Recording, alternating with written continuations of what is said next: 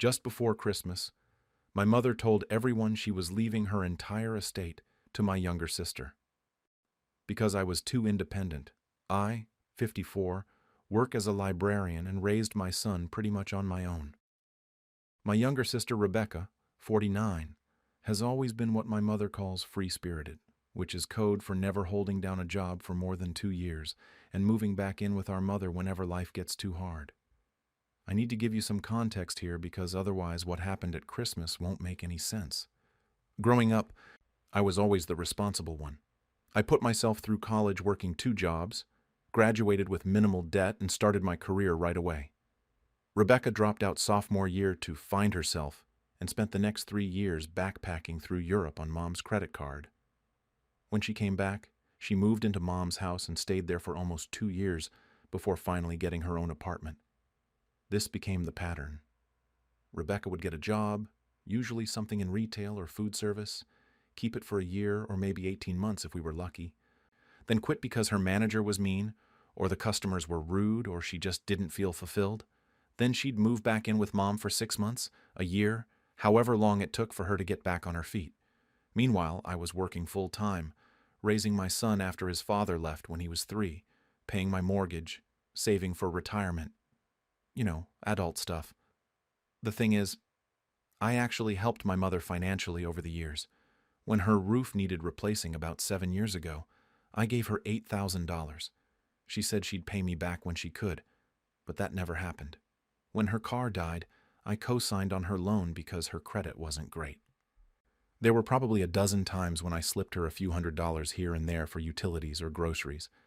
I never made a big deal about it because she's my mother and that's what you do. Rebecca never helped with any of this. How could she? She was always broke or between jobs or dealing with some crisis, and Mom never expected her to help. It was always, your sister is going through a tough time, or she's not as strong as you are. I swallowed my resentment because I loved my mother, and I didn't want to be the bitter older sister who kept score. There was this one time that really stuck with me, though. My son was in 8th grade, and his school was doing this special field trip to Washington, D.C.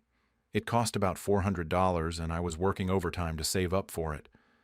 But then my water heater burst, and I had to use that money for repairs.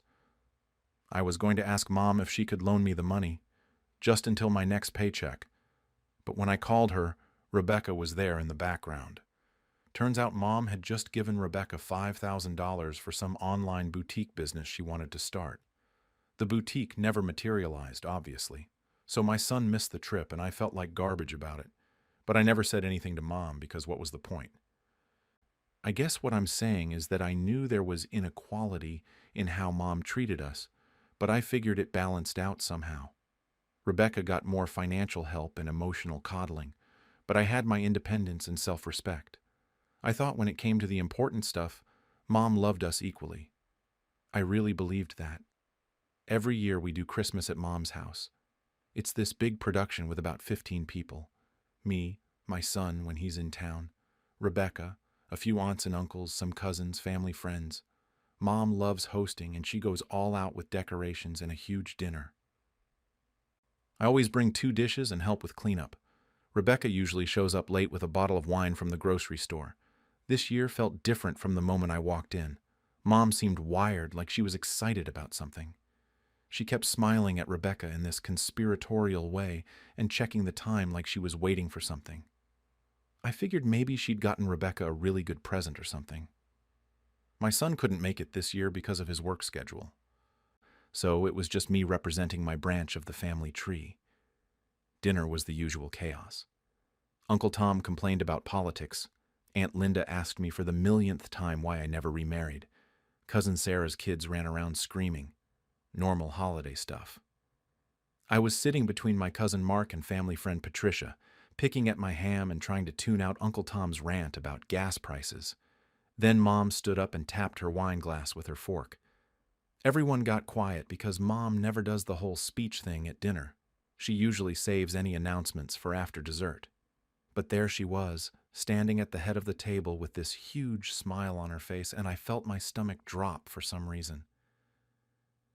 You know that feeling when you just know something bad is about to happen, but you can't explain why? She said she had some important news to share with the family. She'd finally finished organizing all her affairs and had her will properly drawn up and finalized with her lawyer. Everyone kind of nodded politely because what are you supposed to say to that? Then she dropped the bomb. Everything was going to Rebecca. The house, which is worth at least $400,000 in today's market. Her savings, which I knew was somewhere around $150,000 because she'd mentioned it before. All her possessions, furniture, family heirlooms, everything. Rebecca was getting it all. The room went completely silent. I mean dead silent. Someone's fork clattered onto their plate. I just sat there with my mouth probably hanging open like an idiot, not able to process what I was hearing. Then Mom explained her reasoning, still smiling like she'd just announced something wonderful. She said that I had always been so independent and successful, that I'd built a good life for myself, and clearly didn't need help. But Rebecca had always needed more support, and Mom wanted to make sure she was taken care of after Mom was gone. She said it was the loving thing to do, the fair thing, because Rebecca would need it and I wouldn't. I looked at Rebecca and she had this smile on her face, not even trying to hide it. This satisfied, smug little smile like she'd won something. And I guess she had. The table erupted in murmurs. Cousin Linda said something like, "Aunt Margaret, that doesn't seem quite fair." Uncle Tom was shaking his head. A few people were just staring at their plates like they wished they could disappear. My Aunt Carol was looking at me with this pitying expression that made me want to scream. Mom waved off Linda's comment and said that life wasn't about fair, it was about need. That she'd thought about this very carefully, and this was what she wanted. Then she actually raised her glass like we were all supposed to toast this decision. I couldn't move. I just sat there with my fork in my hand, a piece of sweet potato halfway to my mouth, and felt like I'd been slapped. 20 years of being the responsible daughter, of helping out, of never asking for anything. And this is what it got me. Nothing. Less than nothing, actually, because at least nothing would have been equal. My brain started pulling up memories like some kind of horrible slideshow. The roof I paid for, the loan I co-signed, all those times I sent money when she was short, the year I used all my vacation days to take care of her after her surgery, while Rebecca was too busy with her new boyfriend. Every birthday present I carefully chose while Rebecca showed up empty-handed. Every Sunday dinner I came to while Rebecca flaked half the time. Patricia next to me touched my arm and whispered, "Are you okay?" And I realized everyone was looking at me, waiting to see how I'd react. Mom was still standing there, that smile starting to falter a little bit, because I guess she expected me to just nod and say, "I understood." Rebecca spoke up then, her voice all sweet and fake. "I'm sure she understands, right? You've always been so practical about these things." And there was this edge to her voice, like she was daring me to make a scene, to be the bad guy who ruined Christmas. I felt my face getting hot. My chest was tight, and I couldn't tell if I was going to cry or yell or just get up and walk out. Uncle Tom muttered something under his breath about rewarding failure, and Aunt Carol shushed him, but I heard it. I'm sure everyone heard it. The thing that killed me wasn't even the money, not really. It was what it meant. It meant that all those years of being strong and capable and independent counted for nothing. It meant I was being punished for not being a mess. It meant that my mother looked at both her daughters and decided that the one who had her life together deserved nothing, while the one who'd spent decades being irresponsible deserved everything. I thought about my son and how I'd scrimped and saved to help him through college, how I'd always assumed that maybe someday there'd be something left from Mom's estate that could help him with a down payment on a house or something. He was working so hard, trying to build his own life, and I'd wanted to give him a little boost the way my mother could have given me, but never did.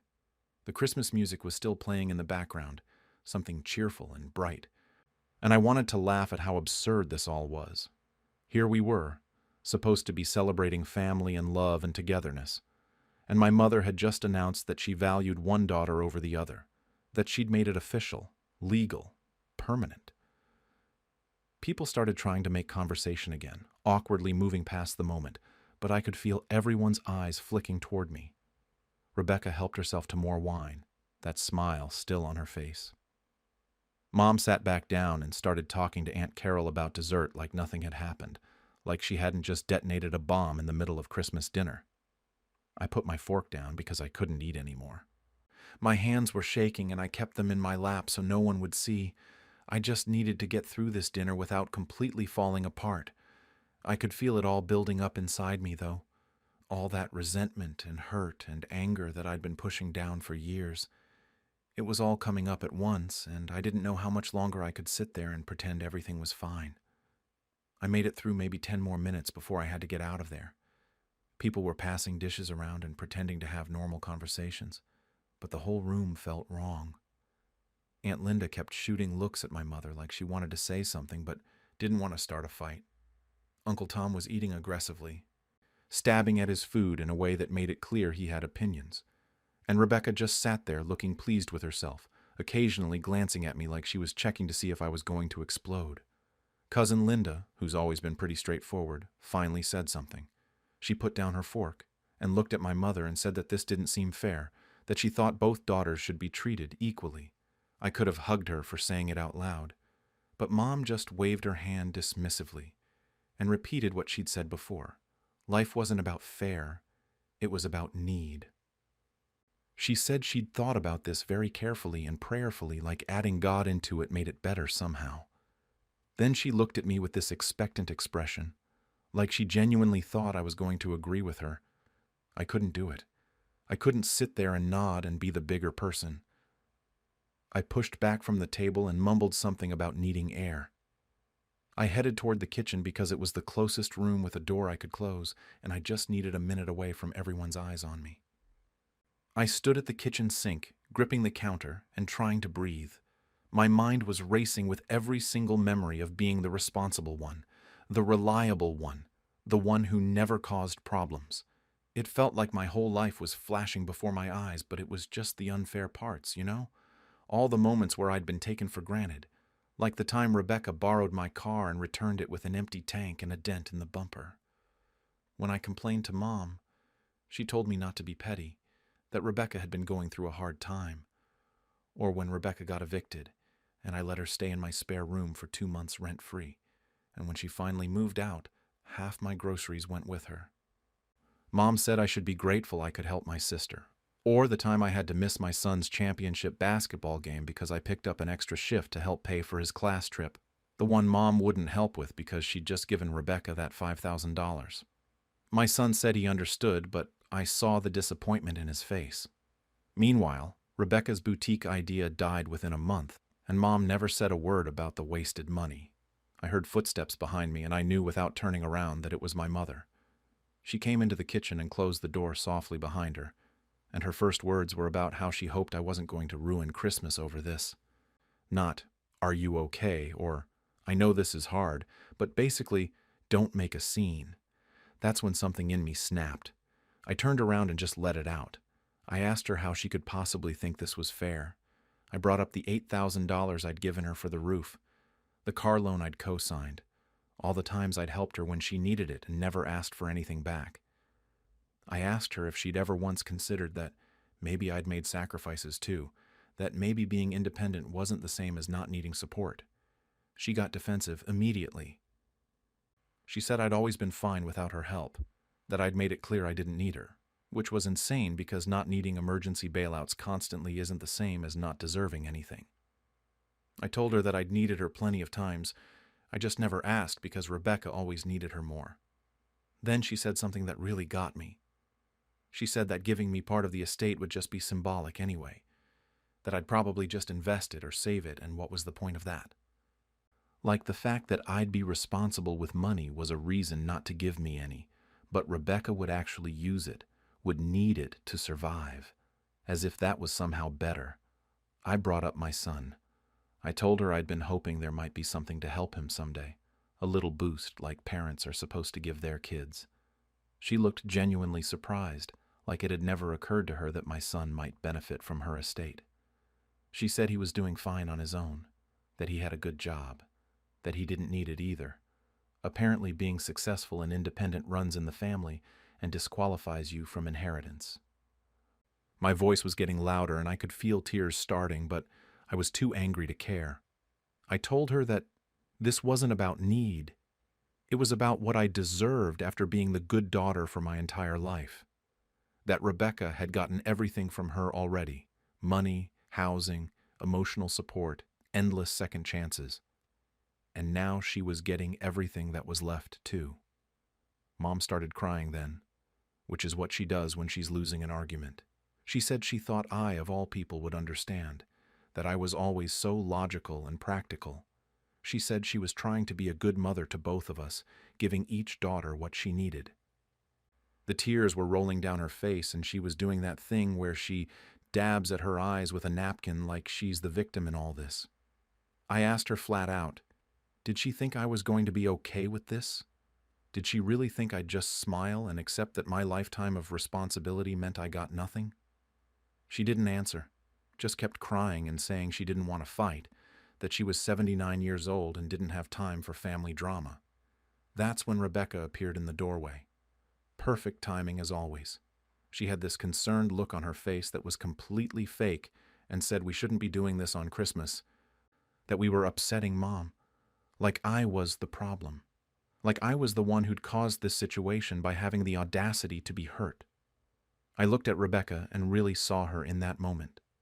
The smug satisfaction was still there underneath the fake concern. She was enjoying this. She'd probably been enjoying it since Mom first told her about the will, maybe weeks or months ago. They'd both known this was coming and had probably discussed it, and agreed I'd be fine with it because I was always fine with everything. I told Rebecca she could drop the act. She did this little innocent shrug and said she didn't know what I meant, that she just wanted everyone to get along. Then she said that if I was really that upset about it, maybe they could work something out later. But the way she said it, I knew later meant never. It was just something to say to shut me up, to get me to play nice for the rest of Christmas. Mom jumped on that, saying yes, they could figure something out. Maybe I could have some of the jewelry or furniture. Like a few pieces of jewelry were supposed to make up for $400,000 in real estate, plus her life savings. I actually laughed, which made Mom flinch. I told her I didn't want her jewelry. That wasn't the point, and she knew it. Rebecca got more defensive then. She said this was Mom's decision, and I needed to respect it, that it was her money and her house, and she could do whatever she wanted with it. Which was technically true, but completely missed the point. I asked Rebecca if she'd ever once in her life thought about earning something instead of having it handed to her. She fired back that at least she actually needed Mom, that at least she wasn't too proud to accept help. She said I'd always acted like I was better than everyone, like I didn't need family, and now I was mad that I'd gotten what I wanted. The logic was completely twisted, but she seemed to believe it. Mom stepped between us, literally putting her body between her daughters in her kitchen, and said this was exactly why she'd made the decision she did. That I was being cruel to Rebecca, proving that I didn't really care about family. That Rebecca was sensitive and needed protection, and I was just proving her point. Something clicked for me right then. This was never going to change. Mom was always going to see Rebecca as the one who needed protecting and me as the one who was strong enough to handle anything. My feelings didn't matter because I was supposed to be above having feelings. I was supposed to be the mature one who understood. I realized I'd been cast in this role my entire life, and I'd played along because I thought it was temporary, that eventually there'd be some recognition or reward for being the stable one. But this was my reward. Nothing. Not even an equal split. Just nothing, with some jewelry thrown in as an insult. I asked Mom one more time if she was really going to do this, if this was really how she wanted things to be. She got this stubborn look on her face and said it was already done, that she'd signed the papers and it was final. She said she'd hoped I would be mature enough to accept her decision with grace. Grace. She wanted grace from me after slapping me in the face in front of the whole family. I walked out of the kitchen and went straight for the front door. I could hear Mom calling after me, her voice all shaky and upset. A few relatives were standing in the hallway looking uncomfortable. Aunt Linda asked if I was okay, and I just shook my head because if I tried to talk, I was going to completely break down. I grabbed my coat from the closet, and Rebecca came out of the kitchen with Mom right behind her. Rebecca called after me not to be dramatic, that we could talk about this like adults. Coming from her, the woman who threw a tantrum at her own birthday party 3 years ago because Mom's gift wasn't expensive enough, that was rich. I didn't say anything. I just opened the door and walked out into the cold. Behind me, I could hear Mom crying and people murmuring and someone saying, maybe they should give me space. I got to my car and sat there for a minute with my hands on the steering wheel, shaking. 34 years of being the good daughter, of doing the right thing, being responsible, not causing problems. And this was what it got me. My mother had made it official. Being reliable meant being disposable. Rebecca got everything because she'd never learned to stand on her own, and I got nothing because I had. I drove home and spent Christmas night alone, ignoring the calls and texts that started coming in. Some from relatives saying they understood, some from Mom saying I'd hurt her feelings, one from Rebecca saying I was being selfish. I turned my phone off and sat in the dark in my living room, thinking about fairness and family and what any of it meant. The worst part was knowing that Mom genuinely believed she'd done the right thing. She'd convinced herself this was love, that she was being a good mother. And maybe in her mind she was. But all I could think about was my son, and how I'd taught him that hard work and responsibility mattered, and my own mother had just proved that lesson wrong. I didn't talk to my mother for 3 weeks after Christmas. She started texting me on the 27th with messages like, I hope you've calmed down, and your sister is very hurt by how you acted. Not once did she acknowledge that maybe I had a right to be upset. It was all about how I'd overreacted and made everyone uncomfortable and ruined the holiday. Rebecca sent me a few messages too. One said that Mom had been crying every day since Christmas and it was my fault. Another said I was being immature and selfish. The last one said that if I really loved Mom, I'd apologize and move on. I blocked her number after that because I just couldn't deal with the gaslighting. Some relatives reached out with mixed reactions. Cousin Linda called me the day after Christmas and said she'd have felt exactly the same way, that what Mom did was wrong and she didn't blame me for being upset. Uncle Tom sent a text saying it was Mom's money and her choice, but he understood why I was hurt. Aunt Carol sent this long message about how family was more important than money, and I should forgive Mom before it was too late, which felt like a guilt trip disguised as advice. A few cousins I'm not even that close with came out of the woodwork with opinions. One said I was right to be angry. Another said I should have expected this given how our family dynamics had always been. One told me I should contest the will. It was like everyone suddenly had thoughts about my inheritance or lack thereof. The worst were the people who said it was Mom's right to do whatever she wanted with her money and I should respect that. Like I didn't know it was legally her right. That wasn't the point. The point was that it was cruel and unfair and a slap in the face after everything I'd done for her. But some people can't see past the legal right to the moral wrong. I spent those 3 weeks going over everything in my head. I kept thinking about all the times I'd helped Mom and wondered if I'd been stupid to do it. If I'd known this was how things would end up, would I have still given her that $8,000? Would I have co-signed that loan? Probably, because that's who I am. But it felt awful realizing I'd been taken advantage of. I called my son a few days after Christmas and told him everything. He was furious. He wanted to know why his grandmother would do something like that, why she'd always favored Rebecca. I didn't have good answers. He said I should fight it, that there had to be something I could do legally. Then he asked if this meant he'd never have a relationship with his grandmother again, and I heard the hurt in his voice. That's when it really hit me that this wasn't just about me and Mom. This was affecting my son too. He'd always known his aunt was the favorite, but this made it official. It told him that his grandmother valued his aunt more than his mother, and by extension more than him. What was he supposed to do with that information? After about 2 weeks, I looked up lawyers who handle estate disputes. I found one who did free consultations and made an appointment. Her name was Jennifer, and she was straightforward in a way I appreciated. She asked me to explain the situation, and I laid it all out. The will, the reasoning, the history of me helping Mom financially. Jennifer told me the hard truth. Mom was legally allowed to leave her estate to whoever she wanted. She was of sound mind. There was no question about that. The will was properly executed. My best shot would be arguing undue influence, that Rebecca had manipulated Mom into cutting me out. But that would be difficult to prove and expensive to pursue. We'd need evidence of manipulation, witnesses, documentation, and even then, it was a long shot. She said these cases can cost tens of thousands in legal fees and take years to resolve. She asked me point blank if I thought I could win, and if it was worth destroying what was left of my family to try. I didn't have an answer for her. I left that appointment feeling defeated. Legally, I didn't have much of a case. Morally, I was in the right. But the law doesn't care about morality. It cares about what's legal. And what Mom did was technically legal, even if it was wrong. I couldn't sleep that night. I kept thinking about what fighting this would mean. It would mean depositions and court dates and airing all our family dysfunction in front of lawyers and judges. It would mean the whole family taking sides. It would mean spending money I didn't really have on lawyer fees for a case I probably wouldn't win.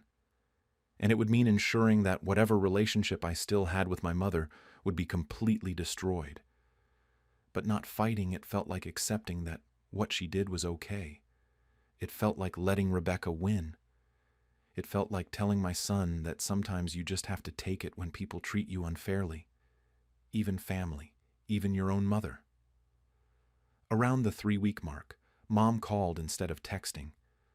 I almost didn't answer, but something made me pick up. She asked if I could come over, that she wanted to talk. I said fine, but I couldn't promise anything. The drive to her house felt longer than usual. When I got there, Rebecca's car was in the driveway. Of course it was.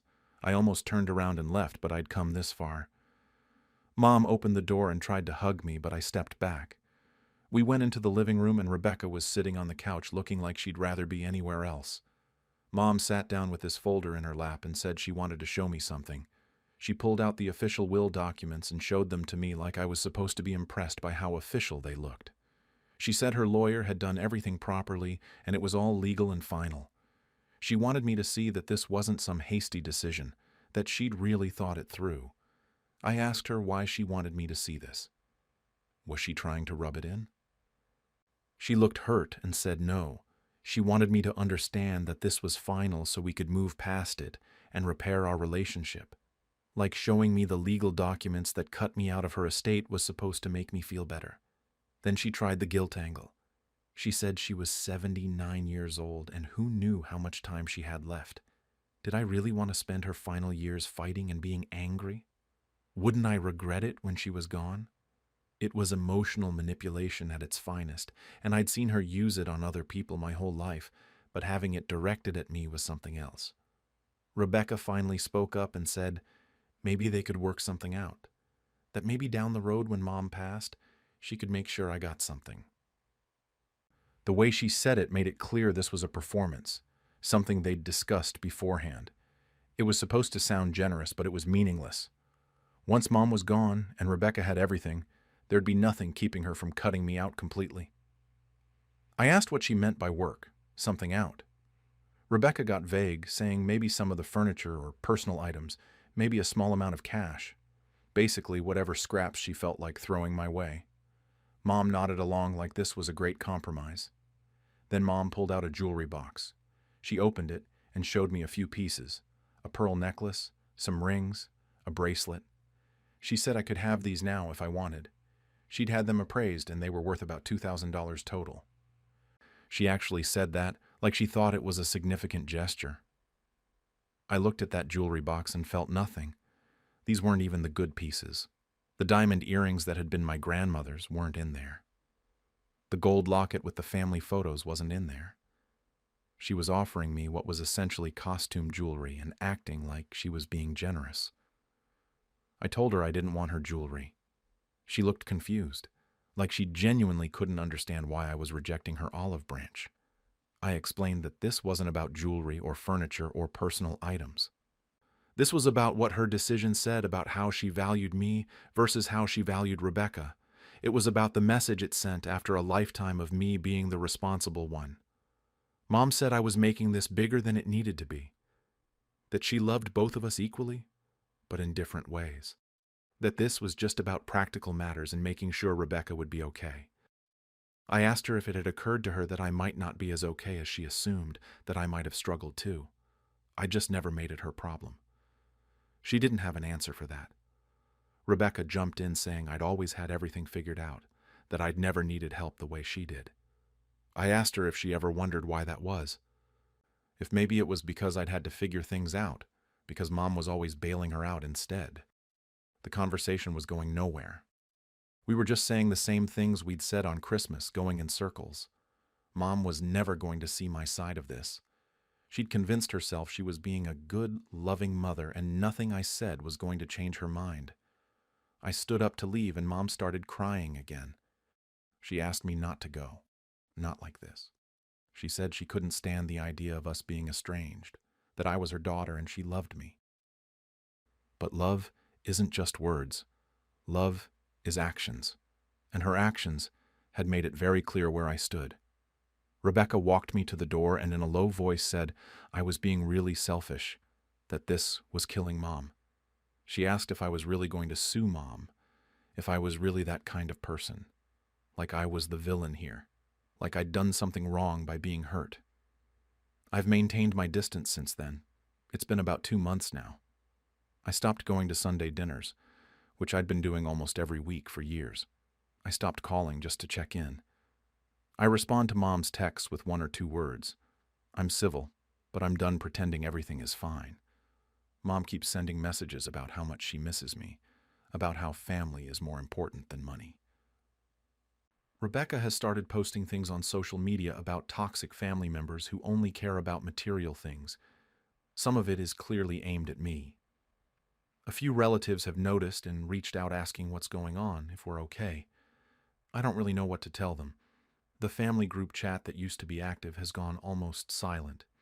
I think people don't know what to say or whose side to take. Uncle Tom posted something about getting together for Easter, and no one responded. It feels like the whole family is fractured now, and I know some people blame me for that. My son calls more often now, checking on me. He keeps asking if I'm okay, and I keep telling him I am, but I don't think he believes me. He asked if I was going to fight the will, and I told him I was still deciding. He said whatever I chose, he'd support me, but I could hear in his voice that he thinks I should let it go. He doesn't want to see me consumed by this, but I think about it constantly. When I'm at work shelving books, I'm thinking about it. When I'm trying to fall asleep at night, I'm thinking about it. It's like this constant background noise in my head that won't shut off. Was I wrong to feel betrayed? Am I being too sensitive? Should I just accept that this is how things are and move on? Jennifer, the lawyer, called me last week. She said if I wanted to pursue legal action, I needed to decide soon. The longer I waited, the weaker any case would be. She was very clear that she thought my chances weren't great, but if I wanted to try, she'd take the case. It would probably cost me at least $20,000 and could take 2 years or more, and there was no guarantee I'd win. Yesterday, my mother's doctor's office called her while I was listed as an emergency contact. She has some heart issues.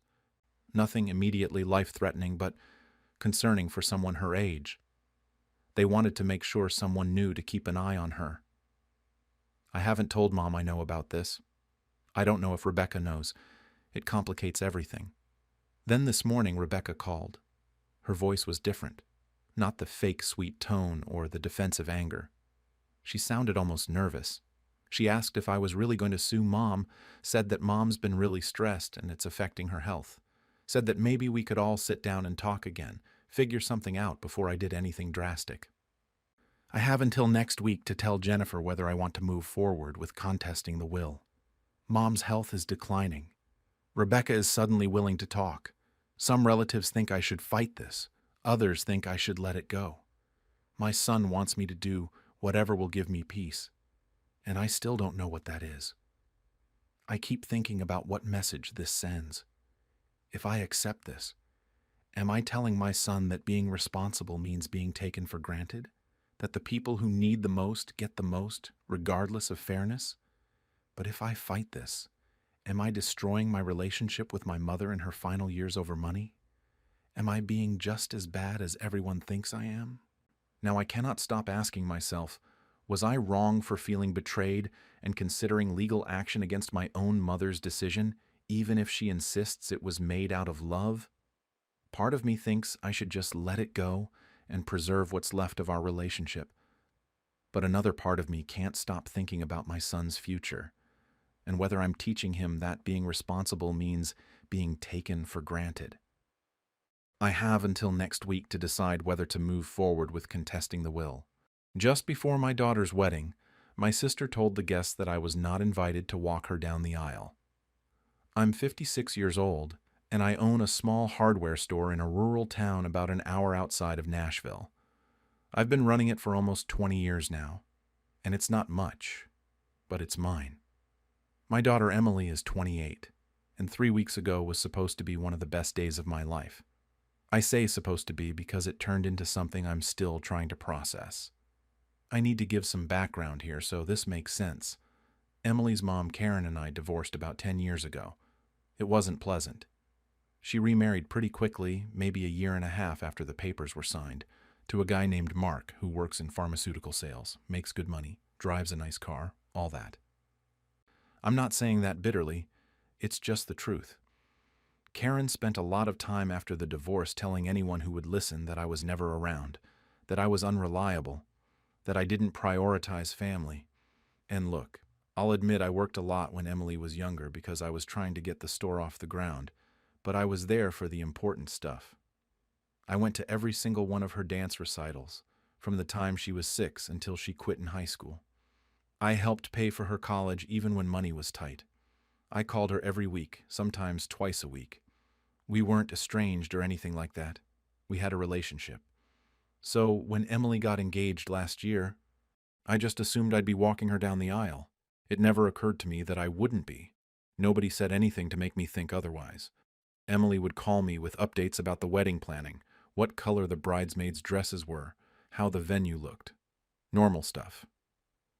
I sent money when she asked if I could help with costs. I bought a new suit specifically for the wedding, navy blue, got it tailored and everything. The whole 9 yards.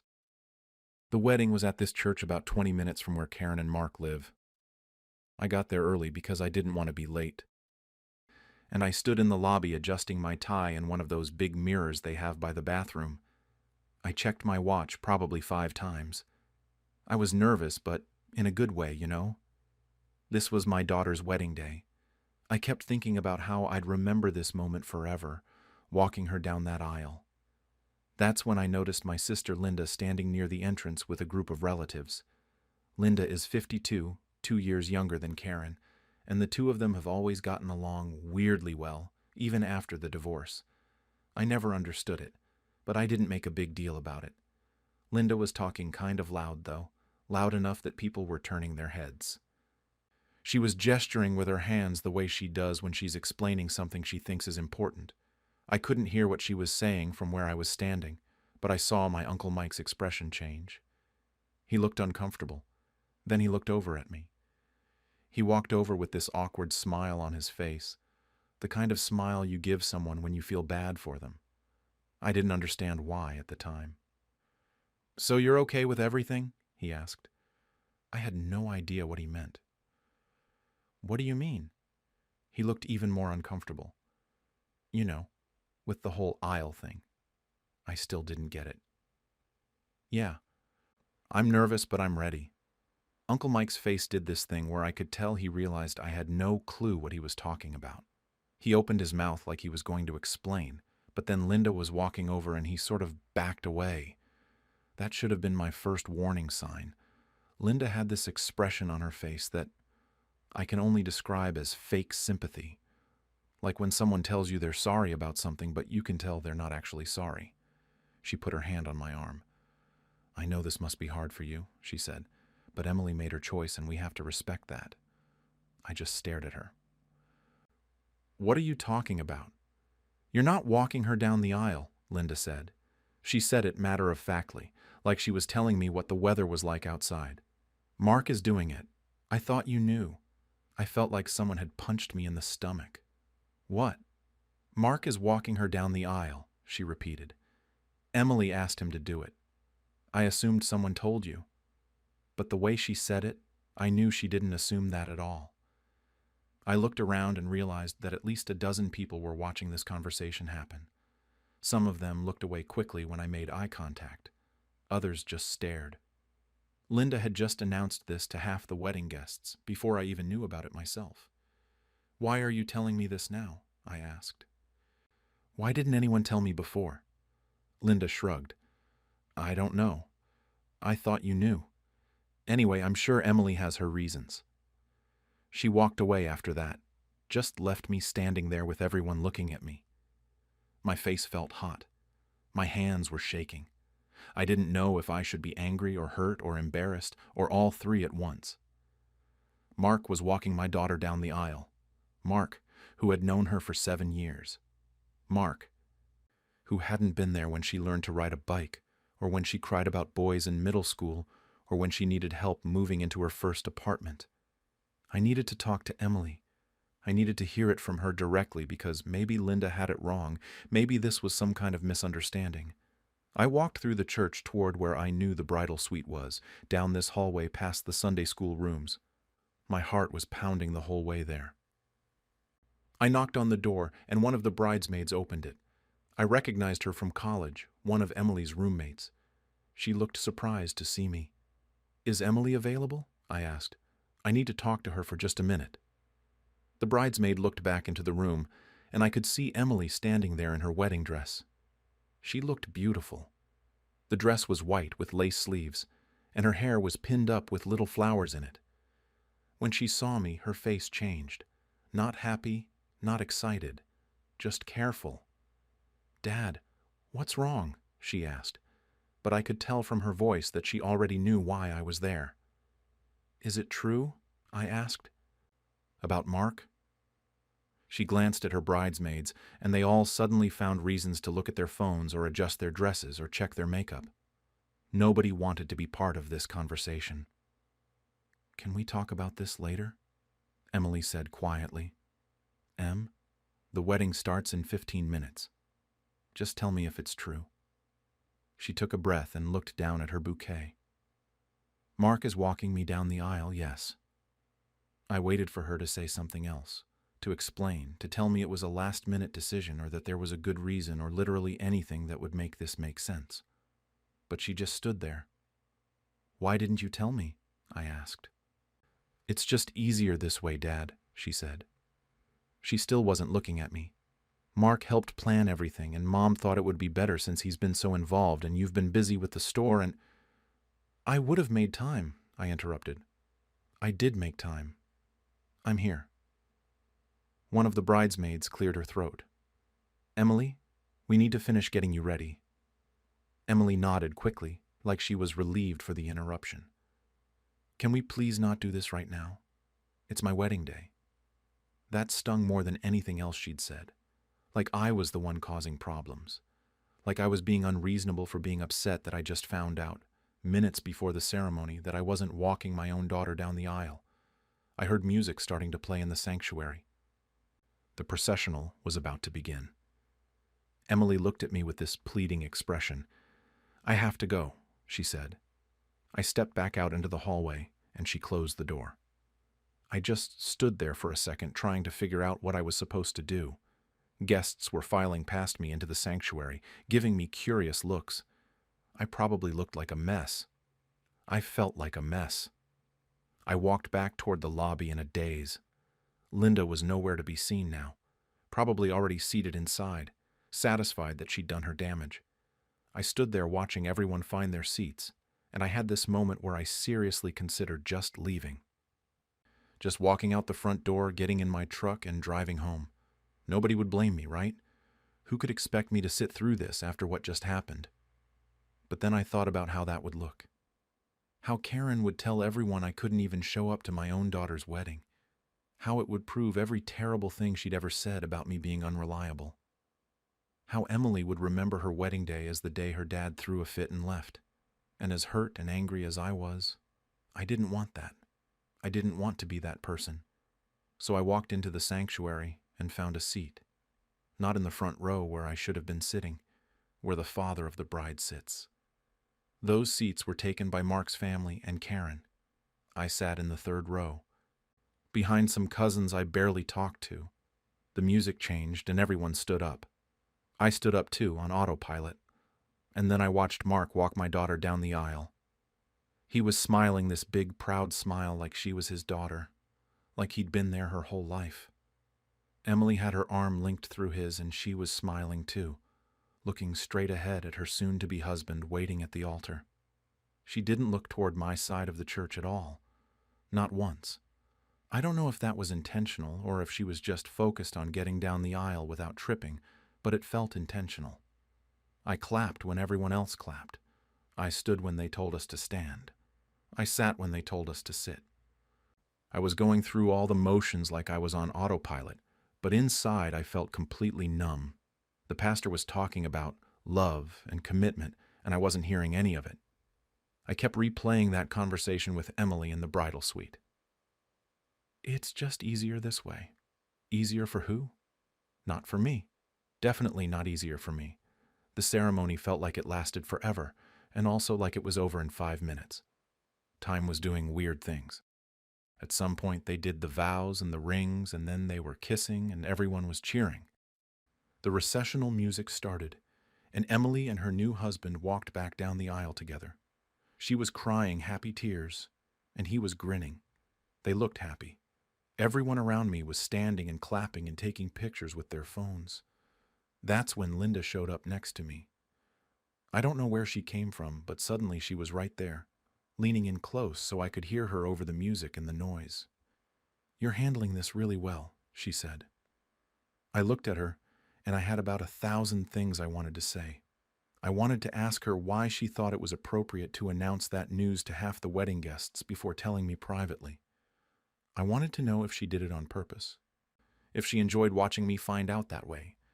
I wanted to ask if Karen had put her up to it, if this was all some planned humiliation. But the bride and groom were walking right past us at that exact moment, and people were cheering and throwing rose petals or rice or whatever it was, and I knew if I said anything right, then it would cause a scene. It would become a thing people talked about. So I just looked at Linda and didn't say a word. She seemed uncomfortable with my silence and kind of drifted away into the crowd. Good. I didn't want to talk to her anyway. Everyone started moving toward the reception hall, which was connected to the church through a covered walkway. I followed along because I didn't know what else to do. The reception hall had round tables with white tablecloths and centerpieces with flowers and candles. There was a DJ setting up in the corner and a dance floor and a big table for gifts. It looked nice. Emily had always wanted a nice wedding. The receiving line was forming near the entrance. Emily and her husband, Karen and Mark, and the groom's parents. I stood off to the side watching people go through the line, hugging the bride, shaking hands with the groom, telling everyone congratulations. I wasn't in the line. Nobody had told me to be in the line. I wasn't sure if I was supposed to join or if my absence was intentional, so I just stayed where I was. Some relatives came up to me while I was standing there. My Aunt Joyce gave me a hug and said something about how beautiful Emily looked. My cousin Danny asked if I was doing okay, and I told him I was fine. Uncle Mike avoided me entirely, probably felt too awkward after our conversation earlier. A few people I didn't know very well gave me these pitying looks as they walked past. And I realized that by now, probably everyone at the wedding knew what had happened. Linda had made sure of that. I found my seat eventually. I wasn't at the head table with the wedding party. I wasn't at the family table near the front where Karen and Mark were sitting. I was at table 7 in the back corner with some of Emily's friends from high school that I vaguely recognized, and a couple I'd never met before. The couple introduced themselves as friends of the groom's family. I introduced myself as the bride's father, and they both got quiet for a second, and I could tell they'd already heard something. Dinner was served, and I pushed food around on my plate. Chicken or beef, I don't even remember which one I picked. It didn't matter. I wasn't hungry. The girl sitting next to me, one of Emily's high school friends, tried to make small talk about the store, and I gave short answers until she gave up and turned to talk to someone else. The DJ announced the first dance, and everyone turned their chairs to watch. Emily and her husband swayed in the middle of the dance floor to some song I didn't recognize. Everyone was taking pictures and smiling. Then the DJ announced the father-daughter dance, and I felt my whole body tense up. Mark stood up from the family table and walked onto the dance floor. Emily met him there, and they started dancing to Butterfly Kisses. That song. Of all the songs in the world, that song. I used to sing that song to Emily when she was little, when I'd tuck her into bed at night. I'd change some of the words to make her laugh. She'd ask me to sing it over and over until she fell asleep. I sat there watching Mark dance with my daughter to our song, and I felt something break inside me. Mark was tearing up during the dance. Karen was crying at her table. Everyone was filming it on their phones like it was this beautiful moment. And maybe it was beautiful for them. But for me, it was the worst thing I'd ever had to sit through. I noticed Karen looking over at me during the dance. Then she leaned over and whispered something to Linda, who was sitting at the same table. They both looked at me.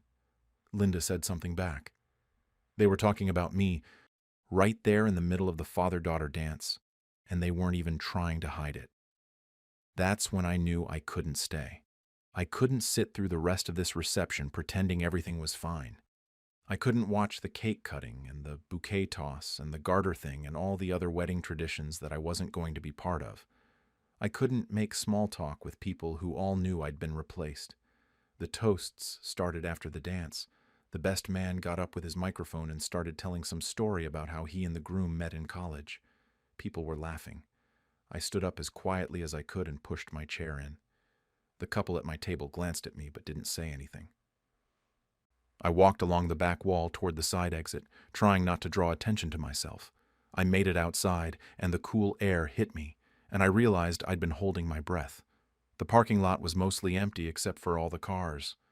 I found my truck and got in and just sat there for a minute with my hands on the steering wheel. Part of me wanted to go back inside. Part of me felt like leaving was admitting defeat, like I was proving Karen right about everything. But the bigger part of me knew I couldn't walk back in there. I was done. I started the truck and drove home. It's about a 45-minute drive from the church to my house, and I don't remember most of it. I just drove on autopilot, same way I'd sat through the ceremony. When I got home, I took off the suit jacket and tie and threw them on the couch. I didn't bother turning on the lights. I just sat in my recliner in the dark living room and stared at nothing. My phone started buzzing maybe an hour later. Text messages coming in one after another. I didn't want to look at them, but I did anyway. My cousin Danny asking where I went. Uncle Mike saying I should have stayed, that people were asking about me. A message from someone I didn't have saved in my contacts asking if I was okay. I didn't respond to any of them. What was I supposed to say? The messages kept coming throughout the night. Some people were clearly texting from the reception because I could hear music in the background of their voices when they called, and I didn't answer. My brother called twice. My mom called. Linda sent a text that just said, "Call me." I turned my phone face down on the side table and tried to sleep in the recliner because I didn't feel like moving to the bedroom. I kept thinking about Emily saying it's just easier this way. Easier than what? Easier than having a conversation with me about it beforehand? Easier than including both Mark and me in the ceremony somehow? I've been to weddings where the mom and stepdad both walked the bride down the aisle, one on each side. We could have done something like that. But nobody even suggested it. Nobody thought to include me at all. And the more I thought about it, the more I realized this wasn't a last-minute decision. You don't choose a song like Butterfly Kisses at the last minute. You don't make that choice the week of the wedding. This had been planned for a while, weeks, maybe months. And in all that time, through all those phone calls where Emily told me about the dress and the flowers and the menu, she never once mentioned that she'd asked Mark to walk her down the aisle instead of me. She never gave me a heads up. She let me show up to her wedding thinking I was going to walk her down the aisle, let me find out 15 minutes before the ceremony from my sister, who announced it to everyone like it was casual news. I finally managed to fall asleep sometime after midnight, still in the recliner, still in my dress shirt and pants. When I woke up the next morning, my phone had 17 missed calls and too many text messages to count. I spent most of Sunday ignoring my phone. I got up, made coffee, and sat on my back porch looking at nothing. The messages kept coming in, but I couldn't deal with them yet. I needed time to process what had happened before I had to explain myself to everyone else. My brother called around noon and I finally answered. He didn't waste time with small talk. "You made the right call leaving," he said. "That was disrespectful as hell and you didn't deserve to sit there and watch that." It was the first time since the wedding that someone had said I was right to feel the way I felt. I didn't realize how much I needed to hear that until he said it. "Mom's pissed, though," he added. "She thinks you caused a scene." Of course she did. My mom has always been big on keeping up appearances, on not making waves. The idea that I left a wedding early probably mortified her more than the reason I left. "I didn't cause a scene," I said. "I left quietly during the toasts. Nobody even noticed until later." "I know. I'm just warning you that she's going to call." She did call, about an hour after I hung up with my brother. I let it go to voicemail, but I listened to the message. She said I was being dramatic, that it was Emily's wedding and Emily's choice, and that I should have stayed and supported her regardless of my feelings. She said people were talking about me leaving and that I'd embarrassed the family. The message was 2 minutes long, and she didn't once acknowledge why I'd left or how I might be feeling about the whole thing. I deleted it without responding. More messages came in throughout the day. My cousin Sarah said she understood why I left and that she would have done the same thing. A guy I went to high school with, who I barely even talk to anymore, sent a message saying he heard what happened and that it wasn't right. But then there were other messages too. Someone saying I was being selfish, that step-parents deserve recognition too. Someone else saying Mark had probably done more for Emily in 7 years than I did in her whole childhood, which felt like a knife in the gut even though I knew it wasn't true. The worst message came from Linda late Sunday night. She said I'd embarrassed Emily by leaving early, that everyone noticed, and it became a whole thing. She told me to grow up, like she had any room to talk after what she did. I stared at that message for probably 10 minutes before I finally typed back. "You embarrassed me by announcing it to everyone like that. Why?" I sent it before I could second-guess myself. The 3 dots appeared immediately, like she'd been waiting for me to respond, but then they disappeared. She never answered. Monday, I had to go back to work. The store doesn't run itself, and I'd already taken Saturday off for the wedding. My assistant manager, Jeff, asked how it went, and I just said it was fine. I didn't want to get into it. But by Tuesday, the whole town seemed to know something had happened because people were coming in and giving me these looks. Small towns are like that. News travels fast, especially when it's news about someone making a fool of themselves. Mrs. Patterson, who lives 2 streets over, came in to buy garden supplies, and she patted my hand and said she heard about the wedding and she was sorry. I had no idea how she heard, but I thanked her and rang up her purchases and tried not to think about how many other people were talking about it. Wednesday afternoon, I got a call from a number I didn't recognize with an area code from 2 states over. I almost didn't answer, but something made me pick up. It was Emily's mother-in-law, the groom's mom. We'd met briefly before the wedding at the rehearsal dinner, but hadn't really talked much. "I hope you don't mind me calling," she said. "I got your number from the wedding contact list. I wanted to ask you something, if that's okay." I told her it was fine. "Why weren't you in any of the family photos?" she asked. "I was looking through the photographer's preview shots and I noticed you weren't in a single one, not even the big family group photo." I felt that numbness again, that same feeling from the church. I was never asked to be in them. She was quiet for a long moment. "I don't understand. You're Emily's father." "I know," I said, "but I guess that didn't matter much on Saturday." She made this sad sound, almost like a sigh. "That's not right. I'm really sorry. If I'd known, I would have said something." We talked for a few more minutes, and she told me that even the groom's family had noticed something was off, that it seemed strange I wasn't more involved in the ceremony.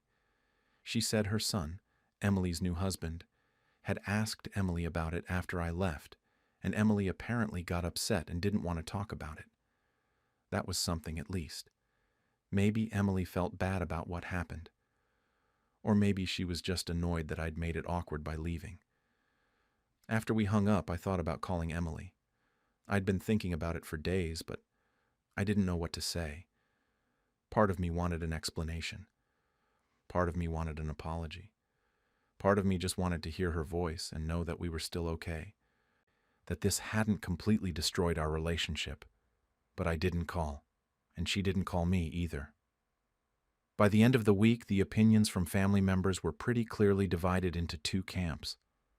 There were people like my brother and cousin Sarah and the groom's mom who thought what happened to me was wrong. They thought I should have been told ahead of time, that Linda shouldn't have announced it the way she did, that I had every right to feel hurt and humiliated. Then there were people like my mom and Linda and a few others who thought I was overreacting.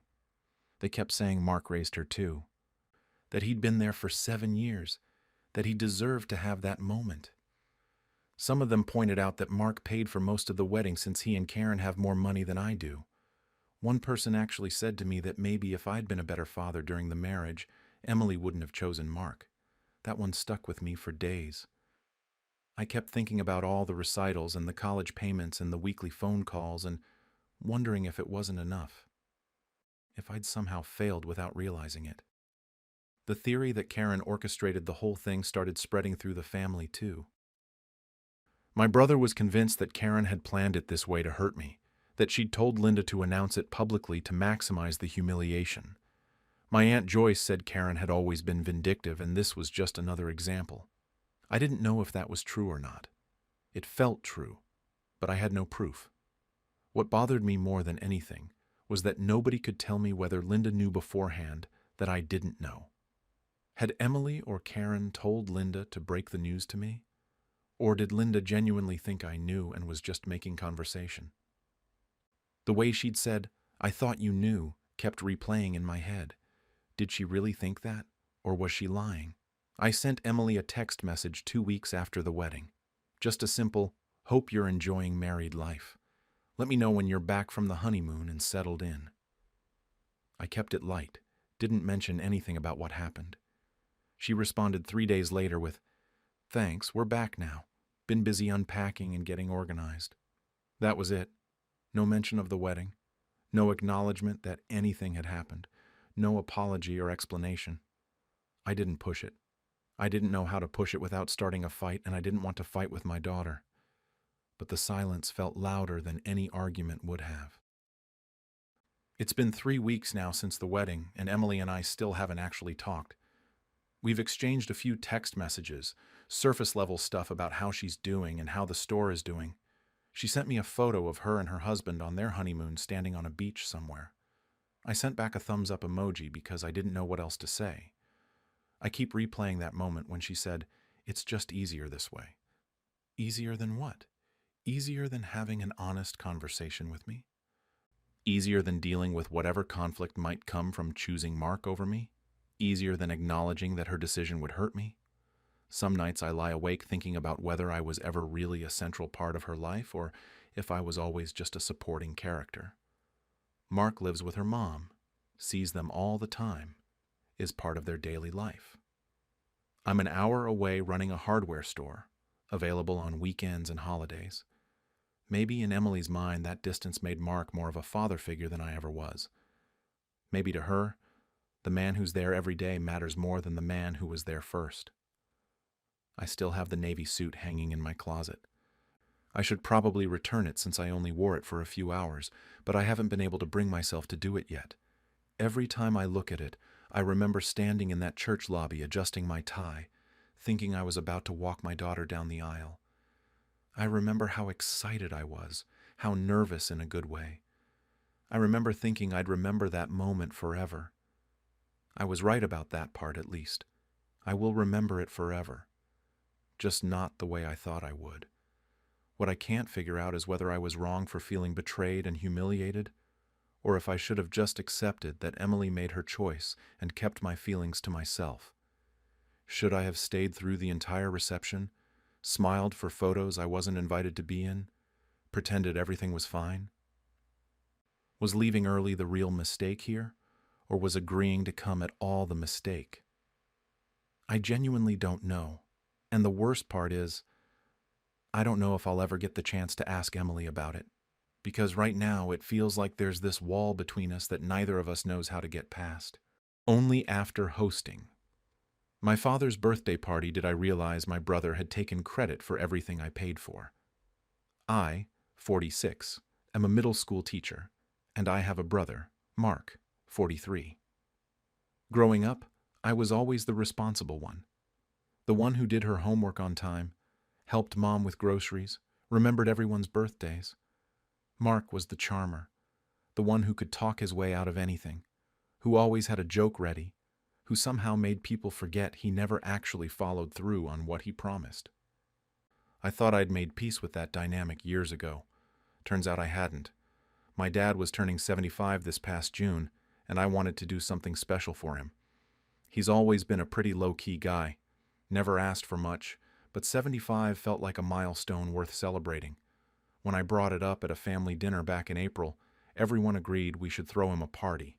Mark immediately said he'd help, and I felt relieved because planning something this big on my own seemed overwhelming. I should have known better. The first week after that dinner, I waited for Mark to reach out about planning. Nothing.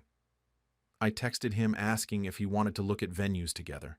He said he was swamped with work, but to go ahead and check some out, and he'd catch up later. So I started researching on my own. I spent my lunch breaks looking at banquet halls, reading reviews, comparing prices. I found this really nice place about 20 minutes from Dad's house that had great lighting and could fit around 70 people comfortably. It wasn't cheap, but it was perfect. I sent Mark the details. He responded with a thumbs-up emoji. That was it. So I booked it, put down the deposit with my credit card. Figured we'd split costs later or something. I didn't really think about it too much at the time because I was already moving on to the next thing on the list. Catering. Dad loves Italian food, so I contacted 3 different catering companies, did tastings, negotiated prices. I went with this family-owned place that made incredible chicken marsala and had really reasonable pricing for what we were getting. Mark said he couldn't make it to the tasting because of a work thing. Then came decorations. I'm not particularly crafty, but I wanted the place to look nice without being over the top. I ordered centerpieces online, bought balloons in Dad's favorite colors, found this company that could make a photo timeline showing pictures of him through the years. That alone took me hours because I had to dig through old family albums and scan everything. Mark said the photo idea was great when I told him about it. The band was probably the thing I was most excited about. Dad has always loved jazz music. He used to play records in the living room on Saturday mornings when we were kids. I found this local jazz trio that did covers of all the classics, the stuff Dad listened to growing up. They weren't easy to book because they were pretty popular, but I managed to secure them for the date. The cost made me wince a little, but I kept thinking about how happy Dad would be to hear live music. When I told Mark about the band, he said I was going all out and that Dad would love it. 3 weeks of planning, phone calls during my prep period at school, emails back and forth with vendors at night. Making sure dietary restrictions were covered because Aunt Susan is vegetarian and Uncle Joe can't have gluten. Coordinating RSVPs, arranging for tables and chairs, creating a timeline for the event so everything would flow smoothly. I made spreadsheets. I lost sleep over whether we'd have enough parking. Mark called me maybe twice during all of this. Once to ask what date we'd settled on because he wanted to make sure he didn't schedule a golf trip that weekend. Once to say he'd handle the speech and help with logistics on the day of the party. I remember feeling grateful for that second call because at least he was contributing something. He said he'd make sure everything ran smoothly the day of, coordinate with vendors, that kind of thing. I figured that was fair enough. I'd done the planning and paying, he'd help execute. The day before the party, Mark showed up at the venue while I was doing a final walkthrough. He chatted with the band guys for a bit, complimented the space, told me everything looked great. He seemed excited, which made me happy. I thought maybe he felt bad for not being more involved in the planning and was ready to step up now. He asked a few questions about timing and where things would be set up. We talked for maybe 30 minutes, then he left to go pick up his kids from school. The morning of the party, I was at the venue by 9. The caterers arrived at 10 to start setting up. The band came at 11 for their sound check. I was running around making sure everything was going according to plan, that the photo timeline was displayed properly, that the centerpieces were on all the tables. My husband helped me hang the birthday banner and set up the gift table. By the time guests started arriving at 2, I was exhausted but thrilled with how everything looked. Dad walked in, and his face just lit up. That moment made everything worth it.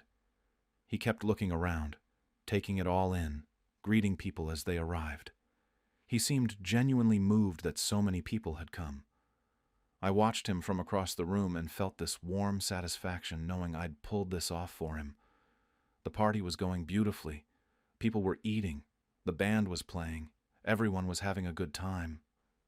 Dad was making his rounds, hugging old friends he hadn't seen in years, laughing at stories people were telling. I was standing near the dessert table talking to my cousin when Mark picked up the microphone. He started off thanking everyone for coming, which seemed normal enough. Then he launched into this whole thing about how much work had gone into planning the party. How he'd spent weeks searching for the perfect venue. How he'd personally selected the caterer after doing multiple tastings. How he'd worked with the band to choose the set list of Dad's favorite songs. How he'd wanted every detail to be just right because Dad deserved the best. I stood there with a glass of wine in my hand, completely frozen. At first I thought maybe I was misunderstanding. Maybe he was using I in a collective sense, like when people say I but mean we. But no. He kept going, talked about how much thought he'd put into everything. How he'd wanted to make sure Dad's 75th birthday was unforgettable. How it had been expensive, but Dad was worth every penny. The crowd was eating it up. People were nodding along, looking impressed. Someone started clapping, and then everyone joined in. My dad's eyes were actually tearing up. He walked over to Mark, and Mark handed someone the microphone so he could hug Dad. A proper, long hug. Dad said something to him that I couldn't hear over the applause, but I could see him patting Mark's back. And Mark had this humble smile on his face like he was embarrassed by all the attention but also soaking it in. I looked around the room. Everyone was watching them. No one was looking at me. No one mentioned me. It was like I didn't exist. My aunt came up to me and squeezed my arm. She said Mark really outdid himself this time, didn't he? I opened my mouth, but nothing came out. What was I supposed to say? Was I supposed to interrupt this moment and announce that actually I'd done all of it? That Mark had contributed exactly $0 and had shown up once during 3 weeks of planning? The rest of the party happened around me, but I wasn't really present anymore. People kept going up to Mark, congratulating him, telling him what a great son he was, telling him the venue was beautiful, the food was delicious, the band was perfect. He accepted every compliment graciously. Sometimes he'd say something like, "I just wanted Dad to have a great day," or, "It was a lot of work, but totally worth it." I tried to act normal, smiled when people talked to me, danced a little when the band played Dad's favorite song, cut the cake, took photos, but the whole time I felt like I was going to explode. Every time I heard someone praise Mark, it felt like a punch to the gut. At one point I thought about pulling Dad aside and telling him the truth, but he looked so happy. He was glowing. He kept looking over at Mark with this proud expression. How could I ruin that for him? How could I make his birthday party about my hurt feelings? Near the end of the night, after most people had left, Mark found me by the gift table. He put his arm around my shoulders and said it was a great party. Thanks for helping out. Helping out. Like I'd been his assistant. Like I'd contributed some minor supporting role to his grand production. I looked at him and said, I'd paid for all of this. Every single thing. He knew that, right? He shrugged. Said yeah, but he'd coordinated everything, made sure it all came together. I stared at him, told him he'd shown up once, one single time before today. He got this defensive look on his face and said, why did it matter who got credit? Dad was happy. That's what counted. Wasn't that the whole point? I didn't know what to say to that. Was that the point? Should I not care about credit as long as Dad was happy? But I did care. I cared a lot. I'd spent weeks on this. Thousands of dollars. And everyone thought Mark had done it. Everyone thought he was this amazing, generous son, and I was just someone who'd shown up to enjoy the party. I left the party that night feeling sick to my stomach. My husband could tell something was wrong, but I couldn't even explain it properly in the car. I just kept replaying Mark's speech over and over in my head. The way he'd stood there so confidently, taking credit for every single detail I'd agonized over. The way Dad had looked at him with such pride and gratitude. The way no one, not one person, had thought to ask if anyone else had been involved in planning. The next day I woke up still angry. I thought maybe I'd feel better after sleeping on it. But I didn't. I felt worse. I kept thinking about the $247.63 charge on my credit card, about the hours I'd spent during my lunch breaks calling vendors, about scanning all those old photos at midnight because it was the only free time I had. Mark had done none of that. He'd shown up, smiled, shaken hands with the band, and then taken a bow for my work. My husband said I should call Dad and set the record straight. Just explain what happened. But every time I thought about making that call, I felt this wave of anxiety. What would I even say? Hi, Dad. Hope you enjoyed your party. By the way, Mark didn't actually do any of it. Surprise? It felt petty. It felt like I was trying to steal back credit, like I was making his birthday about me instead of about him. But at the same time, the injustice of it was eating me alive. I tried to let it go. I really did. I went to work on Monday and taught my classes and graded papers and did all my normal stuff. But then my sister-in-law posted photos from the party on Facebook. There were maybe 40 pictures total. Mark was in most of them. There was this one of him and Dad hugging right after the speech that had already gotten over 100 likes. The caption said something like, "So grateful for a husband who goes above and beyond for family." I wasn't in a single photo she posted. Not one.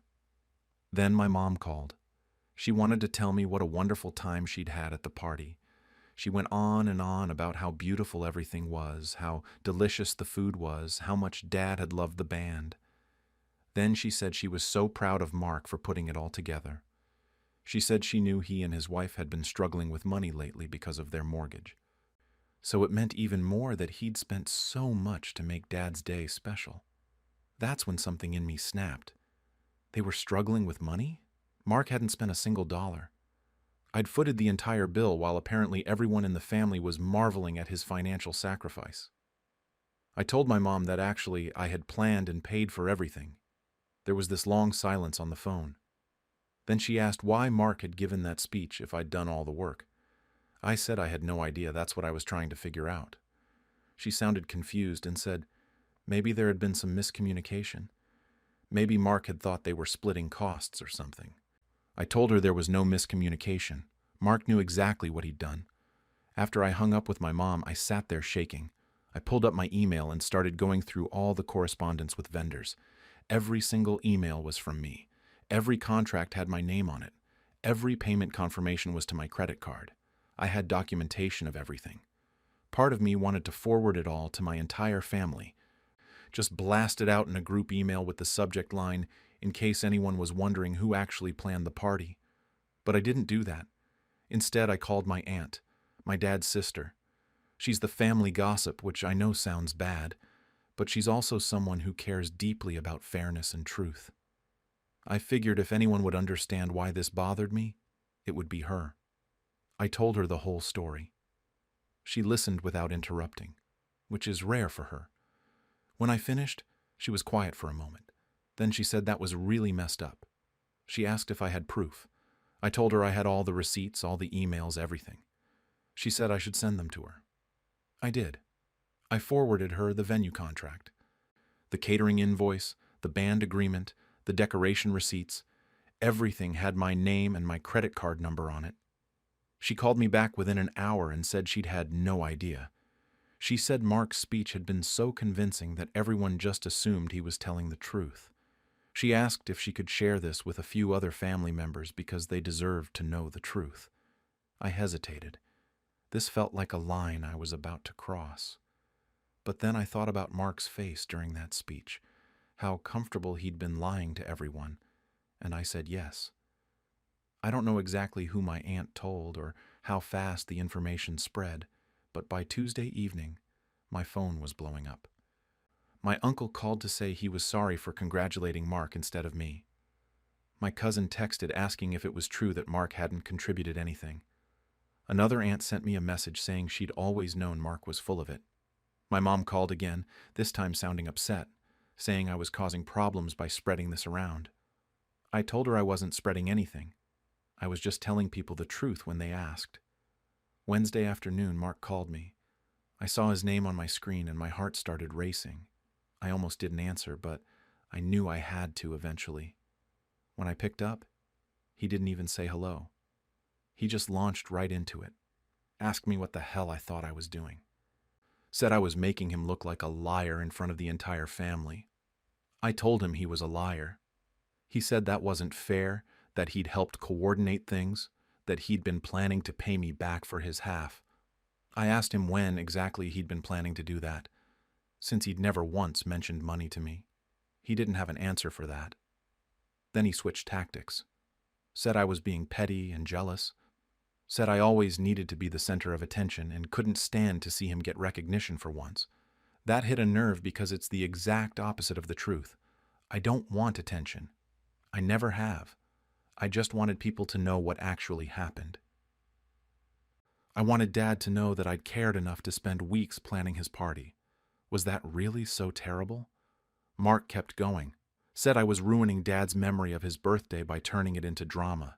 Said emotional labor counts too, and he'd provided emotional support by being there and helping things run smoothly. I lost it at that point. Told him he'd talked to the band for 15 minutes and that didn't constitute planning a party. Told him he had no right to stand up there and claim credit for work he didn't do.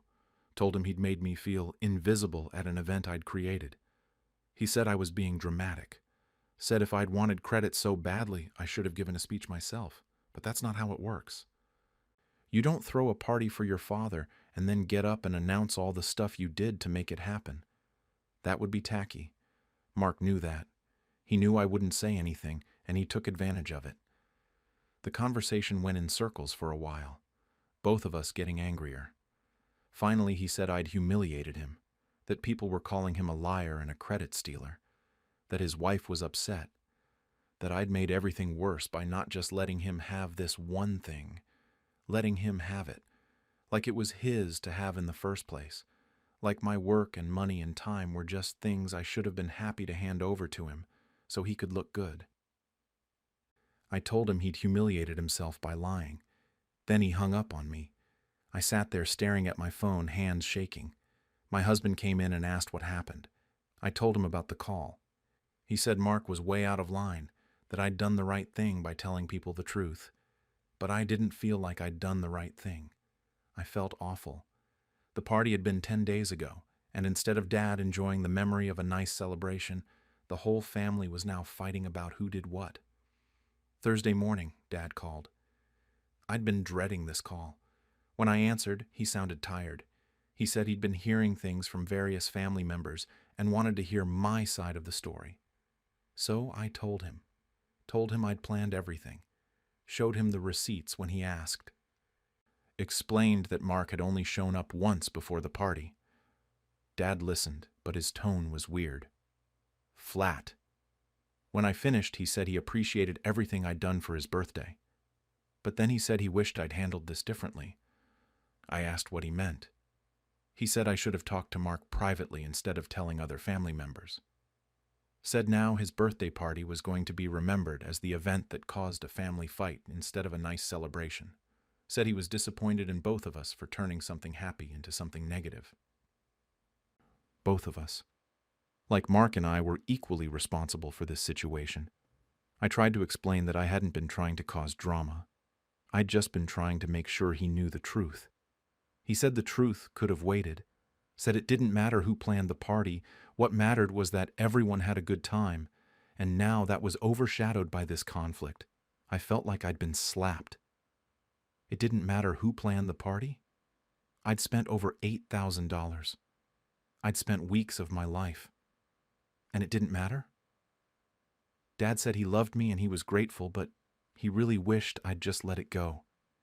Then he said he needed to go because he had a doctor's appointment. The call lasted maybe 8 minutes total. He didn't yell. He didn't take sides, really. but somehow that felt worse. Like my hurt didn't matter enough to him to even get upset about. Like Mark lying didn't bother him as much as me telling the truth did. After that call, I just sat on my couch and cried.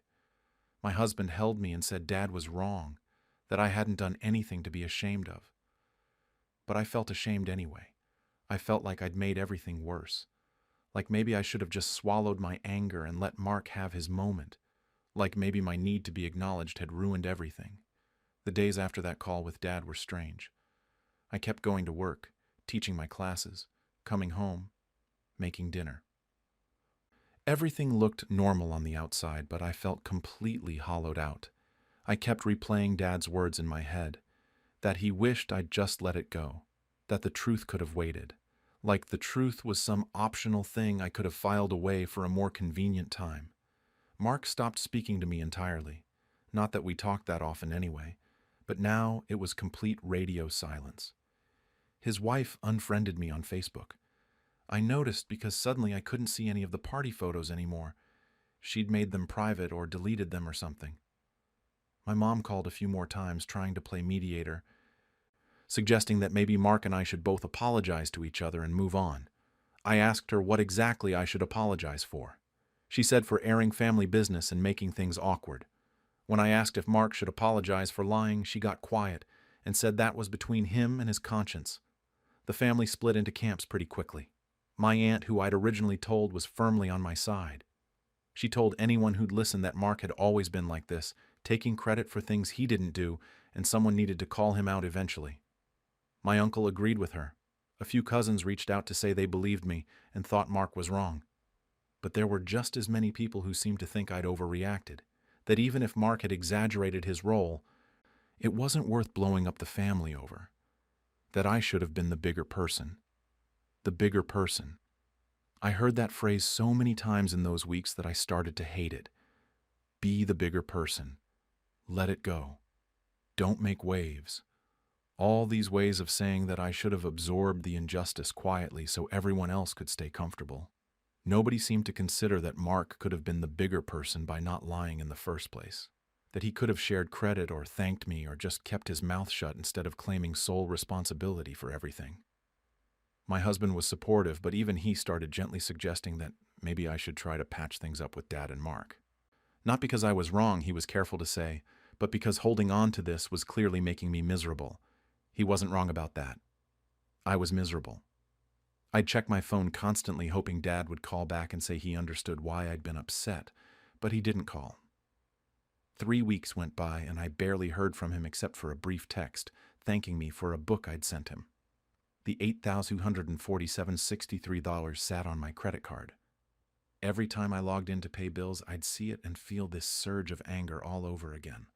I'd planned to pay it off over a few months, but now every payment felt like adding insult to injury. I was literally still paying for a party that everyone thought my brother threw. Work became my escape. I threw myself into lesson planning, volunteered to chaperone a field trip, stayed late helping students with makeup work. Anything to not think about the party and the aftermath. But then, one of my colleagues asked how my dad's birthday had gone because I'd mentioned it before. I gave her a short version of what happened. She looked uncomfortable and said that was really tough, then changed the subject. I realized I'd become that person. The one with the messy family drama that makes people want to back away slowly. About 4 weeks after the party, my sister-in-law posted a new profile picture.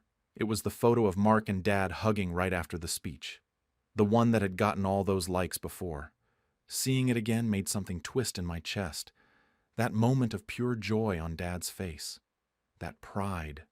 All of it based on a lie. I wondered if Dad knew the truth now when he looked at that photo. I wondered if it mattered to him. I started thinking about other times Mark had done stuff like this. Not exactly the same, but similar. Our college graduation, he'd told relatives he'd been helping me study all semester when really I'd barely seen him. I'd let it go because it seemed harmless. Mom's 70th birthday, he'd claimed he'd picked out the gift I'd actually spent hours shopping for. I'd let that go too because I didn't want to seem petty. Our grandmother's funeral, he'd organized nothing but somehow positioned himself as the one who'd taken care of everything. I'd been too grief-stricken to care at the time. This was a pattern. Mark took credit, I stayed quiet, everyone believed him, and I convinced myself it didn't matter. Except it did matter. It had always mattered. I'd just been too conflict-averse to say anything, and now that I'd finally said something, I was the bad guy. The drama starter. The one who couldn't just let her brother have his moment. My mom invited both of us to dinner one night in mid-July. Separately, I found out later. She called me and said it would just be the three of us, that Dad was coming too, and maybe we could all talk this through like adults. I didn't want to go, but I felt obligated. This was my mother asking. My father would be there. How could I say no without seeming like I was the one refusing to make peace? I showed up at my parents' house at 6. Mark was already there. We nodded at each other but didn't speak. Dad looked older somehow, more tired. Mom had made pot roast, which is usually my favorite, but I could barely eat. The conversation was stilted and awkward. Mom kept trying to bring up neutral topics. The weather, a movie she'd seen, something about the neighbor's new fence. Finally, Dad cleared his throat and said we needed to address what happened. He said he'd been thinking about it a lot and he wanted us to understand something. His 75th birthday party had been wonderful, the best birthday he'd ever had. But the weeks since then had been really hard because his kids were fighting and family members were taking sides, and what should have been a happy memory had turned into something divisive. Mark jumped in and said he'd never meant for any of this to happen, that he'd gotten caught up in the moment during the speech and maybe overstated his role. He said he was sorry if anyone misunderstood. Sorry if anyone misunderstood. Not sorry for lying. Not sorry for taking credit. Sorry that people misunderstood his lies. Dad looked at me expectantly. I knew what he wanted. He wanted me to accept Mark's non-apology and apologize for telling people the truth and let everyone move on. I thought about doing it. It would be so easy to just say I was sorry too, that I'd overreacted, that I should have handled it differently. We could all hug and pretend everything was fine and go back to our normal family dynamic where Mark charmed everyone and I quietly resented it. But I couldn't do it. I looked at Dad and said I wasn't sorry for making sure people knew the truth. That I'd worked really hard on his party because I loved him and I wanted it to be special, and it had hurt to watch Mark claim credit for all of it. I said I was sorry the aftermath had been messy. But I wasn't sorry for standing up for myself. The table got very quiet. Mom looked like she might cry. Mark's jaw was clenched.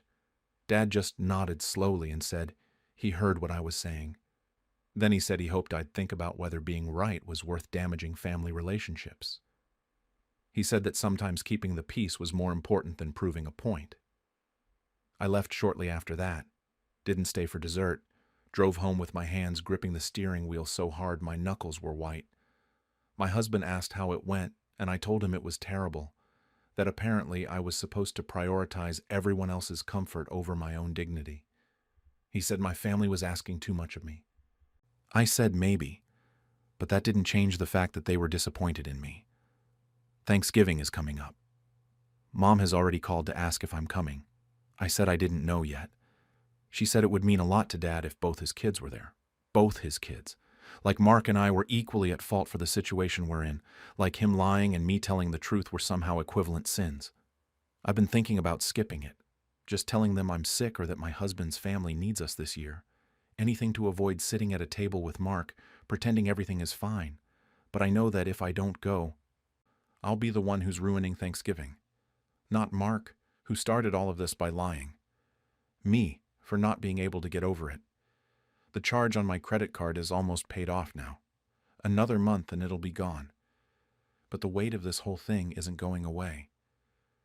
I look at my dad's birthday photos sometimes, the ones I took on my phone during the party. There's one of him sitting at his table, smiling at something someone said. He looks so happy. I did that. I made that happen. But he'll never really know that. Or he knows, but doesn't think it matters enough to acknowledge properly.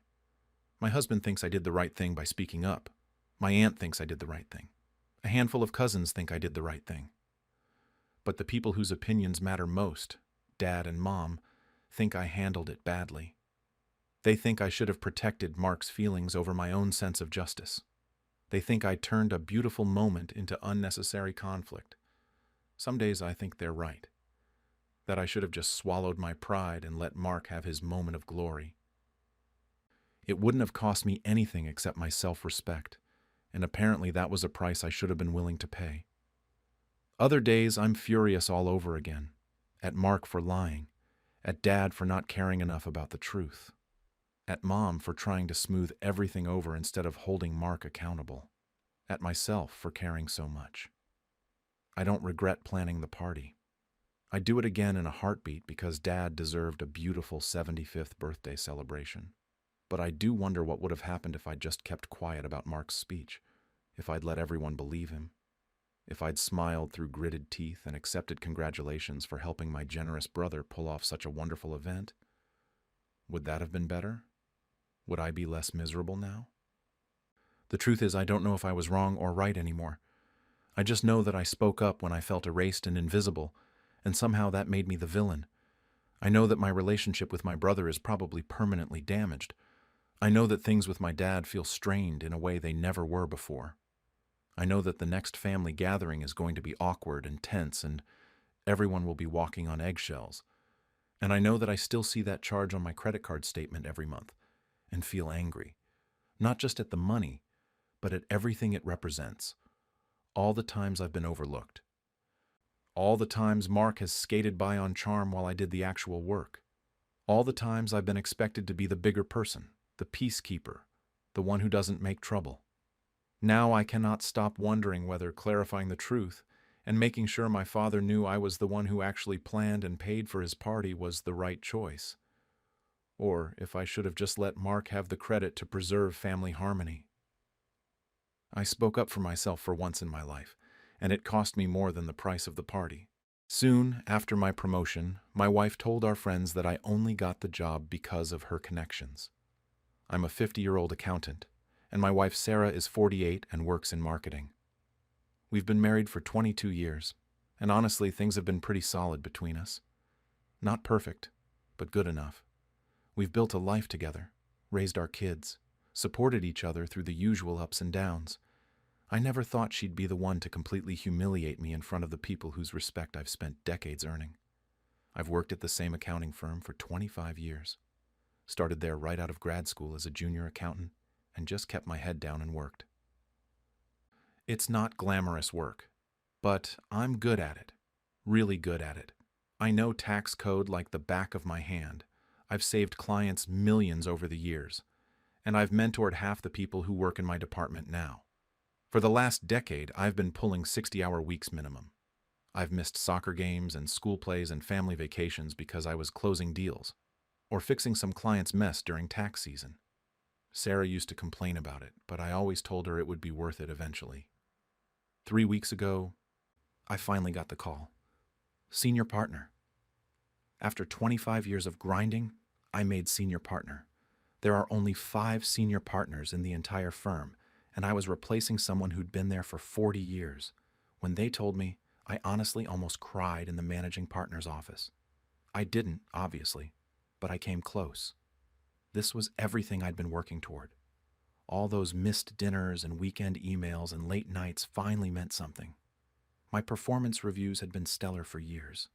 I'd brought in 3 major clients in the last 2 years alone, and my billable hours were consistently among the highest in the firm. I'd trained up the new associates. I'd streamlined our processes. I'd done everything right. The managing partner told me straight up that it was an easy decision. He said I'd earned it 10 times over. When I came home that day and told Sarah, she hugged me and said she was proud of me. We opened a bottle of champagne we'd been saving for something special. She posted about it on Facebook with some generic congratulations message. Everything seemed normal. I wanted to celebrate properly, so I suggested we host a dinner party. Nothing crazy, just a small thing at our house with the people who mattered. Sarah thought it was a good idea. We invited 3 of my colleagues from work, Mark, Jennifer, and David, plus their spouses. We also invited Tom and Lisa, who are friends from college that we've stayed close with over the years. 8 people total, including us. It felt like the right size, intimate enough to actually talk to everyone, but enough people to make it feel like a real celebration. I spent way too much time planning the menu. Sarah laughed at me for it, but I wanted everything to be perfect. I bought steaks from the expensive butcher downtown, got fresh vegetables from the farmer's market, picked out 3 different bottles of wine that cost more than I'd usually spend. I even cleaned the house myself because I wanted it to look good. This was my moment, you know? After 25 years of being the guy who just shows up and does the work, I wanted one night where people recognized what I'd accomplished. The night of the party, I was genuinely excited. I can't remember the last time I felt that way about a social event. Usually I'm just going through the motions, but this was different. People started arriving around 7, and everything was going great. Mark showed up first with his wife, and he immediately started talking about some case we'd worked on together years ago. Jennifer came with her husband, who I'd only met a couple times but seemed like a decent guy. David and his wife brought a really nice bottle of scotch as a gift. Tom and Lisa were the last to arrive, and Tom gave me this big hug and told me he always knew I'd make it. We had drinks in the living room first, just chatting and catching up. Sarah was being a great hostess, making sure everyone had what they needed, laughing at people's jokes.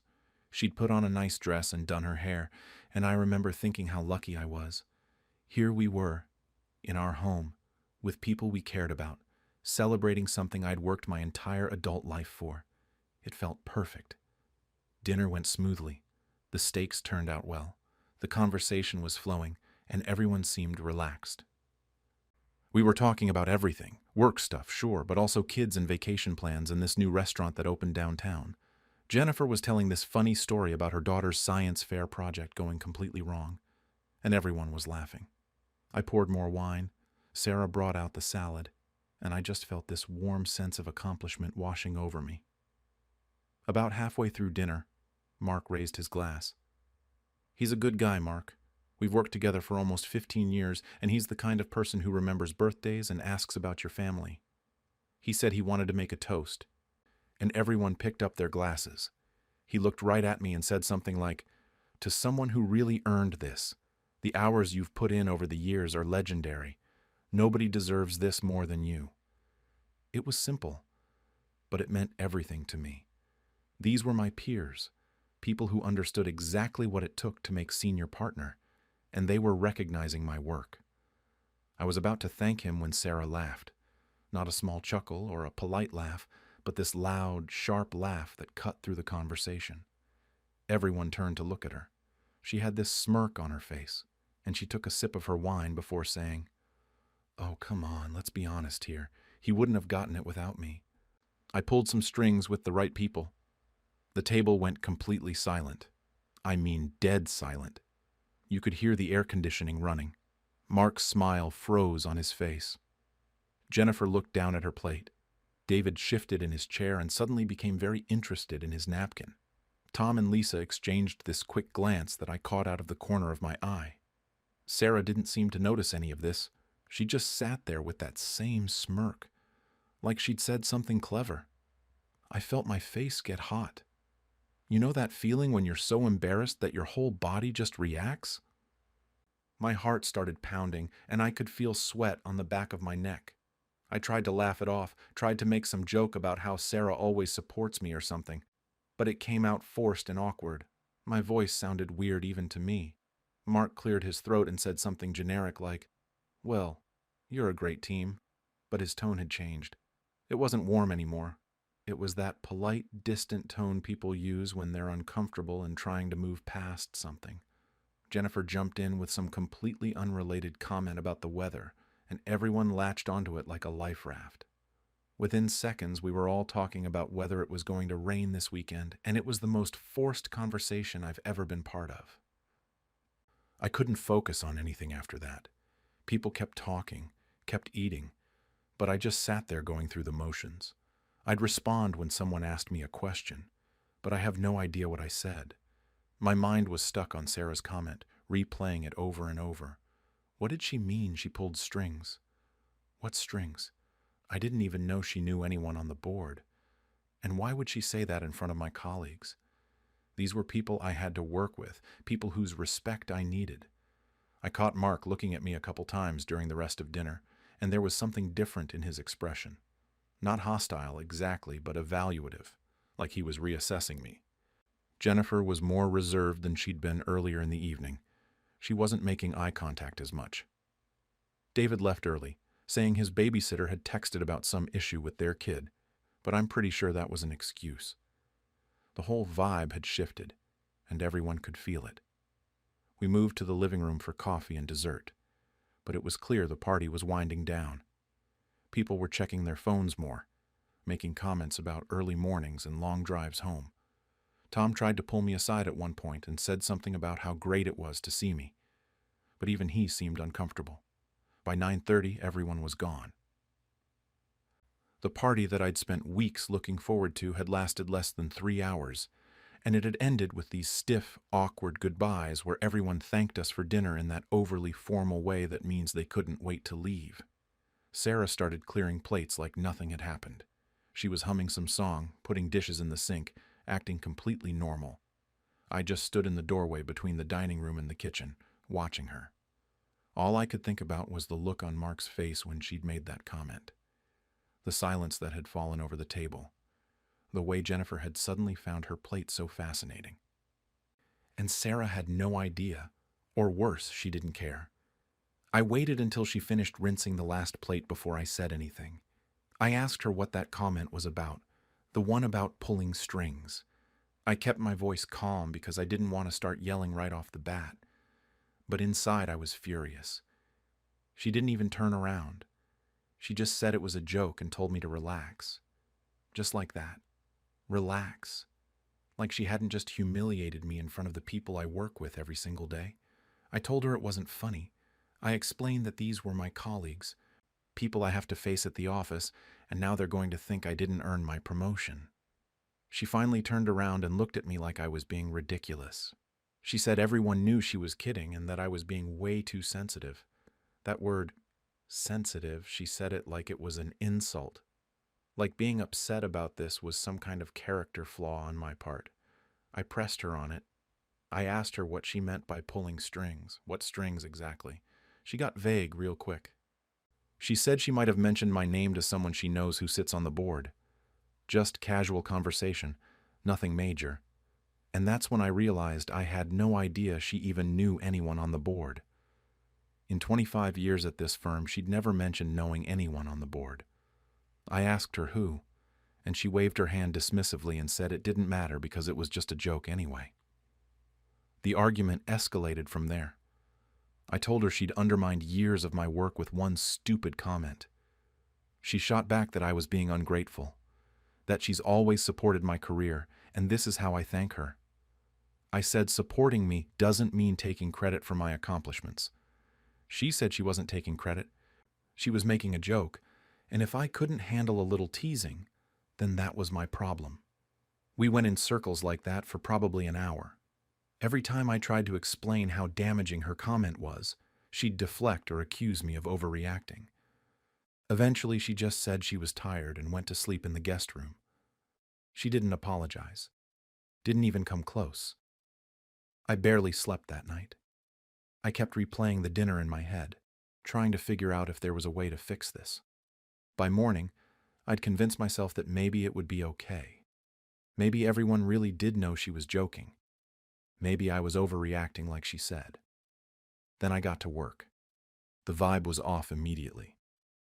Mark was in the break room when I walked in, and normally he'd say good morning or ask about my weekend or something. This time he just nodded and looked back at his phone. Not hostile, just distant. I grabbed my coffee and tried to make small talk about a case we're both working on, but his responses were short, professional but cold. When I walked to my office, I passed Jennifer in the hallway, and she barely made eye contact. She said good morning, but kept walking. By lunch, I knew it wasn't in my head. During a team meeting, Jennifer made this comment about how important networking is in this industry. She said something like, "It's not always about what you know. Sometimes it's about who you know." Then she glanced at me for just a second. It wasn't obvious enough that I could call her out on it, but I knew what she was doing. David was in that meeting too, and I swear I saw him smirk. The worst part was later that afternoon. I went to the break room to refill my coffee, and I heard voices. Mark and another colleague, someone named Brian from the tax division. They were talking in low voices, and I caught the tail end of something Mark said. It was something about connections and board members. The second I walked in, they both stopped talking. Complete silence. Brian mumbled something about needing to get back to work and left. Mark poured his coffee without looking at me and followed him out. They weren't even trying to hide it. I felt sick. This was exactly what I'd been afraid of. People were talking. People were questioning whether I'd actually earned my promotion or if it had been handed to me because my wife knew someone. 25 years of proving myself, gone in one dinner party comment. I tried doing damage control. A couple days later, I managed to catch Mark alone in his office. I brought up the promotion casually, mentioned how the managing partner had told me about my performance reviews and the clients I'd brought in. I wasn't even subtle about it. I was basically trying to convince him that I'd earned this legitimately. Mark was polite. He said, "Yeah, of course, everyone knows I work hard." But there was something in his tone. This kind of non-committal politeness that made it clear he was just trying to end the conversation. He said all the right words, but I could tell he didn't fully believe them anymore. The more I tried to defend myself, the worse it got. I realized that by bringing it up, I was making myself look guilty, like I was protesting too much. But if I didn't say anything, the rumor would just spread. I was stuck. Every option made things worse. At home, things weren't any better. Sarah was acting like nothing had happened. She'd go to work, come home, make dinner, watch TV. Completely normal. I brought it up again one night. Told her that people at work were treating me differently. She actually sighed, like I was boring her. She said she wasn't going to apologize for a joke, and that this was my insecurity talking, not reality. I asked her again if she'd really pulled strings, if she'd actually talked to someone on the board about my promotion. She gave me this non-answer. She said, "I support you. Isn't that what spouses do?" Not yes, not no. Just that vague response that told me nothing. I asked her directly to tell me what she'd said and to whom. She got annoyed then. Said I was being paranoid and making a big deal out of nothing. Said if I was so worried about what people thought, maybe I should focus on doing good work instead of obsessing over one comment at a dinner party. The irony of that statement wasn't lost on me. I'd been doing good work for 25 years. That was the whole point. She refused to have a real conversation about it. Every time I brought it up, she'd shut down or turn it around on me. After about a week of this, we were barely talking. Just the logistics of running a household. Can you pick up milk? I'll be home late. That kind of thing. She told her sister about the fight, and her sister called me one night to tell me I was being dramatic. Apparently Sarah had painted the whole thing like I'd blown up at her over nothing. Her sister kept saying it was just a joke and I needed to get over it. I started wondering if Sarah had been saying things like this for years. Maybe she'd been telling people at her company that she helped my career. Maybe she'd been diminishing my accomplishments in private conversations and I just never knew about it. Once that thought got in my head, I couldn't get it out. I looked back at 22 years of marriage and started questioning everything. 2 weeks after the dinner party, I got called into a meeting with the managing partner. My stomach dropped when his assistant told me. I spent the entire walk to his office convinced I was about to be demoted. Maybe they'd looked into things and decided the promotion was a mistake. Maybe someone had complained. I was sweating by the time I sat down across from his desk. He started with small talk, asking how I was settling into the new role. I said it was going well, which was a complete lie. Then he said something that made my blood run cold. He mentioned that he'd heard through the grapevine that I had some connections on the board. He said it casually, like he was just making conversation, but I knew it was a test. He was checking to see if there was any truth to it. I tried to explain. I told him my wife had made an offhand comment at a dinner party that had been taken out of context. I said my promotion was based on my performance reviews and the work I'd done, nothing else. He nodded along and said of course.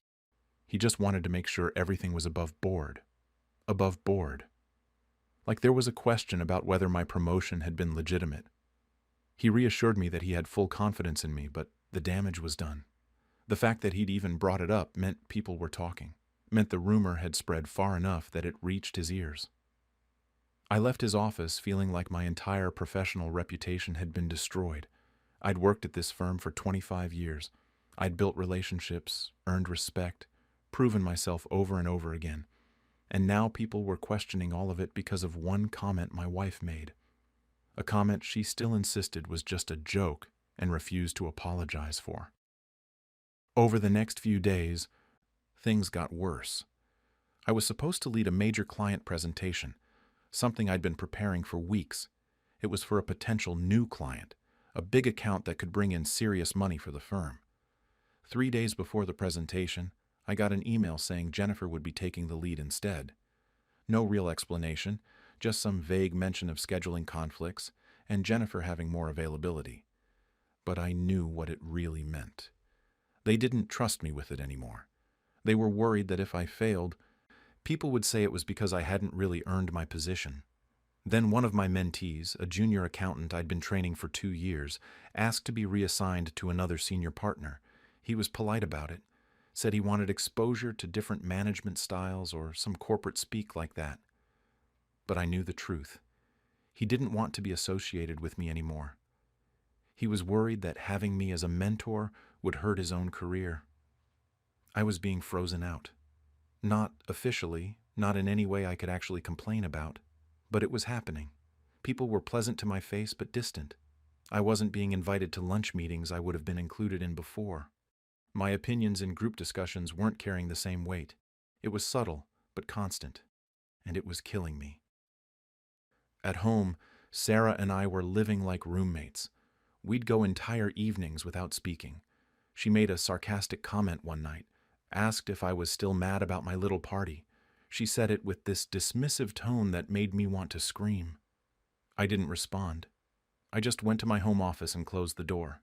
It's been 2 weeks since that meeting with the managing partner, and I'm still living in this weird limbo where I can't tell if I'm paranoid or if my career really is falling apart.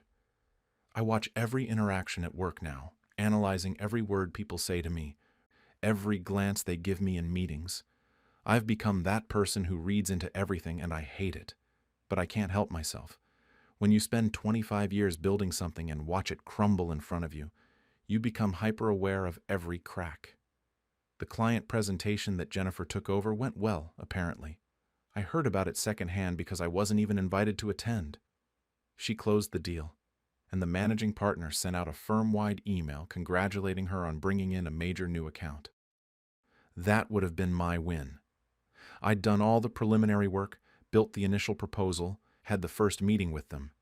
But Jennifer got to walk it across the finish line and take all the credit. Nobody mentioned my involvement at all. I thought about saying something, about pointing out that I'd done most of the groundwork. But what would that accomplish? I'd look petty and desperate, like I was trying to take credit for someone else's success, so I just sent Jennifer a short email congratulating her. She responded with a thanks and nothing else.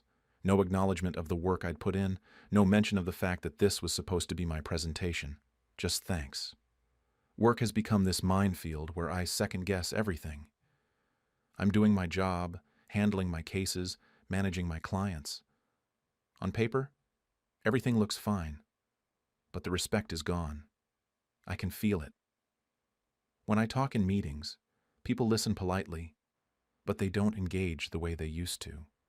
They don't ask follow-up questions or build on my ideas. They just nod and move on. I've gone from being a senior partner people looked up to being someone they tolerate. Last week I saw Mark and David having lunch together at this place across the street from the office. I wasn't invited. That wouldn't have bothered me before. People have lunch without me all the time. But these are guys I've had lunch with probably once a week for the past 5 years. We had a standing thing, nothing formal, but we'd usually grab food together on Thursdays. Last Thursday they went without me and didn't say anything about it. When I saw them the next day and mentioned I'd seen them at the restaurant, Mark just said, "Yeah, it was a last-minute thing." He didn't apologize for not including me, didn't even seem to think it was weird. I'm being quietly edged out and there's nothing I can do about it. Nobody's being openly hostile. Nobody said anything I could report to HR or complain about. It's all just this subtle shift in how people treat me. The problem is, I don't even know if it's real or if I'm imagining it because I'm so hypersensitive now. Sarah would say I'm imagining it, that I'm being paranoid. But Sarah is the reason this is happening in the first place. Things at home have gotten worse, if that's even possible. We're not fighting anymore because we're barely talking. She goes to work, comes home, makes dinner or doesn't, watches her shows, goes to bed. I do the same. We exist in the same house, but we're not really together. The other night I was up late working on a case and I came downstairs to get water. She was sitting in the living room in the dark, just staring at her phone. I asked if she was okay and she said she was fine. That was the extent of our conversation. Her sister called me again last week. Apparently Sarah had been talking to her about how distant I've been, how I'm cold and won't let go of something that happened weeks ago. Her sister told me I need to apologize to Sarah for making such a big deal out of nothing. I should apologize to her for being upset that she destroyed my professional reputation. The logic is insane, but that's how Sarah's family operates. Everything is always someone else's fault. I suggested marriage counseling one night. It was a last-ditch effort to try to fix things, or at least to get Sarah to understand why I'm so upset. She looked at me like I'd suggested we move to Mars. She said we don't need counseling. We just need me to get over myself. She said the problem isn't what she said at the dinner party. The problem is that I can't take a joke and I'm letting my ego ruin our marriage. She actually used those words. My ego. Like wanting people to respect my accomplishments is some kind of character flaw. I asked her one more time if she'd really talked to someone on the board about my promotion. I told her I needed to know the truth, that I couldn't move past this without knowing what actually happened. She got up from the table and said she was done with this conversation. Said she'd already told me it was a joke and if I didn't believe her, that was my problem. Then she went upstairs, and I heard the guest room door close. She's been sleeping in there for over a week now. The thing that keeps me up at night is that I don't actually know if she did anything. She won't give me a straight answer. Either she really did pull some strings and won't admit it, or she made the whole thing up to sound important and now won't back down. Both options are terrible. If she did pull strings, then maybe I didn't earn this promotion after all. If she made it up, then she destroyed my reputation for no reason other than wanting attention at a dinner party. I've been looking back at my career, trying to figure out if there were any signs that my promotion wasn't legitimate. My performance reviews were all excellent. I brought in 3 major clients in 2 years. My billable hours were consistently high. The managing partner specifically told me I'd earned it. But now I'm doubting all of that. What if they felt pressured? What if someone on the board really did push for me and they couldn't say no? I'm questioning 25 years of work because of one comment my wife made. I thought about asking HR for documentation of my promotion process. All the paperwork, the reviews, the justification for why I was chosen. But if I do that, I'll look insane. I'll look like someone who's so insecure about his position that he needs written proof he earned it. And that would just confirm everyone's suspicions that something was off about my promotion, so I'm stuck. I can't prove I earned it without looking guilty. I can't ignore the situation because it's affecting my work relationships, and I can't get Sarah to understand that what she did was wrong because she's completely dug in on the position that it was just a joke and I'm overreacting. About a week ago, I met Tom for coffee. Tom and Lisa were at the dinner party, and Tom's one of my oldest friends. We've known each other since college, before I even met Sarah. I hadn't talked to him since the party because, honestly, I was embarrassed. But he texted me asking to meet up, so I agreed. We sat down and he didn't waste time with small talk. He said that what Sarah did at the dinner was rough, and he could tell I was still upset about it. It was the first time anyone had actually acknowledged that what happened was wrong. Everyone else had either pretended it didn't happen or acted like I was making a big deal out of nothing. But Tom just came right out and said it. Sarah really put her foot in it. I told him about what's been happening at work, how people are treating me differently. He listened and didn't try to minimize it or tell me I was imagining things. He just listened. Then he said something that actually helped, even though it didn't fix anything. He said he's known me for 30 years and he's watched my entire career. He said I earned everything I have, and anyone who knows me knows that. He said the people at my firm who matter will figure it out eventually. It was a small thing, but it meant a lot. For the first time in weeks, I felt like someone was actually on my side. Tom asked what I was going to do about Sarah, and I told him honestly that I didn't know. He said Lisa thinks we should separate for a while, that this isn't healthy for either of us. I hadn't really let myself think about that possibility, but once he said it out loud, I couldn't stop thinking about it. I don't want to get divorced. Despite everything, I don't want my marriage to end over this, but I also don't know how to stay married to someone who refuses to acknowledge that they hurt me. Sarah won't apologize. She won't even admit that what she did was wrong. She's made it clear that she thinks I'm the problem, that I'm too sensitive and too concerned with what other people think. How do you come back from that? The worst part is that I have a performance review coming up in 3 months. It's my first review as senior partner, and it's going to determine whether I keep this position long term. If people really do think I didn't earn my promotion, that review is going to reflect it. My future at this firm depends on proving myself all over again, except now I'm starting from a deficit. I'm not just trying to show I'm qualified, I'm trying to show I'm qualified despite what my wife said. And there's another work event coming up next month. It's this annual dinner thing that the firm does, where all the partners and their spouses attend. It's basically mandatory, especially for new senior partners. Sarah will be expected to come. The thought of her being at another work event, potentially saying something else that damages my reputation, makes me feel sick. But if I don't bring her, people will ask questions. If we're having marriage problems, that becomes another thing people gossip about. I mentioned the event to Sarah last night, just a passing comment about the date. She said okay like it was nothing, didn't ask what it was for, didn't acknowledge the awkwardness of her attending another work function after what happened at our dinner party. She just said okay, and went back to looking at her phone. I wanted to tell her she couldn't come, that I couldn't risk her saying something else that would make things worse. But I didn't. I just walked away. I'm living in this constant state of anxiety now. Every day at work is stressful because I don't know who's talking about me or what they're saying. Every evening at home is tense because Sarah and I are avoiding each other. I'm not sleeping well. I'm not eating well. I've lost weight and people at work have noticed. Jennifer asked if I was feeling okay the other day and I wanted to laugh. No, I'm not okay. My wife humiliated me. My colleagues think I didn't earn my promotion and my marriage is falling apart. But I just told her I was fine and changed the subject. I keep replaying that dinner party in my head. If I could go back, I would have called Sarah out right there at the table. I would have asked her what she meant, forced her to explain in front of everyone. Maybe if I'd addressed it immediately, I could have controlled the damage. But I didn't. I just tried to laugh it off and move on, and that probably made me look guilty.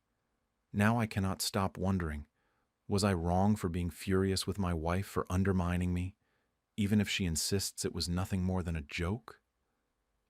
Part of me thinks I should just let it go, that dwelling on it is only making things worse. But I can't shake the feeling that she destroyed something I worked my entire adult life to build. And the worst part is, I don't even know if she actually did pull strings or if she just wanted to take credit. Either way, I'm the one paying the price. My reputation at work is damaged. Maybe permanently. My marriage is barely surviving, and I have no idea how to fix any of it.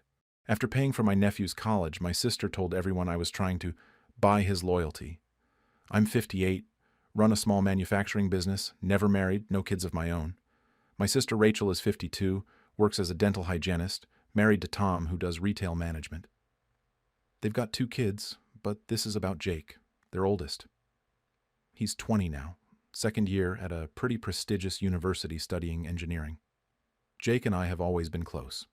When he was growing up, I was the uncle who taught him how to fix things around the house, took him to baseball games, that sort of thing. Rachel and Tom were always working, so I'd pick him up after school sometimes. Help with homework, whatever. I had the time, and honestly, I loved having him around. He's a good kid. Smart as hell, worked part-time through high school, never got into trouble. The kind of nephew that makes you proud. 2 years ago, Jake got accepted to his dream school. I remember Rachel calling me that night. She was crying on the phone, and at first I thought something terrible had happened. But then she told me Jake got in, and I was thrilled. Then she kept crying, and it turned into this confession about how they couldn't afford it. Even with the partial scholarship he'd gotten, they still needed about $35,000 a year. Between their mortgage, her student loans from dental hygiene school, and just general life expenses, there was no way they could swing it. She said they'd been looking at loans, but the interest rates were insane, and she was terrified of burying Jake in debt before he even started his life. I didn't even think twice. I told her I'd cover it. She cried harder, kept saying she couldn't accept that it was too much. But I insisted. I told her Jake was brilliant, and he deserved this opportunity, and I had the money sitting there anyway. What was I going to do with it? I'm not taking it with me.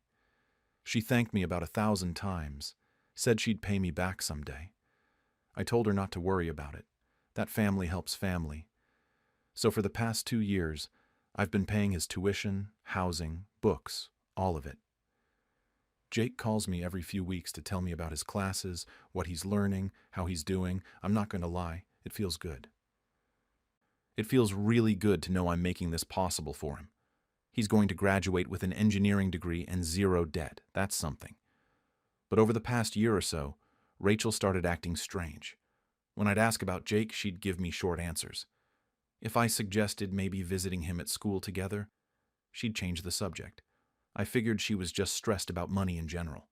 They're always living paycheck to paycheck, always some new expense popping up. I didn't think much of it. Then a few months ago, I started noticing Jake seemed uncomfortable when I came up in conversation at family gatherings.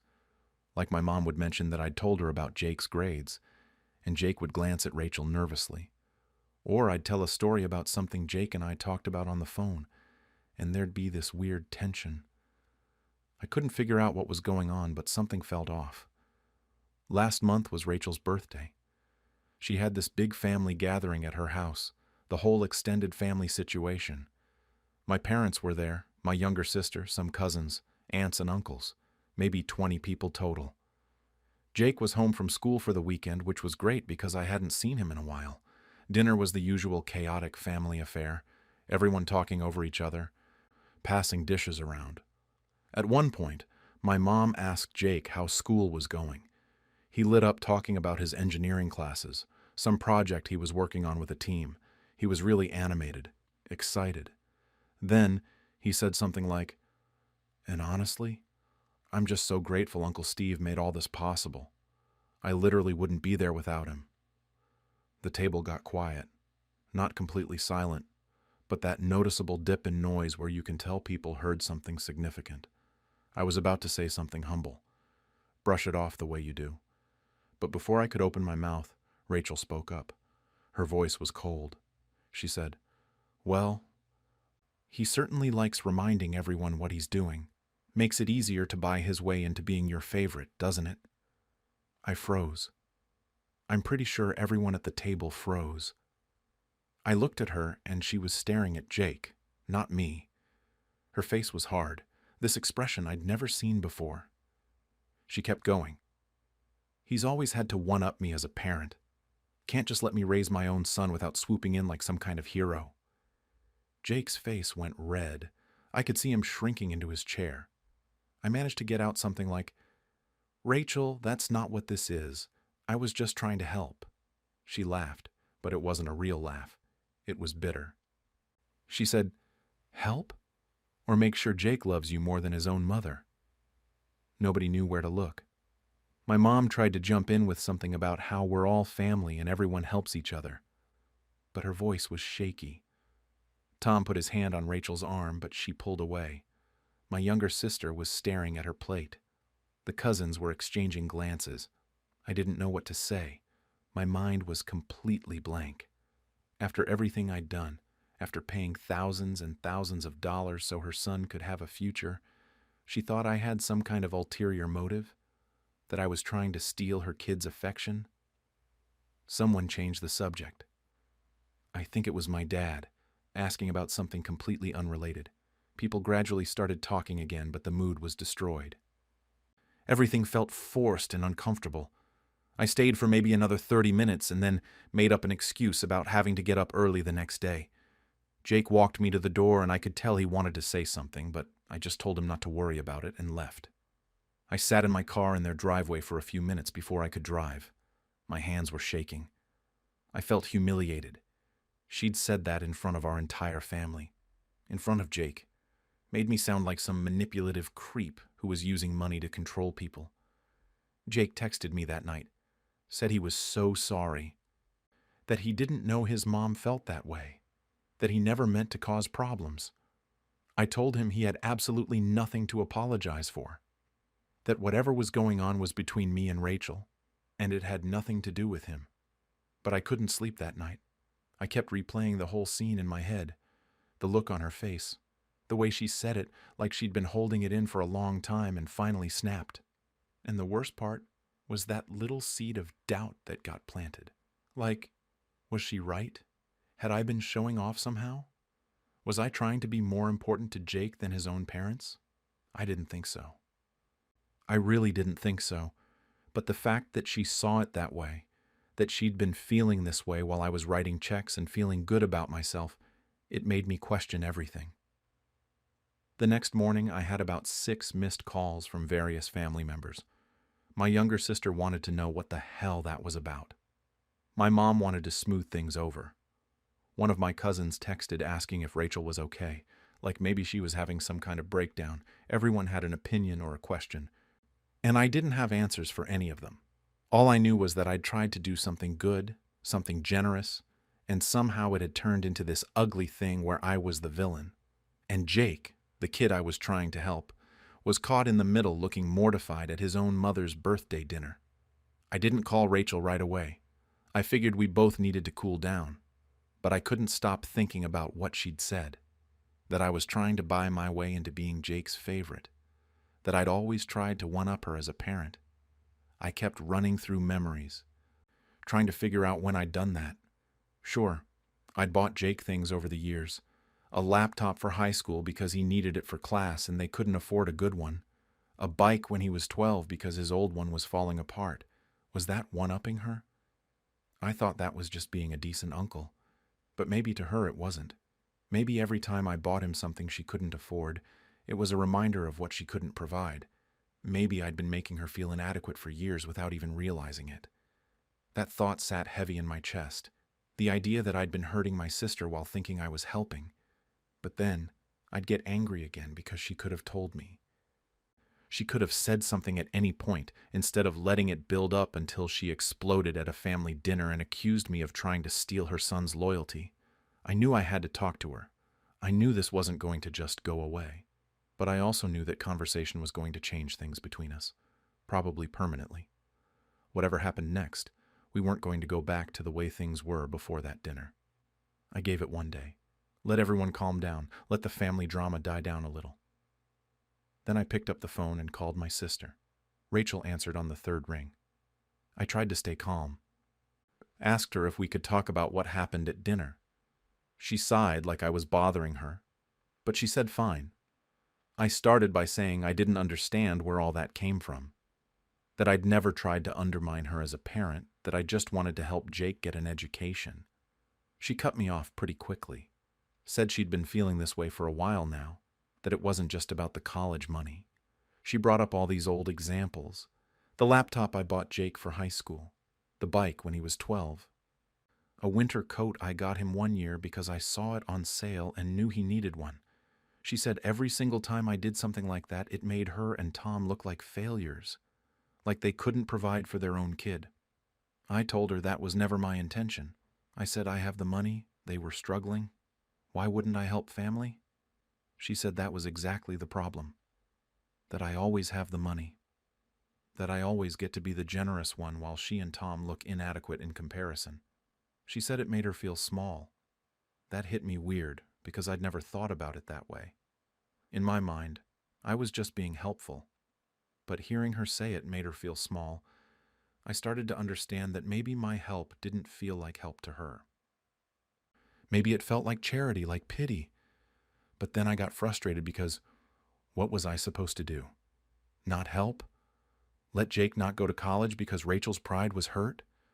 I said something like that to her, probably not as diplomatically as I should have. She got quiet for a second, then said I was proving her point, that I thought my money gave me the right to make decisions about her son's life. We went back and forth like that for a while. I was trying to understand her perspective, but I was also angry. Finally, I told her that even if she felt that way, she had no right to humiliate me in front of the whole family. That she could have talked to me privately at any point over the past 2 years, instead of ambushing me at a birthday dinner. She said she'd tried to hint at it, but I never picked up on it. I honestly didn't remember any hints, but maybe I wasn't paying attention. The call ended without any real resolution. She said she needed space to think, and I said fine. I hung up feeling worse than before. Over the next week, my phone wouldn't stop. My younger sister Amy called and said Rachel had been venting to her. Apparently, Rachel felt controlled by my financial help. Like she couldn't say no to me about anything related to Jake because I held all the cards. Amy was trying to be neutral, but I could tell she thought maybe Rachel had a point. She suggested I should have been more sensitive about how Rachel would feel watching someone else pay for her son's education. That annoyed me. Sensitive? I paid $60,000 over 2 years, and I'm supposed to apologize for not being sensitive enough about it? Then my mom called. She was in full peacemaker mode, saying both of us were right in our own ways, and we needed to work it out for the sake of the family. She suggested maybe I should apologize for making Rachel feel bad, even if I didn't mean to. I told her I'd think about it, but honestly, I had no intention of apologizing. I didn't think I'd done anything wrong. My dad called too, which was unusual because he normally stays out of family drama. He just said I should let it blow over, that Rachel was probably stressed about other things and took it out on me. He said to give her time and it would work itself out. I wasn't so sure about that. The worst part was finding out Rachel had been talking to other relatives too. A couple of my cousins apparently got her version of events, where I was this manipulative uncle trying to replace her in Jake's life. One of my aunts called to gently suggest that maybe I should back off a bit and let Rachel parent her own son. I couldn't believe what I was hearing. Since when is paying for college the same as trying to steal someone's kid? The family group chat that we're all on was apparently going crazy. I say apparently because at some point during that week, someone removed me from it. I didn't even notice at first. Amy sent me screenshots later. People were arguing about whether I was being generous or controlling, whether Rachel was ungrateful or justified. My family was splitting into camps over this, and I hated it. But what really killed me was when Jake called. It was about a week after the dinner. His voice sounded stressed, exhausted. He said his mom had been acting weird around him, asking him questions like whether he loved me more than her, whether he felt like I was trying to be his real parent. He said she'd been crying a lot, that she'd told him she felt like she was losing him to me. I felt sick hearing that. I told Jake this wasn't about him, that he shouldn't feel guilty for accepting help that I freely offered. He said he knew that logically, but emotionally it was hard. He said every time he went to class, or ate in the dining hall, or studied in his dorm, he thought about how my money was paying for it, and how his mom resented that. He asked if maybe he should transfer to a cheaper school, maybe a state school where he could take out loans and finish his degree. I told him absolutely not, that his education wasn't about adult drama and he needed to stay focused on graduating, but I could hear in his voice that he was serious. He was actually considering giving up his spot at a top engineering program because his mom couldn't handle me paying for it. That's when I realized how bad this had gotten. Rachel wasn't just mad at me anymore. She was pulling Jake into it, making him feel guilty, putting him in an impossible position. And Jake, being a good kid who loves his mom, was ready to sacrifice his own future to make her feel better. I couldn't let that happen. I decided I needed to confront Rachel again, this time in person. I drove to her house on a Saturday afternoon. Tom answered the door, and the look on his face told me he knew why I was there. He said maybe it wasn't a good time. I said it needed to be now. Rachel came to the door. I told her we needed to settle this. She crossed her arms and said fine, but she wasn't inviting me in. So we stood there in her driveway, having it out where the neighbors could probably hear everything. I told her she was being ungrateful and cruel, that I'd never once held the money over anyone's head, never asked for anything in return, never tried to control Jake's decisions. I said I was just trying to help him have opportunities I never had, opportunities she couldn't give him.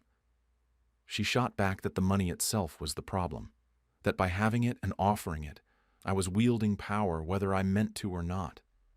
She said I got to be important to Jake in a way she couldn't be, that I got to be the reason he succeeded, and she'd forever be the parent who couldn't afford to send him to school. She said every graduation, every accomplishment, every time Jake talked about his college experience, she'd have to remember that someone else made it happen. Not her. I lost my temper. I told her that if she really felt that way, maybe she should have figured out how to pay for college herself instead of calling me crying and begging for help 2 years ago. The second the words left my mouth, I regretted them. Her face crumpled. She started crying. These quiet sobs that made me feel like the biggest asshole alive. She told me to get off her property. Tom came out and put his arm around her, gave me this disappointed look, and they went inside. I stood there in the driveway for a minute, then got in my car and left. That night my phone exploded. The family group chat I'd been removed from was apparently in meltdown mode. Amy sent me screenshots again. Half the family was defending Rachel, saying I was being cold and heartless, that money couldn't replace a mother's love, and I was trying to do exactly that. My mom's sister wrote this long message about how I'd always been arrogant about my success, and this was just another example of me lording my money over people who had less. The other half of the family was defending me. My dad's brother said Rachel was biting the hand that fed her, that she should be grateful and stop creating drama. One of my cousins said Rachel always played the victim, and this was typical behavior from her. Amy was trying to mediate, but nobody was listening, and right in the middle of all of it was Jake. He sent me this long text message around midnight, said he appreciated everything I'd done more than he could express, that he knew I was just trying to help, but that he felt stuck in the middle of something he didn't understand and didn't know how to fix. He said watching his mom cry and knowing it was because of him, because of his college, was tearing him apart. He said maybe everyone would be better off if he just quit school and got a job. I read that message about 10 times. This kid was ready to throw away his entire future because the adults in his life couldn't get their shit together, because I couldn't keep my mouth shut, because Rachel couldn't separate her feelings of inadequacy from her son's opportunities. I didn't sleep that night. I kept thinking about everything that had been said, everything that had happened. My business partner, guy I've known for 30 years, called me the next morning because apparently the family drama had reached him through the grapevine. He said Rachel probably felt emasculated by the whole situation, felt powerless, but he also said that didn't excuse her behavior, and it definitely didn't excuse her making Jake feel guilty. I spent the next few days thinking hard about what to do. I couldn't keep fighting with Rachel like this. It was destroying the family and destroying Jake, but I also couldn't just roll over and accept being accused of manipulation when all I'd done was try to help. I came to a decision. It wasn't a great decision, maybe not even a good one, but it was the only one I could think of that protected both Jake's future and my own dignity. I called Rachel one more time, told her I was going to keep paying for Jake's education until he graduated, that I'd made a commitment to him and I wasn't going back on it, regardless of how she felt about me. She started to say something, but I kept talking. I told her that if she continued telling people I was trying to buy Jake's loyalty or manipulate him, I'd stop paying. Not because I wanted to, but because I wouldn't be accused of something awful while doing something good. There was a long silence. Then she said, "So, you're threatening me?" I said I was protecting myself, that she'd embarrassed me in front of our entire family and I wouldn't let it happen again, that she could think whatever she wanted privately, but if she kept slandering me publicly, there would be consequences. She hung up on me. I sat there holding the phone, wondering if I'd just made everything worse. Word got around fast about what I'd said to Rachel. I don't know if she told people or if someone overheard or what. But within a couple days, everyone seemed to know I'd told her I'd stop paying if she kept talking about me. The reactions were all over the place. Some relatives thought I was being manipulative after all, that I was proving Rachel's point by using money as leverage to control her behavior. My mom's sister called me and said I should be ashamed of myself, threatening a mother like that. One of my younger cousins sent me a long message about how toxic it was to use financial support as a weapon. I wanted to explain that wasn't what I was doing, but I also knew it wouldn't matter. People had already made up their minds. Other people said Rachel brought it on herself and I had every right to set boundaries. My dad's brother told me I'd been more than generous, and if Rachel couldn't appreciate that, she didn't deserve my help. A few cousins reached out privately to say they understood why I did it, that Rachel had crossed a line at that dinner and needed to be called out. My mom called and begged me to just apologize and move on. She said the family couldn't handle this kind of division, that it was ruining every gathering and making everyone miserable. She said even if I didn't think I was wrong, I should apologize for the sake of peace. I told her I wasn't apologizing for protecting myself from false accusations. She cried a little and said she didn't know how to fix this. I felt bad about that, but I still wasn't going to apologize. My dad pulled me aside at a family thing a week later. He rarely gets involved in drama, usually just lets things play out. But he looked at me seriously and said I'd done a good thing helping Jake, but I couldn't control how Rachel felt about it. He said I needed to decide if my pride was worth more than family peace. That stung more than anything else anyone had said. Made me feel like I was the one being unreasonable. Like I should just take the hit and let Rachel say whatever she wanted about me. But I couldn't do that. I couldn't stand there and let people think I was manipulating Jake, trying to steal him away from his parents, using money as some kind of power play. That's not who I am. That's not what I was doing. The worst part of all this was watching what it did to Jake. Over the next few weeks, he became more and more distant. He still texted me occasionally, but the phone calls stopped completely. When I'd ask if everything was okay, he'd say he was just busy with school. But I knew better. Finally, I pushed him on it, and he admitted he felt guilty every time he used my money now. He said his mom had cried one night and told him she felt like she was losing him, that I was becoming more important to him than she was. He said he tried to tell her that wasn't true, that he loved her and appreciated her, but she wouldn't believe him. She kept bringing up examples of times he'd gone to me for advice instead of her, times he'd shared good news with me first. I told Jake none of this was his fault, that he should focus on school and let the adults figure out their problems. But even as I said it, I knew it was pointless. He was caught in the middle whether I wanted him to be or not, and the guilt was eating at him. Last week he mentioned maybe taking out loans for his last 2 years. Just casually, like it was no big deal. Said it might make things easier for everyone. I told him absolutely not, that we weren't revisiting this, but I could hear in his voice he was serious. He was actually considering burying himself in debt to escape the family drama. That killed me. The whole point of paying for his education was so he could start his adult life without that burden. And now he was ready to take on that burden anyway, just to make his mother feel better and stop the fighting. Rachel hasn't spoken to me since that last phone call. It's been over a month now.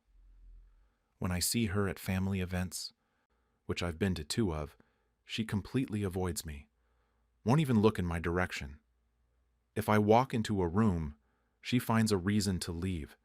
It's obvious to everyone, and it makes things incredibly awkward. Tom tried to talk to me once. We ended up in the kitchen alone at my parents' house during Sunday dinner. He looked uncomfortable, but he said Rachel felt like I'd made her look like a bad parent to the entire family, that she was embarrassed and hurt. I asked if she understood how I felt being accused of manipulation in front of everyone. He just sighed and said we both had valid points, which felt like a cop-out answer. He said he wished we could work it out, but he didn't know how. I don't know how either.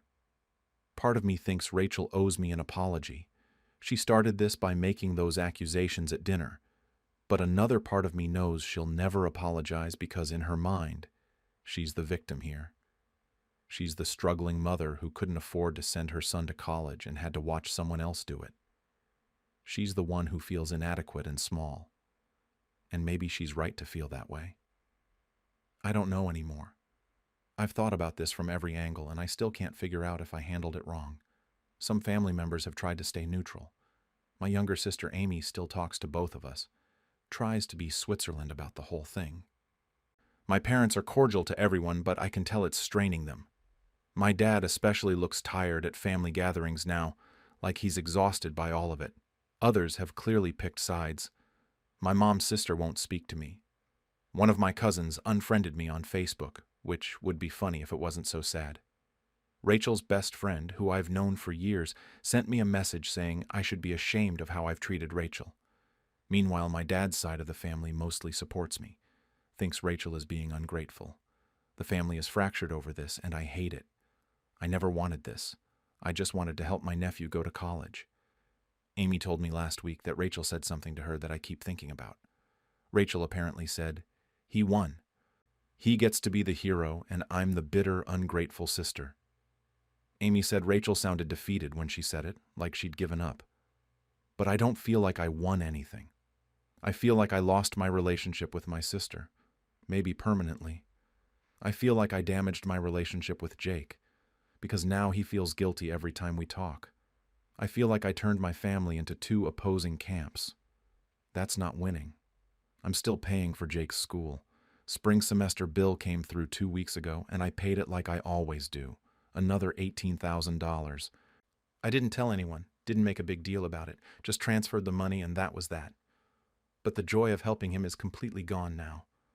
Before all this, I'd get the tuition bill and feel good about it. Feel like I was doing something meaningful, making a real difference in his life. Now every payment feels like I'm stepping on a landmine. I wonder if Rachel's sitting at home stewing about it. I wonder if Jake's feeling guilty about it. I wonder if more family members are talking about how I'm using money to control people. The spring semester payment meant Jake only has 2 more years left. 4 more payments and he'll graduate. Part of me is counting down, thinking once he's done and graduated, maybe all this will finally be over. But I know that's not true. The damage is done. Rachel and I aren't going to magically be okay just because the tuition payments stop. I've thought about just stopping now. Telling Jake to take out loans for his last 2 years, washing my hands of the whole situation. But I can't do that to him. He's 2 years in. He's doing well. He's on track to graduate with a great degree. Pulling the rug out from under him now would be cruel, and it would prove Rachel right about me using money as leverage. So I'm stuck. I keep paying, and the accusations might never stop. Or I stop paying and Jake suffers for adult drama that has nothing to do with him. There's no good option here. Jake's birthday is next month. He's turning 21. Usually I take him out to dinner when he's home from school, just the 2 of us. We go to this steakhouse he likes. I let him order whatever he wants. We talk about life and school and his plans for the future. It's been our tradition since he was 16. I don't know if he'll want to go this year. I haven't asked yet. Part of me is afraid he'll say no. That it's too complicated now. That his mom would be upset. Part of me thinks I should ask anyway. That we shouldn't let Rachel's feelings dictate our relationship. But then I remember that guilty tone in his voice. And I wonder if forcing the issue would just make him feel worse. I also don't know if Rachel would cause a scene if I asked him. Would she forbid him from going? Would she cry and guilt him into staying home? Jake's an adult. He can make his own choices. But watching your mother cry is powerful. I wouldn't blame him for choosing her feelings over dinner with me. I lie awake some nights wondering if I'm actually the manipulative person Rachel says I am. Like, did I subconsciously want Jake to like me more than his parents? When I'd buy him things over the years, was there some part of me that enjoyed being the generous uncle, the one who could provide what his parents couldn't? Was I showing off? I don't think so. I really don't think so. But doubt creeps in when it's 3 a.m. and I'm replaying every interaction I've ever had with Jake, looking for evidence of ulterior motives. I keep thinking there must have been a way to handle this that didn't blow up my entire family. Maybe if I'd noticed Rachel's hints earlier, whatever they were, maybe if I'd sat down with her before paying for college and really talked about how she'd feel about it. Maybe if I hadn't lost my temper in her driveway and said that thing about her begging me for help. But I also think about that dinner, about her saying I was trying to buy Jake's loyalty in front of everyone. How was I supposed to respond to that? Just sit there and take it? Pretend it didn't happen? I'm not built that way. I can't let people think terrible things about me without defending myself. The money will keep flowing until Jake graduates. That's the one thing I'm certain about. I made a commitment and I'll honor it. But everything else feels uncertain. My relationship with Rachel feels broken beyond repair. My relationship with Jake is strained under the weight of his guilt. My family gatherings are tense and awkward. And I'm left wondering if doing a good thing was worth all this damage, or if I should have just stayed out of it from the beginning and let Jake take out loans like everyone else. I can't shake the feeling that I've permanently damaged something that can't be fixed. That even if Rachel and I eventually talk again, even if we're civil at holidays in 10 years, she'll always see me as the person who threatened her with money, the person who made her feel inadequate as a mother, the person who tried to steal her son's loyalty. And I'll always see her as the person who publicly humiliated me after I'd given her family $60,000. The person who couldn't separate her pride from her son's opportunities. The person who made me the villain in a story where I was trying to be the hero. Maybe we're both right. Maybe we're both wrong. I honestly don't know anymore. All I know is that I put my foot down and threatened to stop paying, and now I'm living with the fallout. Whether that was the right move or the wrong one, I guess I'll spend a long time figuring out. Right after I helped my mother recover from surgery, my brother claimed I was only there to inherit her house. I'm 55, divorced, and work as an office administrator at a medical supply company. 3 months ago, I temporarily moved back into my childhood home to help my mom, 78, recover from hip replacement surgery. My brother Mark is 52, lives about 20 minutes away with his wife and 2 teenagers, and apparently has a lot of opinions about what I've been doing here. Let me back up a bit. Mom had the surgery in early June. The doctors said recovery would take at least 3 months, maybe longer given her age. She'd need help with basically everything. Getting in and out of bed, showering, getting to physical therapy appointments, managing her medications. Someone had to be there. Mark has his job at an insurance firm and his family to deal with, so I volunteered. I took a leave of absence from work, broke my apartment lease 2 months early, and moved into my old bedroom upstairs. The first month was brutal. Mom couldn't put any weight on her hip. I was getting up multiple times during the night when she needed to use the bathroom, driving her to physical therapy twice a week, to follow-up appointments with the surgeon, to her regular doctor for blood pressure checks. I was cooking 3 meals a day because she needed proper nutrition to heal. Doing all the cleaning, the laundry, managing her pill schedule, which was complicated as hell with pain meds and blood thinners and everything else. Mark would stop by maybe once a week. He'd stay for 30 minutes, 45 tops. He'd ask Mom how she was feeling. Then he'd start asking about bills. Had she paid the property taxes yet? What was happening with her insurance claims? Did she need him to look at her bank statements? Every visit, he'd find some reason to bring up her finances. I tried not to think too much about it. Maybe that was his way of helping, making sure the practical stuff was handled. But I noticed things, like how he'd walk through the house looking at things. He'd comment on repairs that needed to be done. The roof probably needed replacing soon. The kitchen was outdated. The fence in the backyard was falling apart. He'd say these things to Mom and she'd just nod. Tired from her exercises, I'd feel this weird tension in my chest, but I'd tell myself I was being paranoid. Around week 8 or 9, he started making comments directly to me. Asked how long I was planning to stay. I said until Mom didn't need me anymore, obviously. He said something like, "You're getting pretty comfortable here, though, right?" I didn't know what to say to that, so I just shrugged. Another time he asked if I was paying rent. I told him no, but I was covering all the groceries and most of the utilities since I'd moved in, plus gas driving Mom everywhere. He just made this face like he was doing mental math and walked away. 2 weeks ago, he made a joke at dinner, just him, me, and Mom, about how I was settling back into the old homestead. I laughed it off, but Mom looked uncomfortable. She changed the subject quickly. I should have said something then. I should have asked him what he meant. But I didn't want to start a fight in front of Mom when she was still recovering. The thing is, this house means something to me. I grew up here. My room upstairs still has marks on the doorframe where Dad measured our heights every year. The kitchen window looks out on the yard where I used to play, but I wasn't here because of the house. I was here because my mother needed help, and I was the only one willing to give up my life to provide it. As Mom got stronger, she wanted to start having family over again. She missed the Sunday lunches we used to have when Dad was alive. So we started doing them again, just small gatherings. Aunt Linda and Uncle Joe came a few times. Some cousins. It was good for Mom's spirits to have people around, to feel normal again. This past Sunday, we had Aunt Linda, Uncle Joe, and 2 of my cousins over. Mom was doing really well by that point. Still needed help with some things, but she could walk with her walker, could sit comfortably at the table. She was proud of her progress, and honestly, I was proud too. We'd worked hard to get her to this point. Everyone was eating the pot roast I'd made.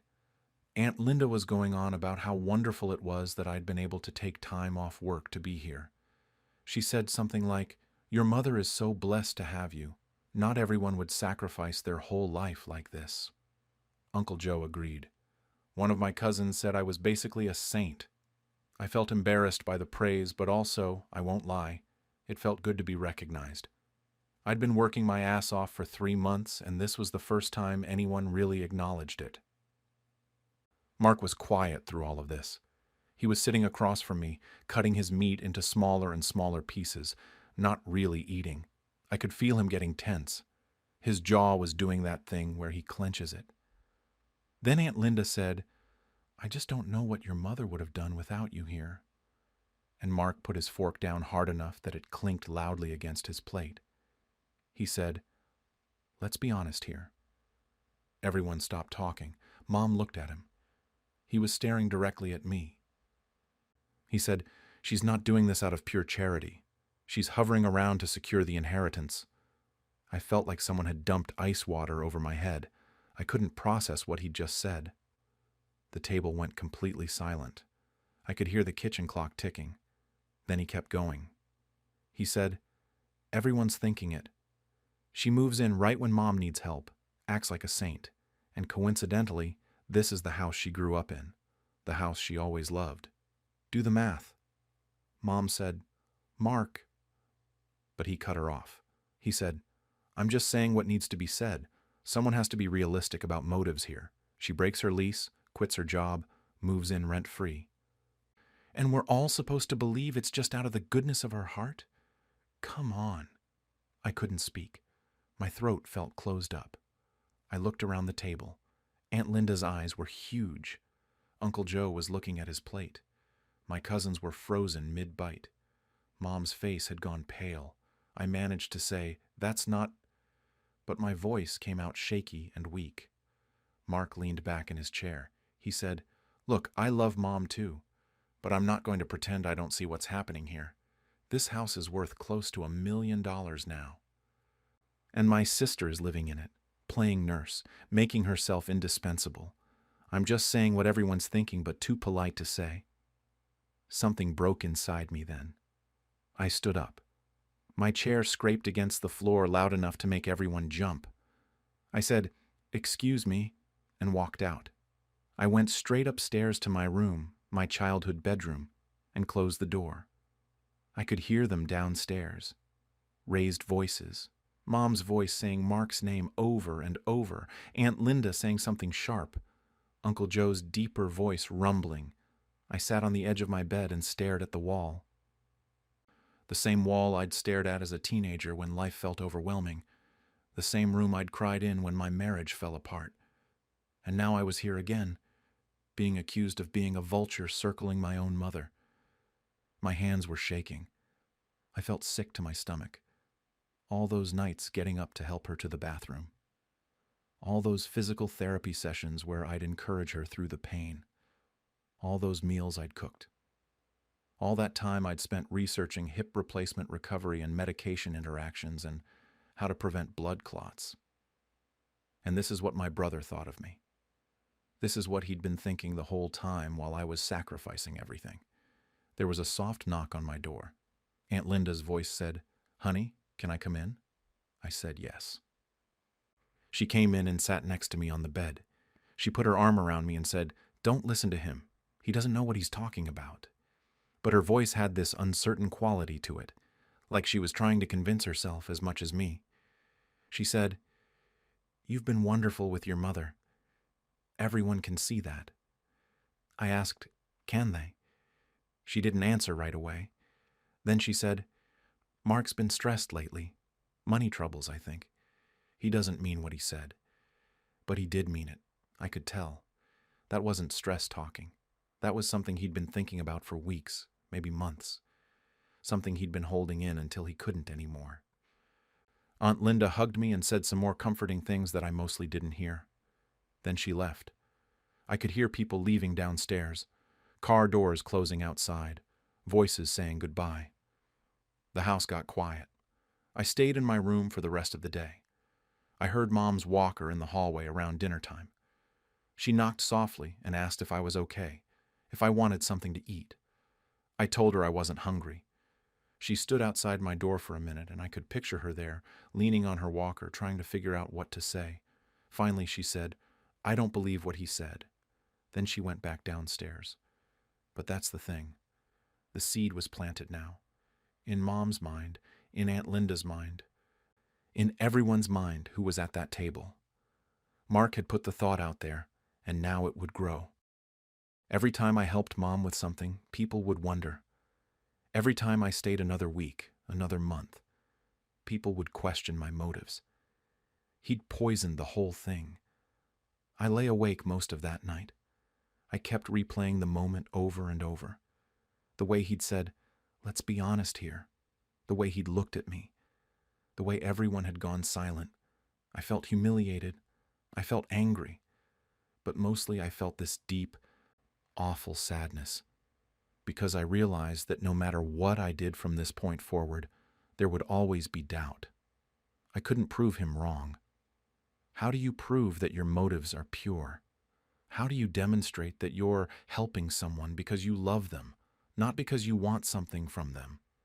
And the worst part, the part that kept me awake until the sun started coming up, was wondering if maybe other people had been thinking the same thing all along. If I'd been working so hard, sacrificing so much, while people whispered behind my back that I was just angling for the inheritance. If this whole time I'd been the only one who didn't know what everyone really thought of me. Monday morning I got up and went through the motions, helped Mom with her exercises, made breakfast, did the dishes. But everything felt different. Mom kept looking at me with this expression I couldn't read. Concern, maybe. Or doubt. I couldn't tell anymore. She tried to act normal, but there was this new carefulness between us. When I helped her into the shower, I felt her watching me. When I cooked lunch, she thanked me 3 times like she was trying to prove something. It made my skin crawl. Mark had taken something pure and made it dirty, and now neither of us knew how to act around each other. Around 10 that morning, my cousin Jessica texted me. She said Mark was completely out of line, and she was sorry I had to hear that. Then she added that Mark had been really stressed about money lately, like that explained anything. Like financial stress gave him permission to accuse me of being a gold digger at Sunday lunch. An hour later, my other cousin Brian texted. He said, "You know how it looks though, right?" Just like that. No preamble. I stared at that message for a solid 5 minutes. I typed out 3 different responses and deleted them all. Finally, I just didn't reply. What was I supposed to say? No, actually, I don't know how it looks because I've been too busy caring for our grandmother to think about optics. Aunt Linda called that afternoon while I was folding laundry. She said she'd given Mark a piece of her mind after I left on Sunday. Told him he was cruel and thoughtless. But then she said, "You have to understand, though, he feels left out of the care decisions. He thinks you're making all the choices about Mom's health without consulting him." I almost laughed. Mark hadn't been to a single doctor's appointment. He hadn't sat through any of the physical therapy sessions. He hadn't been there at 2 in the morning when Mom was crying from pain and couldn't get comfortable. But sure, he felt left out. I asked Aunt Linda what decisions I was supposed to be consulting him on. She got vague, said something about family needing to communicate better. Then she said she had to go and hung up quickly like she was uncomfortable. That's when I realized she was trying to play both sides, trying to comfort me while also making excuses for Mark. trying to keep the peace instead of actually taking a stand. Uncle Joe never called or texted at all. Radio silence. That told me everything I needed to know about where he stood. I kept taking care of Mom because what else was I going to do? Leave her when she still needed help with basic things? But now every action felt tainted. When I reminded her to take her afternoon medications, I wondered if she thought I was being controlling. When I made dinner, I wondered if she thought I was trying to make myself indispensable. Mark's words had gotten into my head and I couldn't get them out. Mom started acting strange too. She'd watch me when she thought I wasn't looking. She'd mention things about the house, repairs that needed doing, how expensive maintenance was getting, and I didn't know if she was just making conversation or testing me somehow, seeing if I'd offer opinions about the house's upkeep, seeing if I'd reveal some secret interest in the property. Wednesday afternoon, Mark texted me. Just, we need to talk about Mom's long-term care plan and expenses. I looked at that message and felt rage bubble up in my chest. He didn't apologize, didn't acknowledge what he'd said, just wanted to talk about care plans and expenses like nothing had happened. Like he hadn't blown up my entire life at Sunday lunch. I didn't respond. The rest of the week crawled by. I barely slept. I'd lost my appetite. Every time I looked in the mirror, I looked worse. Dark circles under my eyes, weight dropping off. Mom noticed. She asked if I was feeling okay. I said I was fine. We were both lying to each other now, both pretending Sunday hadn't happened while it sat between us like a wall. More relatives started stopping by. Aunt Linda came twice that week when she usually came once every 2 weeks. My cousin Jessica dropped by with cookies. Uncle Joe's wife stopped in to say hi. It felt like surveillance, like they were all coming by to observe me, to look for signs that Mark was right. I felt like a specimen under a microscope. I started staying in my room more, giving them time alone with Mom. But then I worried that made me look guilty, like I was hiding. I couldn't win. If I helped too much, I looked opportunistic. If I pulled back, I looked like I was sulking or didn't actually care. Every choice I made now carried weight it never had before. My boss called Friday afternoon. She was nice about it, but firm. I was almost out of leave time. She needed to know when I was coming back. I told her I wasn't sure yet. Mom was still recovering. She said she understood, but there were limits to how long they could hold my position. I'd need to make a decision soon. After we hung up, I sat there thinking about how I'd given up my job security, burned through my savings, sacrificed my own stability, and for what? To be accused of being a manipulative parasite by my own brother. By Thursday evening, I couldn't take it anymore. I'd spent a week letting this fester, and it was eating me alive. I needed Mark to take it back. I needed him to admit he was wrong, to apologize publicly the way he'd accused me publicly. I needed something to make this right. I told Mom I was going out for a bit. She asked where. I said I needed to handle something.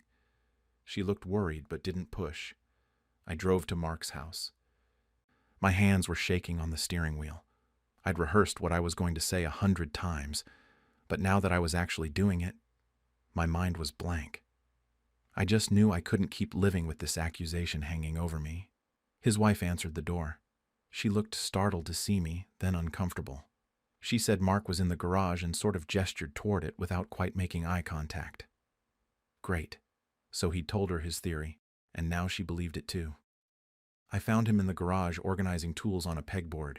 He didn't look surprised to see me. He just kept hanging up wrenches like I wasn't there. I said I needed him to take back what he said at Sunday lunch. He put down what he was holding and turned to face me, crossed his arms. He asked why he should take it back if it wasn't true. I could feel my face getting hot. I said he knew it wasn't true. I'd been taking care of Mom because he wouldn't. He said he had a job, a family, responsibilities. He couldn't just drop everything like I apparently could. I told him I'd taken unpaid leave. I'd broken my lease and lost my security deposit. I'd spent thousands of dollars on groceries and medical supplies and gas money. I asked him what he'd done besides show up once a week to ask Mom about her bank statements. His face changed then, got harder. He said he was being realistic about the future. He said Mom's house was worth almost $1 million now and I was living in it rent-free, playing nurse, making myself indispensable. He said everyone knew what I was doing. I asked if he meant everyone or just him. He paused. Then he said, fine, just him. But he wasn't wrong. He wasn't going to pretend otherwise just to make me feel better about it. That's when I understood. He actually believed it. This wasn't stress talking or some temporary insanity. He genuinely thought I was scheming to get the house. My own brother thought I was capable of manipulating our elderly mother for financial gain. I asked him if he'd always thought this about me or if it was new. He didn't answer directly. He said when I'd volunteered to move in, his first thought was to wonder what I wanted out of it. He said people don't just sacrifice everything for nothing. There's always an angle. I felt like I'd been punched.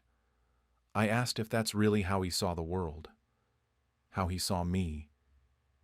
He said it's how the world works. Everyone's looking out for themselves. He was just being honest about it.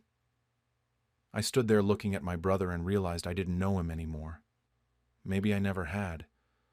I told him he was wrong about me, wrong about my motives, wrong about everything. He just shrugged, said time would tell. I left. I got back in my car and sat in his driveway with the engine off. My whole body was shaking, not just my hands anymore, but everything. I felt like I was vibrating apart. His wife came out. She tapped on my window. I rolled it down. She said he didn't mean it the way it sounded. I almost laughed. She said he was protective of Mom and worried about her future. I said if he was so worried, maybe he should try actually taking care of her instead of showing up to audit her finances. She looked hurt. Said they'd offered to help, but I'd taken over everything. I said I'd taken over because no one else would. She didn't have an answer for that. She just said she was sorry and went back inside. I drove back to Mom's house on autopilot. I don't remember the drive at all. 1 minute I was in Mark's driveway, and the next I was pulling into Mom's garage. I sat there for a while before going inside, trying to compose myself. Mom was in her recliner watching TV. She asked where I'd been. I told her I'd gone to talk to Mark. Her face did this complicated thing. Worry, sadness, resignation all at once. She asked how it went. I said it went badly. She was quiet for a minute. Then she said, I'm sorry. Just that. I'm sorry. I didn't know if she was apologizing for Mark or for the whole situation or for doubting me herself. I didn't ask. I just said goodnight and went upstairs. I lay in bed, staring at the ceiling. The confrontation hadn't helped. If anything, it made everything worse. Mark wasn't going to apologize. He wasn't going to take it back. He believed what he'd said, and nothing I could say or do would change his mind. And now the whole family knew we'd fought again, which would just add fuel to the drama. I'd made a mistake. I should have just ignored it. Should have kept my head down and continued taking care of Mom, and let Mark's words fade away on their own. Instead, I'd confronted him and confirmed everyone's worst suspicions, that I was defensive because I was guilty, that I cared more about defending myself than about Mom's well-being. Over the next few days, I felt like I was walking through fog. I kept taking care of Mom, but I was going through the motions. My mind was somewhere else. I kept replaying the conversation with Mark, the way he'd said everyone knew what I was doing, the way he'd shrugged when I said he was wrong, like my denial meant nothing. Mom tried to talk to me a few times, but I shut down the conversations. I couldn't handle having that discussion with her, couldn't handle hearing what she actually thought about the situation. As long as we didn't talk about it, I could pretend things were okay. But things weren't okay. Every time someone came to visit Mom, I'd make myself scarce. I didn't want to see the looks on their faces, didn't want to hear their careful, neutral comments that could mean anything. The family gossip network was definitely working overtime. I could feel it even when no one said anything directly to me. Mark texted again about care plans. I ignored it again. He called once. I let it go to voicemail. He didn't leave a message. 2 weeks had passed since the Sunday lunch incident, and I was exhausted. Physically, emotionally, mentally. I'd barely eaten. I was surviving on coffee and adrenaline and spite. Mom noticed. She kept asking if I was sick. I kept saying I was fine. But I wasn't fine. I was falling apart, and the worst part was realizing that Mark had won. He'd said what he wanted to say. He'd planted doubt in everyone's minds. And now I was the one suffering while he went on with his normal life, probably feeling righteous about speaking his truth or whatever he told himself. I started having these thoughts about just leaving, packing up my stuff and going back to my old life, finding a new apartment, asking my boss if my job was still available, leaving Mom to figure out the rest of her recovery on her own. Let Mark step up. Let him be the devoted child. See how he liked sacrificing his life. But every time I thought about actually doing it, I felt sick, because Mom still needed help. She was doing better, but she wasn't independent yet, and if I left now, Mark wasn't going to step up. He'd hire someone or convince Mom she was fine on her own when she wasn't, and Mom would suffer for it. So I was trapped. Trapped by my own love for my mother. Trapped by Mark's accusation. Trapped by the family's doubt. Trapped in this house that I'd once loved and now felt like a prison. There was no good option. No way forward that didn't hurt someone or damage something irreparably. I came back late that Thursday night and went straight upstairs without saying much to Mom. She was already in bed, called out asking where I'd been. I told her I'd been talking to Mark. I heard her say something else, but I was already in my room with the door closed.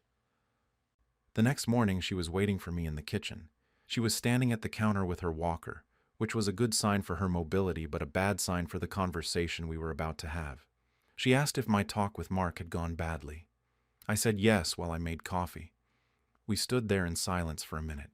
Then she said maybe I should think about going back to my normal life, that she didn't want me sacrificing everything for her. The way she said it, I couldn't tell if she was being considerate or if she was politely asking me to leave. I told her I'd think about it and left the room. That's when things started feeling really wrong. Not just the Mark situation, but everything with Mom. There was this distance between us now that hadn't been there before. Every conversation felt loaded. Every time I helped her with something, I'd catch her looking at me with this expression I couldn't read. I started wondering if she believed Mark, if she was lying there at night, questioning my motives too. The weekend was hell. I barely left my room except to help Mom with necessary things. I heard her on the phone with people. I'd hear Mark's name mentioned. I stopped trying to listen. I didn't want to know what they were saying about me. Monday morning, Mark texted again. Said Mom told him we needed to talk and not to make this harder than it needed to be. Like I was the one making things hard. Like I was the problem. I didn't respond. That afternoon, Aunt Linda called, asked how I was holding up, then she asked if I'd thought about what happens long-term with the house, just like that, not even trying to be subtle anymore. I told her I hadn't thought about it because I'd been too busy actually taking care of Mom. She got quiet and said she was just concerned about everyone involved. I told her I had to go and hung up. That's when I realized the accusation had completely taken over. No one was thinking about Mom's recovery anymore. No one was thinking about her well-being.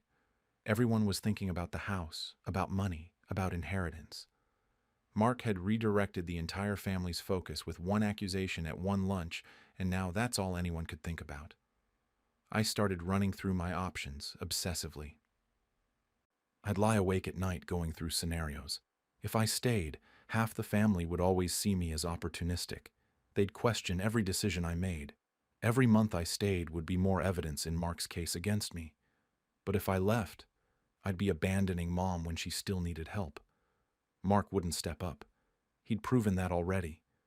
Mom would either struggle alone, or Mark would hire the cheapest care he could find, and Mom would suffer. There was a third option. I could stay, but publicly declare I didn't want the house. Tell Mom to leave it to Mark, or sell it, or donate it to charity. Anything to prove I wasn't here for the inheritance. But that felt like giving in to Mark's narrative, like admitting he was right to question me. And honestly, why should I have to prove myself? Why should I have to publicly reject an inheritance just to demonstrate that I love my mother? The fourth option was suggesting Mom hire professional care, but Mom was on a fixed income. Her savings weren't infinite. Professional in-home care was expensive as hell. I'd looked into it when she first had the surgery. We were talking thousands a week for the level of care she needed. She couldn't afford it, and I knew it. Mark knew it too. So all of my options were terrible. There was no good solution.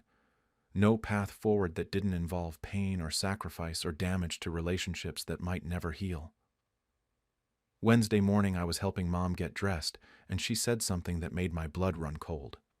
She said quietly, almost like she was talking to herself, that she'd never really thought about who gets what after she was gone. I froze with her shirt in my hands. She kept talking, said maybe she should make things clear now before there was more fighting. I told her to please not talk about this. She asked why not. I said because I didn't want to have this conversation. She said Mark had a point though, didn't he, about how things looked. That's when I knew. She had doubts. My own mother was questioning whether I was taking care of her out of love or calculation. I finished helping her dress without saying anything else. My hands were shaking. After I got her settled in her chair, I went to my room and just sat there. I felt numb, hollowed out.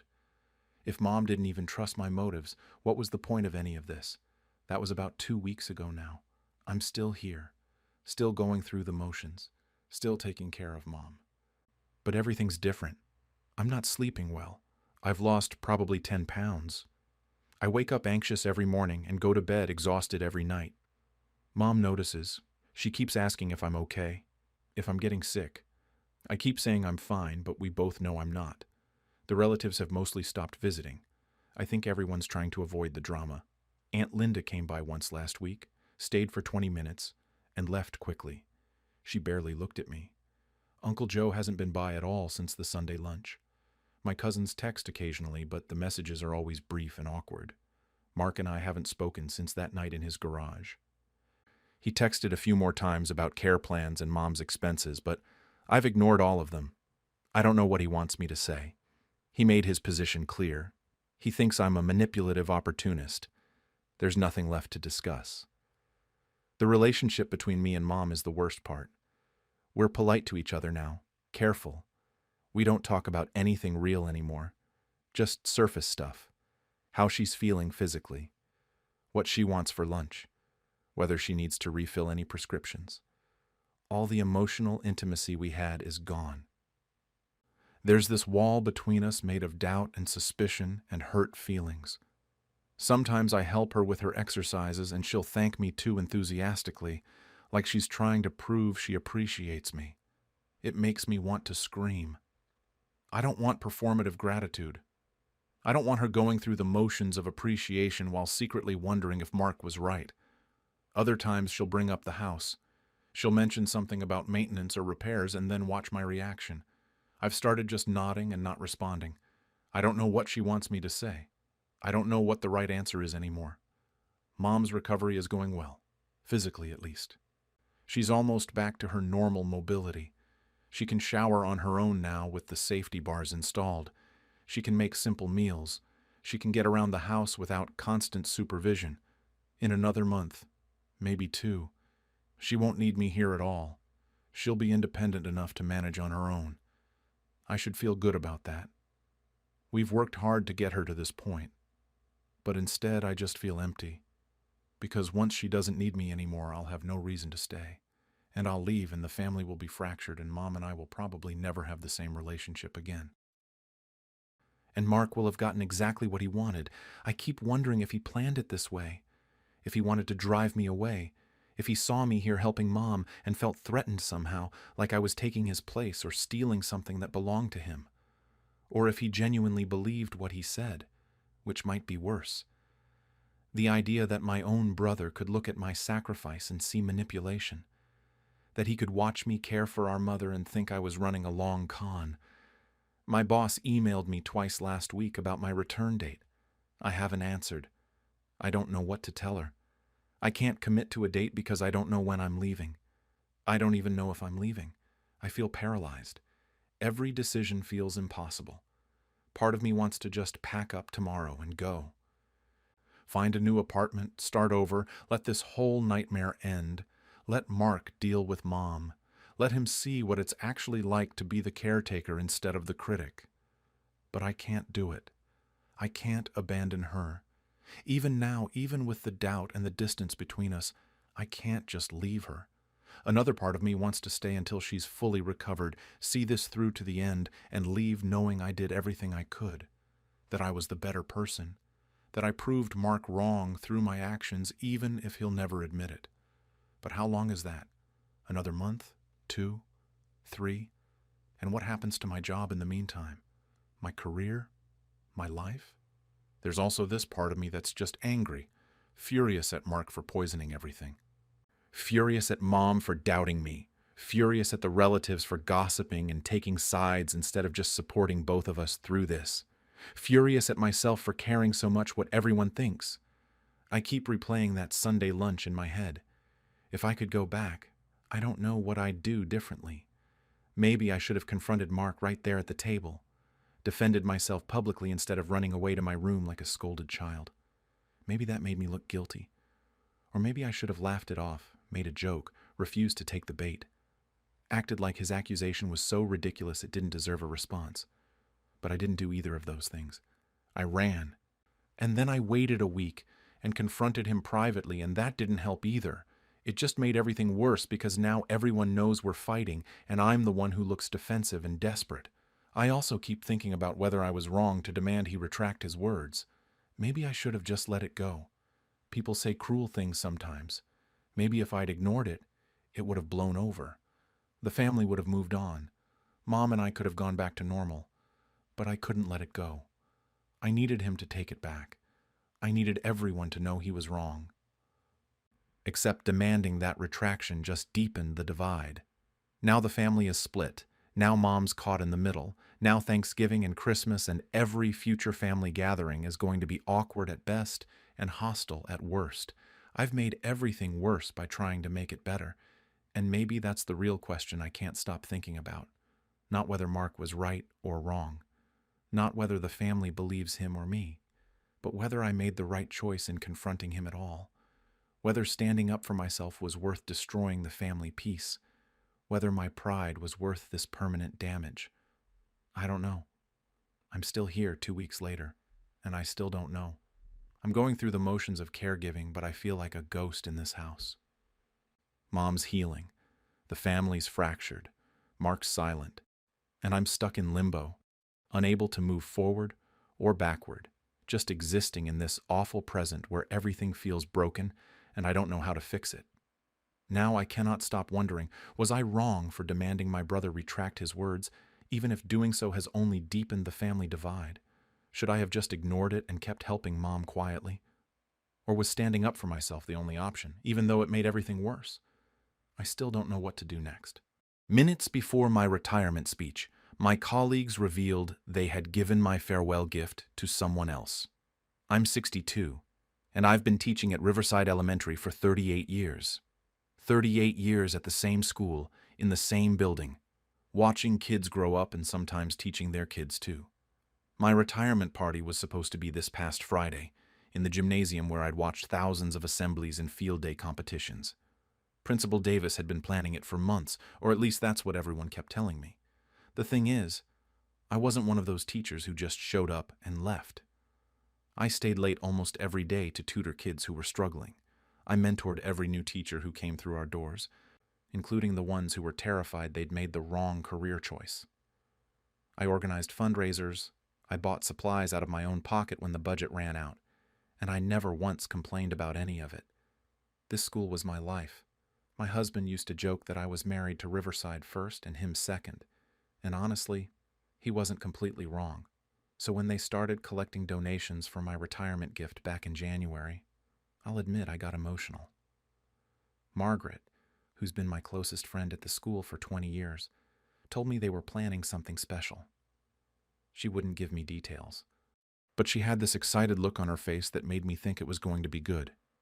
Over the next few months, I'd catch little glimpses of the planning. Teachers would stop talking when I walked into the break room. There were sign-up sheets being passed around. Someone mentioned travel agents. About 2 months ago, Margaret accidentally let it slip. We were having coffee after school and she said something about Ireland being beautiful in the fall. I asked what she meant, and her face went completely red. She tried to backtrack, but eventually admitted that the staff had been collecting money for a fully paid trip to Ireland for me. 2 weeks, all expenses covered. I actually cried right there in the break room. Ireland was the one place I'd always wanted to go, but never had the money or time for. My grandmother was from County Cork, and I'd grown up hearing stories about it. The fact that my colleagues knew this and had put together something so meaningful made me feel like maybe all those years of giving everything I had actually mattered. The day of the party, I was nervous, but excited. I'd written a speech that I'd been editing for weeks. I wanted to thank everyone properly, to share some of my favorite memories, to leave on a good note. I'd bought a new dress, a deep blue one that my husband said made me look distinguished. I felt good that morning. Ready. But when I got to school that afternoon to help set up, something felt off. A few teachers were decorating the gymnasium and they seemed jumpy when I walked in. They kept giving each other these looks that I couldn't quite read. I asked if I could help and they practically shooed me away, telling me the retiree wasn't supposed to help set up her own party. I laughed it off and went to my classroom to gather some personal items I wanted to bring home. Margaret found me there around 4 p.m. She seemed anxious, kept fidgeting with her bracelet, which is something she only does when she's stressed. I asked her what was wrong and she said she was just emotional about me leaving. That made sense to me at the time. We'd been through a lot together over the years. I hugged her and told her we'd still see each other all the time, that retirement didn't mean I was dying. She gave me this weak smile and said she hoped so. The party was supposed to start at 5:30. By 5:15, the gymnasium was filling up with current staff, some retired teachers, a handful of parents, and even a few former students who'd heard about it. The decorations were nice, nothing fancy but thoughtful. There were photos of me throughout my career pinned up on poster boards. Someone had made a slideshow.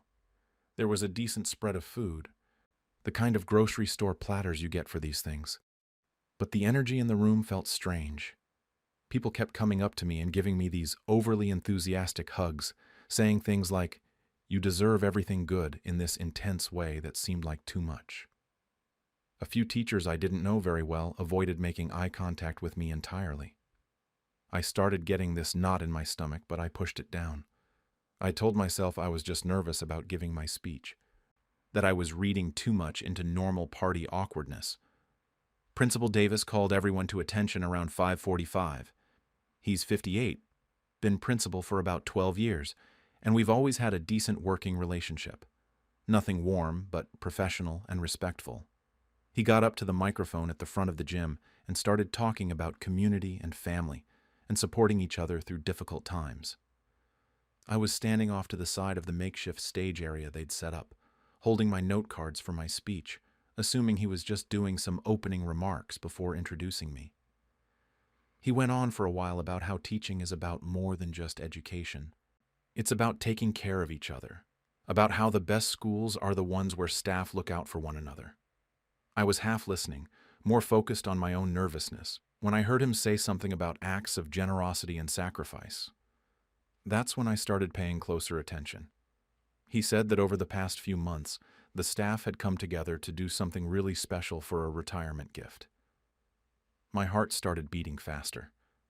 This was it. He was building up to the Ireland trip. I tried to arrange my face into a surprised expression, even though I already knew.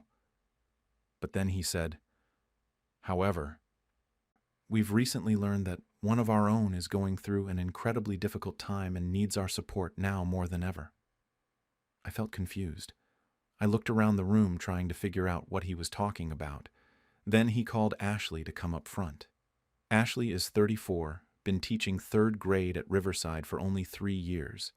She's nice enough, a little quiet, and I'd actually spent a lot of time mentoring her during her first year when she was struggling with classroom management. I watched her walk up to the front, looking nervous, and I still didn't understand what was happening. Principal Davis put his arm around Ashley's shoulders and explained that she's been going through a really difficult divorce, that she's struggling financially, has 2 young kids, and has been under tremendous stress. He said that the staff had gotten together and made a decision, that after careful consideration and a vote, they'd decided that the retirement trip should go to Ashley instead, because she needs it more right now. I'm not exaggerating when I say I felt like I'd been punched in the stomach. I actually grabbed onto the edge of a table near me because I thought my legs might give out. Ashley started crying and hugging Principal Davis. He handed her an envelope and she opened it, pulling out the trip information. 2 weeks in Ireland. The trip that had been collected for me. For my retirement, after 38 years. The room broke into applause. People were clapping and some were crying along with Ashley. She was thanking everyone, saying she couldn't believe how generous they all were, that this would change her life. And I was just standing there, still holding my stupid note cards, feeling like I was watching this happen to someone else. Nobody had asked me. Nobody had even warned me this was going to happen. I'd found out about them taking away my retirement gift at the same moment as everyone else in that room. Margaret was near the back, and when I caught her eye, she looked down at the floor. Other people were still clapping, completely caught up in the moment of Ashley's gratitude. Principal Davis finally seemed to remember I existed. He turned to me with this big smile and said, "And of course, we haven't forgotten about you. We have a lovely card that everyone signed and a gift certificate to Giovanni's." Someone came forward with an oversized card, the kind you get from a party store, and handed it to me along with a gift card. I looked down at it. $50 to a chain Italian restaurant. $50 and a card. After 38 years. After they'd spent months collecting money for a trip that cost probably close to $4,000. I'd gotten a $50 gift card instead because they'd given my retirement present to someone else without even asking me first. I don't really remember the next few minutes clearly. I think I said thank you, though my voice sounded like it was coming from far away. People had mostly stopped paying attention to me and were crowding around Ashley, congratulating her, some even crying about how beautiful this act of kindness was. I felt invisible. Worse than invisible, I felt erased. Principal Davis came over and told me I could give my speech now. He said it like everything was completely normal, like he hadn't just humiliated me in front of everyone I'd worked with for nearly 4 decades. I wanted to throw the gift card in his face. I wanted to scream.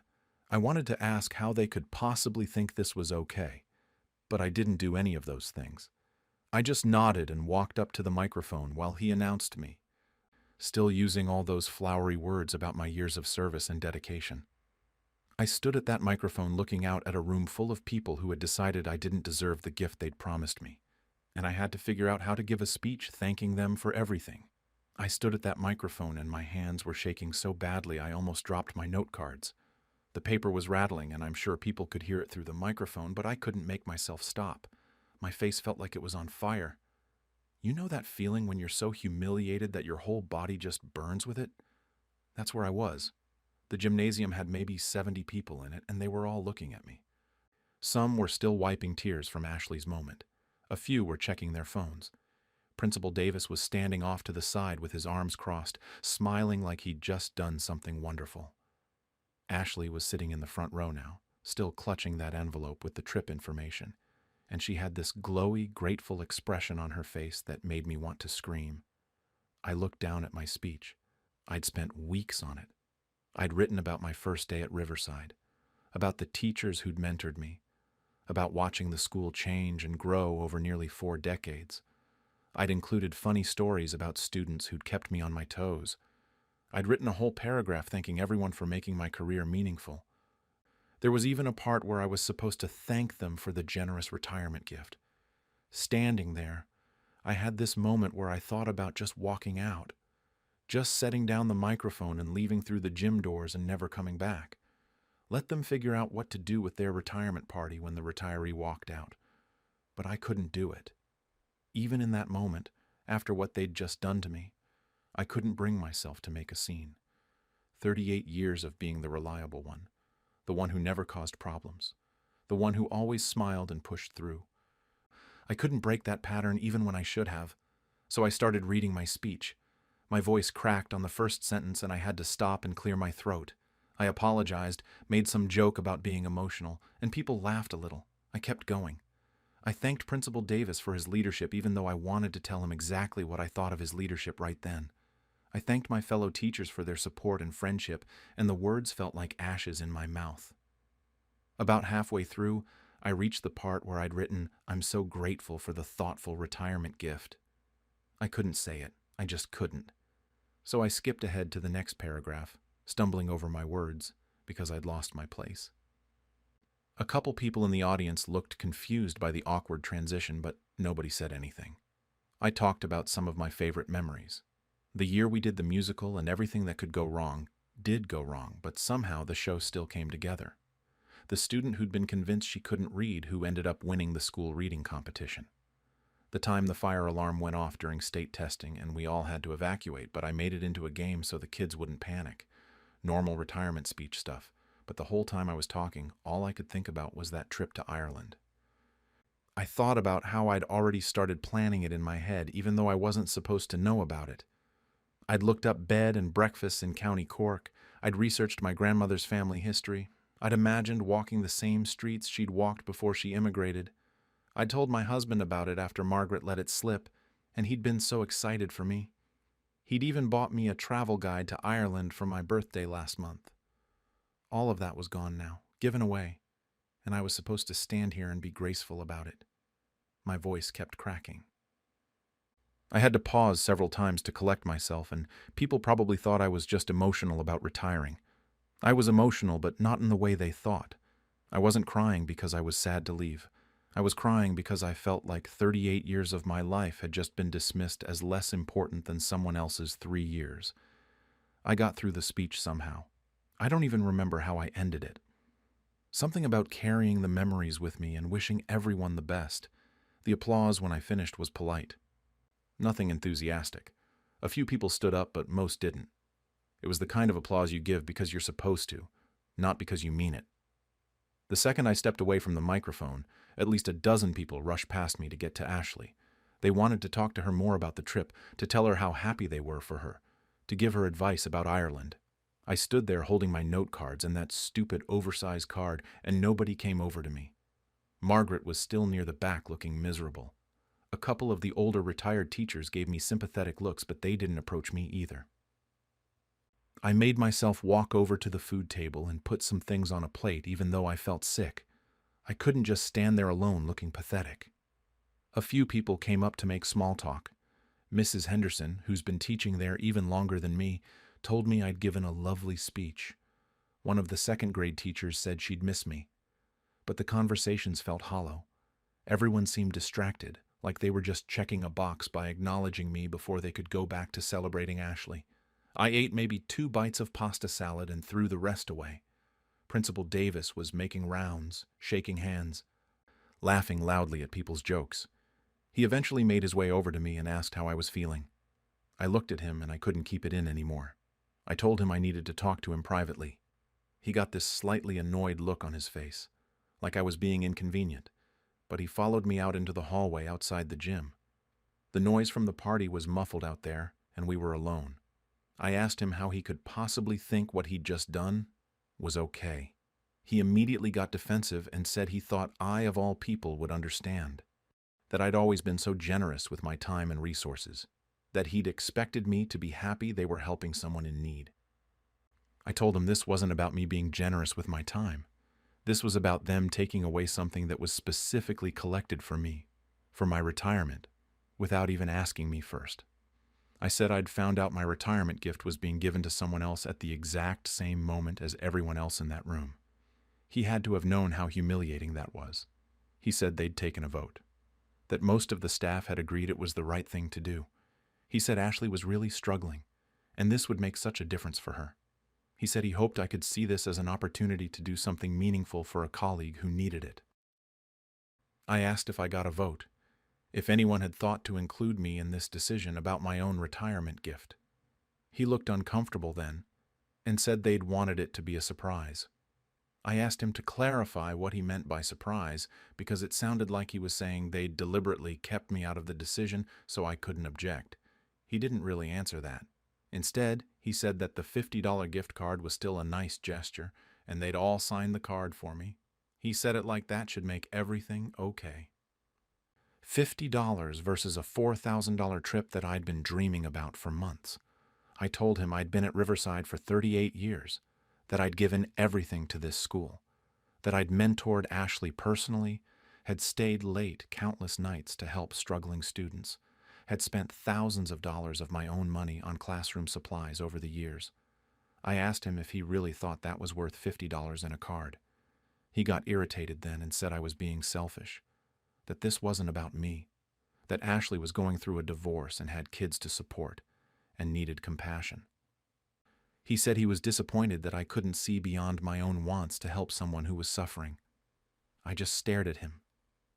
Here was this man who I'd worked with for 12 years, who'd given speeches at staff meetings about valuing every teacher's contributions, telling me I was selfish for being upset that my retirement gift had been taken away without my knowledge or consent. He was making me the bad guy in this situation. I told him that helping Ashley was fine, that I had no problem with the staff supporting her, but that it shouldn't have come at the expense of my retirement gift, that they could have done a separate collection for her, that there were dozens of ways to help her that didn't involve taking something that had been promised to me. He said the money was already collected and it would have been too difficult to ask people to donate twice. He said most people were happy with how it had worked out. He kept emphasizing that word, most, like I should just accept being outvoted on something that was supposed to be for me. At that point, I realized I wasn't going to get through to him. He'd already decided he was right, and I was being unreasonable. There was no point continuing the conversation. I told him I was leaving. He asked if I was going to stay for the cake. They'd gotten a cake with my name on it. I said no, I wasn't going to stay for cake. He looked annoyed again and said it would look bad if I left my own retirement party early. I told him I didn't really care how it looked at this point. I went back into the gym just long enough to grab my purse. Margaret intercepted me near the door and asked where I was going. I told her I was done. I was going home. She looked like she wanted to cry and said she was so sorry, that she'd voted against this whole thing, that she'd tried to tell Principal Davis it was wrong. I asked her why she hadn't warned me. She said she'd wanted to, but Principal Davis had specifically told the staff not to say anything to me beforehand. She said she'd tried to hint at it when she came to my classroom before the party, but she didn't know how to tell me without making it worse. I told her I appreciated that she'd at least tried to vote against it, but I needed to leave. A few other people noticed me heading for the door and called out goodbye, but I just waved and kept walking. I heard someone say something about me being overwhelmed with emotion, and I almost turned around to correct them, but I didn't. Let them think whatever they wanted. I made it to my car before I completely broke down. I sat in the parking lot of the school where I'd worked for 38 years and I sobbed, not quiet crying, full-on sobbing where I could barely breathe. My whole body was shaking. I'd never felt so disrespected and dismissed in my entire life. All those years of dedication, of putting Riverside first, of being the person everyone could count on, and this was how it ended. With them taking away my retirement gift and acting like I was the problem for being upset about it. I eventually called my husband and told him what happened. I could barely get the words out. He was furious. He wanted to go into the school and confront Principal Davis himself. I told him not to, that it would just make things worse. He asked how things could possibly be worse, and honestly, I didn't have an answer to that. I drove home with mascara running down my face, still wearing that new blue dress that was supposed to make me look distinguished. Instead, I just felt old and stupid and used. I didn't go back to the school for the rest of the weekend. My husband wanted me to file a complaint with the district office, but I told him I just needed time to process everything. I spent most of Saturday in bed, which isn't like me at all. I'm usually the person who's up early making breakfast and planning the day, but I couldn't bring myself to do anything. Every time I closed my eyes, I saw that moment when Principal Davis handed Ashley the envelope with my trip in it. Sunday evening, the text messages started coming in. The first one was from Margaret. She said she felt terrible about what happened and asked if I was okay. I didn't respond right away because I didn't know what to say. Then I got one from Karen, one of the 5th grade teachers. She said she hoped I wasn't too upset and that the decision to give the trip to Ashley had been made with good intentions.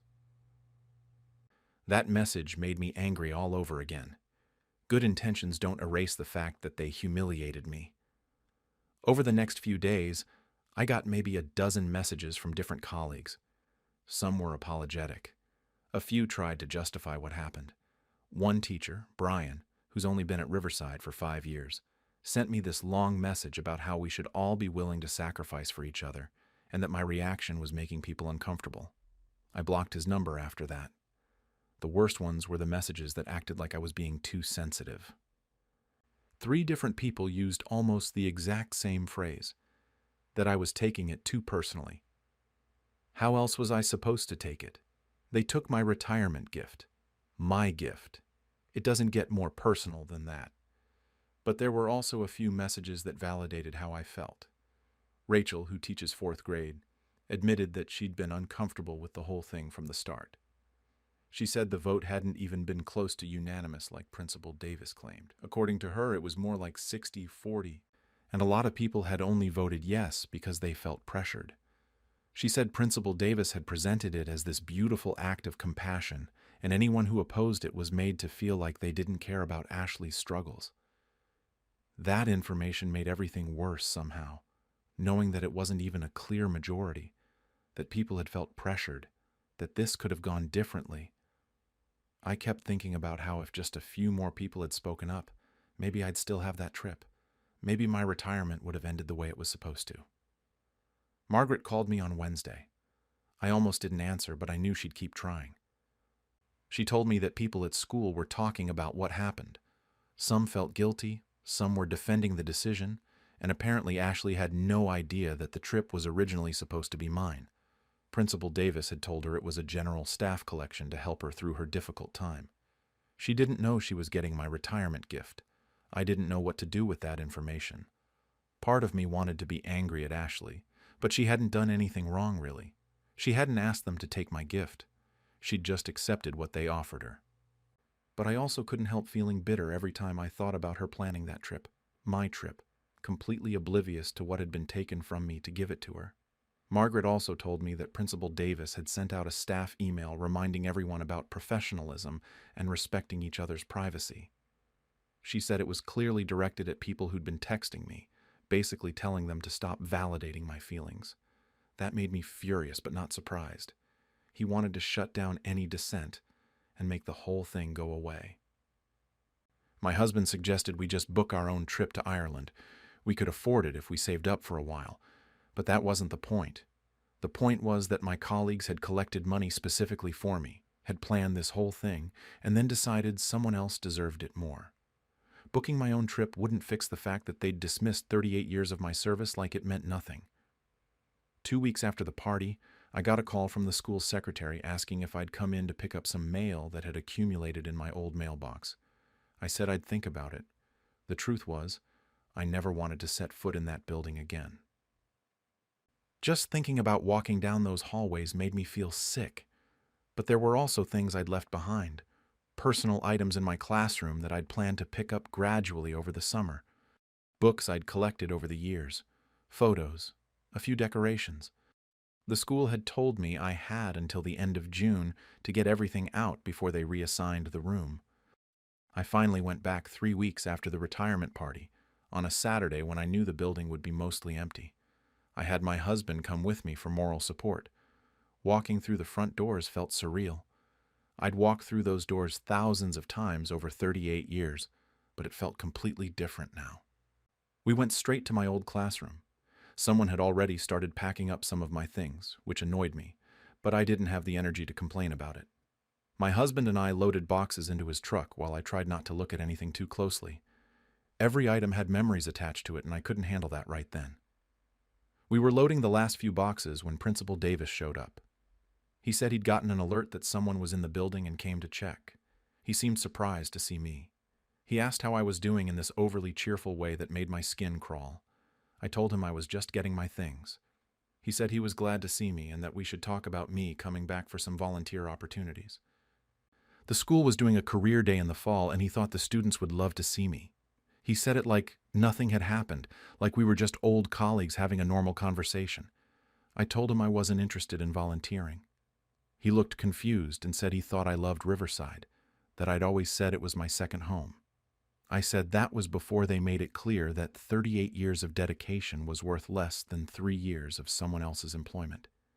He got that irritated expression again and said I was still holding on to this, that it had been weeks, and I needed to move forward, that everyone else had moved on, and my continued bitterness was affecting staff morale.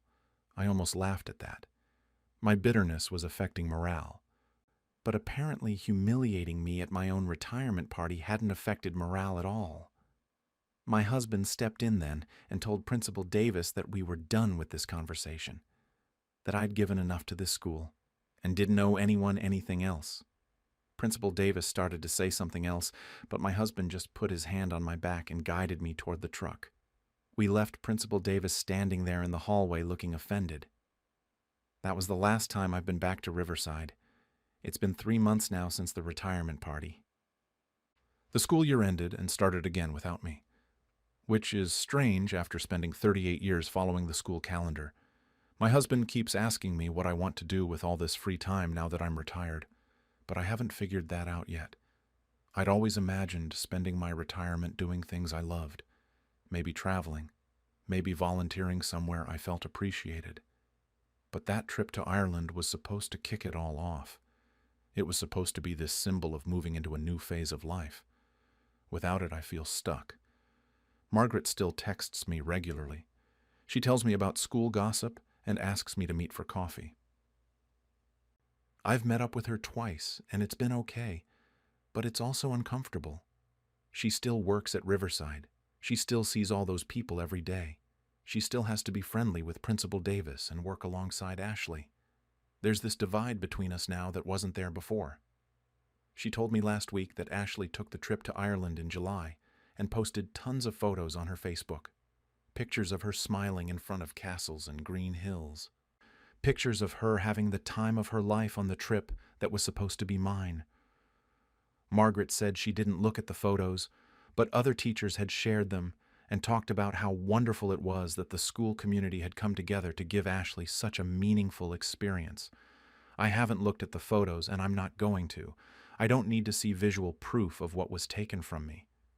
But knowing they exist, knowing that Ashley is probably going to talk about that trip for years, without ever knowing it was originally meant for someone else, that bothers me more than I want to admit.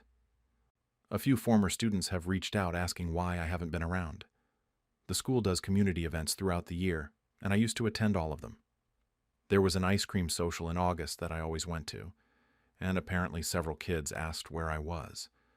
I don't know how to explain to them that the place where I spent 38 years doesn't feel like somewhere I belong anymore. I started seeing a therapist about a month ago. My husband suggested it after he found me crying in the kitchen one afternoon for no specific reason. I told the therapist the whole story, and she asked me what I needed to feel closure. I didn't have an answer. An apology, maybe? But I don't think I'm going to get one. Principal Davis thinks he did the right thing, and most of the staff either agrees with him or doesn't care enough to say otherwise. The therapist asked if I regretted giving so much to Riverside over the years. That question really got to me because I hadn't let myself think about it directly. I told her I didn't know. I'd thought all that dedication meant something. I'd thought I was building relationships and earning respect. But if it could all be dismissed so easily, if 38 years of service could be deemed less important than someone else's 3 years, then maybe I was just wasting my time all along. She said that's not true, that my work mattered even if the ending was disappointing. That the kids I taught and the teachers I mentored were still affected by what I did. But it's hard to hold on to that when my final memory of Riverside is standing in front of that microphone with everyone ignoring me, while they celebrated giving away my retirement gift. Last week I got a formal invitation in the mail to the school's fall open house. There was a handwritten note from Principal Davis saying he hoped I'd attend and that several students had asked about me. The note was friendly, like we were on good terms, like he hadn't completely ruined my retirement. I threw the invitation away. My husband asked if I've thought about reaching out to Ashley directly, just to talk to her, maybe to explain what actually happened. Part of me wants to.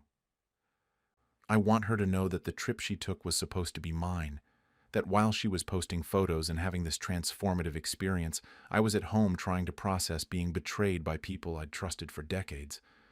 But what would that accomplish really? She'd probably feel terrible, or maybe she'd get defensive. Either way, it wouldn't give me back what I lost. I've also thought about filing a formal complaint with the school district. My husband still thinks I should. He's researched the policies, and apparently there are rules about how staff donations are supposed to be handled. The money was collected specifically for my retirement gift, and changing its purpose without my consent might actually violate district guidelines. But pursuing that feels exhausting. It would mean meetings and paperwork and reliving the whole thing over and over. And even if I won some kind of formal acknowledgement that they were wrong, it wouldn't change what happened. Some days I'm angry and I want everyone to know exactly how wrong they were. Other days I'm just sad and tired and I want to forget the whole thing. And then there are days where I wonder if maybe they were right. If maybe I am being too sensitive and selfish. Those are the worst days because it means they've gotten into my head and made me doubt my own feelings. I don't know how to reconcile 38 years of loving my job with this ending. I don't know how to separate all the good memories from this one terrible thing, and I don't know if I'll ever stop feeling angry about it, or if that anger will eventually fade into just a dull disappointment that I carry around with me. What I do know is that I'm not going back to Riverside. Not for career day, not for the fall open house, not for any of it. That part of my life is over, even if it didn't end the way I thought it would. I just wish I knew whether I was wrong for feeling this way, or if everyone else was wrong for thinking I shouldn't. By the time I arrived at my son's graduation, my ex-wife had told everyone I chose not to come. I'm 53 years old, work as a delivery driver, and I've been divorced from my ex-wife Sarah for 10 years now. We have a son together, Marcus, who just turned 22 and was graduating from state with a business degree. Sarah remarried about 5 years ago to this guy Derek who works in insurance or something. I never really asked. We don't talk much beyond what we need to about Marcus. I need to say this up front because I know how these stories go. I've always shown up for my kid. Always. I paid child support every single month for 10 years, never missed a payment, never tried to weasel out of anything. When Marcus was in middle school and high school, I went to every basketball game I could make it to. I was at parent-teacher conferences. I showed up for birthdays. After he went to college, things got a little more distant between us, which I guess is normal. We text maybe once a week, sometimes less. He's busy with school and his friends and his life. I get it, but the relationship was okay. Not great, not terrible, just okay. Sarah and I have what I'd call a functional relationship. We're not friends. We don't chat about our lives or ask how each other is doing, but we're civil. We text about logistics, when Marcus is coming home for breaks, who's covering what expense, that kind of thing. It works because we keep it simple and don't dig into anything personal. There's always been this underlying tension like she's keeping score of something I can't see, but I figured that was just how it was going to be forever. You don't marry someone, have a kid, and then split up without some residual weirdness. So when Marcus's graduation was coming up, I had it marked on my calendar for months. I'm not exaggerating. I circled it in red back in January when he told me the date. This was a big deal. My kid was graduating college. I was proud as hell. I didn't go to college myself, started working right out of high school. So seeing him walk across that stage was something I'd been looking forward to for 4 years. The plan was simple. I had requested the day off from work weeks in advance. The ceremony was at 2 p.m. on a Saturday. I was going to drive up early, maybe grab lunch nearby and get a good seat. Sarah had texted me a few weeks before with the basic details, where it was, what time, parking information. She didn't say much beyond that, but I didn't need her to. I knew what I needed to know. Then the morning of the graduation, my supervisor called me at 7 a.m. One of the other drivers called in sick, and they were completely slammed with deliveries that absolutely had to go out that day. Medical supplies, time-sensitive stuff. He was apologetic about it. Said he knew it was my son's graduation, but asked if there was any way I could do a few runs that morning and still make it to the ceremony. I looked at the route he sent me and did the math. If everything went smoothly, I could finish by noon, go home and shower, and still get to the university by 1:30. It was tight, but it was doable. I should have said no. I know that now. But I needed the hours, and honestly, I thought I could make it work. I've always been able to make it work. I texted Marcus at 9 a.m. while I was loading up the van. Told him I got called in for a few emergency runs, but I'd be there. Asked him to save me a seat. He just texted back K. That was normal for him. The kid's not big on texting. I didn't think anything of it. The first few deliveries went fine. I was ahead of schedule, actually. Feeling pretty good about it. Then around 12:30, I'm on I-95 heading back and the van just dies. Not sputtering, not giving me warning signs, just completely shuts off in the middle lane. I managed to coast it onto the shoulder, but my heart was already pounding. I tried starting it again. Nothing. Not even a click. I called roadside assistance immediately. The woman on the phone was nice, but not helpful. She said it would be 45 minutes to an hour before someone could get to me. I explained it was an emergency, that I had somewhere I absolutely needed to be, but she just apologized and said they'd send someone as soon as possible. I sat there on the side of the highway watching cars zoom past and checking my watch every 30 seconds. I texted Marcus again, told him the van broke down, that I was stuck on I-95, that I was trying everything to get there. I sent the same message to Sarah. I needed her to know I was coming, that this wasn't me blowing it off. The messages showed as delivered. Neither of them responded. The tow truck finally showed up at 1:15. The guy looked at the van, did something under the hood, and got it started again. Said it was probably the alternator and I should get it looked at soon, but it would run for now. I thanked him about 15 times and got back on the road. Except now I was hitting Saturday afternoon traffic. The kind of traffic where you move 10 feet every 5 minutes.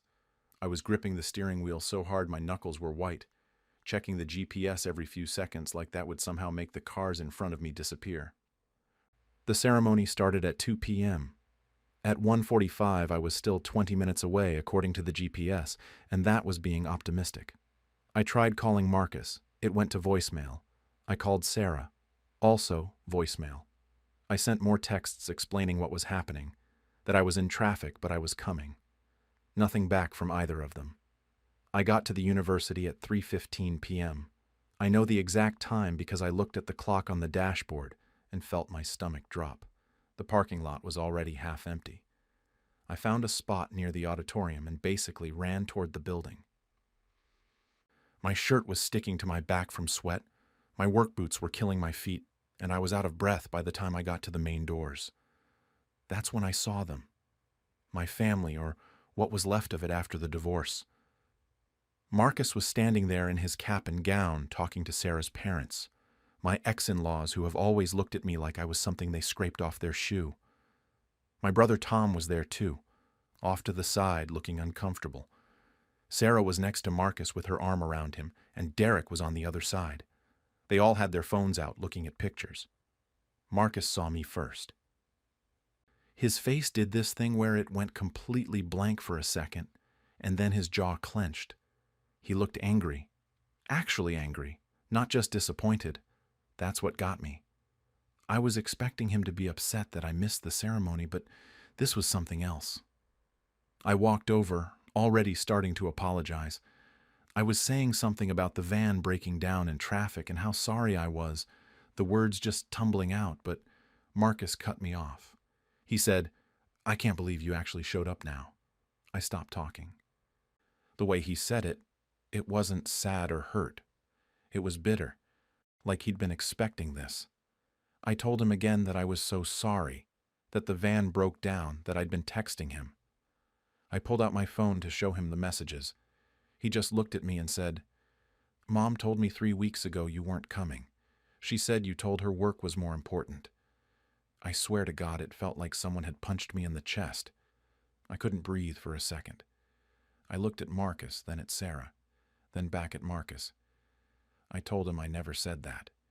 I told him I'd been planning to be here for months, that I had it circled on my calendar, that I would never miss this on purpose.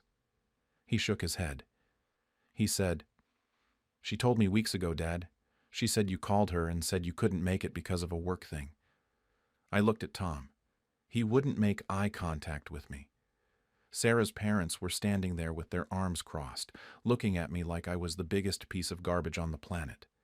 Sarah just had this expression on her face, not quite smiling, but something close to it. Satisfied, maybe. I said to Sarah, "What did you tell him?" She did this little shrug and said, "Oh, you made it after all. How surprising."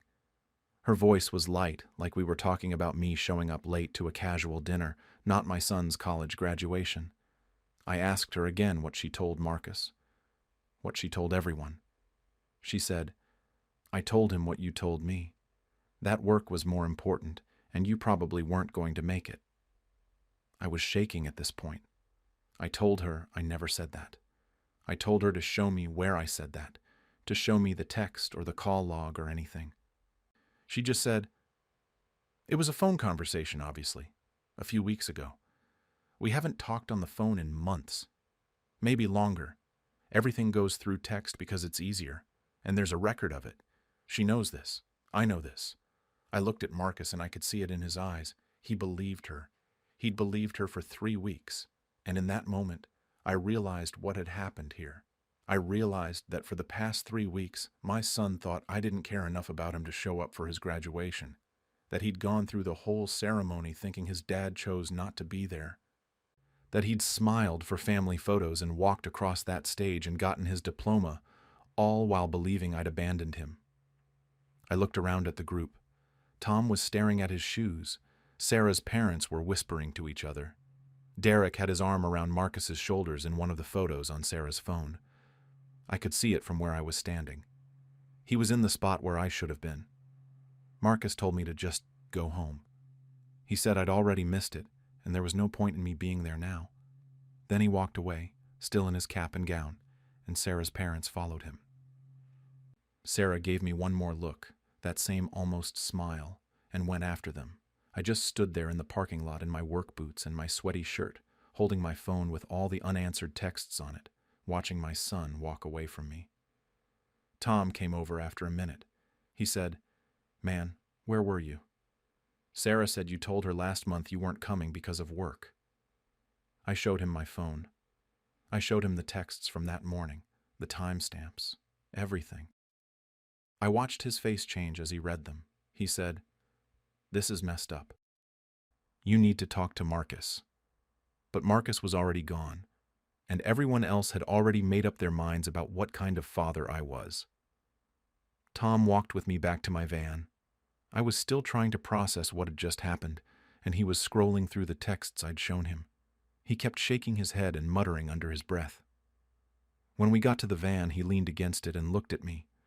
He told me Sarah had called him 2 weeks ago and said I wasn't coming to the graduation, that she'd seemed really certain about it, said I'd told her work was too unpredictable and I couldn't commit to being there. Tom said he'd been disappointed in me but not surprised, which honestly hurt to hear. He thought this was just another example of me flaking out, except I'd never flaked out before. Not on Marcus, not on anything important. I asked him why he didn't call me to confirm, and he just said he figured I'd have reached out if I wanted to talk about it. Which, I guess, made sense from his perspective, but it still stung. He told me there was a dinner reservation at some Italian place downtown. The whole family was going. Sarah's parents, Derek's parents apparently, some of Marcus's friends, the whole deal. He said I should come, that I needed to sort this out with Marcus face to face. I wasn't sure if I was even invited, but Tom insisted I should show up anyway. I went home first and changed out of my work clothes. Showered, put on the dress shirt I'd planned to wear to the ceremony. The whole time I was getting ready, I kept replaying that moment in the parking lot, the look on Marcus's face, the way Sarah had smiled. I couldn't shake the feeling that this had been planned somehow, but that seemed paranoid. Why would she do that? What would she gain from making me look bad? I got to the restaurant about 20 minutes after everyone else. It was one of those places with white tablecloths and dim lighting, way fancier than anywhere I usually eat. The hostess led me back to a private room they'd reserved, and when I walked in, the conversation just stopped. Everyone turned to look at me. They were all seated at this long table. Marcus was at the head with Sarah on one side and Derek on the other. Sarah's parents were next to her. Then some people I didn't recognize who I assumed were Derek's family. Tom was near the other end with his wife, and there was no empty seat, no place setting for me. They literally had not planned for me to be there. Sarah looked up and did this fake surprised expression. She said something about not thinking I'd want to come since I'd missed the ceremony. Her voice was sweet, concerned even, but I could hear the edge underneath it. I stayed standing at the end of the table. I told her we needed to talk about what she'd told Marcus, that there had clearly been some kind of misunderstanding. She asked, what misunderstanding? She said she'd only told Marcus what I'd told her. I pulled out my phone again. My hands were shaking a little, and I hated that everyone could see it. I asked her to show me where I'd said I wasn't coming, to show me the text message or the call log or anything that proved I'd told her that. She did this little laugh and said it had been a phone conversation, that I'd called her about 3 weeks ago and said work was unpredictable and I probably couldn't make it to the graduation. I told her we haven't talked on the phone in months, that everything between us goes through text, and she knew that. I held up my phone and said I could show her our entire text history if she wanted, that there was nothing in there about me not coming. She kept her voice calm and reasonable. She said maybe she'd misunderstood the conversation, but the point was that I'd expressed doubts about being able to attend, and she'd just been preparing Marcus for the possibility that I wouldn't show up, that she was trying to protect him from disappointment. Sarah's mother jumped in then, said that regardless of phone calls or texts, the fact was I'd missed the ceremony, that I'd been late, that I'd let Marcus down, and that was what mattered. She said something about how I'd always been unreliable, which made my blood boil because I'd been nothing but reliable for 10 years. I asked Sarah why she hadn't told Marcus I was texting her that morning, why she hadn't let him know I was stuck on the highway trying to get there. The messages showed as delivered. She'd gotten them. She said her phone had been off during the ceremony, which was understandable. You don't have your phone on during your son's graduation. But the ceremony had ended at 3 p.m., and I'd been sending messages since 12:30. She'd had plenty of time to check her phone and let Marcus know what was happening. Marcus was just sitting there watching this whole exchange. His face was hard to read. Angry, maybe, but also confused, like he was trying to figure out what was true. I looked at him and told him I would never miss his graduation on purpose, that I'd been looking forward to it for months, that the van breaking down and the traffic were things I couldn't control, but I'd tried everything to get there. He asked why I'd taken the work shift in the first place if the graduation was so important. And that was a fair question, honestly. I explained about the emergency call, about thinking I could make it back in time, about needing the hours. I told him I'd made a mistake in judgment, but that didn't mean I didn't care. Derek, of all people, spoke up then. He said that Sarah had told him over a week ago that I wasn't coming, that she'd seemed pretty certain about it. He looked uncomfortable saying it, like he knew he was stepping into something messy, but he said it anyway. Sarah shot him a look. I saw it. Marcus saw it too. I asked Derek what exactly Sarah had said. He seemed to realize he'd made a mistake bringing it up at all, but he was committed now. He said Sarah had mentioned that I'd called and said I couldn't make it, that work was too busy. He said she'd even talked about whether Derek should stand in for the family photos, or if they should just do them without a father figure entirely. The table got really quiet after that. Sarah started saying something about how Derek was misremembering, that she'd just been discussing contingency plans in case I didn't show up, but her voice had lost that calm, reasonable tone. She sounded defensive now. Marcus asked her directly if I'd texted her that morning, if I'd sent messages saying I was stuck. She hesitated. Just for a second, but it was enough. She said yes, she'd gotten some messages. But by then, the ceremony was already starting, and there was nothing she could do about it anyway. I asked why she didn't tell Marcus, why she let him go through the whole ceremony thinking I'd chosen not to be there when she knew I was trying to get there. She said she didn't want to get his hopes up, that I had a history of being late or not following through, and she was just managing his expectations. Marcus interrupted her. He asked what history she was talking about. He asked her to name a time in the last 5 years when I'd missed something important. She couldn't. She tried to deflect, said something vague about how I was always making excuses. But she couldn't give him a specific example. Tom spoke up from his end of the table, said that as far as he knew, I'd never missed any of Marcus's events, that I'd always been there for basketball games and school stuff. Sarah's mother tried to argue with him, but Tom held firm. The whole dinner had basically fallen apart at this point. People were uncomfortable, looking at their plates or their phones. Some of Derek's family members were whispering to each other. One of Marcus's friends said something about maybe they should go, that this seemed like a family thing. Marcus stood up suddenly. He was still wearing his dress shirt from under the graduation gown, and he just looked exhausted. He said he needed both of us to stop, that this was supposed to be his day and we were ruining it. He looked at me and said that, whether I'd meant to or not, I hadn't been there. That he'd looked for me in the crowd and I wasn't there, that he'd walked across the stage and gotten his diploma and I wasn't there. He said the moment was ruined and nothing could change that. Then he looked at Sarah and asked her again about the texts. He asked her why she hadn't shown him the messages from that morning.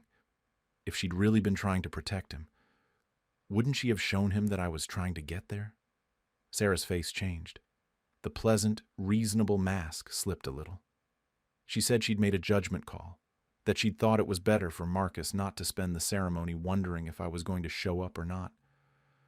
Marcus pulled out his own phone. He started scrolling through his messages. He said he'd only gotten one text from me that morning, the one at 9 a.m. saying I'd be there. He asked me if I'd sent others. I showed him my phone, all the messages I'd sent to Sarah's number. The ones about the van breaking down, about being stuck on the highway, about the traffic. All of them showed as delivered. All of them sent to Sarah, not to Marcus. Marcus looked at his mom. He asked her why she hadn't forwarded those messages to him, or called him, or told him anything. She didn't have a good answer. She kept saying she'd been trying to protect him, that she'd been managing the situation, but it sounded weaker every time she said it. Sarah's father told Marcus not to talk to his mother that way, said I was the one who'd screwed up by being late, that I was trying to deflect blame. But Marcus wasn't listening to him. He was staring at Sarah like he was seeing her differently. I realized then what was happening. Marcus was starting to understand that his mother had lied to him. Maybe not a direct lie, but something close to it. She'd let him believe something she knew wasn't entirely true. She'd kept information from him that would have changed how he felt about the whole situation. And I'd done that. I'd made him see that about his mother. Part of me felt vindicated, like finally someone believed me and saw what had really happened. But another part of me felt sick. This was his mom. Whatever issues Sarah and I had, she was still his mother. And I'd just exposed her in front of the whole family. Marcus told me he was going to step outside and that I should come with him. Sarah started to say something, but Marcus held up his hand and asked her not to follow us. The look on her face. I'd never seen her look like that before. Hurt and angry and cornered all at once. I followed Marcus out of the restaurant. We walked to the parking lot, and he just stood there for a minute, not saying anything. I waited. I didn't know what else to do. Marcus sat down on the curb in the parking lot, still in his dress shirt and nice pants from graduation. I stood there for a second, not sure what to do, then sat down next to him. We didn't say anything for a while, just sat there listening to cars go by on the street.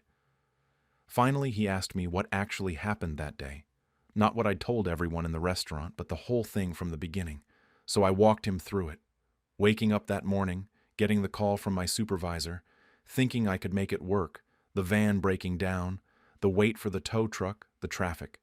I showed him everything on my phone, the work schedule my supervisor had sent me, the texts to Sarah with timestamps, the call log showing when I'd contacted roadside assistance. I even had photos I'd taken of the van on the side of the highway because I'd been documenting it for the company in case they needed proof for insurance or whatever. He looked through all of it without saying much. Then he asked why Mom would tell him I wasn't coming if I'd never said that. I told him I honestly didn't know, that I'd been trying to figure that out myself. I was careful about how I said it because I didn't want to trash Sarah to him, but I also wasn't going to lie. I said maybe she'd genuinely misunderstood something, or maybe she'd been trying to protect him from disappointment like she said, but that I'd never told her I wasn't coming. Marcus got quiet again. Then he said something that caught me off guard. He said she'd been acting weird for the past month or so, that he'd mentioned wanting to do a road trip with me over the summer, just the two of us, and she'd gotten really quiet and said I probably wouldn't have time for it. I didn't even know about the road trip. Marcus had apparently mentioned it to Sarah, but not to me yet, was planning to bring it up after graduation. The fact that Sarah had immediately assumed I wouldn't make time for it bothered me. But what bothered me more was that she'd told Marcus that before he'd even asked me. He started talking about other things then, little things he'd noticed over the years. Times when Sarah would mention that I was too busy to do something or probably wouldn't be able to make it to something, and then I'd show up anyway. He said he'd always just figured I changed my mind a lot, or that my schedule was unpredictable. It never occurred to him that maybe Sarah was setting low expectations on purpose. I asked him if she'd done that a lot. He thought about it and said, yeah, actually, that it had been a pattern. She'd tell him I probably couldn't make it to a basketball game, and then I'd be there. She'd say I was probably too busy to help him move into his dorm, and then I'd show up with my van ready to haul furniture. He said he'd always been pleasantly surprised when I showed up, but now he was wondering if he should have been surprised at all. We sat there for probably half an hour just talking. Marcus asked me why I never said anything about it before, why I never called out Sarah for doing that. I told him the truth, that I didn't want to put him in the middle of whatever issues his mom and I had, that I figured as long as I kept showing up and being present, he'd eventually see for himself that I cared. I didn't want to be the dad who bad-mouthed his ex-wife to their kid. But sitting there on that curb, I started wondering if that had been the wrong approach. If I should have said something years ago. Maybe if I'd addressed it earlier, we wouldn't be here now. Marcus said he needed to go back inside and talk to his mom. He said he believed me about what happened with the van, but he needed to hear her side of it too. I told him that was fair. He stood up and brushed off his pants, then looked at me and said he was glad I'd tried to make it, that even though I'd missed the ceremony, it mattered that I'd tried. I didn't go back into the restaurant. I sat in my van for a while, then drove home.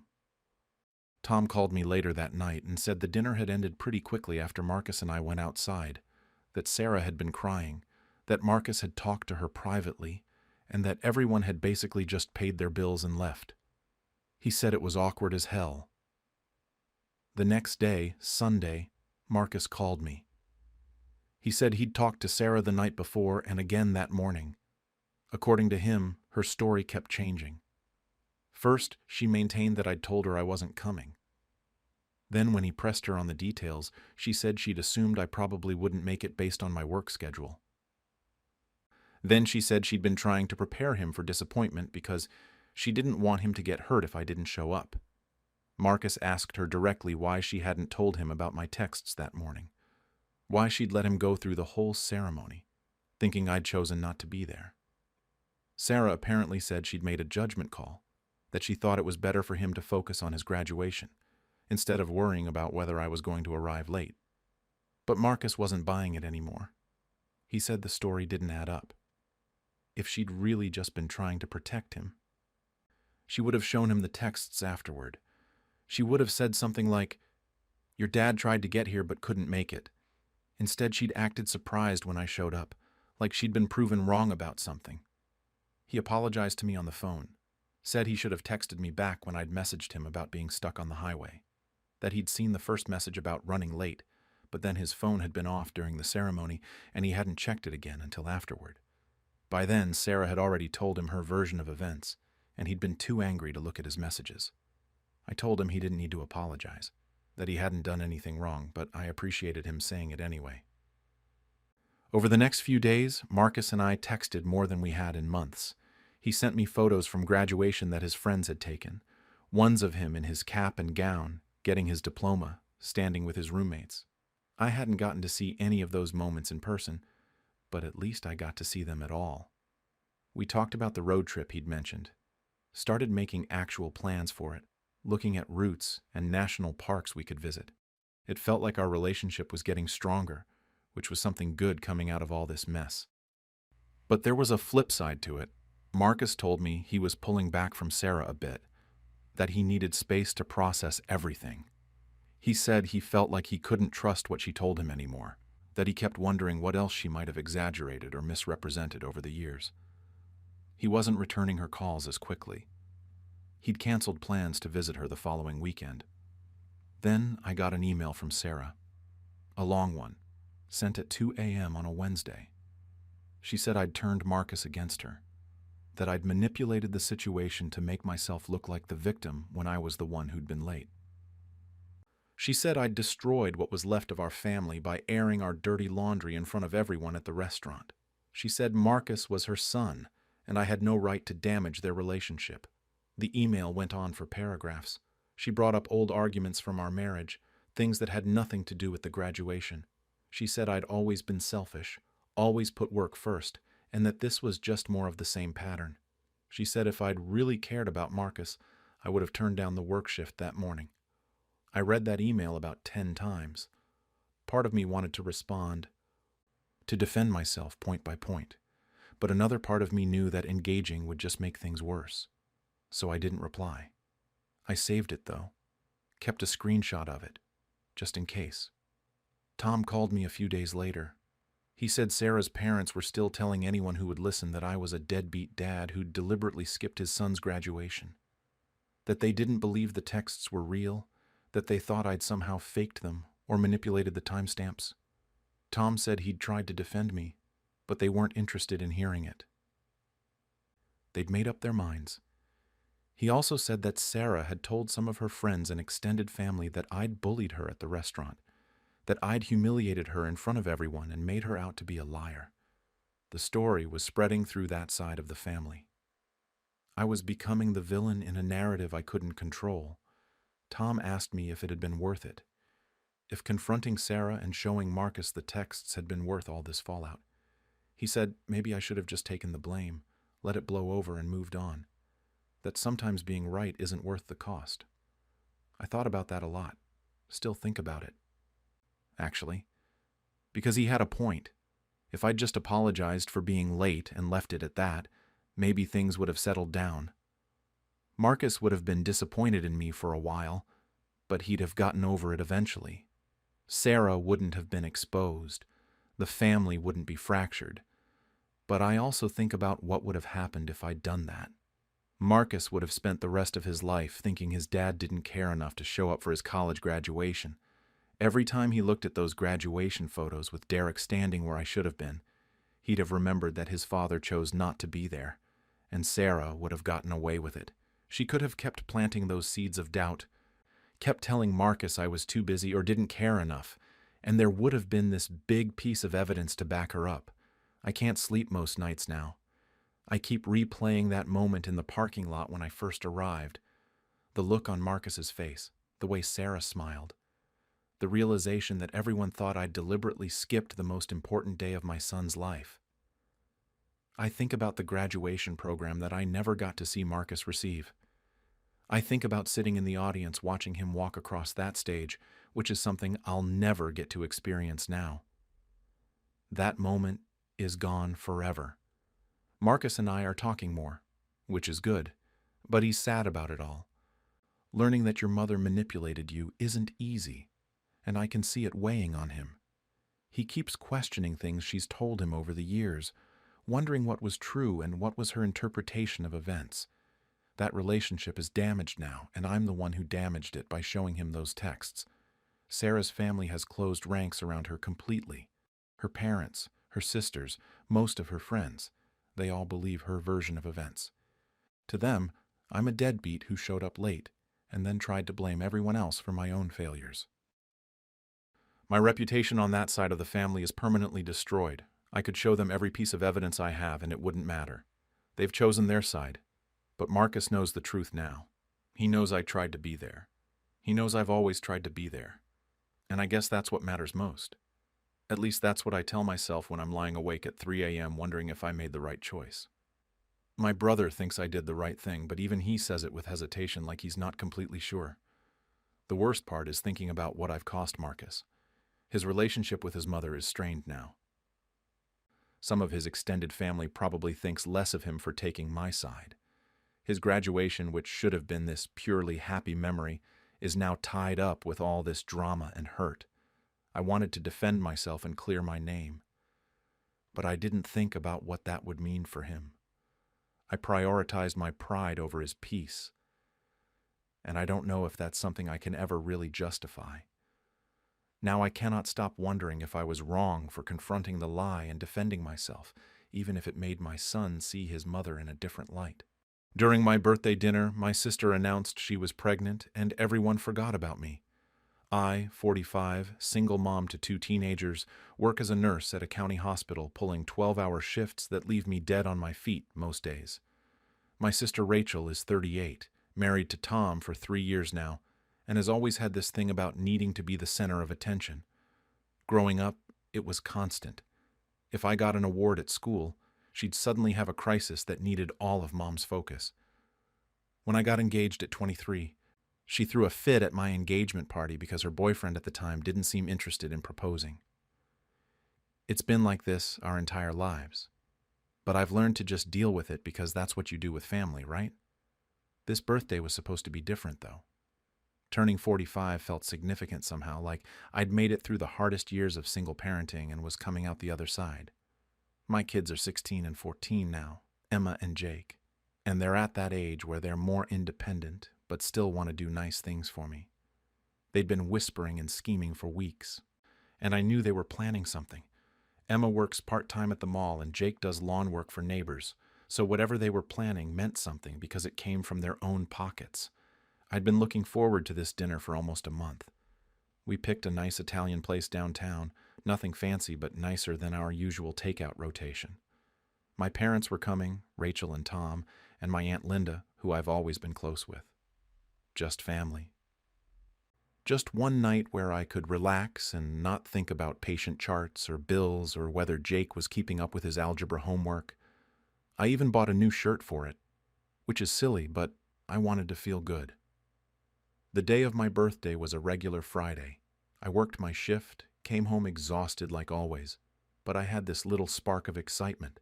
Emma and Jake were already dressed and ready when I got home, both of them grinning at me in that way that made my chest feel warm.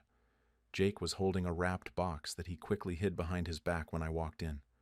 We got to the restaurant right on time. My parents were already there, and Mom hugged me tight and told me I looked beautiful, even though I definitely had that worn-out nurse look going on. Dad squeezed my shoulder and slipped me a birthday card. Rachel and Tom showed up about 10 minutes late, which was normal for Rachel. She always made an entrance. The dinner started off really nice. We ordered appetizers. Everyone was talking and laughing. Mom asked about the kids' school, and Jake told this funny story about his gym teacher. I was drinking wine, something I rarely do because I'm usually too tired, and I just felt happy. Present. Like this was exactly what I needed. Emma and Jake kept exchanging looks across the table, clearly excited about whatever they had planned. I pretended not to notice, but it made me smile. These kids had been through so much with me, especially after their dad left when Jake was only 4. They'd watched me cry, watched me stress, watched me work myself to exhaustion, and here they were wanting to celebrate me. That meant everything. Rachel was quieter than usual during dinner, which I actually appreciated. She wasn't dominating the conversation for once. Tom kept asking her if she was feeling okay, and she'd just nod and say she was fine. I thought maybe she was coming down with something. Mom noticed too and asked if she needed to go home and rest. But Rachel insisted she was good. We made it through the main course. Dad was telling stories about when Rachel and I were kids, the kind of embarrassing stuff parents love to bring up. I was laughing, really laughing, and I caught Emma's eye and she was smiling at me in that way that kids do when they're happy their parent is happy. Those moments don't come often enough. Then the waiter brought out the cake. It was this small chocolate cake with raspberry filling, my favorite, and they'd put candles on it. The lights in our section dimmed a little, and the staff started singing Happy Birthday. My whole family joined in, and I felt my face get hot because I've never been good with attention, but it was a good kind of embarrassed. I was about to blow out the candles when Rachel stood up.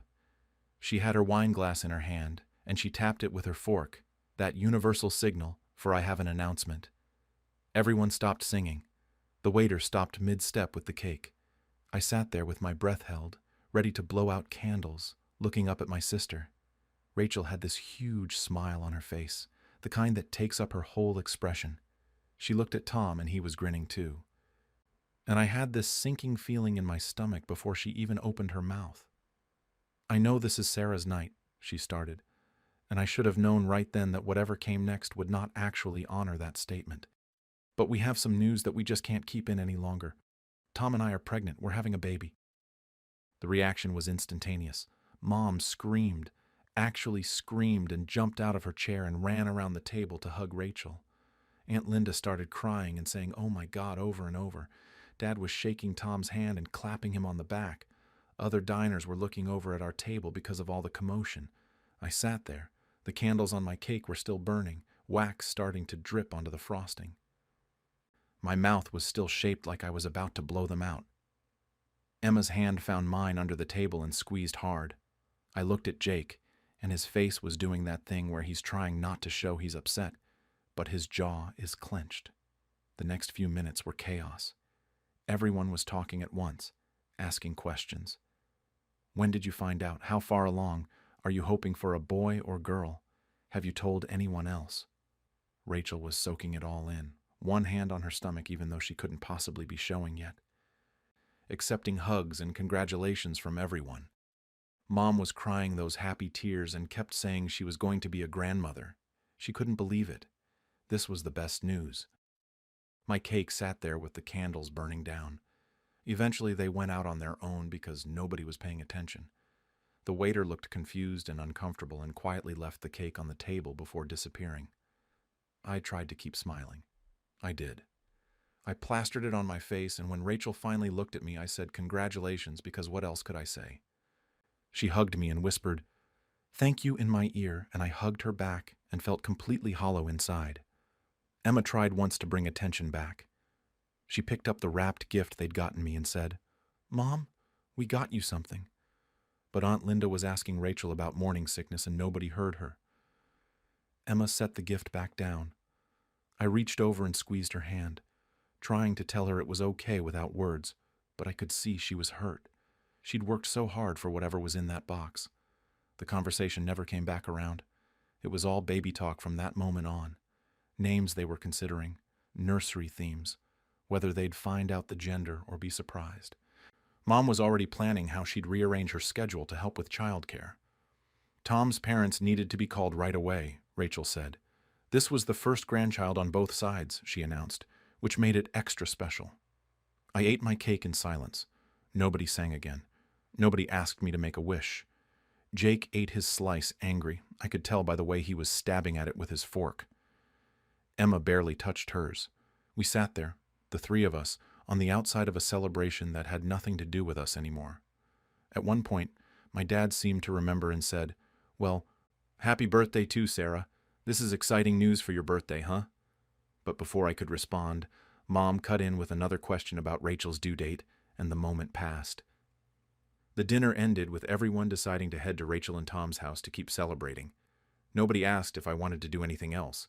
Nobody suggested a birthday bar or coffee somewhere. It was just assumed we'd all continue the baby celebration at their place. I said we needed to get home.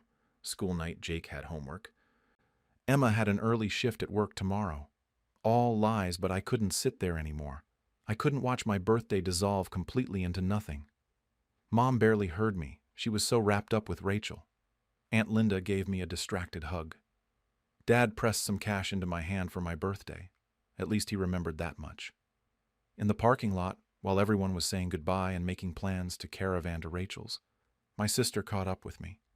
She was glowing, absolutely radiant with excitement. And she grabbed my arm. "Isn't this amazing?" she said. "Everyone together, and now this news. What a perfect night." I looked at her, really looked at her, and I saw that she genuinely didn't see anything wrong with what had just happened. In her mind, this was perfect. This was wonderful. She'd shared her joy with her family, and everyone was happy.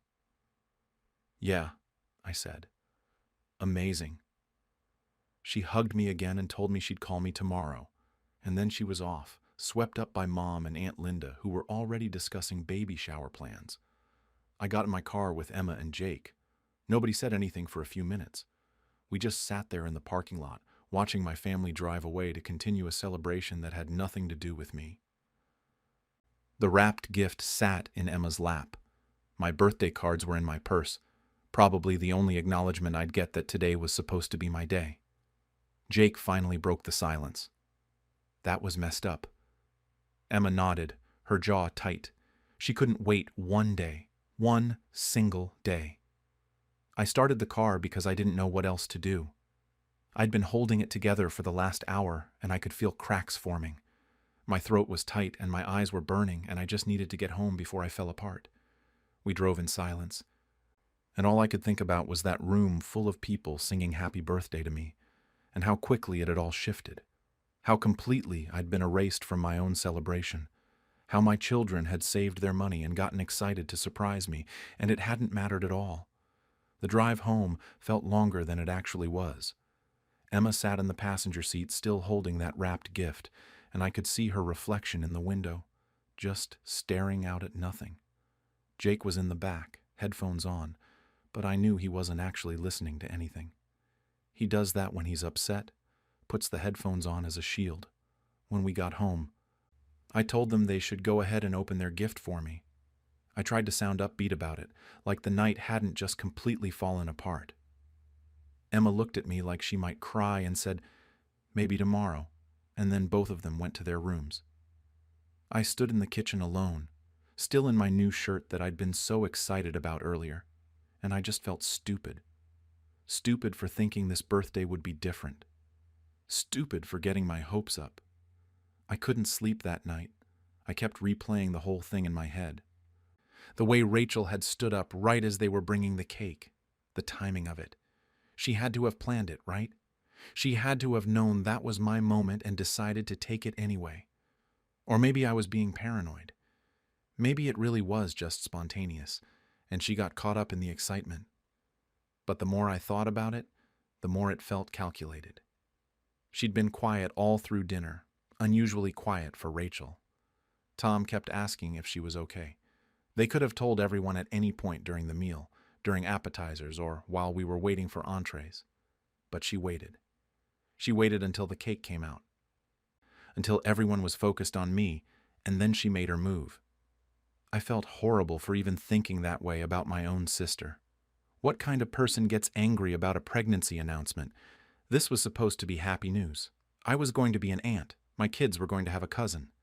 This was a good thing. So why did I feel so awful about it?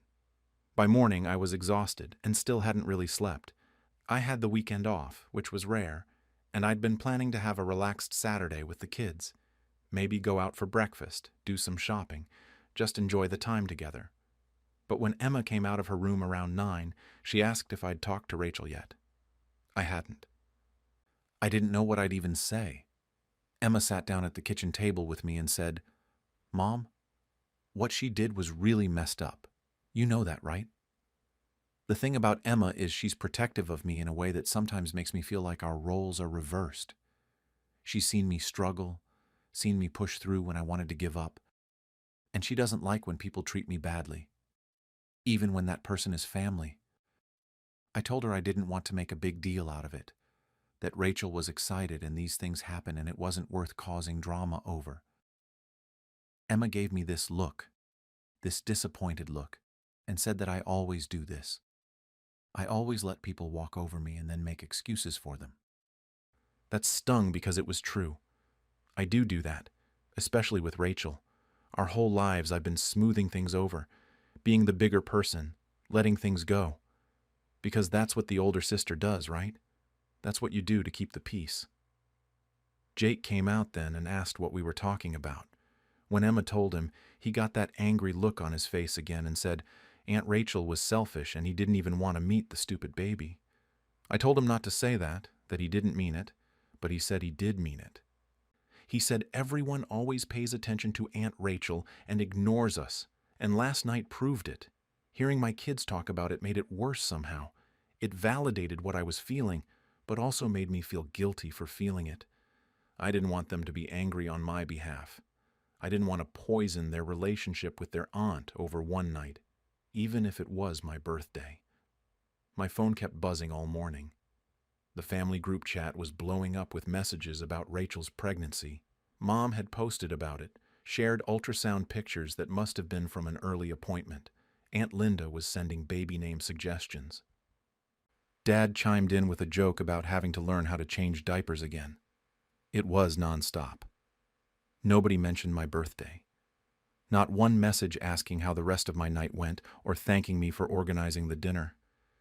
It was like it hadn't happened at all. Around noon, Mom called me directly. I almost didn't answer because I knew what it would be about, but I picked up.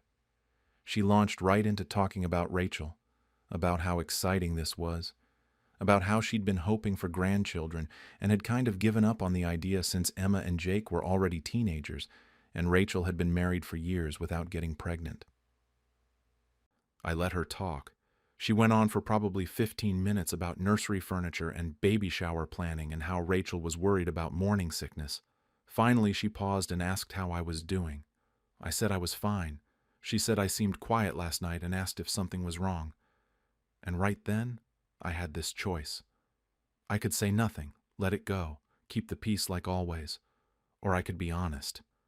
I told her it had hurt that my birthday got completely overshadowed, that I was happy for Rachel but wished she'd maybe waited to announce it. That Emma and Jake had worked hard to make the night special for me and nobody even noticed. There was this long silence on the other end. Then Mom said, "Sarah, this is a baby we're talking about. A grandchild. You can have a birthday any year, but this is a once-in-a-lifetime announcement." I felt something crack inside me.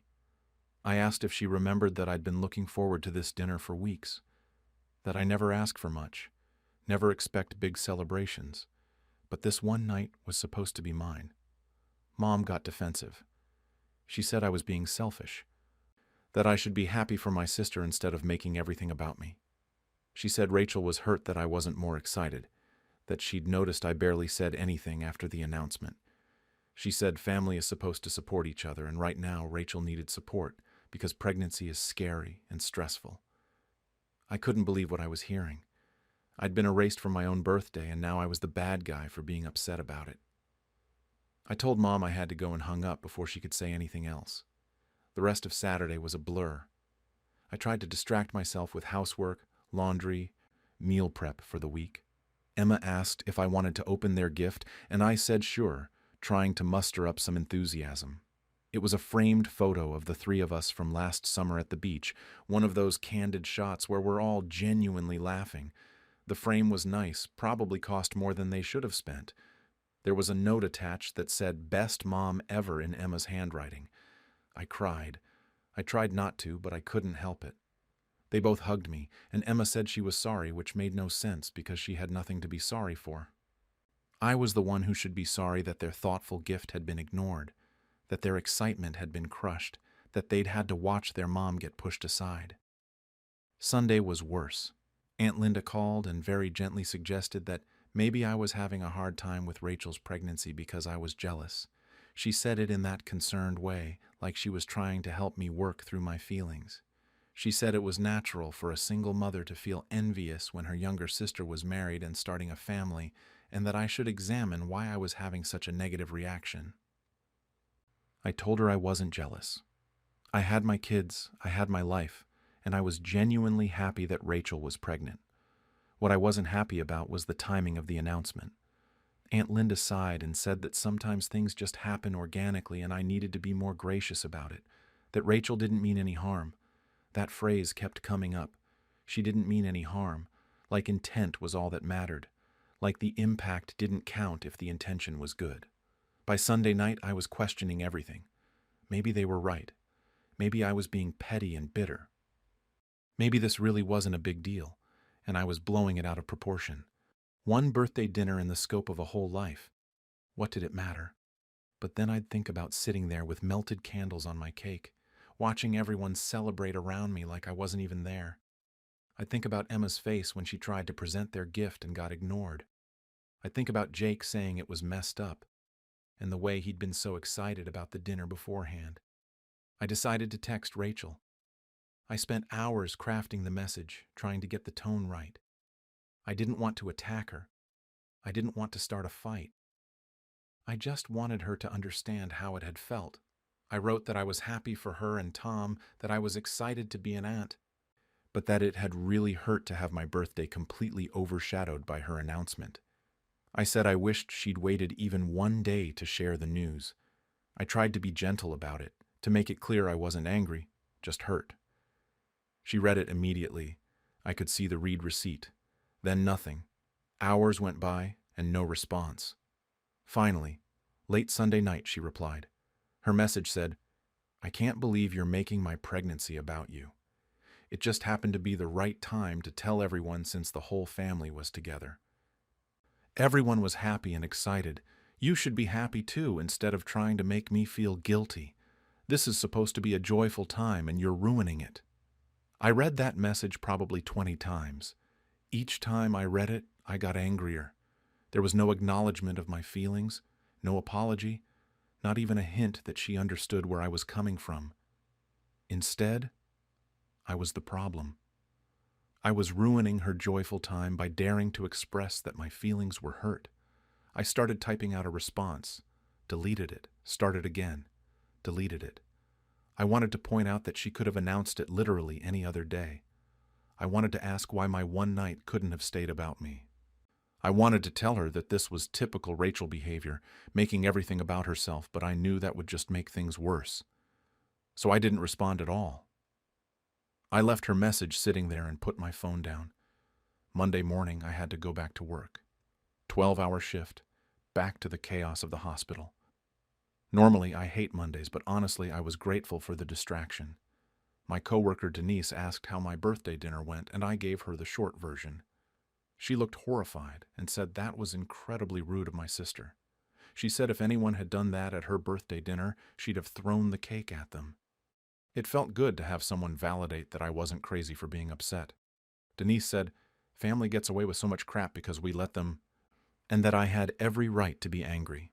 She asked if I'd said anything to Rachel, and I told her about the text exchange. Denise said Rachel's response was manipulative and classic deflection, making herself the victim when she was the one who'd been inconsiderate. Talking to Denise helped, but it also made me realize how isolated I felt from my actual family. They all thought I was wrong. They all thought I should just get over it and be happy. Nobody was on my side except my kids and one coworker. The family group chat continued to blow up all week. Baby talk, doctor's appointments, Rachel's symptoms, plans for the future. I muted it because I couldn't handle seeing it every day. Mom noticed and called to ask why I wasn't participating. I said I was busy with work. She said I was being cold to Rachel and it needed to stop. I felt like I was going insane. Like I was living in an alternate reality where hijacking someone's birthday was perfectly acceptable and being heard about it made you the villain. The week after the dinner felt like I was walking through fog. I went to work, came home, took care of the kids, and tried not to think about the fact that my entire family thought I was the problem. Every time my phone buzzed with a notification from the family group chat, my stomach would drop. I kept it muted, but I'd still check it occasionally, some self-destructive impulse to see what I was missing. It was all Rachel. Pictures of her already buying baby clothes even though she was barely pregnant. Mom commenting on every single post with heart emojis and excited messages. Aunt Linda sharing articles about pregnancy nutrition. Dad making dad jokes about becoming a grandpa. The group chat that used to be for coordinating family dinners and sharing random life updates had become the Rachel pregnancy show. Emma asked me on Tuesday if I'd heard from Rachel. I said no, not since the text exchange. Emma said good, that Rachel didn't deserve to hear from me until she apologized. I appreciated the loyalty, but I also felt guilty that my kids were getting dragged into this family drama. They already had enough to deal with between school and work and just being teenagers. Jake was still angry about the whole thing. He refused to engage when Mom called and asked to talk to him. Just handed me the phone and walked away. Mom asked what was wrong with him, and I said he was a moody teenager, but really, he was upset on my behalf, and I knew it. Thursday night, Mom called again. I was exhausted from a brutal shift and really didn't want to deal with it. But I answered because ignoring her would just make things worse. She started off asking how I was, which should have been my first warning that this wasn't a casual check-in call. She said that Rachel was very upset, that the stress of my coldness was affecting her and stress is bad for the baby.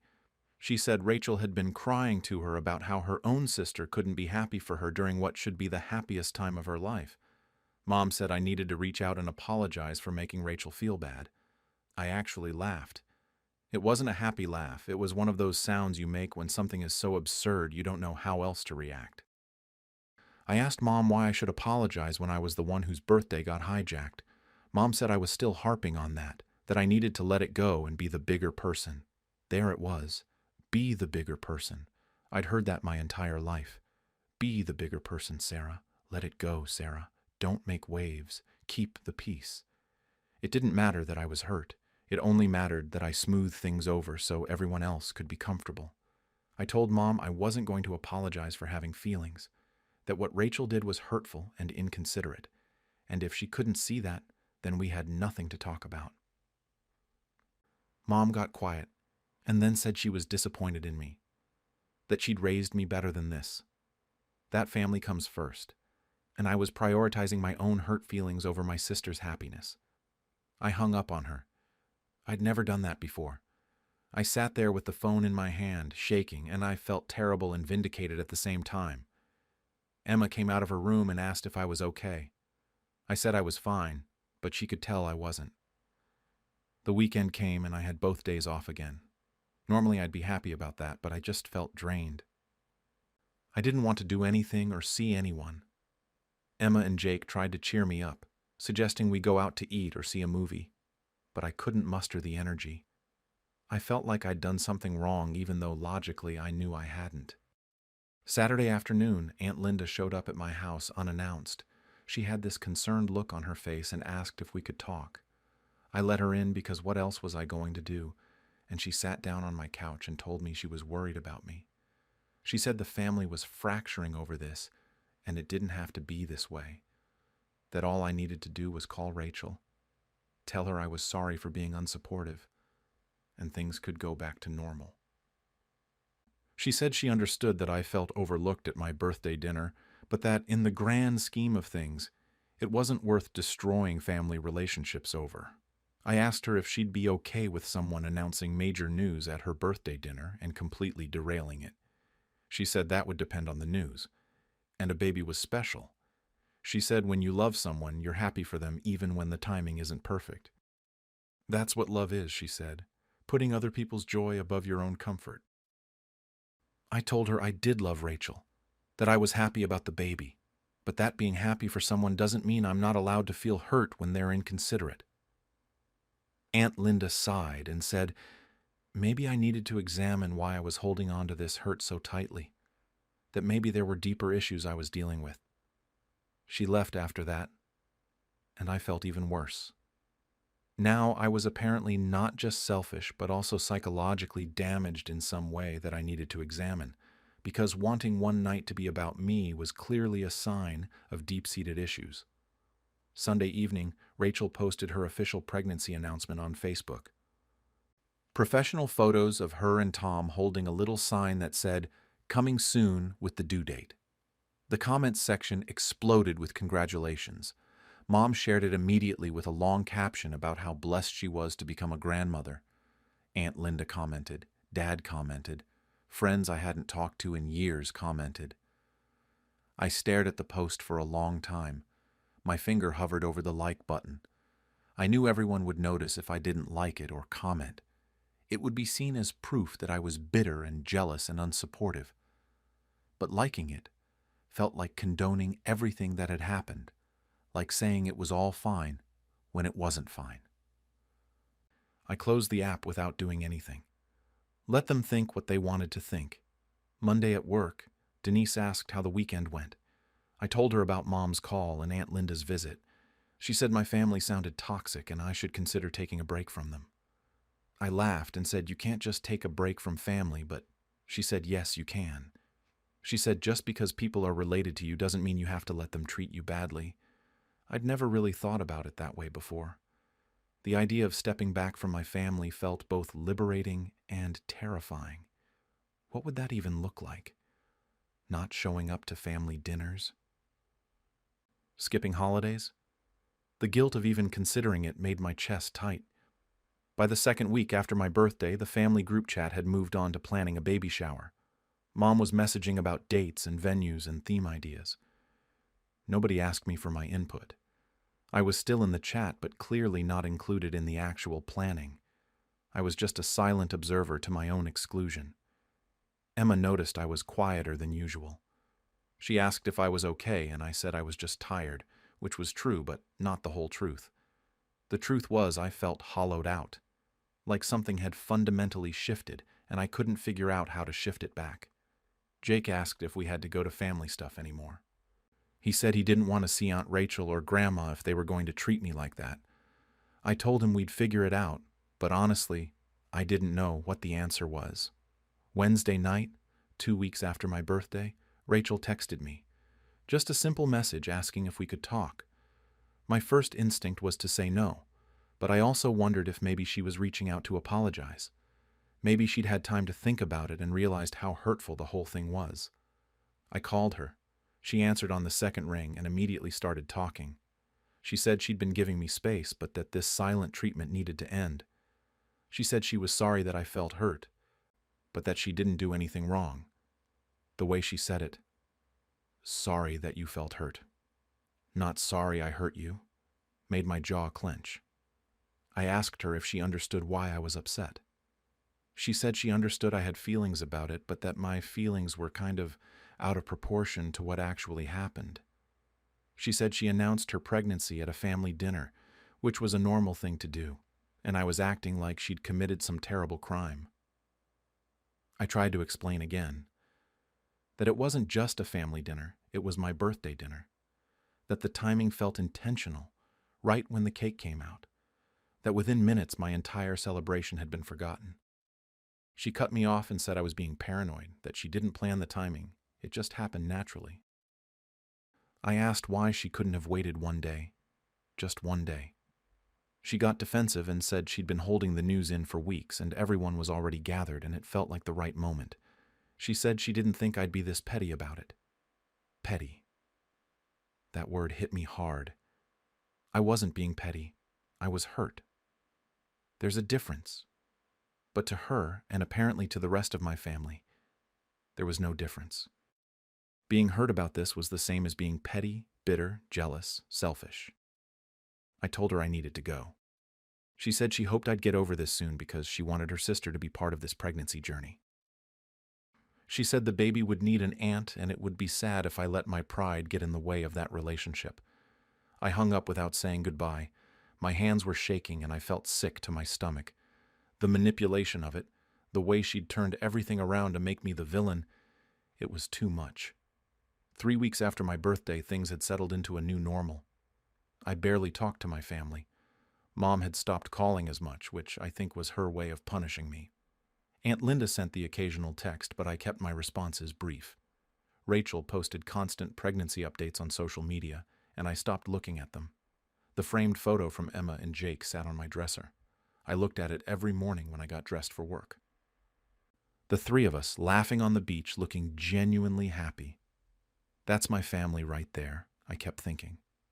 These 2 kids who loved me enough to save their money and plan something special. They were the family that mattered. Emma asked if I was going to go to the baby shower when it happened. I said I didn't know.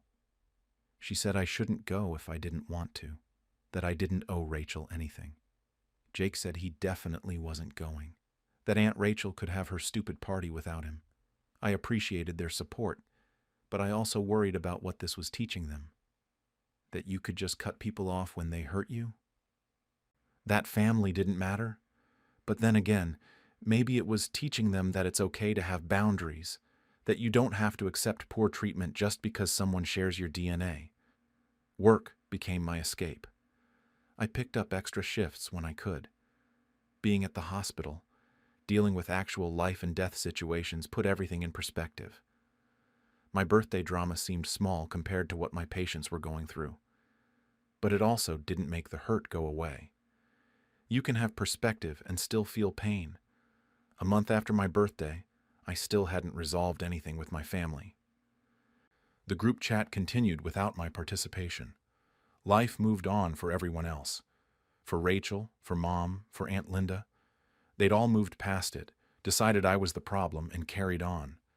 I kept waiting to feel better about it. Kept waiting for the anger to fade or for some kind of clarity to emerge. But mostly I just felt sad. Sad that my family couldn't see how they'd hurt me. Sad that my birthday had become this thing that divided us. Sad that being pregnant gave Rachel a free pass to be inconsiderate, and I was expected to just accept it. The thing I couldn't stop wondering was whether I'd made the right choice by speaking up. Would it have been better to just swallow the hurt? Let it go? Be the bigger person like everyone wanted? Would my family relationships be intact if I'd just kept my mouth shut? But then I'd think about Emma and Jake watching me, learning from how I handled conflict. Did I want to teach them to suppress their feelings to keep the peace? Or did I want to show them that it's okay to advocate for yourself even when it's uncomfortable? I still don't have the answer. Some days I think I should have just let it go. Other days I'm angry that I'm even questioning myself, that my family has me so twisted up that I can't trust my own feelings. Most days I just feel tired. The framed photo still sits on my dresser. My birthday cards are in a drawer. The memory of melted candles on a forgotten cake replays in my mind more often than I'd like. And I'm stuck here, wondering if I was actually wrong for being angry that my birthday was completely overshadowed, or if my family should have at least acknowledged that the timing was hurtful. I don't know if I'm the villain in this story or if I'm the only one willing to be honest about how messed up it all was. On the day I brought my wife home from the hospital, my brother used my house for a party. Without asking, I, 50, work as a construction supervisor and have been married to my wife Linda, 48, for 20 years. We've built a good life together. Nothing fancy, just a modest 3-bedroom house in the suburbs, steady jobs, the kind of stability that lets you sleep at night. My younger brother Mark, 45, has never really figured that part out. He's always been the one who needed help, who had some scheme going, who borrowed money and paid it back 3 months late with an excuse about why his latest thing didn't work out. I gave him a spare key to our house maybe 5 years ago. It was supposed to be for emergencies only. You know, in case there was a fire and we were out of town or a pipe burst or something actually urgent. I never thought he'd use it for anything else. That was stupid of me, I guess. But at the time it seemed like the responsible thing to do. He's family. You trust family. Linda had surgery 3 days before all this happened. Gallbladder removal that should have been routine but wasn't. There were complications. Some bleeding they had to go back in and fix, and what was supposed to be an overnight stay turned into 3 days. The doctors finally cleared her to come home on a Thursday afternoon, but they were very clear about the recovery instructions. Complete rest, no stress, quiet environment. She could barely walk from the bed to the bathroom without needing help. She was exhausted and in pain, and I'd taken the whole week off work to take care of her. The hospital discharge process took forever. You know how it is, waiting for the final doctor approval, then waiting for the pharmacy to send up the pain medication, then waiting for the nurse to go over all the instructions again. It was almost 3 p.m. by the time we finally got out of there. Linda could barely keep her eyes open in the car. She was leaning against the window, and every time I hit a bump, she'd wince. I was driving as carefully as I could, taking it slow, trying to make it as smooth as possible for her. When we pulled into our driveway, I noticed a car I didn't recognize parked on the street in front of the house. Not directly in front, but close enough that it registered. I didn't think much of it at first. Maybe a neighbor had someone visiting. But then, as I was helping Linda out of the passenger seat, I heard it. Music, coming from inside my house. Not loud enough that the whole neighborhood could hear it, but loud enough that I could tell it was my sound system. That bass-heavy thump that you feel in your chest. Linda heard it too. She looked at me with this confused expression, still half out of it from the pain meds, and said something like, "Is someone home?" I told her I didn't know, but I was already getting that sick feeling in my stomach. I helped her up the walkway, one arm around her waist because she couldn't walk steady on her own, and the music got louder with every step. By the time we reached the front door, I could smell it. Cigarette smoke. Nobody in our house smokes. Nobody in our family smokes. I opened the door, and I swear to God, for about 5 seconds I thought we'd walked into the wrong house. The living room was destroyed. There were people everywhere. 7 or 8 of them, maybe more. I didn't count. People I'd never seen before in my life, sprawled across my furniture like they owned the place. Empty beer bottles on the coffee table, red Solo cups on the floor, pizza boxes stacked on the arm of the couch, and the smell, it wasn't just cigarettes. It was alcohol and weed and that stale party smell that gets into everything. Someone was passed out on my couch, just fully unconscious, shoes still on, drooling onto my throw pillow.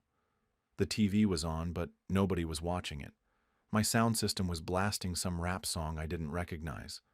There was cigarette ash on my coffee table, just sitting there in a little pile like someone had been using it as an ashtray. Linda made this sound next to me. Not quite a gasp, more like all the air went out of her at once. She grabbed my arm hard, her fingers digging in, and I could feel her whole body start to shake.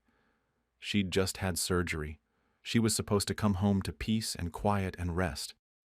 Instead, she was standing in the doorway of what looked like a frat house. That's when Mark came out of the kitchen holding a beer. My brother.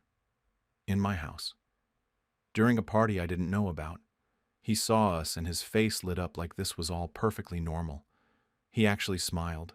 He said, "Hey, didn't know you'd be back so early. We'll clean up later, don't worry about it." I couldn't speak. I literally couldn't form words. My brain was trying to process what I was seeing, but it wasn't making sense. This was my home. My wife had just gotten out of the hospital, and my brother was having a party. Linda started crying. Not sobbing, just these quiet tears running down her face while she held onto my arm. She was swaying a little, barely able to stand. And all these strangers were staring at us like we were the ones who didn't belong there. Mark finally seemed to notice that something was wrong. His smile faded a bit and he said, "What? It's just a little get-together." Like that explained everything. Like that made it okay. My hands were shaking. I realized I was still holding Linda up and she was getting heavier, her legs giving out. I needed to get her upstairs. I needed to get her to bed. But all these people were in my house and I couldn't think straight. One of Mark's friends, some guy in a backwards cap who was sitting in my recliner with his feet up, looked at Mark and said, "Dude, who's the buzzkill?" A couple of people laughed. That's what snapped me out of it. I looked at Mark and I said, "Everyone out, now." He laughed. He actually laughed like I'd made a joke. "Come on," he said. "Give us like an hour. We'll clear out and clean everything up. No big deal." I said, "Get out." My voice didn't sound like mine. It was too quiet, too controlled, and I could hear how angry I was even though I was trying to keep it together for Linda's sake. The room got quiet. The music was still playing, but everyone had stopped talking. Mark's smile disappeared completely, and he got this defensive look on his face.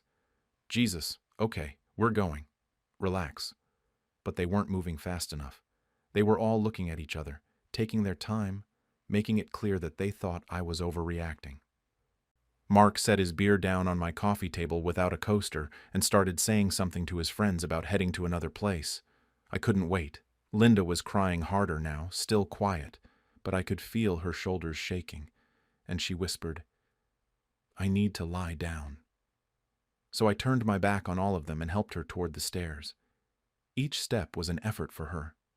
I practically carried her up, one arm around her waist and her arm over my shoulder, and I could hear them all downstairs gathering their stuff at a pace that felt deliberately slow. I got Linda into our bedroom and helped her onto the bed. She was shaking all over, whether from pain or shock or exhaustion, I couldn't tell. probably all three. She kept saying, "What happened? Why would he do this?" And I didn't have answers. I got her shoes off, pulled the blanket over her, and she was still crying. The noise from downstairs had gotten a little louder again. People talking and laughing like this was all some inconvenience to them. I told Linda I'd be right back and went back downstairs. They were moving now, finally, but it was this whole production. People looking for their phones and their keys. Somebody asking if anyone had seen his vape. Another person finishing their beer before they left. The house was absolutely trashed. There were bottle caps on the floor. Someone had spilled something on the carpet by the TV, a dark stain that was already setting in. My coffee table had cigarette burns on it, actual burns in the wood. It took another 10 minutes to get everyone out. Mark kept trying to talk to me, saying things like, "I didn't think it would be a problem," and "We would have cleaned up before you noticed," but I wasn't listening. I just wanted them gone. The last one to leave was Mark. He stood in the doorway with this offended expression on his face, like I was the one who'd done something wrong. He said, "You're being really dramatic about this." I just stared at him. My wife was upstairs crying after major surgery. My house was destroyed, and he thought I was being dramatic. I didn't trust myself to say anything, so I didn't. I just waited for him to leave. He finally did, shaking his head like I was impossible to deal with, and I shut the door behind him, locked it. Then I stood there in my destroyed living room and tried to figure out where to even start. The whiskey I'd been saving, the expensive bottle a client gave me last Christmas, was gone. Empty. The picture frame on the side table was cracked, the glass broken. There was a burn mark on the arm of my couch. The whole place reeked of smoke and alcohol. I checked on Linda first. She was lying in bed staring at the ceiling, tears still running down her face. She said, "I can't sleep. I can't stop thinking about those people in our house." I sat with her for a while, held her hand, told her I was sorry. She didn't need to apologize, but she kept saying she felt bad that I had to deal with this. After she finally dozed off, I went back downstairs and started cleaning. It took 2 hours. 2 hours of picking up bottles and cups, wiping down surfaces, scrubbing at the stain on the carpet. I kept finding things. A lighter that wasn't ours. A half-eaten slice of pizza shoved between the couch cushions. More cigarette ash ground into the hardwood. Every 15 minutes I went upstairs to check on Linda. She couldn't sleep. She'd doze for a few minutes and then wake up, disoriented and upset. At one point she asked me if we were safe, if those people were really gone, and it broke my heart that she felt unsafe in our own home. When I finally finished cleaning around midnight, I texted Mark. Just 3 words. "What the hell were you thinking?" He didn't respond. I sat on my couch, the same couch where a stranger had been passed out a few hours earlier, and stared at my phone. No response. I went upstairs and Linda was finally sleeping, but it wasn't peaceful. She was restless, shifting around, and I knew she was in pain, but didn't want to wake her for more medication yet. I didn't sleep that night. I kept thinking about coming home with Linda, about the look on her face when she saw what was inside, about Mark's smile like it was all a joke, about his friend calling me a buzzkill, about the fact that he still had a key to my house. At 6 in the morning, Mark finally texted back, "Jesus, sorry. I'll pay for whatever got broken." That was it. No real apology. No acknowledgement of what he'd actually done. Just an offer to pay for damages like that fixed everything. I looked at Linda sleeping next to me, still restless, and I knew what I had to do. At 8 a.m., as soon as the hardware store opened, I got dressed and drove over. I bought new locks. All of them. Front door, back door, side door to the garage. I was changing them before 9. I was on my knees in front of the door, halfway through installing the new deadbolt, when my phone rang. My mother. I almost didn't answer, but something told me Mark had already gotten to her. I was right. She didn't even say hello. She just launched into it. Mark had called her that morning, apparently in tears, saying I'd humiliated him in front of his friends, that I'd thrown him out of the house and screamed at him for no reason, that he'd just been trying to have a little fun, and I'd made this huge scene over nothing. I tried to explain. I told her about Linda's surgery, about the complications, about how she needed rest and quiet. I told her we came home to a party, to strangers in our house, to the place completely trashed. My mom listened, or at least I thought she was listening, and then she said something that made my blood run cold. "You know how Mark is. He didn't mean any harm. Why did you give him a key if you didn't trust him?" I just sat there on my floor with a screwdriver in my hand, trying to process that. She was making this my fault. I'd given him a key for emergencies 5 years ago, and somehow that meant I'd signed off on him throwing parties whenever he felt like it. I tried again. I told her Linda had been crying, that she couldn't sleep, that coming home to that had set back her recovery. My mom cut me off. She said, "He's your brother. He just needed to blow off some steam. You're making this into something it's not." We went back and forth for maybe 10 more minutes. She kept defending him, kept minimizing what he'd done, and I kept trying to make her understand why this was different from all the other times I'd let things slide. Finally, she said she had to go, that she was disappointed in me for causing family drama, and she hung up. I finished installing the locks, all 3 of them. My hands were shaking the whole time, but I got it done. Linda came downstairs around noon, moving slowly, and asked what I was doing. When I told her, she just nodded. She didn't ask if I was sure. She just said, "Okay." Over the next few days, my phone wouldn't stop. My aunt called, the one who lives 2 towns over and always has an opinion about everything. She said I was tearing the family apart over nothing, that Mark had made a mistake, but I was blowing it out of proportion. My younger sister called next. She's always had a soft spot for Mark, probably because he's bailed her out a few times when she's been short on rent. She told me I was being cruel and petty, that family forgives family. Nobody asked how Linda was doing. Nobody asked if she was okay or if she'd recovered from the shock of walking into that scene. It was all about Mark and his feelings and how hurt he was that I'd embarrassed him. My father was the only one who seemed to get it, at least partially. He called on day 3 and said, "Mark crossed a line," but then he added, "Maybe don't cut him off completely, though. He's still your brother."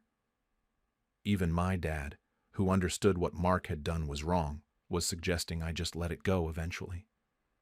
Mark himself never apologized, not once. He sent a few texts over those first days. One said he didn't think it would be a problem. Another said they would have cleaned up before I got home if I hadn't come back so early, like the timing was the issue and not the actual party. Then finally, "When you're ready to stop being mad, let me know." Like I was a child throwing a tantrum, like I was being unreasonable. I started questioning myself. I couldn't help it. When your entire family tells you you're wrong, you start to wonder if maybe you are. I've always been the responsible one, the one who keeps the peace, the one who smooths things over when Mark screws up. And he screws up a lot. There was the time he borrowed $2,000 for a business opportunity that never materialized. The time he was supposed to help our parents move and just didn't show up. The time he crashed my car and I had to pay the insurance deductible. Every single time I let it go. Family, right? But this felt different. This wasn't about money or inconvenience. This was about my home, the one place that's supposed to be safe and private. And it was about Linda, who'd done nothing wrong and didn't deserve any of this. I talked to her about it one night, about a week after everything happened. I told her I didn't know if I was doing the right thing. She was quiet for a minute, and then she said, "I support whatever you decide, but I don't think I can be around him right now." Then she told me she'd been having nightmares, that she kept dreaming about walking into the house and there were more people each time, and she couldn't get them to leave. She said she felt anxious in our own home now, like it wasn't really ours anymore. That's when I knew I couldn't back down on this. Not this time. The family pressure got worse. My mother's birthday was coming up, about 2 weeks after the incident, and she called to tell me about the party she was planning. Then she said, "Mark won't come if you'll be there. One of you needs to apologize so we can all be together." She didn't say which one of us should apologize, but it was obvious what she expected. I was the older brother. I was supposed to be the bigger person. I was supposed to give in like I always did. I told her I wasn't apologizing because I hadn't done anything wrong. She went quiet. And then she said, "We'd talk about it later," and hung up. My sister sent me a long text the next day. It was this whole thing about how family is more important than grudges, how holding on to anger only hurts yourself, how Mark was sorry even if he hadn't said it in so many words. She said I was being stubborn and that I needed to think about what really mattered.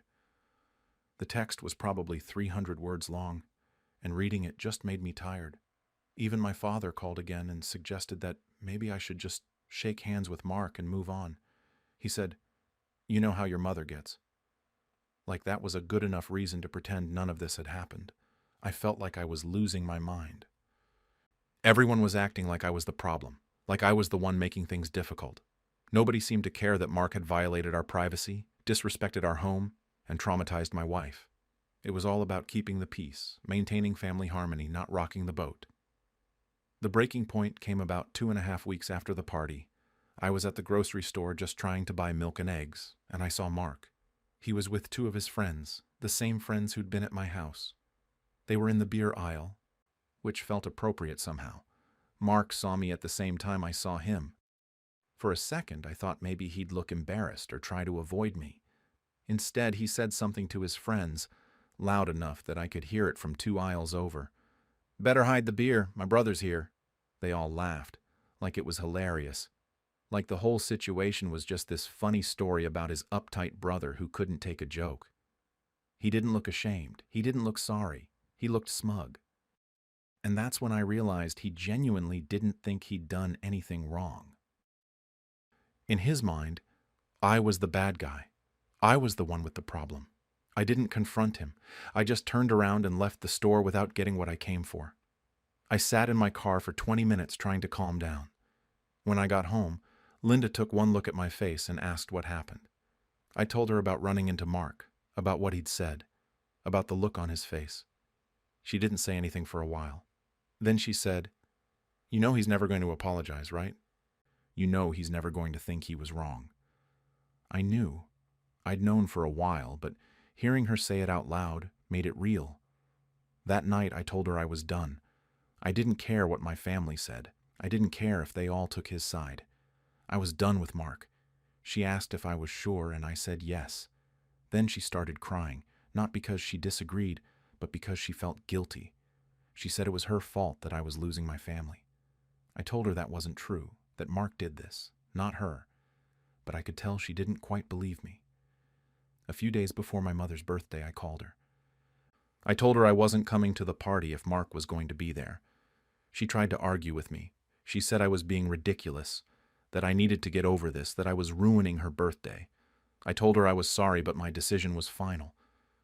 There was this long silence, and then she said, "I'm very disappointed in you.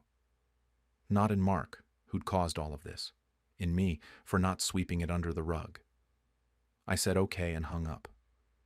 The night of her birthday, Linda and I stayed home. It was the first family event I'd missed in decades. Every birthday, every holiday, every random Sunday dinner, I'd been there, but not this time. My phone buzzed a few times with what I assumed were photos from the party, but I didn't look. Linda and I ordered takeout and watched a movie. And the whole time I felt like I'd made this huge mistake. Not because I thought I was wrong, but because being right felt so lonely. My father called me the next day. He'd gone to the party, and he told me it was fine, but that my mother was upset. Then he said something I wasn't expecting. He said, "I understand why you did what you did." Not that he agreed with it, necessarily, but that he understood. It was the most support I'd gotten from anyone in the family, and even that was lukewarm. The weeks after that were strange. The family split without anyone officially acknowledging it. My mother stopped calling except for the occasional text about something unrelated, always brief. My sister stopped inviting us to things. It was like Linda and I had been quietly removed from the family without anyone actually saying we were out. But then some cousins started reaching out. Nothing dramatic, just a text here and there. One of them said she'd heard what happened and that she got it. Another one told me Mark had pulled similar stuff with him years ago, and he'd just stopped talking to him. It wasn't the support of my immediate family, but it was something. Linda recovered physically. The pain went away. She got her strength back. She went back to work, but she was different around the house. She'd get anxious when someone knocked on the door. She'd ask me twice if I'd locked up at night. One time I found her just standing in the living room staring at the couch, and when I asked what was wrong, she said she kept seeing that guy passed out there. She told me she felt guilty that I'd lost my family because of her. I kept telling her that wasn't what happened, that Mark did this and the family chose his side, but she couldn't shake it. Some part of her believed that if she hadn't needed to come home from the hospital that day, none of this would have happened, which was insane, because Mark threw a party in our house without permission. That was the problem, not the timing of Linda's discharge. I went back to work after that week off, and people asked how Linda's recovery went. I'd say fine, and they'd ask if it was good to have her home, and I'd say yes. Nobody knew what had actually happened, and I didn't tell them. It felt too complicated to explain, and I didn't want to be the guy complaining about his family drama at work. But at night, alone, I kept thinking about it. I'd lie awake going over everything, wondering if I'd overreacted, wondering if I should have just let Mark clean up and given him another chance, wondering if losing most of my family was worth standing my ground. Then I'd remember Linda crying in the doorway. I'd remember the cigarette burns on my coffee table. I'd remember Mark's smug face at the grocery store, and I'd think, no, I did the right thing. But doing the right thing didn't make it hurt any less. 3 months went by like that. 3 months of this weird split where half the family wasn't talking to me and the other half was pretending nothing had happened. My mother would send these short, polite texts about the weather or asking if I'd seen some news story, but we never talked about Mark. My sister stopped reaching out entirely. It was like I'd been put in family timeout and everyone was waiting for me to apologize so things could go back to normal. Linda kept saying she felt guilty. Every time my phone didn't ring on a Sunday, which was when my mom usually called before all this, Linda would get this look on her face. She'd say something like, "You should call her," or "Maybe we should invite them over." I'd remind her that I wasn't the one who needed to make amends here, but I could tell she didn't fully believe that. Some part of her had internalized that this was somehow our fault. She was still anxious in the house, too. It had gotten a little better, but not much. She'd installed a chain lock on the inside of the front door, which we'd never had before. When I asked her about it, she just said it made her feel safer. I didn't argue. If a $15 chain lock helped her sleep at night, it was worth it. Work kept me busy, which was good. The less time I had to think about the family situation, the better. But there were moments, like when one of my guys on the crew mentioned his brother was helping him move that weekend, and I realized Mark and I used to help each other with that kind of stuff. Or when someone brought their kid by the site and I remembered Mark used to talk about having kids someday, and I wondered if he ever would, and if I'd even know about it. Then one evening, about 3.5 months after everything went down, my father showed up at the house. No warning, no call ahead, just knocked on the door around 7 at night. Linda answered, and I heard her say, "Oh, hi," in this surprised voice, and I came out of the kitchen to find my dad standing in the entryway looking uncomfortable. He said he wanted to talk, so Linda made herself scarce, and we sat in the living room. The same living room where the party had been. I hadn't told my father that detail, but sitting there I wondered if he knew, if Mark had mentioned it, or if my mother had. My dad didn't beat around the bush. He told me Mark had asked my mother for money last week, $1,000. He said it was for rent, that he was behind because of some issue with his paycheck. My father said my mother gave it to him without even asking me what I thought, which apparently they'd been doing for years without telling me. Every few months Mark would need money for something and they'd just hand it over. I didn't know what to say to that. I'd known Mark borrowed from them sometimes, but I didn't realize it was that regular or that much. My father looked tired. He said, "She gave it to him." I asked her when he's ever going to learn if we keep bailing him out. Then he said something I wasn't expecting. He said maybe me doing this, cutting Mark off, maybe it was what someone needed to do. He said he'd never had the guts to do it himself. We sat there for a while and he told me things I'd never known. About how Mark had been like this since high school, always needing something, always having an excuse. About how my mother made excuses for him because he was the baby. About how my father had wanted to stop helping him years ago, but my mother wouldn't let him. It was the most honest conversation I'd ever had with my dad. When he left, he said, "Give her time. Your mother will come around, probably." That probably hung in the air after he drove away. Linda came back downstairs and asked what that was about. I told her and she got quiet. Then she said, "So we're not the crazy ones." I told her we never were, but I think hearing that my father understood helped her believe it a little more. Life went on. That's the weird thing nobody tells you about family drama. It doesn't stop your life. You still have to go to work, pay bills, do laundry. Linda and I fell into a new routine. One that didn't include Sunday dinners at my parents' house or random texts from my sister about getting together. It was quieter. Sometimes it was lonely. But it was also peaceful in a way our life hadn't been before.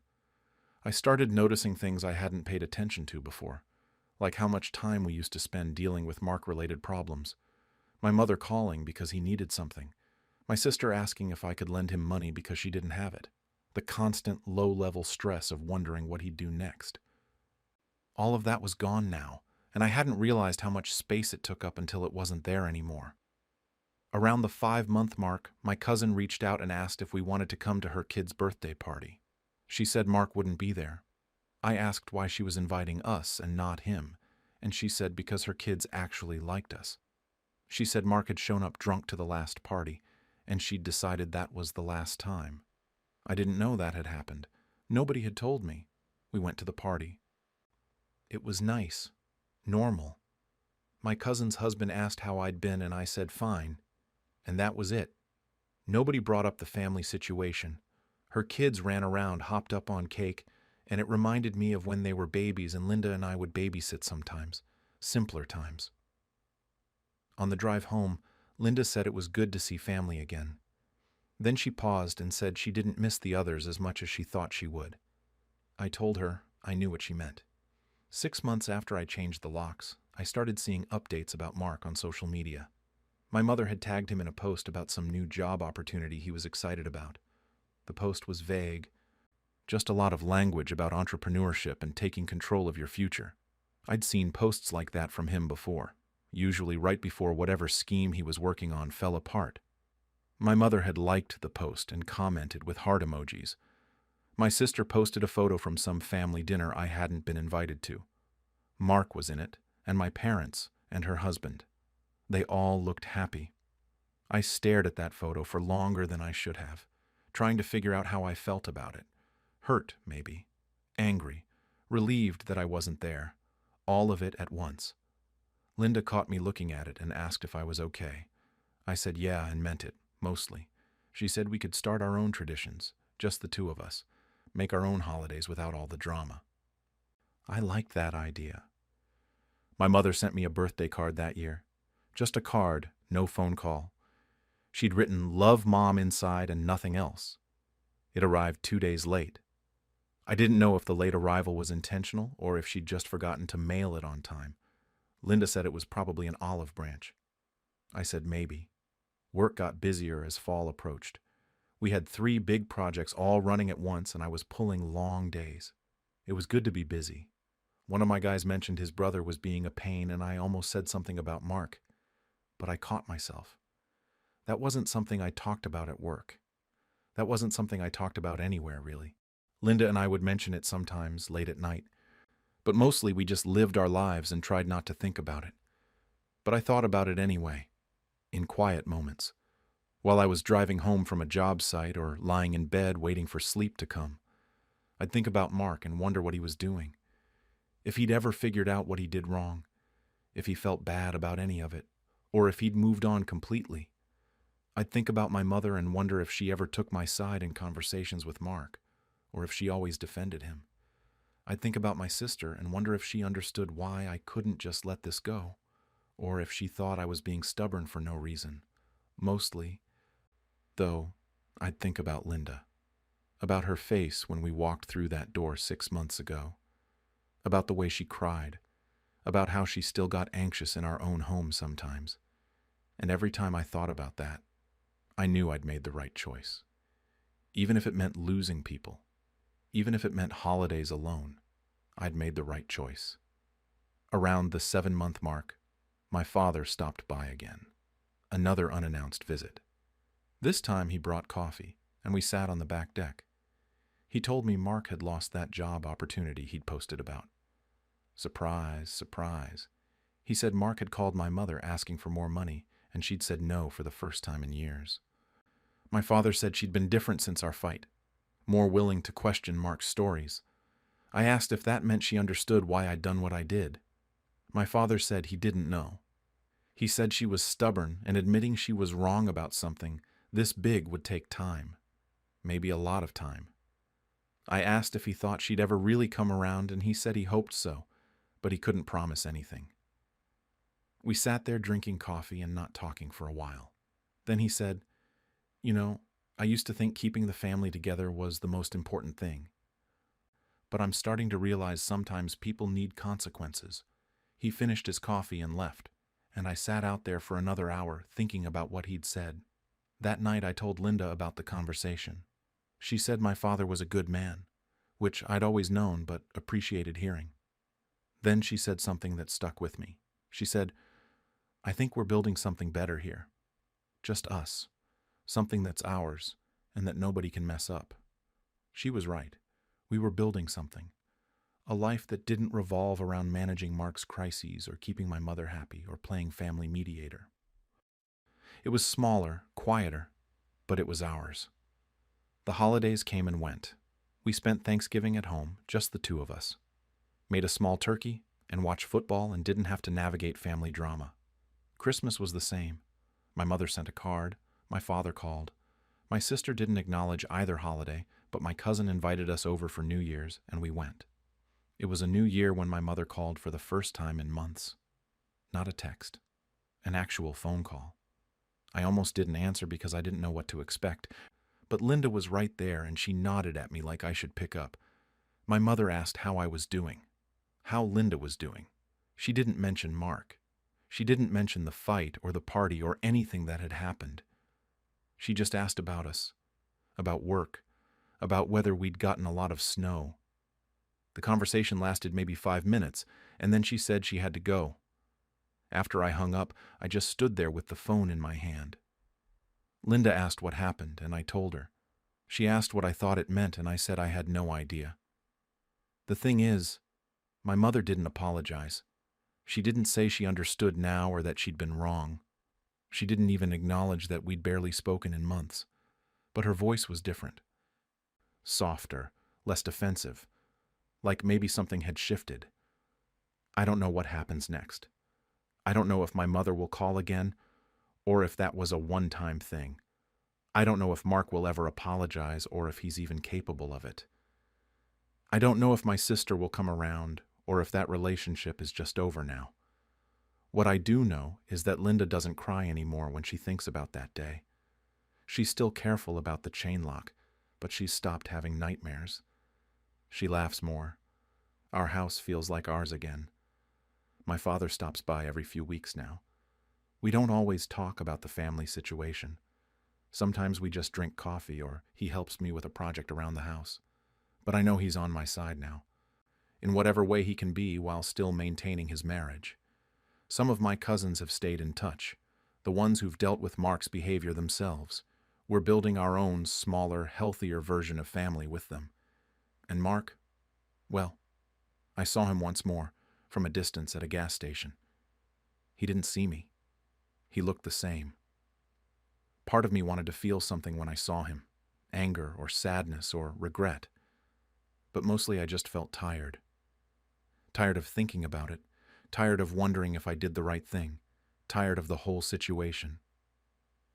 I still wonder sometimes late at night when I can't sleep, if I overreacted, if I should have been more forgiving, if losing my family was worth standing my ground. But then the sun comes up and I make coffee and Linda comes downstairs and we have breakfast together in our quiet, peaceful house. And in those moments, I think maybe I did okay. Maybe being right and being alone isn't the worst thing. Maybe it's just what had to happen. My mother's phone call sits in my mind like an unanswered question. I don't know if it means anything. I don't know if she'll call again or if this is as close to reconciliation as we'll get. I don't know if I even want full reconciliation or if I've gotten used to this distance. What I know is that I changed the locks. I drew a line. And whether or not my family ever understands why I had to do that, I understand. Linda understands. And maybe that's enough. When my father passed away, my cousin announced she was the executor and sold his belongings without telling me. I'm 48, work as a high school counselor in the same small town where I grew up. My father lived here his whole life, too, just 15 minutes from my house. My cousin Diane is 52, a real estate agent who moved to the next county over about 10 years ago. We were never particularly close growing up, but we weren't enemies either. Just family who saw each other at holidays and the occasional birthday party. The last 3 years of Dad's life, I was the one taking care of him. Colon cancer, stage 4 by the time they caught it.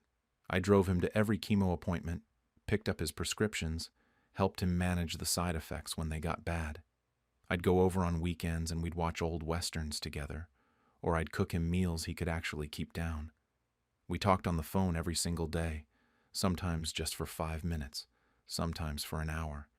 He'd tell me about what the neighbor's dog was doing, or complain about the news, or ask me about the kids at school. Normal stuff, father-daughter stuff. Diane came to visit maybe twice in those 3 years.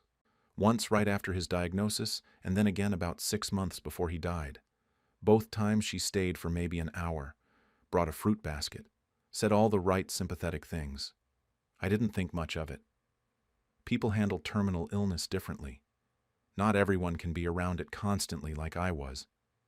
Dad and I never really talked about what would happen after he was gone. I know that sounds stupid now, but it felt morbid to bring up. I just assumed I'd handle things since I was already handling everything else. He had a small house, some savings, nothing complicated. I figured we'd have a simple funeral, I'd sort through his belongings, sell the house eventually. Standard stuff you do when a parent dies. He passed on a Sunday morning in March, peacefully, at home, which is what he wanted. Hospice had been coming by for the last 2 weeks. I was there when it happened, holding his hand. My brother Mark flew in from Arizona the next day. We planned the funeral together, picked out the casket, wrote the obituary. Diane called to offer condolences and asked when the service would be. I told her Tuesday at the Methodist church, reception at Dad's house after. The funeral was small. Dad wasn't a social person, kept to himself mostly. Maybe 30 people showed up, mostly extended family and a few of his old co-workers from the plant. It was a nice service. The pastor said some generic things about Dad being a good man, which was true enough. A few people got up to share memories. I didn't trust myself to speak without breaking down, so I stayed in my seat. After the burial, everyone came back to Dad's house for the reception. I'd spent the morning setting out casseroles that neighbors had dropped off, making coffee, putting out paper plates. The house felt too full of people, all of them eating and talking in that weird, hushed way people do after funerals. Everyone kept telling me how sorry they were, how Dad was in a better place now, how strong I was being. I just nodded and tried to keep the coffee pot full. About halfway through, Diane stood up near the fireplace. She cleared her throat a few times until people stopped talking and looked at her. I was in the kitchen, refilling someone's cup when I heard her start speaking in that confident real estate agent voice she uses. She said she knew the timing was difficult, but there was something everyone needed to know. My father had named her as the executor of his estate. She said she'd be handling all the arrangements for settling his affairs and asked that no one remove anything from the house without talking to her first. She thanked everyone for understanding and said she'd make sure everything was done properly and fairly. I just stood there holding the coffee pot, trying to process what she'd just said. The kitchen suddenly felt too hot. Around me, relatives were nodding, a few of them even thanking Diane for taking charge during such a difficult time. My Aunt Linda said something about how responsible that was. My Uncle Joe patted Diane on the shoulder. I put the coffee pot down and walked over to where Diane was accepting condolences like she'd just done everyone a favor. I waited until the small crowd around her dispersed a little, then pulled her aside into the hallway. I asked her when Dad had made her executor. She said it had been arranged a while ago, but she didn't get specific. I asked to see the will. She looked at me like I'd just asked something incredibly inappropriate and said, "This wasn't the time or place." that we could discuss details later. Then she walked back into the living room before I could say anything else. I spent the rest of the reception in a fog. People kept talking to me, but I barely heard them. My brain was stuck on what Diane had just announced. It didn't make sense. Why would Dad name her executor when I was the one who'd been handling everything? We'd never discussed it, sure, but wouldn't he have at least mentioned it to me at some point in the last 3 years? Mark pulled me aside before he left and asked if I knew about the executor thing. I told him I had no idea. He said it seemed weird, but maybe Dad had his reasons. He had to fly back to Phoenix the next morning for work, so he couldn't stick around to help figure things out. He told me to call him if I needed anything. Everyone cleared out by early evening. I stayed to clean up, loading the dishwasher, throwing away paper plates, putting leftover casseroles in the fridge. Diane had already left without saying goodbye. I locked up Dad's house and drove home feeling like I'd just been hit by something I didn't see coming. The next day was Wednesday. I couldn't go back to work yet, had taken the whole week off. I didn't know what to do with myself, so I drove over to Dad's house. I still had my key. I'd been letting myself in for 3 years to help him. It felt natural to go there. The first thing I noticed was that the dining room table was gone. The oak table Dad had built himself back in 1987, the one where we'd eaten every holiday meal my entire childhood. Just gone. There were indentations in the carpet where the legs had been. I walked through the house in a daze. His recliner was missing from the living room. The bookshelf in the hallway looked half empty. When I went out to the garage to check his workshop, my stomach dropped. His tool bench had been cleared out. The vintage hand tools he'd collected over decades. The ones he'd used to build that dining room table and the deck and half the furniture in the house. Most of them were just gone. I called Diane immediately. She answered on the third ring, sounding cheerful. I asked her what happened to Dad's dining room table. She said, she'd started clearing some things out. The estate sale company she'd hired said it was better to get started quickly rather than let everything sit. Property doesn't maintain itself, she said. There are bills, utilities, insurance. I asked about the tools. She said the same thing. Had to get the process moving. These decisions needed to be made by someone who could be objective about it, not emotional. She said it like I should be grateful she was willing to do this hard work. I told her I wanted to see the will. She sighed like I was being difficult and said she'd get me a copy eventually, but right now she was focused on managing the property. She said I'd get my share when everything was settled and told me to stop being paranoid. Then she said she had to go. She was meeting with the estate sale company and hung up. I sat in my car in Dad's driveway for 20 minutes, trying to understand what was happening. That dining room table wasn't just furniture. Dad had built it with his own hands. I'd done my homework at that table every night of high school. We'd eaten Thanksgiving dinner there every year, and now it was just gone, sold to some stranger, because Diane decided it needed to happen quickly. By Friday, more things were missing. I'd stopped by again Thursday evening and noticed Dad's record collection was gone.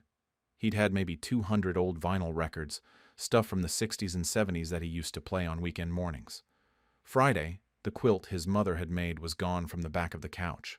Small things kept disappearing. That evening, I saw that Diane had posted on Facebook about an estate sale happening that weekend at Dad's address. The post said everything must go, lots of vintage items and tools, cash only. There was a photo attached showing some of Dad's belongings arranged on tables in the garage. Saturday morning I drove over there. I told myself I wasn't going to make a scene. I just wanted to see what was happening. There were cars parked up and down the street. Strangers were walking through my father's house, picking up his belongings, haggling over prices. Diane was in the garage with a cash box. Smiling and chatting with people like this was a normal yard sale and not the dismantling of my father's entire life. I saw someone walking to their car carrying Dad's fishing tackle box, the green metal one he'd had since he was 16 years old, the one we'd taken on camping trips when I was a kid. I watched them put it in their trunk and drive away. I walked into the garage. Diane saw me and her smile got tight. I asked her again, in front of all these people, to show me the documentation proving she was executor. She said I was being ridiculous, that the lawyer had all the paperwork and she'd get me copies when she had time. I said I wanted the name of the lawyer. She said she'd text it to me later. But right now, I was disrupting the sale and making things uncomfortable for everyone. A few of the customers were staring at us. I felt my face get hot. I left before I said something I'd regret, got in my car, and just drove around for an hour because I couldn't go home yet. That evening, my Aunt Linda called. She said she'd heard I'd caused a scene at the estate sale. I started to explain what had actually happened, but she cut me off. She said I should be grateful that Diane was doing all this hard work, that settling an estate is complicated, and I should trust that Dad made his choice about who to handle it. She said Dad wouldn't want me fighting with family over his things, that I was making everything harder than it needed to be. I told her I'd only asked to see documentation.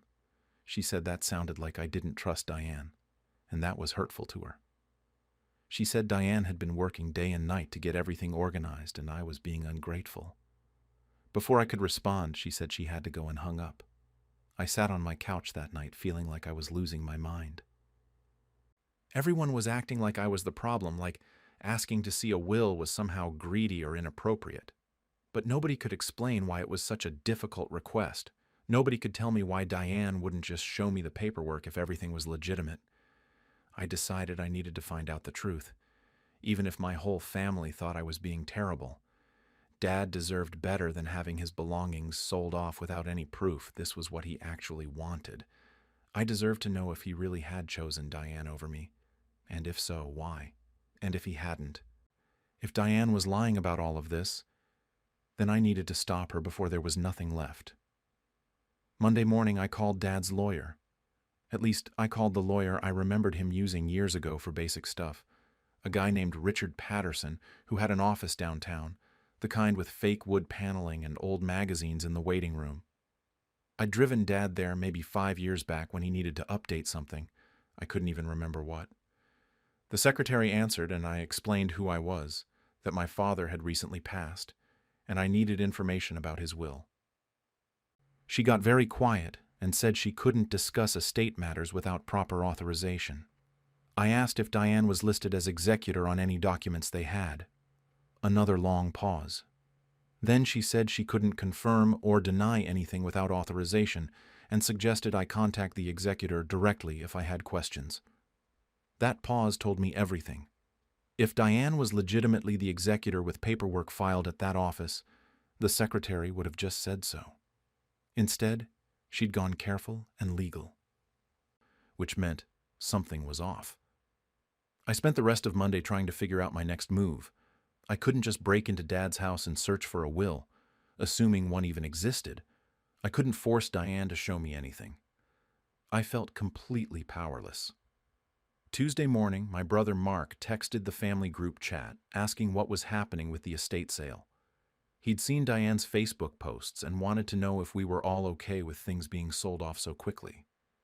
Diane responded within minutes, saying she was handling everything as directed and following proper procedures. Mark texted back asking if he could see a copy of the will, just so he knew what Dad wanted. That's when the rest of the family jumped in. My cousin Beth said couldn't we just trust Diane? She knows what she's doing. She's a professional. Uncle Joe said Dad wouldn't want us fighting like this, that we were disrespecting his memory by questioning things. Aunt Linda said Diane had been working herself to exhaustion managing everything, and we should be supporting her, not interrogating her. I pointed out that all we'd asked for was to see documentation. That seemed reasonable given the circumstances. Cousin Beth responded that asking for proof made it sound like we thought Diane was lying. And that was a terrible thing to accuse family of. Uncle Joe said I'd always been controlling about Dad and needed to learn to let go. That one stung. Controlling. Like taking care of my dying father for 3 years was some kind of power trip. Diane sent me a private message while this was all happening. It just said, "Back off or you won't get anything." No explanation, no justification. Just a threat. I didn't respond to the group chat after that. There was no point. Everyone had already decided I was the villain. Wednesday afternoon, Dad's neighbor, Mrs. Chen, called me. She's this older woman who'd lived next door to Dad for probably 30 years. Brought him soup sometimes when he was sick. Collected his mail when he was in the hospital. She said she'd been meaning to call me but hadn't wanted to intrude during my grief. Then she said she'd seen Diane at Dad's house multiple times in the weeks before he died. She'd thought I knew about it, assumed we were coordinating care or something. But the way Diane had been loading boxes into her car, sometimes late in the evening, it had struck Mrs. Chen as odd. She said she'd seen Diane there at least 4 or 5 times, always alone, always carrying things out to her vehicle. I asked when exactly. Mrs. Chen said it started maybe 3 weeks before Dad passed. The last time she'd seen it was 2 days before the funeral. My stomach dropped. Diane had been taking things before Dad even died, before there was any legal authority to touch anything, assuming she even had legal authority now. This wasn't estate management. This was something else entirely. I thanked Mrs. Chen and sat with that information for a while. It changed everything. This wasn't just about Diane being overeager to settle the estate. She'd been planning this for weeks, maybe longer. Thursday evening, I drove to Diane's house. I didn't call ahead. I just showed up around 7, rang the doorbell, and waited. She answered in workout clothes, hair pulled back, clearly annoyed to see me on her doorstep. I didn't wait for her to invite me in. I said I needed to see the will right now, tonight, or I was going to the courthouse first thing Friday morning to find out what had actually been filed. She crossed her arms and said I was being dramatic. I said I'd just learned she'd been at Dad's house multiple times before he died, removing his belongings, and I wanted an explanation. Her face changed, got defensive.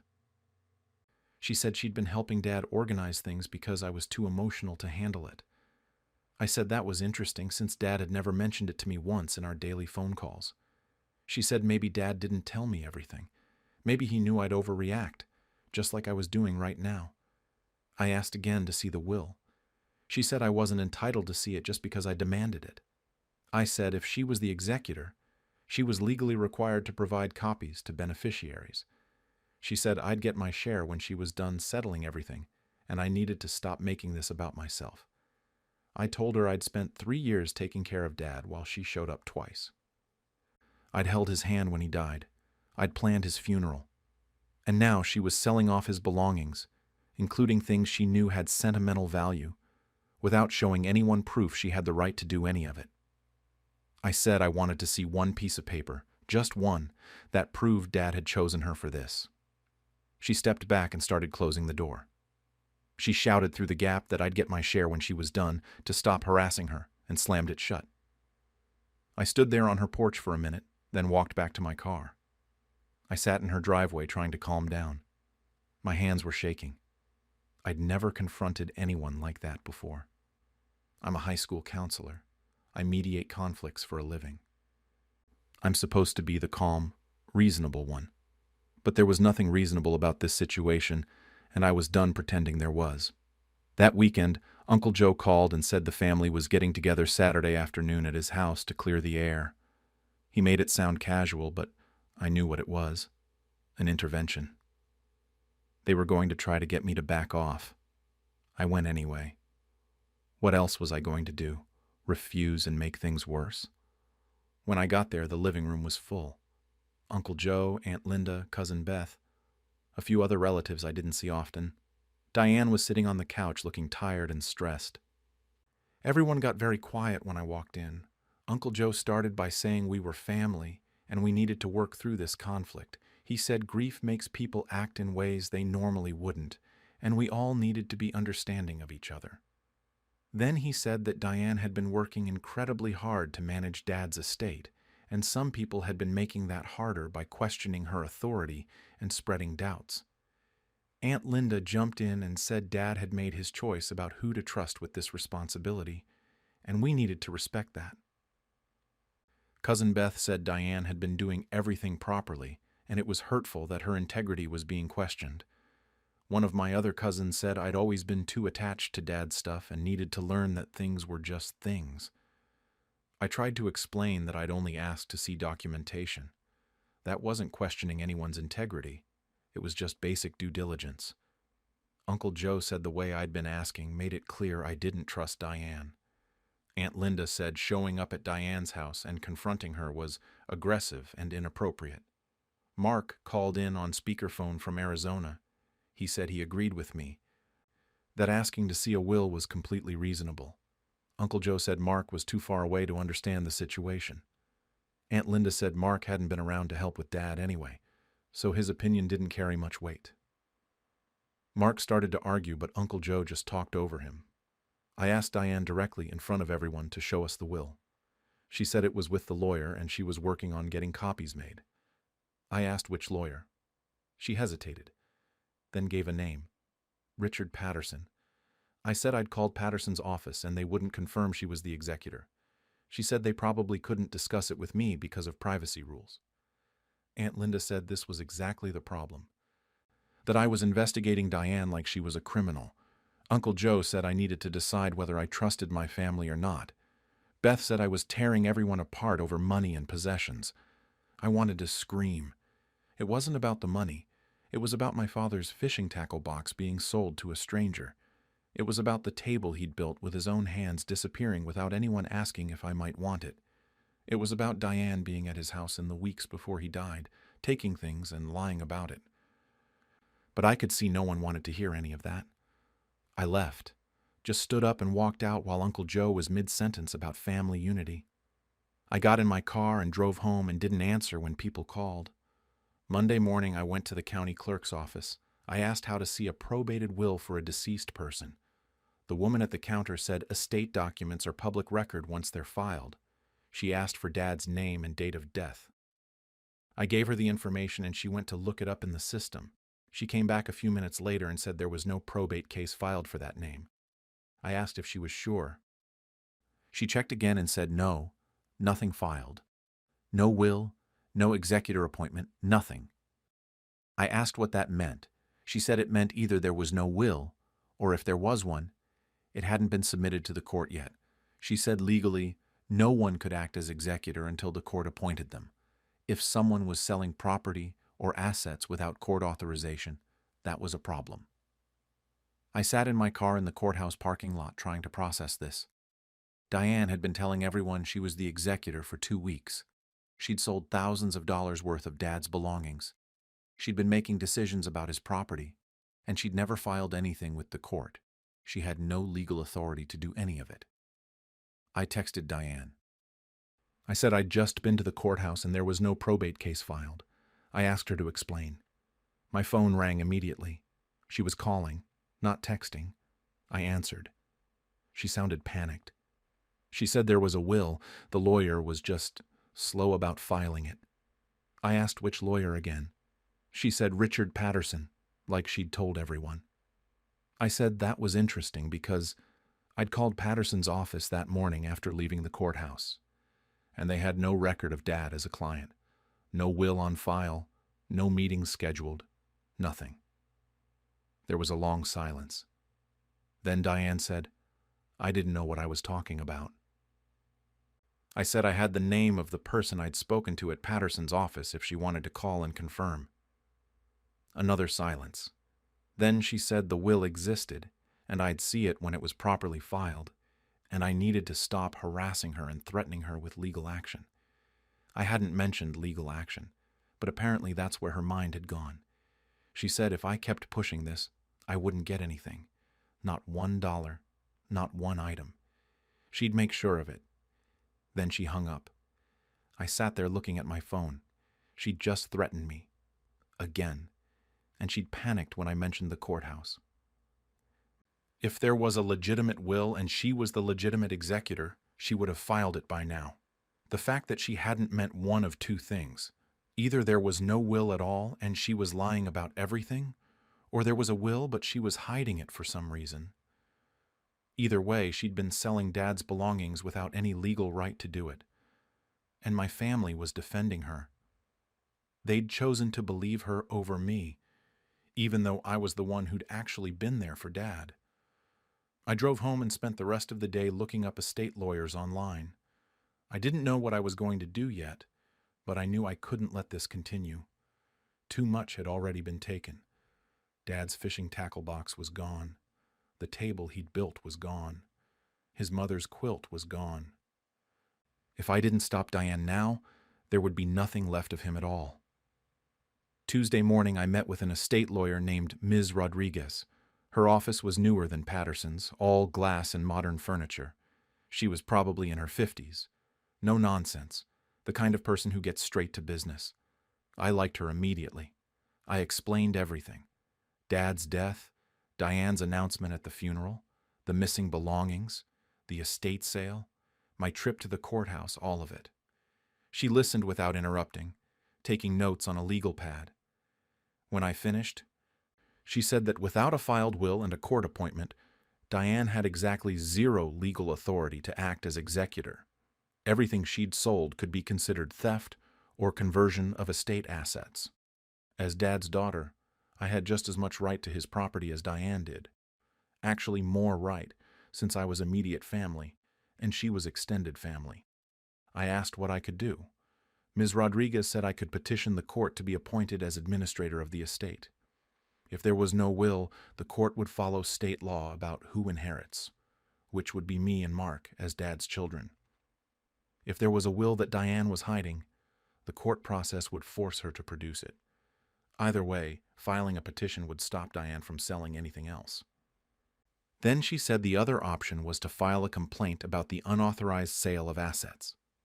Depending on how much Diane had taken, it could potentially be criminal, not just civil. But that would definitely mean taking a family member to court, possibly getting police involved, and burning every bridge I had left with my relatives. I asked what she'd do. She said that wasn't her decision to make, but if it was her father's belongings being sold without authorization, she'd file the petition. She said I should talk it over with my brother and decide what I was comfortable with.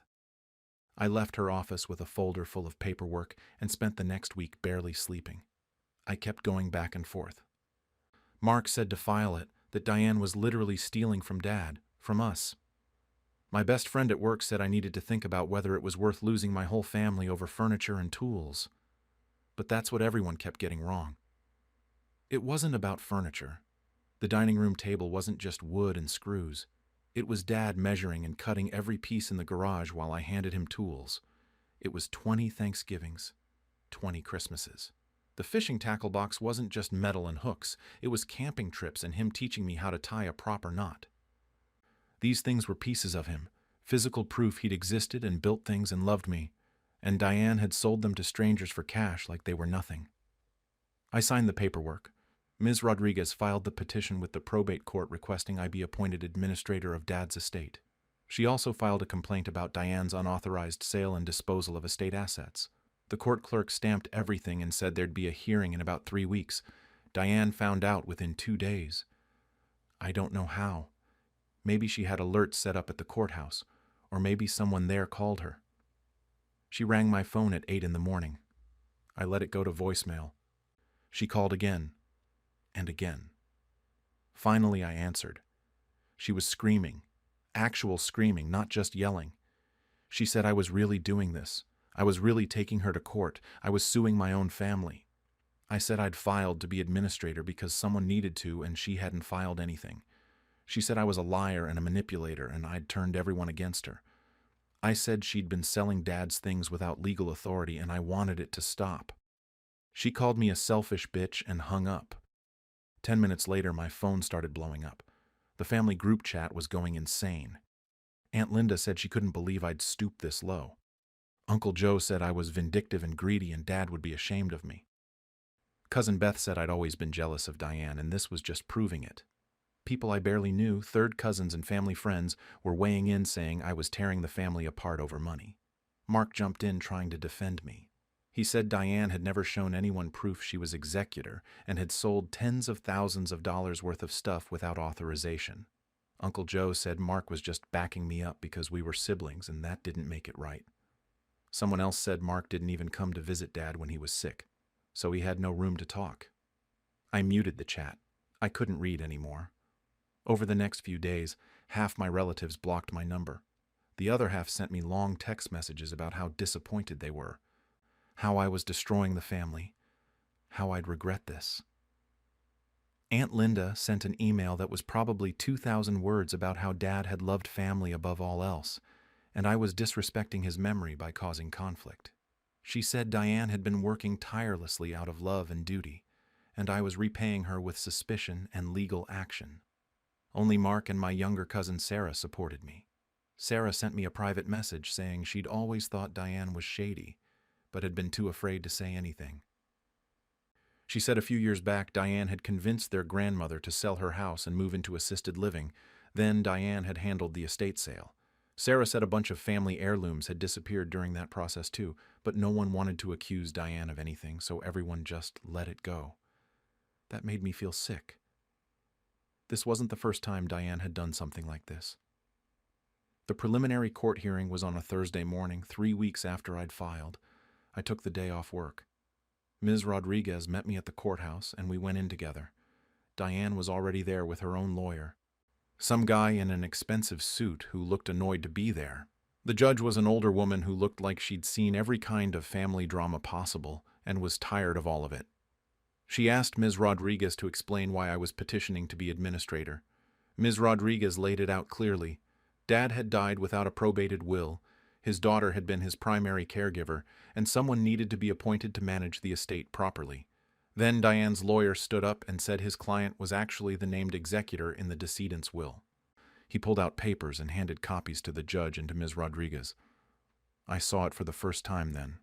A will, printed on regular computer paper, dated about 6 months before Dad died. It said Diane was executor and laid out how things should be divided. But something looked wrong about it immediately.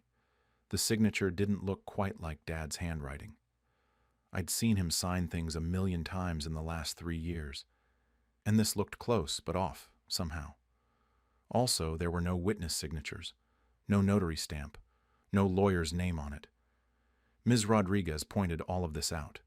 She said the will appeared to be a holographic will, which is legal in our state, but this one had irregularities. She requested handwriting analysis and forensic document examination. She also pointed out that even if the will was legitimate, it had never been filed for probate, which meant Diane had no legal authority to act as executor regardless. The judge looked annoyed with everyone. She ordered a handwriting analysis and forensic examination of the will. She also issued a temporary restraining order preventing Diane from selling, disposing of, or removing any more property from the estate. She set another hearing for 2 months out to review the forensic results. Then she told us all to try to work things out like adults and dismissed us. Diane left the courtroom without looking at me. I saw her in the parking lot arguing with her lawyer, probably about the fact that her own attorney seemed skeptical of the will. The next 2 months were surreal. I went to work every day, counseled teenagers about their problems, came home to an empty house and obsessed about legal documents. I avoided all family gatherings. Thanksgiving came and went. I spent it with Mark, who flew in for the long weekend. We ordered Chinese food and didn't talk about the case. Through Ms. Rodriguez, I found out Diane had sold over $40,000 worth of Dad's belongings based on the estate sale receipts we'd subpoenaed. Some items we could trace. The dining room table had sold for $300. Dad's tool collection had gone for maybe $2,000. Other things, like the fishing tackle box and the quilt, weren't on any receipts. Either Diane had kept them or sold them privately for cash. Ms. Rodriguez said even if I won the case and was appointed administrator, I'd never get most of those items back. They were gone. The best I could hope for was that Diane would have to pay back the estate for the value of what she'd sold, but even that was complicated since a lot of it was used personal property with no clear market value. Christmas was worse than Thanksgiving. Mom had died years ago, so it had always been just me and Dad for the holidays. This was my first Christmas without him, and instead of grieving normally, I was stuck in legal limbo fighting with my cousin over his belongings. I didn't put up a tree, didn't buy presents for anyone, just worked and waited. Sarah checked in on me every week or so. She said the family was still talking about it constantly, still saying I was in the wrong. She said Diane was playing the victim hard, telling everyone how betrayed she felt, how she'd only been trying to help. Sarah said she tried to point out that Diane had never actually shown anyone the will before the court hearing, but no one wanted to hear it. Most days I felt okay about my decision. Dad had taught me to stand up for what was right even when it was hard. He wouldn't have wanted Diane selling off everything he owned without proving she had the authority to do it. But some days, usually late at night when I couldn't sleep, I wondered if I should have just let it go. Let Diane have everything, kept the peace, maintained my relationships with my aunts and uncles and cousins. Maybe that would have been the mature thing to do. Then I'd remember the fishing tackle box.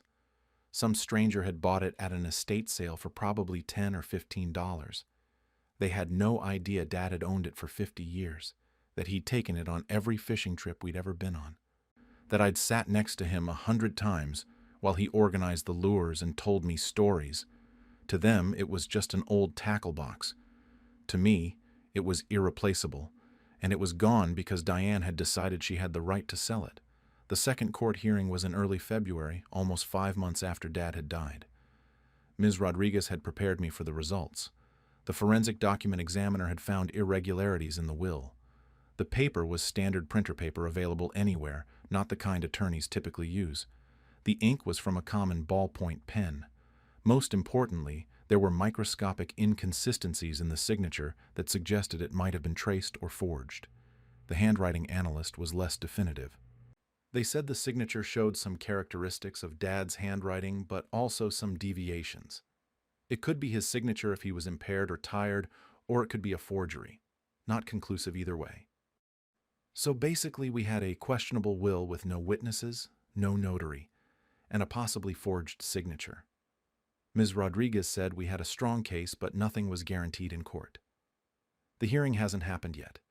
It's scheduled for 3 weeks from now. My lawyer says we'll present the forensic evidence and argue that the will is invalid. If the judge agrees, I'll be appointed administrator, and Diane will potentially face consequences for selling assets without authority. If the judge decides the will is legitimate despite the irregularities, Diane becomes executor, and I probably don't have much recourse. I haven't spoken to most of my family in months. Uncle Joe and Aunt Linda sent me a joint email last week saying they hoped I was happy with myself for destroying the family over greed. They said even if I won in court, I'd lost something more important, and they hoped I'd realize that someday. They said they'd pray for me, but they couldn't have a relationship with me right now. Mark says he'll testify if needed. He'll fly in for the hearing. Sarah said she'd come too if it would help, but mostly I'm alone in this. I drive past Dad's house sometimes. The lawn is overgrown since no one's been allowed to maintain the property during the legal proceedings. The paint is starting to peel near the gutters. It looks abandoned and sad.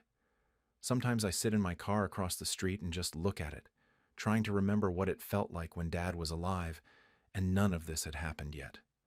I don't know if I made the right choice, even if I win legally. I've lost relationships I can never get back.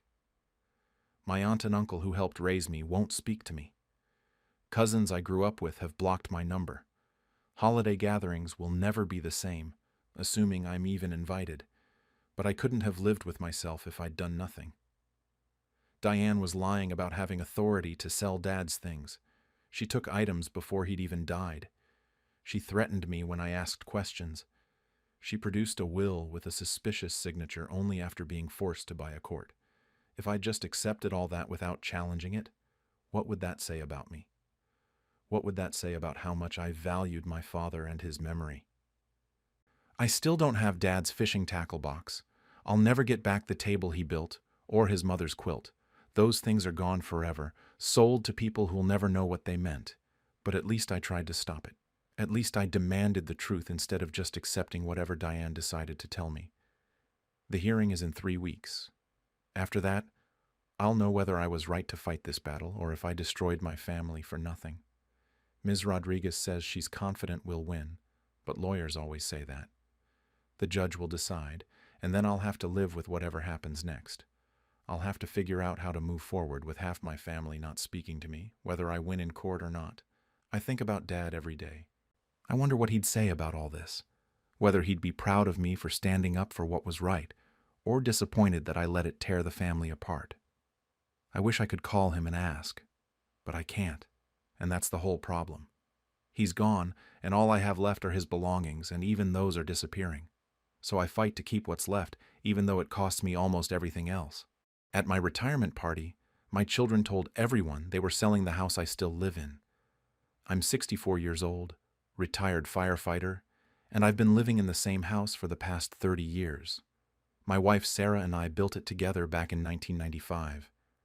We designed every room, picked out every fixture, planted every tree in the yard. She died 6 years ago from cancer, and I've been here alone ever since. We have 3 kids. Mark is 38, Jennifer is 35, and Daniel is 32.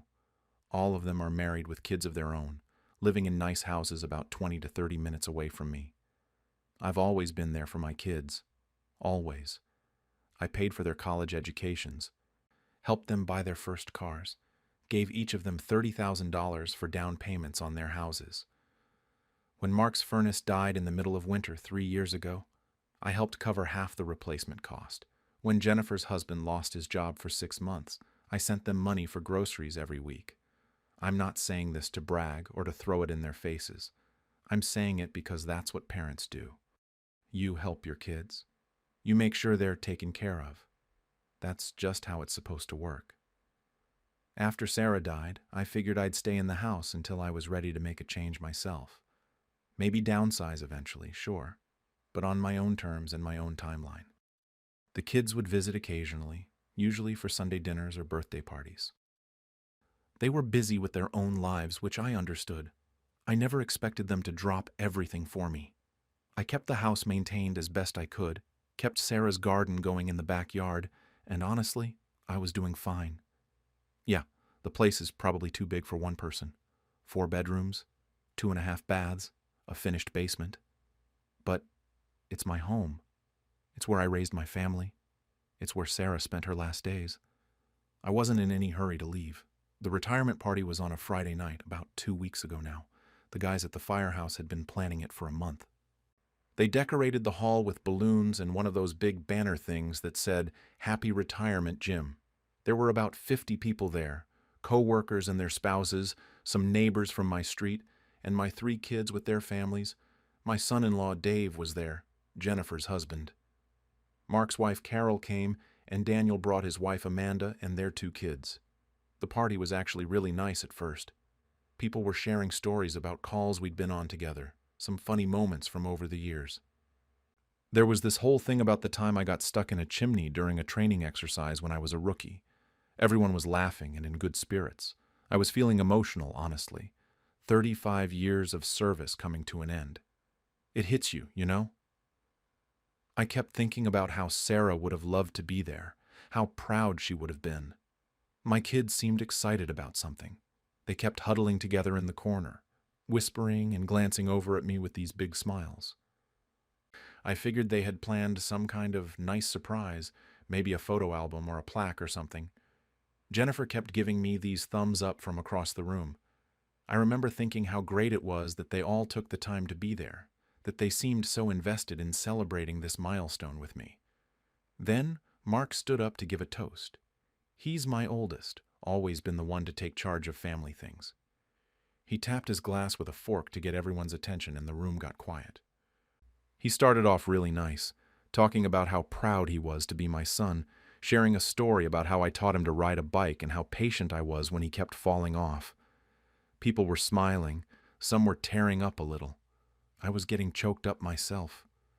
Then he said, "And we're so excited to help Dad start his next chapter." That seemed normal enough, but then he kept going. "We've been looking at some great condos and assisted living communities in the area, and we'll be listing the family house next month so he can downsize and actually enjoy retirement without all that maintenance and yard work weighing him down." The room erupted in applause and laughter. People were clapping and cheering like this was the best news they'd heard all night. I was standing there with my drink halfway to my lips, completely frozen. I couldn't process what I'd just heard. Did he just say they were selling my house? My house? The one I'm currently living in? People started coming up to me immediately, shaking my hand, patting me on the back. "That's so smart," someone said. "You deserve to relax and not worry about all that upkeep."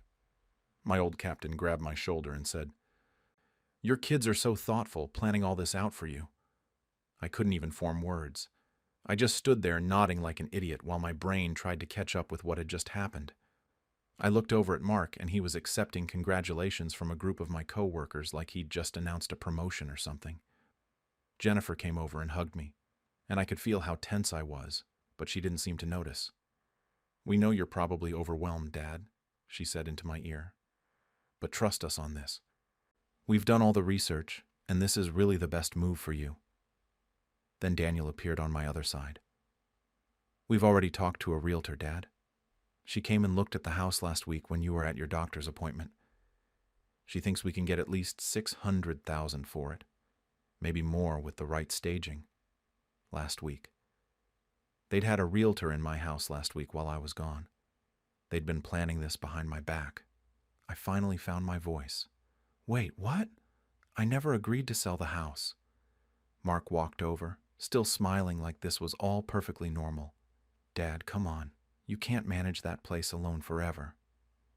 The yard is huge. The roof is going to need replacing in a few years. The whole place is just too much for one person. We're doing this for you." People were still watching us. I could feel their eyes. This was my retirement party, surrounded by people I'd worked with for decades, and my own children were telling me they were selling my house out from under me. "That's my house," I said, and my voice came out louder than I meant it to. "You can't just decide to sell it?" Jennifer's smile got tighter. She glanced around at the people watching us. "Dad, let's talk about this later, okay? This isn't the time or place." "You made it the time and place when you announced it in front of 50 people, I shot back. "You had no right to do that. You didn't even ask me." Mark's face was starting to turn red. "We're trying to help you, and you're acting like we're the bad guys here. Do you know how much time we've spent researching options for you? How many places we've toured?" "I didn't ask you to do any of that," I said. The room had gone completely quiet now. The music was still playing from the speaker in the corner, some classic rock station, but nobody was talking anymore. Everyone was just watching our family fall apart in the middle of my retirement party. Daniel tried to jump in. "Dad, we love you. We're worried about you being in that big house all alone. What if you fall down the stairs? What if something happens and nobody's there to help you?" "Then that's my problem to deal with," I said. "Not yours." Jennifer was getting teary now. "We just want what's best for you." "What's best for me is keeping my home," I said. "The home I built with your mother. The home where we raised you three. You don't get to take that away from me." Mark stepped closer, lowering his voice. But I could hear the anger in it. "You're being stubborn and irrational. This is exactly why we needed to take charge of this situation. You're not thinking clearly." That did it. That was the moment I realized they didn't see me as their father anymore. They saw me as a problem that needed to be solved, a burden that needed to be managed. "Get out," I said. "What?" Jennifer said. "Not here, Dad," Mark said. "Don't do this here." "You started this here," I said. "You announced you were selling my house without my permission in front of all these people. So I'm ending it here. Get out, all three of you. Get out of my party and get out of my life until you can remember that I'm your father, not some confused old man you get to make decisions for." Carol, Mark's wife, tried to say something, but I held up my hand. "I mean it. Leave. Now." They left. All three of them and their spouses and kids, filing out of the hall while everyone watched in complete silence. The door closed behind them, and I was left standing there with 50 people staring at me like I'd just committed murder. I didn't stay much longer after that. People tried to talk to me, tried to smooth things over, but I was done. I thanked everyone for coming, grabbed my jacket, and drove home to the big empty house that apparently everyone thinks I'm too old and incompetent to live in anymore. I sat in the living room for hours that night, in the same chair where Sarah used to read her books, and I kept replaying the whole thing in my head. The shock of Mark's announcement. The applause from people who had no idea they were celebrating my humiliation. The looks on my kids' faces when I told them to leave. Part of me felt justified. They'd ambushed me, tried to take control of my life without my consent. But another part of me kept wondering if I'd just ruined everything over pride. These were my children. My only children. And now they were gone, and I was alone in this house that everyone seemed to think was too big for me. My phone started buzzing around midnight. Text messages in the group chat we have with all the kids. Jennifer saying I'd embarrassed them. Mark saying I was being stubborn. Daniel sending me links to articles about elderly people living alone. I didn't respond to any of them. I just turned off my phone and went to bed in the room where Sarah died, in the house we built together. And I didn't sleep at all. The morning after the party, I woke up to 17 text messages. I'd turned my phone back on around 6 a.m., and they all came flooding in at once. The group chat with my kids had blown up overnight, Jennifer saying I'd really embarrassed them, and they were just trying to do something nice. Mark saying I was being stubborn and they'd seen me struggle with yard work and repairs. Daniel saying I didn't realize how much the house was worth and that I was sitting on a gold mine while living like I was broke. That last one stung more than I expected. Living like I was broke. As if the only value in anything is how much money you can squeeze out of it. I didn't respond to any of the messages. What was I supposed to say? Sorry for not wanting you to sell my house without asking me. I made coffee and sat at the kitchen table, the same table where we'd had thousands of family meals. And I tried to figure out what the hell had just happened to my family. Around 10 that morning, I heard cars pulling into my driveway. I looked out the window and saw all three of my kids getting out, Mark's SUV and Jennifer's minivan. They hadn't asked if they could come over. They just showed up.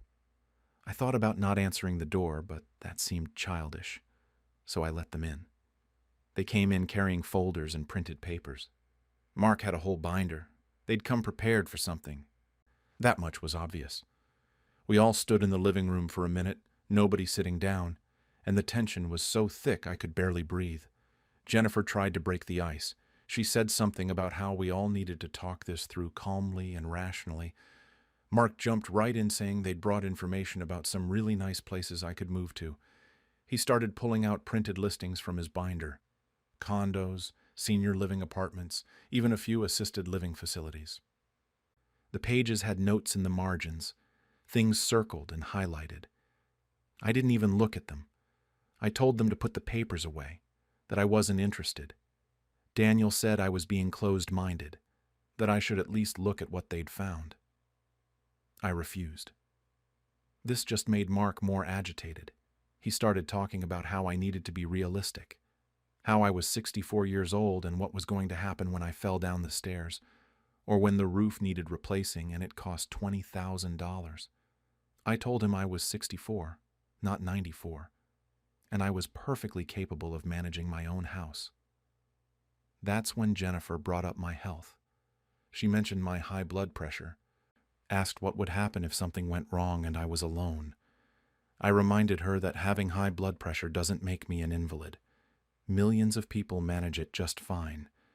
She said that wasn't the point, that the point was I was living alone in a big house and they worried about me. The thing is, I might have been more receptive to their concerns if they'd come to me privately first. If they'd sat me down before the party and said, "Hey, Dad, we're worried about you. Can we talk about your living situation?" But they didn't do that. They ambushed me in front of 50 people and announced they were selling my house like it was already a done deal. I told them this was my risk to take, my house to live in, my decision to make. That's when Daniel said something that made my blood run cold. He said they'd actually talked to a lawyer. He said since they'd been paying some of the property taxes and helping with repairs, they might have some legal standing. He said they were trying to avoid going that route. I couldn't believe what I was hearing. They'd consulted a lawyer about taking my house. My own children had gone to a lawyer to figure out if they could legally force me to sell. I reminded Daniel that the only repair they'd paid for was one roof repair 2 years ago, and that was only because I'd had the flu and Jennifer had insisted on calling a contractor before I could get back on my feet. They'd sent me a check for half the cost, and I'd never asked them to do that. As for property taxes, I'd been paying those myself for 30 years. If they'd sent me money that I'd applied to taxes, that was their choice. Not an investment that gave them ownership rights. The argument kept escalating. Mark was getting louder. Jennifer was crying. Daniel was pulling up things on his phone to show me, probably legal articles or something. My head was pounding and I just wanted them to leave. Then Mark said it. He finally admitted what this was really about. He said they could all use the money, that I needed to understand what a three-way split of $600,000 would mean for their families. Jennifer immediately tried to shut him up, said his name in that warning tone, but it was too late. The truth was out. I felt like I'd been punched in the stomach. This whole thing, all their concern about me being alone, about me struggling with maintenance, about my safety and well-being, it all came down to money. They wanted to sell my house to line their own pockets. Mark got defensive when I said this out loud.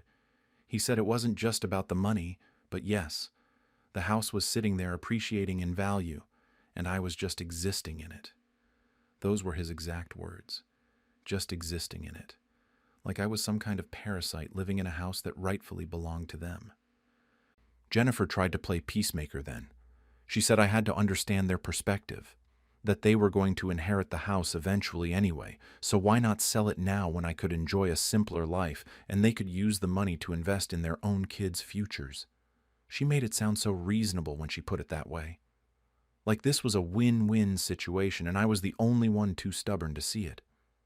I told them the house was mine because I built it with their mother, because Sarah died in the bedroom upstairs, because her garden is still in the backyard and I tend it every week during growing season.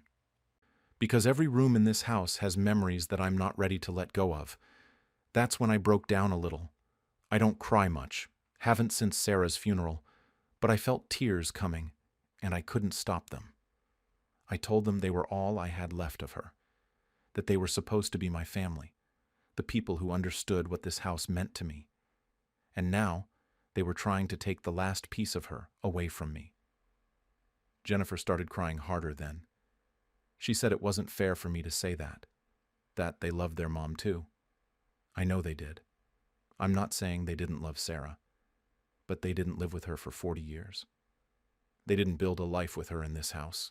They grew up here and then they left, which is what kids are supposed to do. But this is where I stayed with her, where we grew old together, where I held her hand while she took her last breath. Mark's response to this was ice cold. He said Mom was gone and holding on to a house wouldn't bring her back. He said it like I was being pathetic, like grieving my wife 6 years later was something to be ashamed of, like the house was just a structure and not the repository of 30 years of my life. That's when I told them to get out. I said it quietly at first, but they didn't move. They just kept trying to argue with me. So I said it louder. I told all three of them to get out of my house. They tried to argue more, Jennifer saying we needed to finish this conversation, Daniel saying I was being unreasonable, but I was done. I told them to get out and I meant it. Mark couldn't leave without one final shot. On his way out the door, he turned back and said, I was going to regret this when I was too old to manage the house and had to sell it for pennies because I'd let it fall apart. Like this was some kind of prophecy, some inevitable future where I'd be proven wrong and he'd be proven right. Then they were gone, and I was alone again. I sat in that same living room chair, and I felt completely hollowed out. These were my children. I'd raised them, provided for them, loved them their entire lives. And now they were treating me like an obstacle to their financial planning. The rest of that day was a blur. I couldn't focus on anything. I kept walking through the house, room by room, looking at everything like I was seeing it for the first time. The height marks on the kitchen door frame where we measured the kids every year. The crack in the basement wall from when Mark threw a baseball inside even though we'd told him not to. The garden window Sarah special ordered because she wanted to grow herbs year-round. Every inch of this place had a story, had a piece of my life embedded in it, and my kids wanted me to just walk away from all of it so they could cash out. That night, my brother called. He's 2 years younger than me, lives about an hour away. He wanted to know what was going on, said he'd heard I was refusing to downsize. The kids had already started calling other family members, spinning their version of events, making me sound like I was being difficult and irrational. Over the next few days, more family called. Sarah's sister, my kid's aunt, called and said she understood where I was coming from, but maybe the kids had a point about the house being too big for one person. My own mother, who's 89 and still sharp as a tack, called and told me those kids were just worried about me and maybe I should listen to them. The only person who fully supported me was my younger sister. She told me it was my house and to tell them to back off. She said if they wanted money, they should have thought about that before I helped them all buy their own houses. But even with her support, I felt like I was going crazy. Everyone else was acting like my kids were being so thoughtful and caring, and I was the unreasonable one for not wanting to be forced out of my home. I started wondering if I was wrong. If maybe I was being stubborn for no good reason. If maybe they really did know better than me what I needed. The kids kept up the pressure. Jennifer started sending me articles, several a day, stories about elderly people who fell in their homes and weren't found for days, statistics about seniors living alone and how dangerous it was. She'd include little messages like, "Just want you to be safe, Dad," and "This is why we worry." Mark sent me a whole financial breakdown, a spreadsheet showing how much money I was wasting on property taxes and utilities for a house this size. He calculated what I could save by moving into a one-bedroom condo, how much I'd have in the bank from the sale. He made it all look so logical on paper. Daniel took a different approach. He showed up one afternoon with his wife, Amanda. They tried to be gentle about it, sitting at my kitchen table with sympathetic faces. Amanda did most of the talking. She said they just wanted what was best for me, that they cared about me and couldn't bear the thought of something happening to me when I was alone. She talked about her own grandmother who'd refused to leave her house and ended up breaking her hip and lying on the floor for 12 hours before anyone found her. I appreciated that they were trying to be kind about it, but it was still the same message. They wanted me out of my house. They wanted me to agree to sell it. And underneath all the concern and care, I knew there was still that $600,000 they were all thinking about. I told Daniel and Amanda the same thing I'd told the others.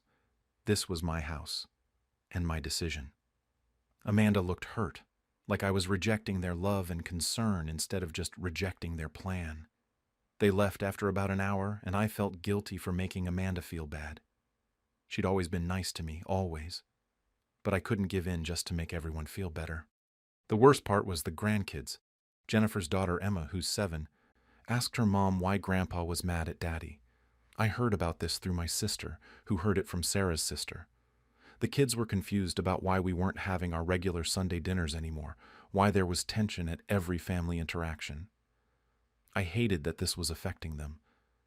But I also didn't know how to fix it without just surrendering and letting my kids take control of my life. I wasn't sleeping well. I'd lie awake at night wondering if they were right, if I was being stubborn for no reason. The house did have issues. The stairs creaked. The water heater was original to the house and probably needed replacing soon. The gutters needed cleaning, and I'd been putting it off because it's hard for me to get up on the ladder now. Maybe they had a point. Maybe I was making this harder than it needed to be. But then I'd get up in the morning and make coffee in the kitchen where Sarah and I had breakfast together for 40 years, and I'd know I wasn't ready to leave. I might never be ready, and that should be my choice to make, not theirs. Within 24 hours of that confrontation, it felt like every member of my extended family had heard some version of what happened. My phone wouldn't stop ringing. My brother called first, the morning after the kids had come over with their folders and binders. He asked what was going on, said Mark had called him saying I was refusing to be reasonable about my living situation. The way he said it made it sound like I was having some kind of mental break, like I was making irrational decisions that needed to be managed. I explained my side of things, told him about the retirement party ambush, about how they'd had a realtor in my house without my knowledge, about how they'd consulted a lawyer. He listened and then said he understood where I was coming from, but maybe I should at least consider what they were saying.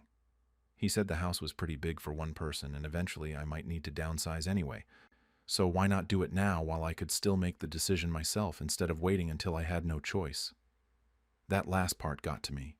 While I could still make the decision myself, except I wasn't making the decision myself.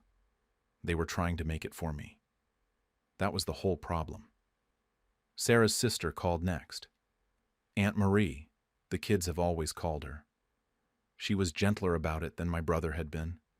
She said she knew how much the house meant to me, How many memories Sarah and I had there. But then she said, maybe the kids had a point about it being too much for one person to handle. She mentioned how her own husband had refused to leave their house after she died, and he'd struggled with it for years before finally admitting he needed something smaller. She was trying to be helpful, I know that, but it still felt like everyone was ganging up on me. My mother called that afternoon. 89 years old, and she still has opinions about everything I do. She told me those kids were just worried about their father, and maybe I should listen to them. She said when she was my age, she was already thinking about making things easier for herself. I reminded her that when she was my age, she was still living independently in her own house and didn't move into assisted living until she was 78.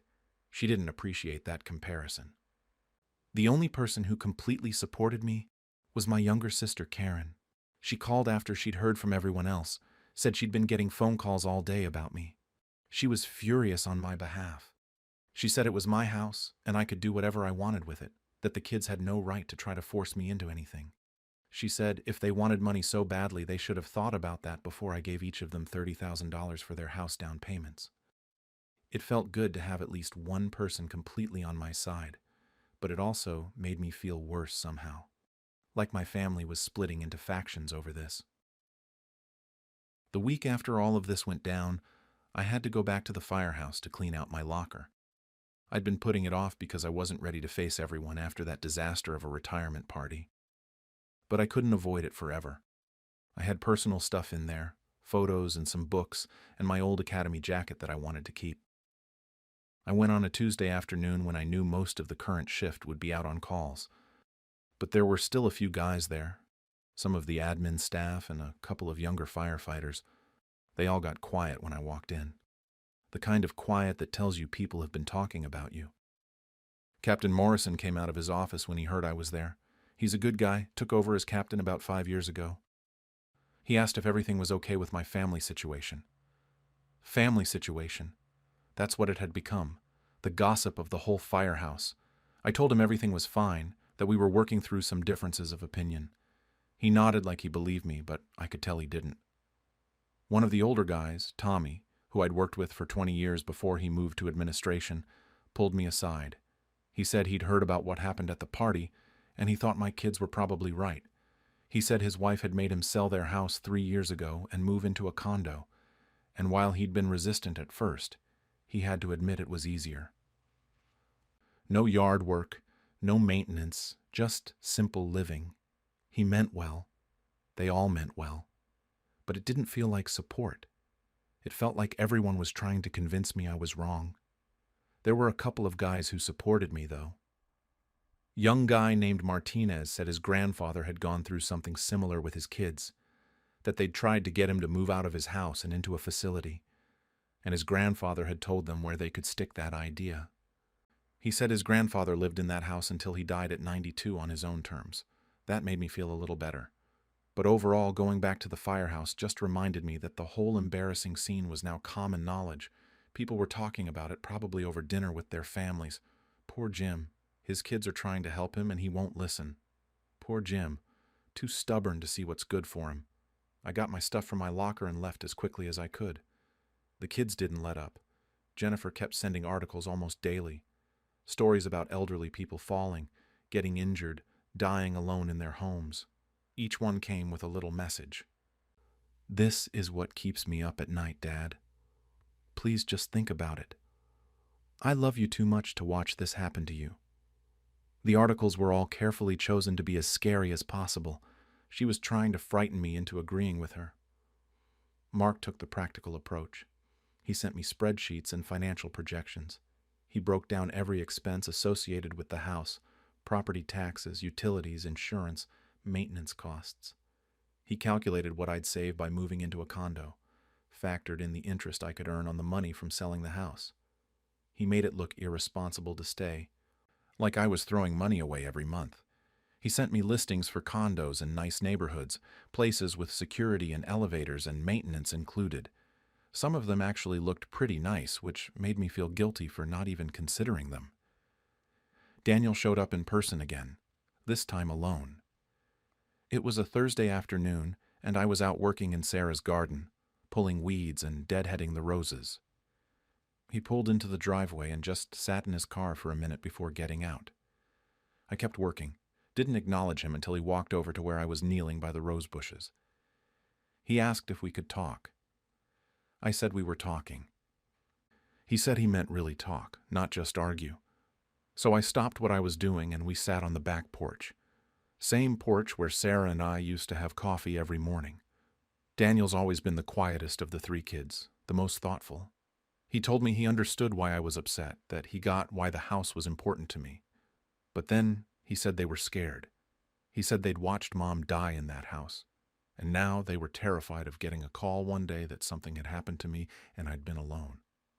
He said it wasn't really about the money, even though Mark had made it sound that way. It was about not wanting to lose me the way we lost Mom. I appreciated his honesty. I told him I understood their fear, that I really did. But I also told him that fear didn't give them the right to make decisions for me, that I was still capable of deciding where and how I wanted to live. He nodded and said he knew that, but then asked what the harm was in just looking at some places, just seeing what else was out there. I told him the harm was that it would feel like I was giving in, like I was admitting they were right and I was wrong. He left after that, looking disappointed but at least not angry. I started having trouble sleeping. I'd lie awake replaying conversations, wondering if I was being unreasonable. During the day, I'd be completely sure of myself, confident that I was right to stand my ground. But at night, alone in the dark, I'd start to doubt. The house did feel big and empty. The stairs did creak, and sometimes my knee hurt when I climbed them. The gutters really did need cleaning, and I'd been avoiding it because I didn't trust myself on the ladder anymore. Maybe everyone was right. Maybe I was just being a stubborn old man who couldn't admit when he needed help. But then morning would come, and I'd make breakfast in the kitchen where Sarah taught all three kids how to cook. I'd sit at the table where we'd had birthday parties and holiday dinners and regular Tuesday nights. I'd look out at her garden and remember planting those roses together 20 years ago, and I'd know I wasn't ready to leave, regardless of what anyone else thought was best for me. The holidays were coming up. Thanksgiving was only a few weeks away, and normally I'd be planning the menu with Jennifer, figuring out who was bringing what. But we hadn't talked about it at all this year. I didn't even know if I was invited to anyone's house or if I was expected to host like usual. The silence from my kids was worse than the arguments had been. I made a decision then. I called a handyman service and hired someone to come out regularly, once a month for general maintenance, more often if something needed fixing. I got the gutters cleaned and had the guy check the roof while he was up there. I had the water heater inspected and, yeah, it probably needed replacing soon, so I scheduled that too. I went through the whole house and made a list of everything that needed attention, and I started taking care of it systematically. I also started organizing my finances, putting together a clear picture of my income and expenses, not because I owed anyone an explanation, but because I wanted proof that I could handle this. The retirement pension, Sarah's life insurance that I'd invested, Social Security. I was doing fine. More than fine, actually. I could afford the house and all its maintenance easily. I didn't need my kids' money, and I didn't need them making financial decisions for me. About 3 weeks after the initial blow-up, Jennifer sent me a text. Not one of her usual articles or guilt trips. Just a message saying Emma missed seeing me and asking if I wanted to come to dinner on Sunday. No mention of the house or selling or any of it. Just dinner with my granddaughter. I almost said no. Part of me wanted to hold on to my anger, to make them apologize first. But Emma was 7 years old and none of this was her fault. So I said yes. Dinner was awkward. Jennifer's husband Dave tried to make small talk about football. Emma showed me drawings she'd made at school. Jennifer and I barely spoke to each other directly. But we got through it without fighting, which felt like progress even though it shouldn't have. This was my daughter and my granddaughter. We shouldn't have needed to work so hard just to be in the same room together. When I was leaving, Jennifer walked me to my car. She said she was sorry for how everything had gone down, but she wasn't sorry for being worried about me. She said they just wanted me to be safe and happy. I told her I was both of those things in my own house. She looked like she wanted to argue, but didn't. We left it at that. I haven't heard from Mark since he walked out of my house 3 weeks ago. Daniel texts occasionally, usually just checking in, nothing about the house. The extended family has mostly stopped calling, though I know they're all still talking about me behind my back. My sister Karen calls every few days to make sure I'm okay, and to tell me I'm doing the right thing. I've been sitting with all of this, trying to figure out how I feel about it now that some time has passed. I'm still angry about the ambush at the retirement party.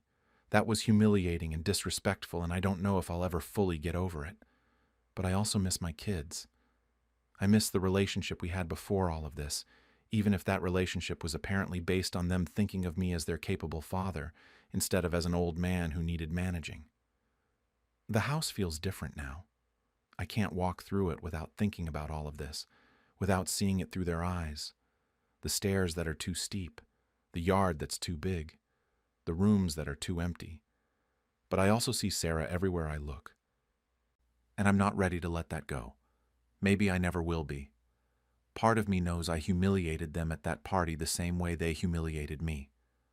My brother says I should apologize and at least hear them out. My sister says they owe me the apology. And I'm sitting in this big house that everyone thinks is too much for me, and honestly, I don't know what the right answer is anymore. They're my kids. I love them. But this is my home, and I'm not ready to leave it. Maybe there's a middle ground somewhere, some way we can all move forward from this. Or maybe I've damaged things beyond repair by refusing to just go along with what they wanted. I really don't know. What I do know is that I'm going to keep living here, in this house that Sarah and I built, until I decide otherwise. Whether my kids can accept that or not is up to them. I've spent my whole life putting them first, making sure they had what they needed. Maybe it's selfish, but this one thing I'm keeping for myself. On Christmas morning, my son gave the gift I bought him to his stepfather right in front of me. I'm 52 years old and I work as a bookkeeper for a small accounting firm. My son, Jake, is 20 now, and honestly, our relationship has been a bit strained ever since his father and I divorced 6 years ago. His dad remarried pretty quickly after, maybe a year and a half later, to this woman named Patricia, who already had 2 kids of her own. They seem happy, I guess. I've tried really hard not to be bitter about it, not to let Jake see any resentment from me, because I know that wouldn't be fair to him. Money has been tight for me since the divorce. I got the house, but with the mortgage and all the other bills, I'm basically living paycheck to paycheck. I pick up extra hours when I can, sometimes doing freelance bookkeeping for people on the side, but it's not like I'm rolling in cash. My ex-husband does better than me financially. He's some kind of regional manager now, and Patricia works too, so between the two of them, they've got a nice setup. I'm not jealous, really I'm not. But I'd be lying if I said it didn't sting sometimes when Jake would mention things they were doing or buying. But I've always made sure to be there for Jake. Always. I never missed a birthday, never forgot a holiday, and I always tried to get him something meaningful even when I couldn't afford much. This year, though, I really wanted to do something special. Jake had been talking about this guitar for months.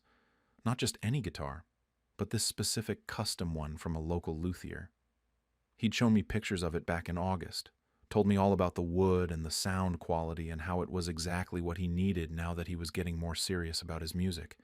He's been playing since he was 14, and he's actually pretty good. The guitar cost almost $2,000. I know that probably doesn't sound like that much to some people, but for me, it was a fortune. I started saving in September. I cut back on everything I could think of. I stopped getting my hair done and started doing it myself. I brought lunch from home every single day instead of grabbing something from the deli near work. I canceled my streaming subscriptions. I even picked up an extra client who needed help organizing their business finances, which meant working most Saturday mornings, but I didn't care. Every dollar I saved went into an envelope in my desk drawer. By December, I had enough. I went to the luthier's shop and put down a deposit. And then I paid the rest when it was ready just a week before Christmas.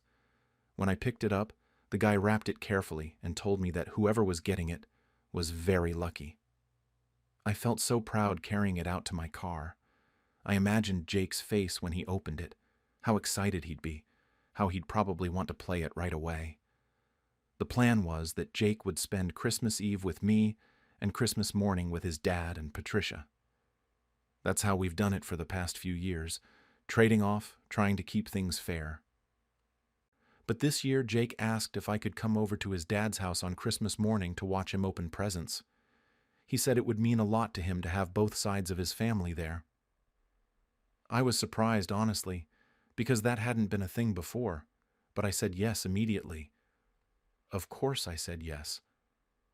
I thought maybe it was his way of trying to bridge the gap, trying to make things feel more normal.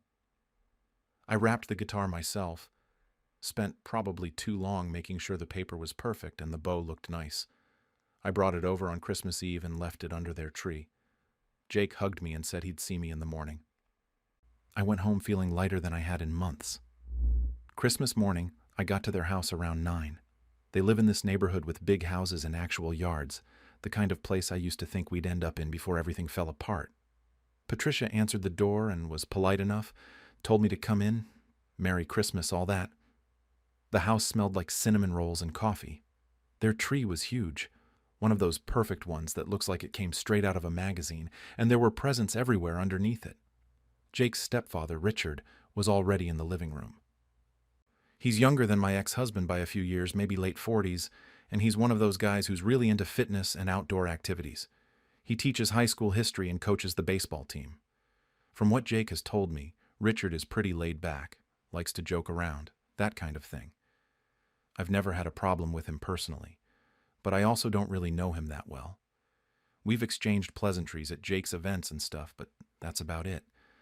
Everyone was gathered around the living room. My ex-husband, Patricia, her 2 kids, Richard and Jake. I sat on this armchair off to the side, accepted a cup of coffee that Patricia offered, and waited. They did this whole thing where everyone took turns opening gifts, going around in a circle. I watched Patricia's kids open things, watched my ex-husband open a watch from Patricia, watched them all laugh at some inside joke I wasn't part of. I kept looking at the guitar, still wrapped under the tree, waiting for Jake's turn. Finally, Jake reached for it. I sat up straighter without meaning to. My heart was pounding and I realized I was holding my breath. He pulled it toward him, made some comment about how heavy it was, and started tearing at the paper. I watched his face. The moment he saw what it was, his eyes went wide and his mouth dropped open. He looked genuinely shocked, and for just a second, I felt this rush of happiness. This was it. This was the moment I'd been working toward for months. He said something like, "Oh my God, no way, this is the guitar." He pulled off the rest of the paper and just stared at it for a moment, running his hand over the case. Everyone was watching him, asking what it was, craning to see. He opened the case and there it was, this beautiful instrument with the sunburst finish that he'd showed me in those pictures. He smiled, this big, genuine smile, and picked it up carefully. I thought he might look at me, might say thank you, might acknowledge that I was the one who'd gotten it for him. But he didn't. He just kept staring at the guitar, turning it over in his hands, and then he stood up. He walked across the room toward Richard, who was sitting on the couch. I didn't understand what was happening at first. I thought maybe he was going to show it to him, let him see it up close or something. But then Jake held it out toward Richard and said, "You've always wanted one, and you deserve it more than me." I felt like I'd been punched in the stomach. For a second I thought I'd heard wrong, or maybe it was some kind of joke. But Richard's face lit up, and he reached for the guitar, taking it from Jake's hands. He said something like, "Are you serious? Are you sure?" And Jake nodded and said, "Yeah, absolutely. You've been teaching me so much about music, and you've never had a really good guitar, so you should have this one." The room erupted. Everyone started clapping and saying how sweet that was, how generous. What a thoughtful young man Jake was. Patricia had her hand over her heart, looking like she might cry. My ex-husband clapped Jake on the shoulder and said he was proud of him. Richard stood up and hugged Jake, still holding the guitar, saying thank you over and over. I just sat there. Nobody looked at me. Nobody seemed to remember that I was the one who'd bought that guitar, that I'd saved for months, that I'd worked extra hours and cut back on everything just to afford it, They were all focused on Jake and Richard, on this beautiful moment of generosity, and I was completely invisible. I couldn't move. I couldn't speak. My throat felt tight and my face felt hot, and I just kept staring at Richard holding my son's guitar, the guitar I'd bought while everyone celebrated. Jake was beaming, soaking up all the praise, and Richard was already examining it, plucking at the strings, saying something about the tone quality. I don't know how long I sat there frozen. It could have been 30 seconds or 5 minutes. Everything felt far away, like I was watching it happen to someone else. I wanted to stand up and say something, to tell them all that they didn't understand, that this wasn't just some random gift, that I'd sacrificed for this. But my voice wouldn't work, and I couldn't figure out what to say that wouldn't make me sound petty or selfish, or like I was trying to ruin the moment. So I just sat there with my coffee getting cold in my hands, watching my son give away the only thing I'd been able to give him, while a room full of people who had everything acted like it was the most beautiful thing they'd ever seen. Eventually, I managed to set my coffee cup down on the side table next to me. My hands were shaking a little, and I didn't want anyone to notice. Everyone was still crowded around Richard and Jake, watching Richard test out the guitar. He strummed a few chords, and everyone oohed and awed like it was a concert. Patricia was taking pictures with her phone. My ex-husband was saying something about how Richard had mentioned wanting a nice guitar just last month. What a coincidence. What perfect timing. I felt like I was going to be sick. I kept thinking about those Saturday mornings I'd spent doing extra work. The times I'd skipped lunch because I was trying to save an extra $10 or $15. The way I'd carefully counted out bills at the luthier's shop, hoping my card wouldn't get declined when I paid the final amount. All of it for this. For watching someone else get praised for receiving something I'd bled myself dry to provide. I tried to catch Jake's eye. I thought maybe if I could just get him to look at me, he'd see my face and realize something was wrong. But he was too busy basking in all the attention. Everyone kept telling him what a good person he was, how mature and selfless. Patricia's daughter, who's maybe 16, said something about how she wished her brother was as thoughtful as Jake. The whole thing felt surreal. After what felt like forever, people started moving on to other presents. Richard carefully put the guitar back in its case, still grinning, still thanking Jake every few minutes. I watched him set it next to the couch, propped up against the armrest like it belonged to him now. Because it did, I guess. Jake had made that decision, and everyone had witnessed it and celebrated it, and now it was done. I sat through another 20 minutes of gift opening. I smiled when I was supposed to smile.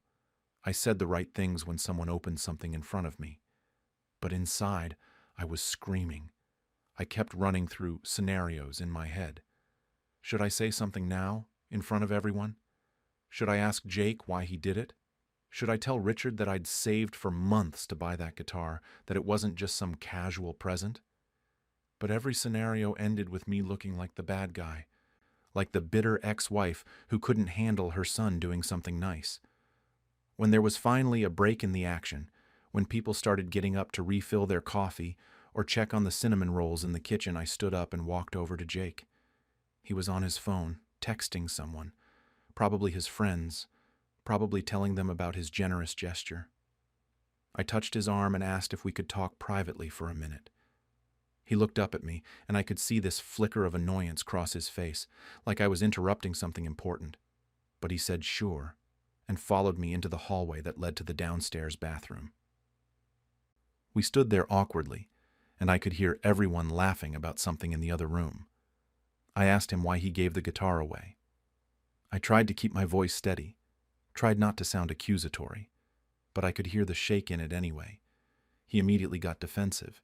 He said it was his gift, and he could do what he wanted with it. I told him I understood that, but I'd saved for months to buy it for him. I'd worked extra hours. I'd cut back on everything I could, and he'd just handed it away like it was nothing. He looked at me like I was being ridiculous. He said he knew I'd worked hard for it, and he appreciated it. But Richard had been teaching him guitar techniques for over a year now, and had never had a really good instrument of his own. He said Richard always borrowed guitars or used the cheap one he'd had since college, and Jake wanted to do something meaningful for him. He said he thought I'd understand that. I tried to explain that I did understand wanting to do something nice for someone, but this particular gift had meant something. It wasn't just about the money. It was about me wanting to give him something he'd been dreaming about. He cut me off and said that he could get another guitar eventually, that this wasn't a big deal. And that I was making it about me when it wasn't. That hurt more than anything. I asked him how it wasn't about me when I was the one who'd sacrificed to buy it. He said the sacrifice was supposed to be about making him happy, and giving the guitar to Richard made him happy. So what was the problem? His voice was getting louder, and I was worried people in the living room could hear us. I tried a different approach. I asked him if he understood how it felt to sit there and watch everyone celebrate his generosity with something I'd provided, while nobody acknowledged where the gift had come from. He said that wasn't his fault, that he didn't tell people to react that way. He said if I wanted credit so badly, I could have said something. That made me angry. I told him I shouldn't have to announce to a room full of people that I was the one who'd bought something, that he should have at least mentioned it or thanked me or given some indication that he knew what I'd done. He said he did know what I'd done, and he'd thanked me when I dropped it off on Christmas Eve. He said I'd told him Merry Christmas, and he'd said thank you, so he didn't know what else I wanted from him. I felt like I was talking to a stranger. This wasn't the kid I'd raised, the one who used to make me cards on Mother's Day and tell me I was his favorite person. This was someone who'd learned to minimize my feelings and treat my efforts like they were just expected background noise. I asked him if he'd planned this, if he'd known when I dropped off the gift that he was going to give it to Richard. He hesitated for just a second, and that told me everything. He said he'd been thinking about it, yeah, because he'd seen the guitar and knew it was exactly what Richard needed. He said he'd made the final decision that morning, but he'd been considering it, so he'd known. He'd hugged me on Christmas Eve and told me he'd see me in the morning, and the whole time he was already planning to give away what I'd worked so hard for. I felt betrayed in a way I couldn't quite articulate. It wasn't just about the guitar anymore. It was about feeling like I didn't matter, like my relationship with him didn't matter, like I was just some obligatory figure in his life who he had to maintain basic contact with. I told him I was hurt. I said it plainly, trying not to cry, trying to keep my voice from breaking. I said I felt like he'd dismissed me and everything I'd done. And watching everyone celebrate while I sat there feeling invisible had been one of the worst experiences I'd had in a long time. He rolled his eyes. Actually rolled his eyes at me. He said I was being dramatic and making this into something it wasn't. He said it was just a gift, just an object, and I was acting like he'd personally attacked me. I asked him how he'd feel if the situation was reversed. If his dad had saved up for months to get him something special, and then he'd immediately given it to me right in front of everyone. He said that was different, and when I asked why, he just said it was. He was getting more agitated now, kept glancing back toward the living room like he wanted to escape this conversation. Then he said something that really got me. He said that maybe the problem was that I was too emotionally invested in things that didn't need that much emotion. He said I had a tendency to make everything into this big, dramatic moment when sometimes things were just simple. He said Richard was a good guy who'd been there for him and taught him a lot, and he'd wanted to show appreciation. And it wasn't his fault that I couldn't handle that. I didn't know what to say to that. Part of me wanted to yell at him, to tell him that of course I was emotionally invested because he was my son, and I loved him. But another part of me felt so defeated that I couldn't find the energy. I asked him if he even cared that I was upset. He sighed, this long, exhausted sigh, and said of course he cared, but he didn't think I should be upset in the first place. He said I was overreacting, and he didn't know how to make me feel better about something that he didn't think was wrong. We stood there in the hallway for another minute, this awful silence between us. I could hear Patricia calling people to come get food from the kitchen. Someone was laughing about something. Life was going on normally for everyone else while I felt like my relationship with my son was crumbling. I told him I needed to leave. He asked why, sounding annoyed again, and I said I just needed to go. He said I was going to make it obvious that something was wrong and people would ask questions. I said I didn't care. I couldn't sit in that living room anymore pretending everything was fine. He said I was being unfair, that I was going to embarrass him by leaving early, that everyone would know we'd fought. That's when I realized he wasn't worried about me or my feelings at all. He was worried about how it would look to everyone else. He didn't want his dad or Patricia or Richard to think there was a problem. He wanted me to sit there and smile and act like the supportive mom who was thrilled about his generous gesture, regardless of how I actually felt. I told him I was going to leave and he could explain it however he wanted. I turned and walked back toward the living room before he could say anything else. I grabbed my purse from where I'd set it by the armchair and said something about not feeling well, needing to go. Merry Christmas to everyone. Patricia looked concerned and asked if I was okay. My ex-husband barely glanced up from his phone. Richard, still sitting next to the guitar case, thanked me for coming. Jake followed me to the door but didn't say anything. I could feel him standing there behind me as I put on my coat, radiating frustration. I left without looking back at him, got in my car, and sat there for a minute in their driveway, trying to compose myself enough to drive. Through the front window, I could see people moving around in the living room, probably already moving on from my sudden departure, already finding something else to focus on. I drove home with tears running down my face, gripping the steering wheel so tight my knuckles were white, thinking about that guitar sitting in their living room and how I'd never even heard my son play it once. When I got home, I sat in my car in the driveway for probably 15 minutes before I could make myself go inside. My house felt too quiet and empty after all the noise and chaos at their place. I took off my coat and just stood in my living room for a while, not really knowing what to do with myself. It was only 11 in the morning. I had the whole rest of Christmas Day stretching out in front of me with nothing to do and no one to spend it with. I tried to distract myself. I turned on the TV and flipped through channels without really seeing anything. I made myself some toast but couldn't eat it. I kept replaying the whole morning in my head, seeing Jake's face when he opened the guitar, watching him hand it to Richard, hearing everyone applaud. Every time I thought about it, I felt this fresh wave of hurt and anger. By early afternoon, I couldn't take it anymore. I picked up my phone and opened my messages with Jake. I stared at the screen for a long time, trying to figure out what to say. Part of me didn't want to text him at all, wanted to just let him come to me and apologize. But I knew that wasn't going to happen. He'd made it pretty clear that he didn't think he'd done anything wrong. I ended up writing out this long message explaining everything I was feeling. I told him how much the guitar had cost, not just in money but in time and sacrifice. I told him about the extra client I'd taken on, the Saturdays I'd worked, all the little things I'd cut from my budget. I told him that watching him give it away had made me feel worthless, like nothing I did mattered to him anymore. I told him I understood wanting to be generous, but that this particular gesture had come at my expense, and he hadn't even seemed to consider that.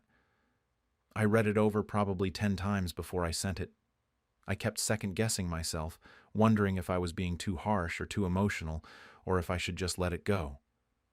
But eventually I hit send because I needed him to understand how badly he'd hurt me, even if he didn't care. He didn't respond for hours. I kept checking my phone, watching for those 3 dots that would mean he was typing. Nothing. I tried to do other things, tried to stop obsessing over it, but I couldn't. By dinner time, I was angry at myself for even sending the message. I felt pathetic, like I was begging my own son to care about my feelings. He finally texted back around 7 that night. His message was short. He said I was overreacting and making everything about myself. He said he'd already explained his reasoning and he didn't know what else I wanted him to say. He said it was his gift to do with as he pleased, and I needed to respect his choices. He said he was sorry I was hurt, but he wasn't going to apologize for doing something generous. I read that message probably 20 times. Each time I read it, I got angrier. There was no acknowledgement of what I'd sacrificed. No recognition that maybe, just maybe, he could have handled things differently. No understanding at all of why I was upset. Just this dismissive attitude like I was being irrational and he was the reasonable one. I didn't respond.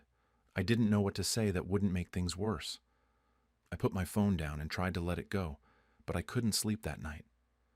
I just lay in bed thinking about everything, about how our relationship had gotten to this point, about when exactly my son had stopped caring about me the way he used to. The next day, my sister called me.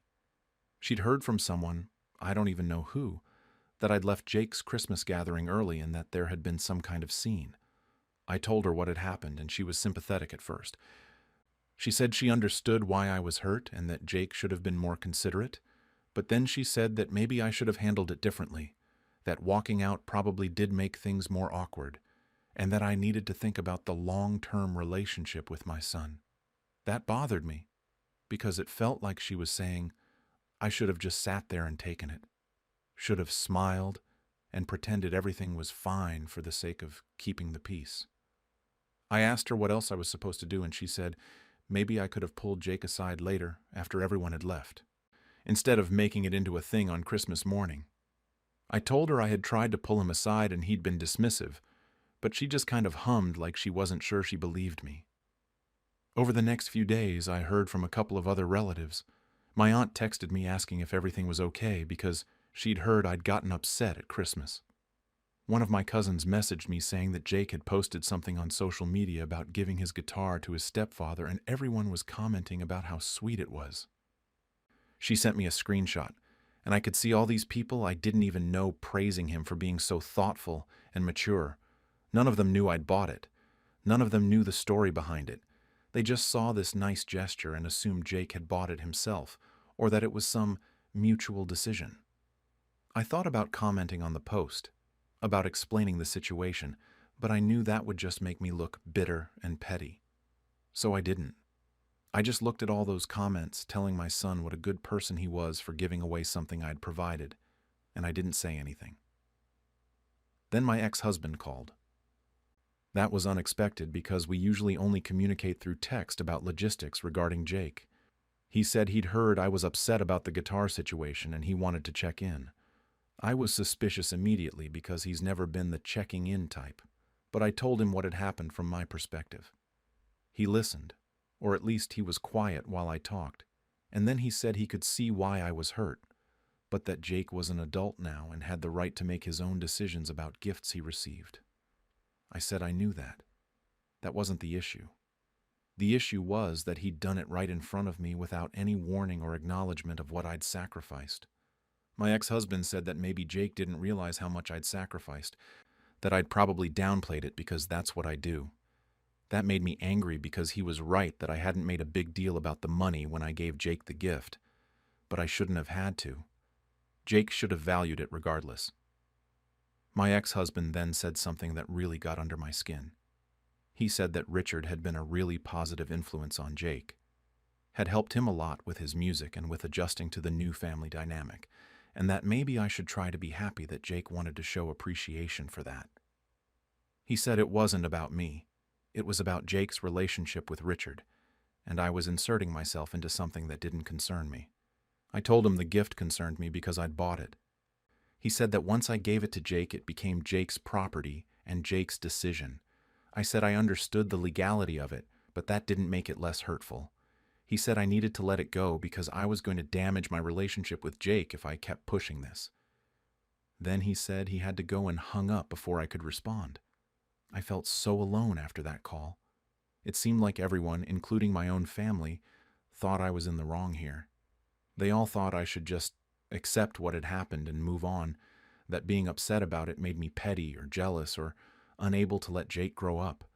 Nobody seemed to understand that this wasn't about control or jealousy. It was about feeling erased and dismissed by my own son. A week went by, and Jake didn't reach out. I didn't reach out either. I kept thinking he might text me to apologize or at least to talk things through, but nothing. It was like the whole thing had never happened for him. He posted more stuff on social media, pictures of him with his dad's family, a video of Richard playing the guitar, normal everyday stuff. His life was going on just fine without me in it. I thought about that a lot during that week. How easy it seemed to be for him to just not talk to me, to not worry about whether we were okay. It made me wonder if I'd been fooling myself about our relationship for years. Maybe I'd been more invested in staying close to him than he'd ever been in staying close to me. Maybe after the divorce, he'd just naturally gravitated toward his dad's household because it was more stable, more comfortable, more fun, and I'd become this obligatory figure he had to maintain contact with out of duty rather than genuine affection. I also spent a lot of time thinking about the money. $2,000 was gone.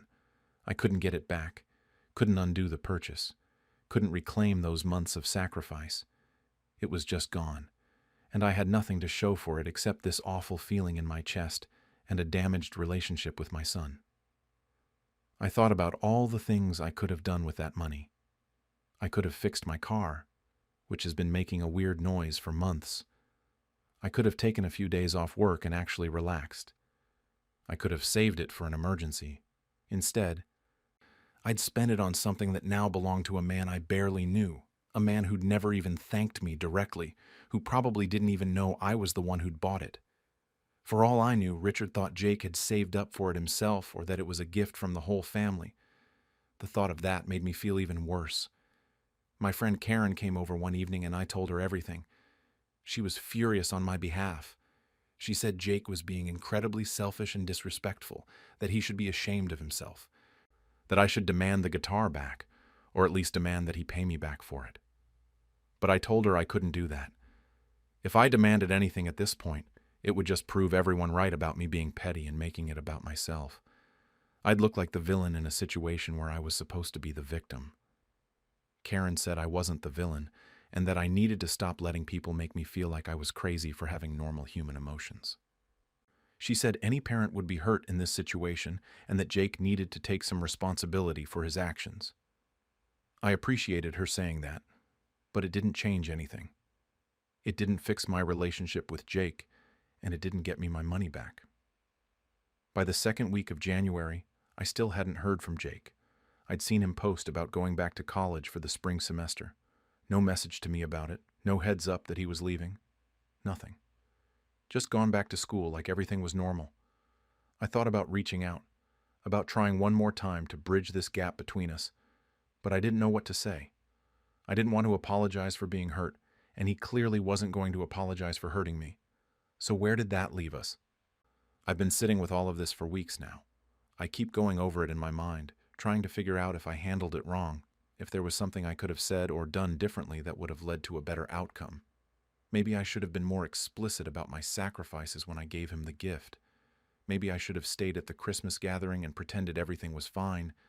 Maybe I shouldn't have sent that text message explaining my feelings. Maybe I should have just swallowed it all down and accepted it and moved on. But then I think about sitting in that living room watching everyone celebrate while I felt invisible. And I don't know how I could have handled it any differently without completely betraying myself. I don't know how to be okay with being treated like I don't matter. And I don't know how to have a relationship with someone who seems fundamentally unable or unwilling to consider my feelings. So now I'm stuck here, not talking to my son, feeling hurt and angry and confused, wondering if our relationship will ever recover from this. I keep thinking about that guitar sitting in Richard's house, being played by someone who didn't work for it and doesn't know what it cost me. And I keep wondering if I'm wrong for still being hurt about it, if everyone else is right and I really am just making everything about myself when it shouldn't be.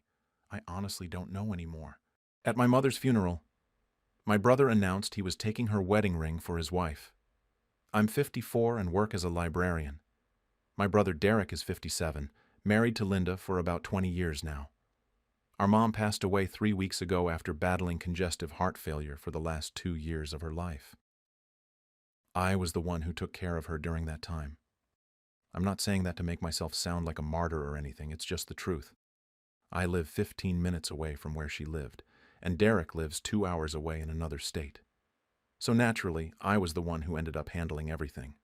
When I say everything, I mean everything. I visited her 3 times a week minimum, sometimes more when she was having bad days. I picked up her medications, took her to doctor appointments, helped her with groceries, made sure she was eating properly. Toward the end, I was there almost every day. Derek would show up maybe 4 times a year. Christmas, Thanksgiving, Mom's birthday, and maybe one random weekend in the summer. He'd breeze in with flowers and a card, stay for a few hours, and then head back home. Mom would light up when he visited, though. She never complained about him not being around more. That was just how she was. I'm not bitter about being the caregiver. I chose to do it. I wanted to be there for her. Those last years were hard, don't get me wrong, but I got to spend time with her that I'll never regret. We watched old movies together, looked through photo albums, talked about her childhood and my childhood. She told me stories I'd never heard before. I was there when she got her diagnosis, there when she had good days and bad days, and I was holding her hand when she died. Derek made it to the hospital about an hour after she passed. I called him when I knew it was close, but he didn't make it in time. The funeral was last Tuesday. It was a nice service as far as funerals go.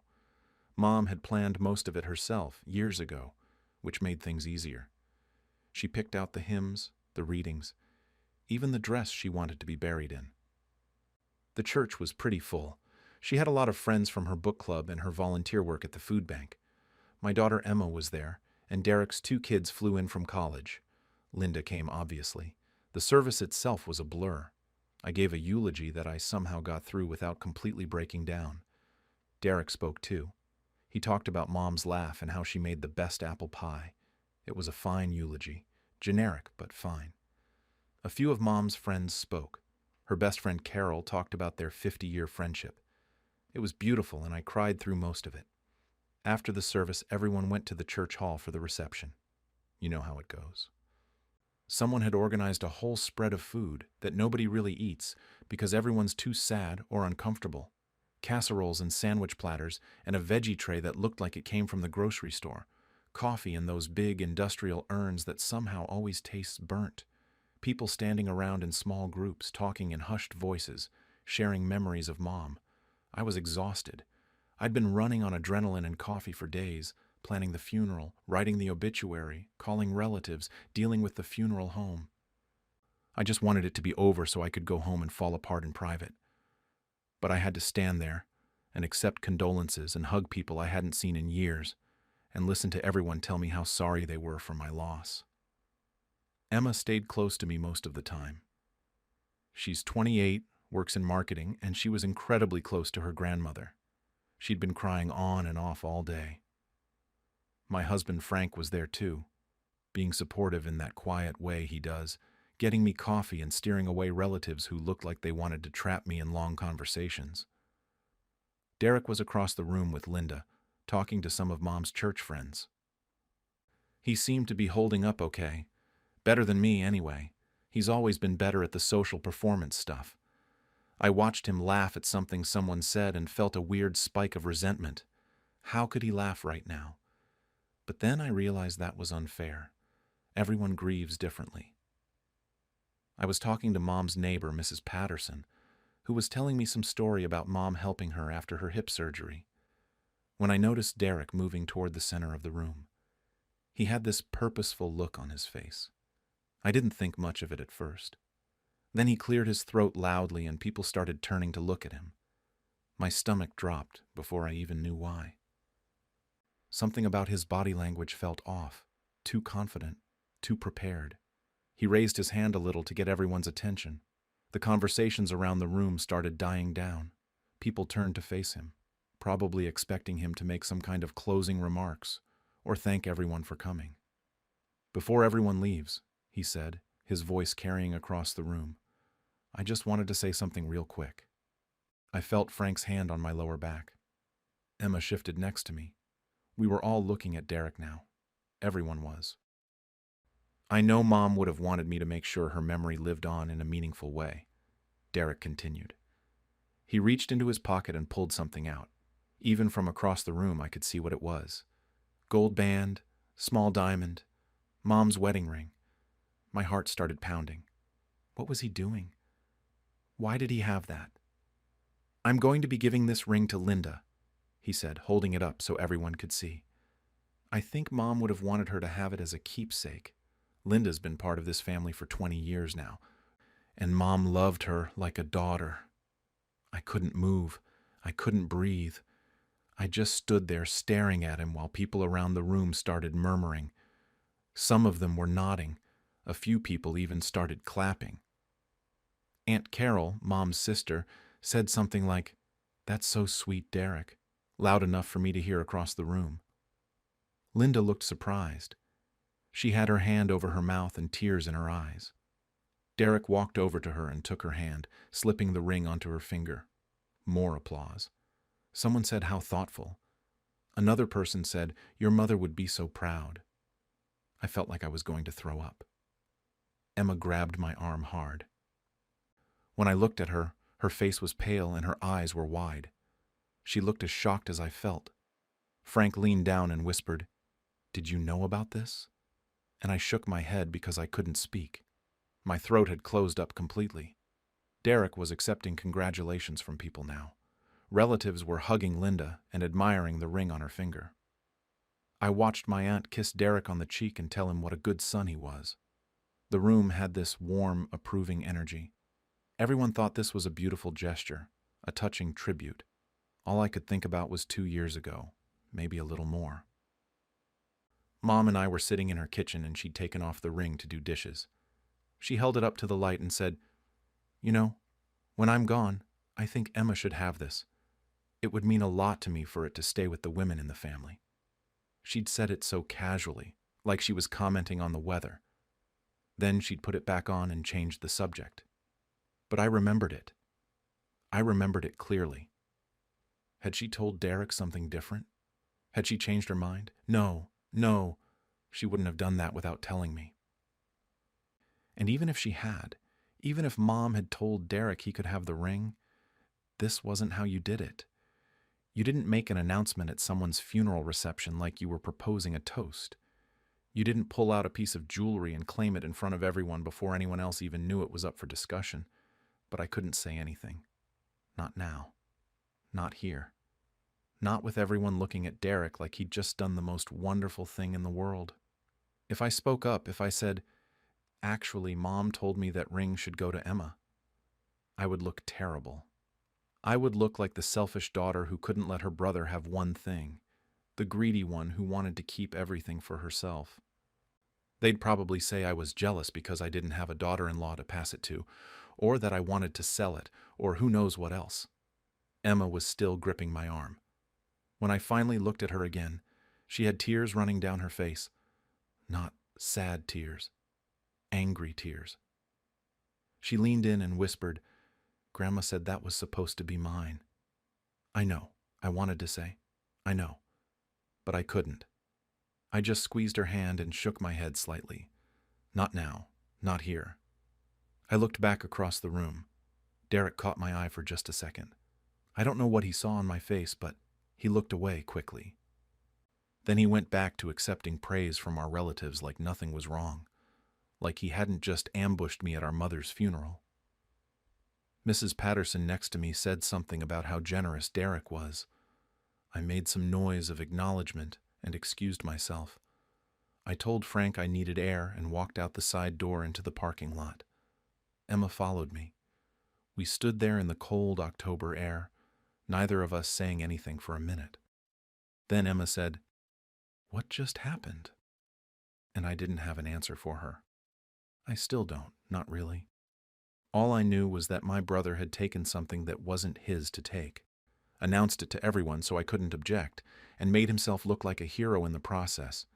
I went back inside after a few minutes because leaving would have caused a scene. I spent the rest of the reception on autopilot, smiling, thanking people for coming, accepting casserole dishes and promises that people would check in on me. The whole time I was aware of Linda across the room, Mom's ring catching the light every time she moved her hand. Every time someone complimented it, I felt my jaw clench tighter. Derek didn't come talk to me. He stayed on his side of the room and I stayed on mine. That felt deliberate. He knew what he'd done. He had to know. You don't make an announcement like that unless you know it might be controversial, unless you want to lock it in before anyone can argue. When people finally started leaving, I helped clean up. Derek and Linda left early. They had to drive back home, Derek said. Had to beat the traffic. Linda was still wearing the ring.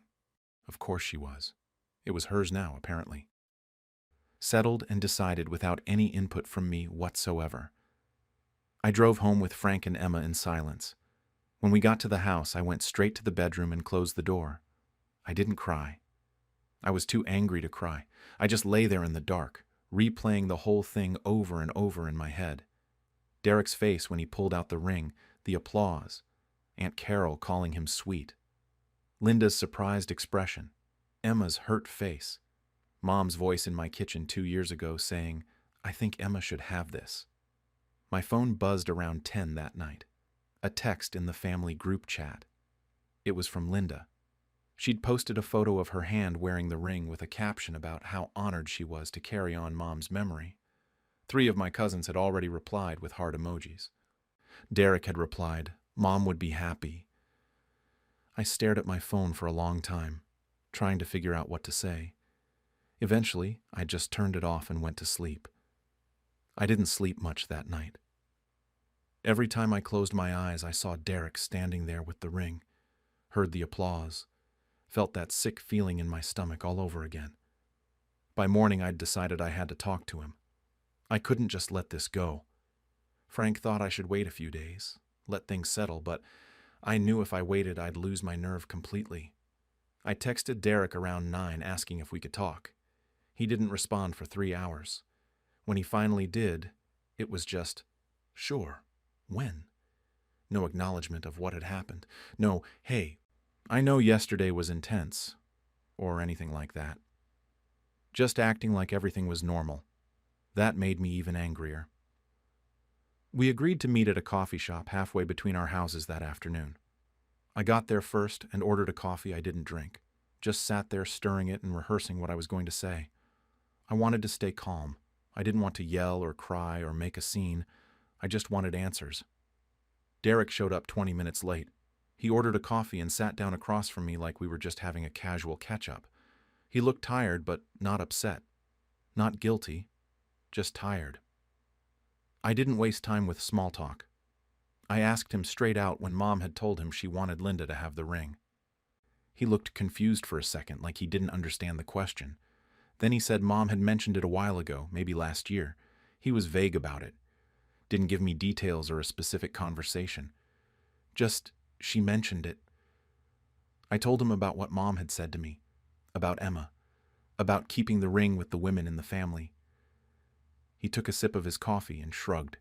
Said Mom probably said a lot of things. She was confused toward the end, he said. The medications messed with her head. Maybe she didn't remember saying one thing or the other. That made me want to throw my coffee in his face. Mom wasn't confused. She had heart failure, not dementia. Her mind was sharp right up until the last few days. But I kept my voice steady and told him that Mom wasn't confused 2 years ago when she said it. That was long before things got really bad. Derek leaned back in his chair and gave me this look. This patronizing older brother look I've seen my whole life. He said I needed to think about this rationally. The ring had sentimental value, sure, but it wasn't worth fighting over. Mom would have wanted us to get along. She wouldn't have wanted us arguing about jewelry. I told him I wasn't the one who made this about jewelry. He was. He's the one who took it without asking anyone, without even mentioning it to me before making a public announcement. He could have called me. He could have texted. We could have talked about it like adults and figured something out.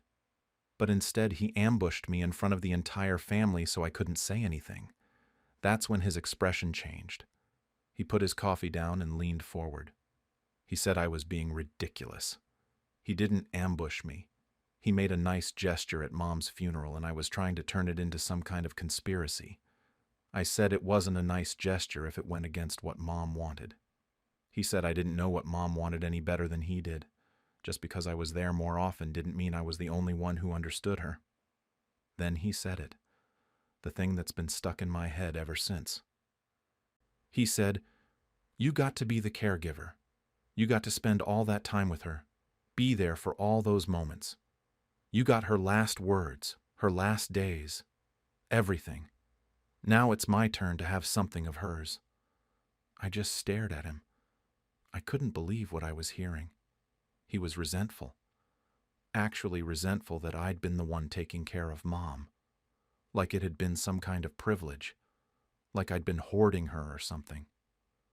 I asked him if he was seriously suggesting that driving Mom to dialysis appointments and helping her to the bathroom and watching her struggle to breathe was some kind of reward I'd gotten.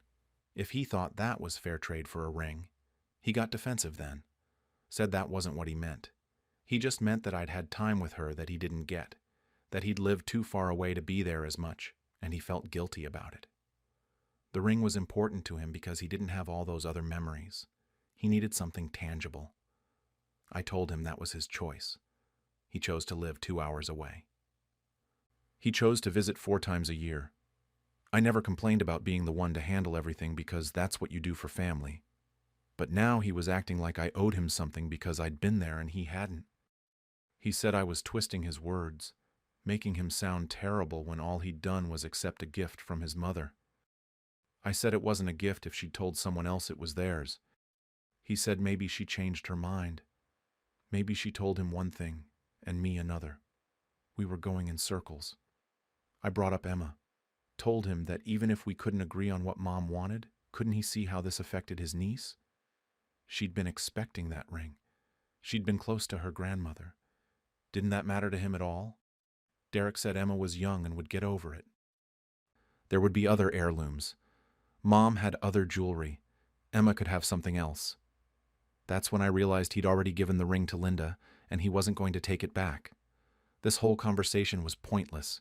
He'd made his decision, and nothing I said was going to change it. I asked him directly if he'd consider giving the ring to Emma like Mom wanted. He said no. He said Linda already had it and asking for it back would be cruel and awkward. He'd made a commitment, and he wasn't going back on it. I asked if he'd made that commitment before or after he checked with me. He didn't answer, just said that he had to get going. He had a long drive home. He stood up and told me I needed to let this go.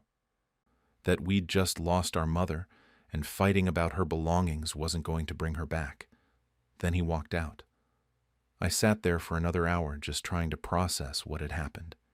He wasn't going to apologize. He wasn't going to give the ring back. He genuinely thought he'd done nothing wrong, or if he did think he'd done something wrong, he wasn't going to admit it. When I got home, I called Aunt Carol. She's Mom's younger sister, and I thought maybe she'd understand. Maybe she'd remember Mom talking about the ring. Maybe she could back me up. She listened to everything I said. Then she told me Derek had called her that morning. He'd told her I was upset about the ring, and that he felt terrible about it. He'd said he didn't realize Mom had promised it to Emma. He'd said he felt caught between keeping his word to Linda and doing the right thing. I asked Aunt Carol what she'd told him. She said she'd told him to keep the ring, that Linda already had it, and taking it back would cause more problems than it solved. She'd told him I would understand eventually.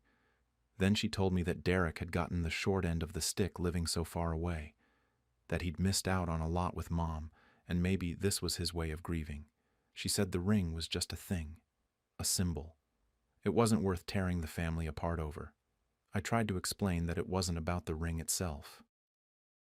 It was about Derek making a unilateral decision and then putting me in a position where I couldn't object. It was about him disregarding what Mom wanted, but Aunt Carol kept saying I should let it go. That family was more important than jewelry, that Mom would want us to get along. I hung up feeling worse than before I'd called. Over the next few days, I talked to a few other relatives. My cousin Beth said she thought Derek had handled it badly, but that it was too late to do anything about it now. My Uncle Jim said he didn't want to get involved. Another cousin took Derek's side completely, said I was being greedy, and that I'd gotten to spend all that time with Mom, so I shouldn't complain. That one hurt. This idea that caregiving was some kind of prize, that I should be grateful I'd gotten to watch my mother decline and suffer, that those 3 years of stress and exhaustion and grief were somehow equivalent to a piece of jewelry. Emma wasn't speaking to Derek. She'd texted him after the funeral saying she was disappointed, and he'd responded with some generic message about understanding. She was upset but hoping she'd come around. She'd left him on red. Frank tried to be supportive, but I could tell he thought I should drop it. He never said it outright, but he'd make comments about how stressed I was and how maybe I should focus on healing instead of fighting. He meant well, but it felt like everyone was telling me to just accept what happened and move on. I couldn't sleep. I couldn't focus at work. I'd be shelving books, and suddenly I'd be back in that church hall watching Derek hold up the ring. I kept thinking about different things I could have said or done. If I'd spoken up in the moment, would it have mattered?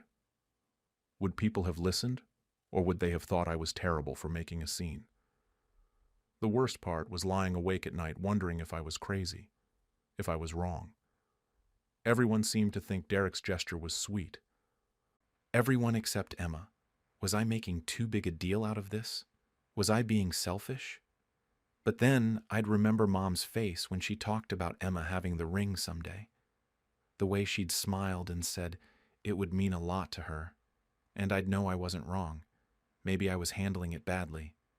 Maybe I should have handled it differently from the start. But Derek had taken something that wasn't his, and I wasn't wrong to be angry about it. 2 weeks after the funeral, Linda posted a photo on Facebook. It was her and Derek at some restaurant. She was holding a wine glass, and you could clearly see the ring on her finger. The caption was something about date night and feeling blessed. I stared at that photo for way too long. My mom's ring, on Linda's finger, at a random Tuesday dinner like it was just another piece of jewelry. Emma saw the post too. She called me crying, said she couldn't believe they were just flaunting it, said it felt disrespectful. I didn't know what to tell her. I was angry too, but what could we do? I sent Derek one more text, asked him one more time to reconsider, told him this was really hurting Emma, and that if he cared about his niece at all, he'd do the right thing. He responded 2 days later. Just one line. I think you need to move on. Mom's gone, and fighting about this won't bring her back. That was it. That was the moment I knew he was never going to see my side. He'd made his choice, and he was sticking with it, and nothing I said or did was going to change his mind. He'd convinced himself he'd done nothing wrong. Or maybe he knew he'd done something wrong and just didn't care enough to fix it. I showed the text to Frank.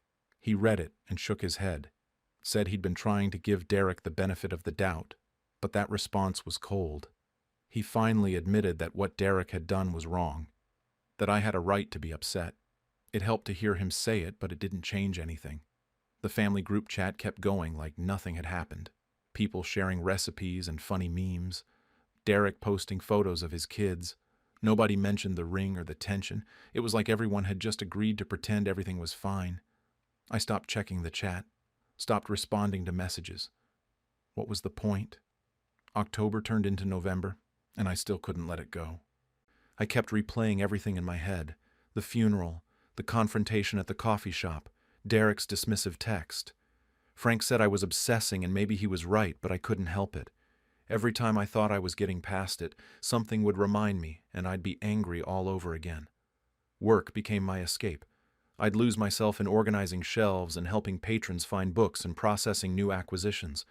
My coworkers could tell something was wrong, but they didn't push. One of them, Sandra, asked if I was doing okay after losing my mom, and I just said I was managing. I didn't have the energy to explain the whole ring situation. It sounded petty when I tried to put it into words. My brother took my mom's ring. So what? People have disagreements about inheritance all the time. But it wasn't just about the ring. It was about everything the ring represented. It was about Derek swooping in at the last minute and taking something that should have gone to the next generation. It was about him making me look selfish for even caring. It was about 3 years of caregiving being dismissed as some kind of bonus prize I'd won. Early November, the family group chat lit up. Linda had sent a message about hosting Thanksgiving at their place. Said they had plenty of room and it would be nice to have everyone together for the first holiday without Mom.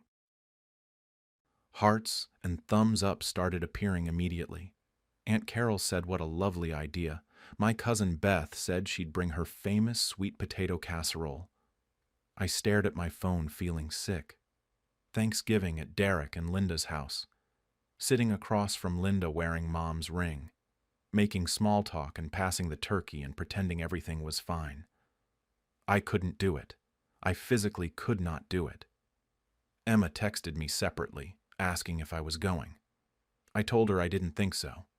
She said good because she wasn't going either.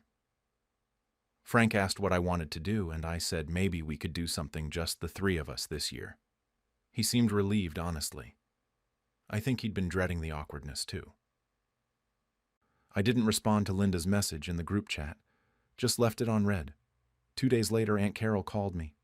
She asked if I was planning to come to Thanksgiving. I told her probably not.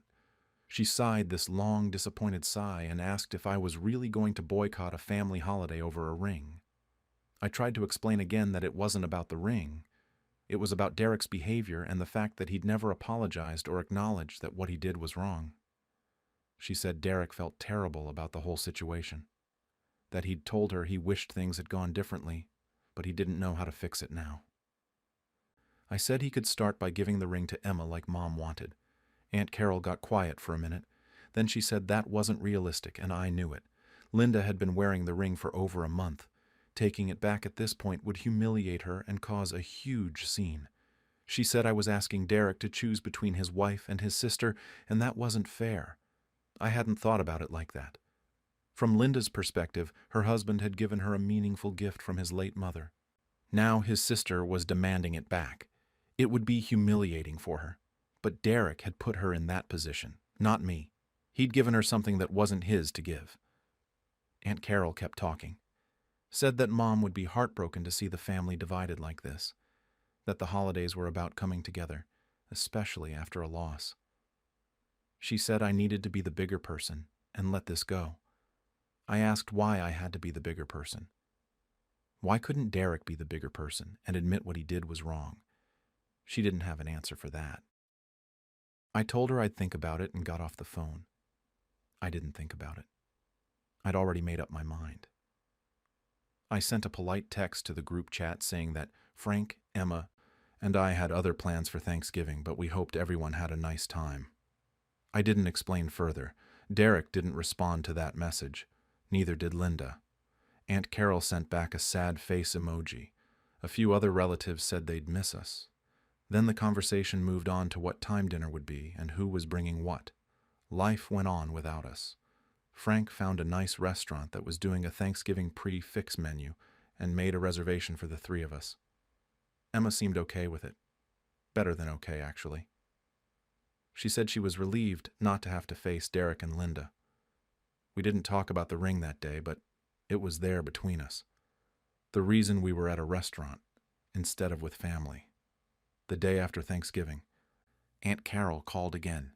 She was upset, said my absence had put a damper on the whole day, that people had been asking where I was and she'd had to make excuses. She said Derek had looked hurt, that Linda had cried in the kitchen. I felt a little bad about Linda crying. She hadn't done anything wrong, really. She'd just accepted a gift from her husband. But I also felt like that wasn't my fault. Derek had created this situation. Not me. Aunt Carol said I was being stubborn and holding a grudge, that I needed to talk to Derek and work this out. I said I'd tried talking to Derek and he'd made it clear he wasn't interested in working anything out. She said maybe I hadn't tried hard enough. That made me angry. I'd tried. I'd called, texted, met him in person. I'd explained how I felt multiple times. He was the one who'd shut down every conversation. He was the one who'd told me to move on, but somehow this was still my fault for not trying hard enough. I told Aunt Carol I had to go and hung up. Then I turned off my phone for the rest of the weekend. I was so tired of defending myself, so tired of being made to feel like the bad guy. December came, and with it, the annual family Christmas party planning. Usually it rotates between different relatives' houses. This year it was supposed to be at my Uncle Jim's place. He sent out a message asking who was coming so he could get a head count. I ignored it. Emma ignored it. My cousin Beth called and asked point blank if I was coming to Christmas. I said I didn't know yet. She said this was getting ridiculous, that it had been 2 months and I needed to get over it. She said family was more important than being right. I said family should also mean treating each other with respect, and she went quiet. Then she said she loved me, but she thought I was making a mistake. We got off the phone and I felt more alone than ever. Around this time, I started going through Mom's things that I'd brought to my house. Boxes of photos and books and random items I'd grabbed from her house before we cleaned it out.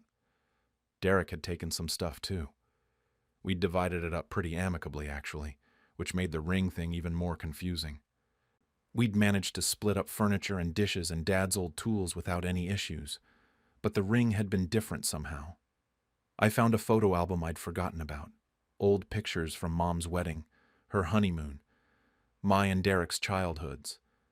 There was one photo of Mom at what looked like a funeral. She was young, maybe in her 30s. She was wearing a black dress, and the ring was clearly visible on her hand.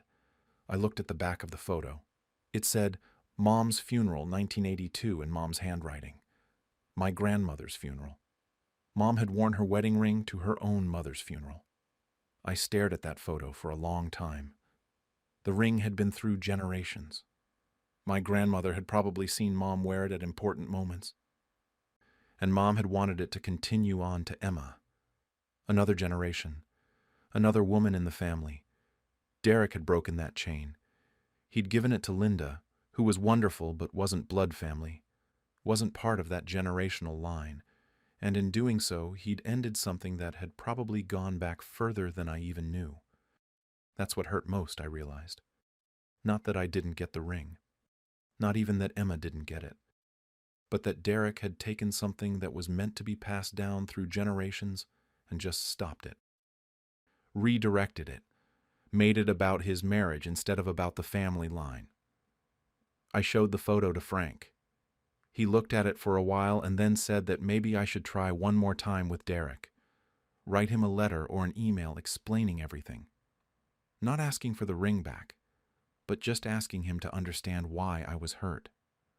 Frank said maybe if Derek understood the full picture, he'd at least apologize even if he didn't give the ring back. I thought about it for a few days. Then I sat down and wrote Derek an email.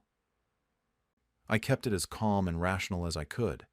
I explained about the photo, about the generational significance, about what Mom had said.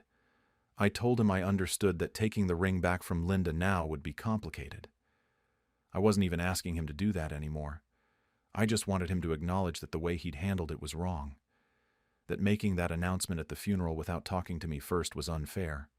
That dismissing my feelings and telling me to move on wasn't okay. I reread the email about 10 times. Added things, deleted things, tried to make it clear I wasn't attacking him. I just wanted to be heard.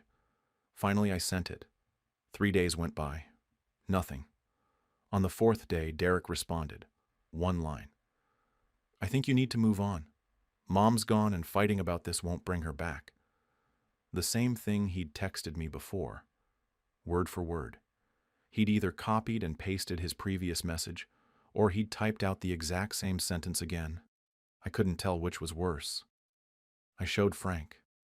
He read it and just shook his head, said he was sorry, that he'd thought maybe Derek would come around but clearly he wasn't going to.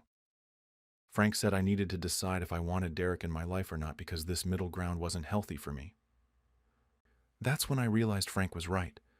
I couldn't keep hoping Derek would apologize or see my side. He'd made his position clear. He thought I was being unreasonable, and he wasn't going to engage with me anymore. Continuing to reach out was just hurting me more. I decided to skip the Christmas party. Sent a polite message saying we had other plans. Got the usual disappointed responses. Aunt Carol called and I let it go to voicemail. She left a long message about how I was letting anger poison me, and how Mom would be so sad to see the family split like this. I deleted it without listening to the whole thing. Emma asked if I thought things would ever go back to normal. I told her honestly that I didn't know. Maybe Derek and I would find a way past this eventually. Maybe years from now we'd be able to be in the same room without all this tension. Or maybe this was just how it was going to be now. Families fall apart over less. Christmas came and went. We did our own thing. It was nice, actually. Quieter than usual, but nice. Emma came over and we made dinner together and watched old movies. Frank's sister joined us and didn't ask about my family drama, which I appreciated. It felt good to have one day that wasn't overshadowed by the ring situation. But New Year's hit, and I started thinking about it all again. Another year without Mom. Another year of not speaking to my brother. I'd look at my phone sometimes and think about calling him. Just calling and pretending everything was fine. But then I'd remember his dismissive texts and the way he'd brushed off my concerns and I couldn't do it. I found out through Aunt Carol that Derek's family wasn't going to the Christmas party either. Apparently Linda was uncomfortable with the tension and Derek didn't want to make things awkward. So it wasn't just me dividing the family. He was avoiding it too. That should have made me feel better, but it didn't. It just made me sad. One of Mom's friends from church, Helen, reached out in January. She said she'd heard about the situation with the ring through Aunt Carol. She told me that Mom had mentioned to her several times that she wanted Emma to have it, that Mom had been clear about it being for her granddaughter. Helen said she'd be happy to tell Derek that if it would help. It was validating to hear. Someone else confirming what Mom had wanted. But I told Helen not to bother. Derek had made up his mind, and another person telling him he was wrong wasn't going to change anything. It would just drag more people into the mess. Helen said she was sorry, that she'd known Mom for 40 years, and Mom would have hated seeing Derek and me like this. I told her I knew that, but I didn't know how to fix it. Mom would have also hated Derek taking the ring without asking. There was no version of this where Mom would have been happy with how things turned out. I still see Linda's Facebook posts sometimes. Photos of her and Derek at events, at dinners, on weekend trips. The ring is there in most of them. Sometimes people comment on it, saying how pretty it is. Linda usually responds with something about how it was Derek's mother's ring, and how honored she is to have it. Each time I see it, I get that sick feeling in my stomach again. Emma refuses to follow either of them on social media. She said it's too painful. Derek's kids, my nephew and niece, have reached out a few times. They don't really understand what's going on. They just know their dad and their aunt aren't talking. I've tried to keep things normal with them because none of this is their fault. But it's awkward.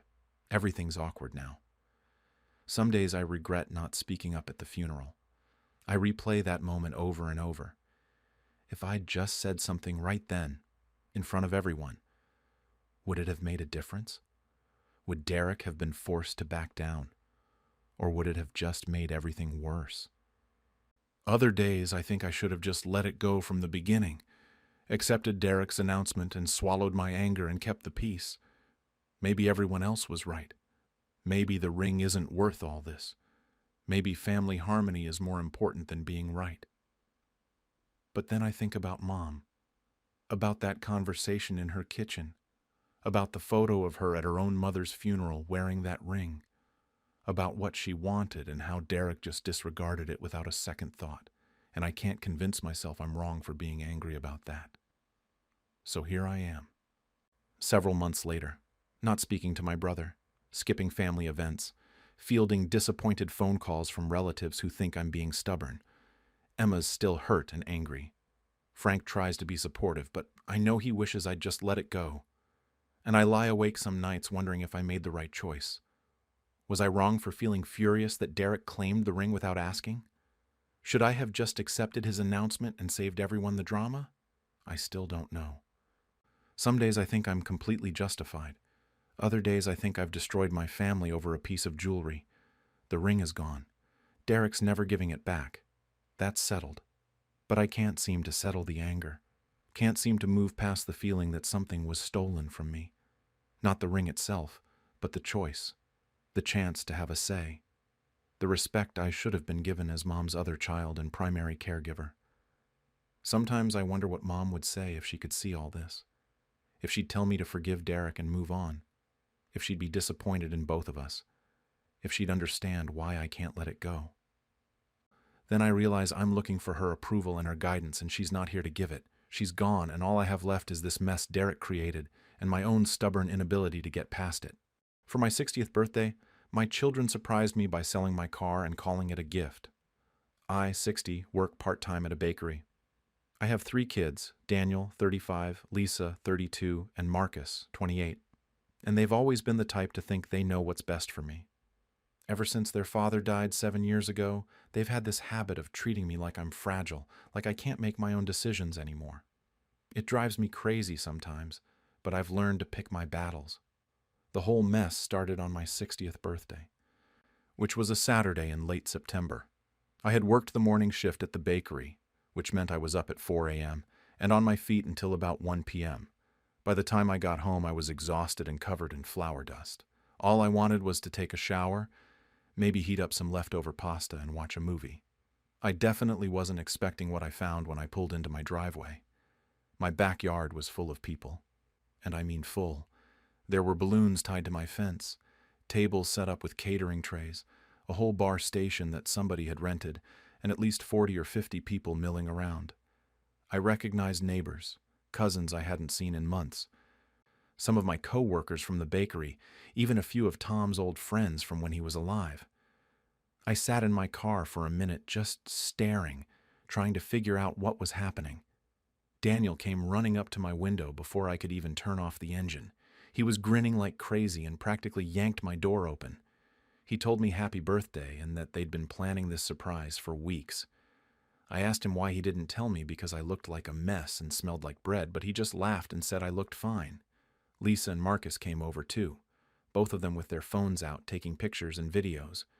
They were all so excited, and I felt bad because I really just wanted to go inside, but they insisted I stay.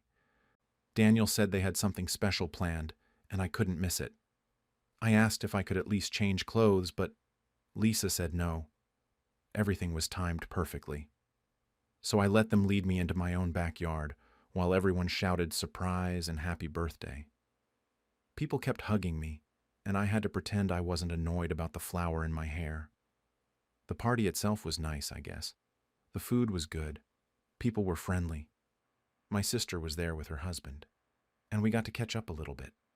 But the whole time I felt off, like something was coming that I wasn't going to like. Maybe it's mother's intuition, or maybe I've just learned to read my kids too well over the years, but I could tell they were up to something. Daniel kept checking his watch.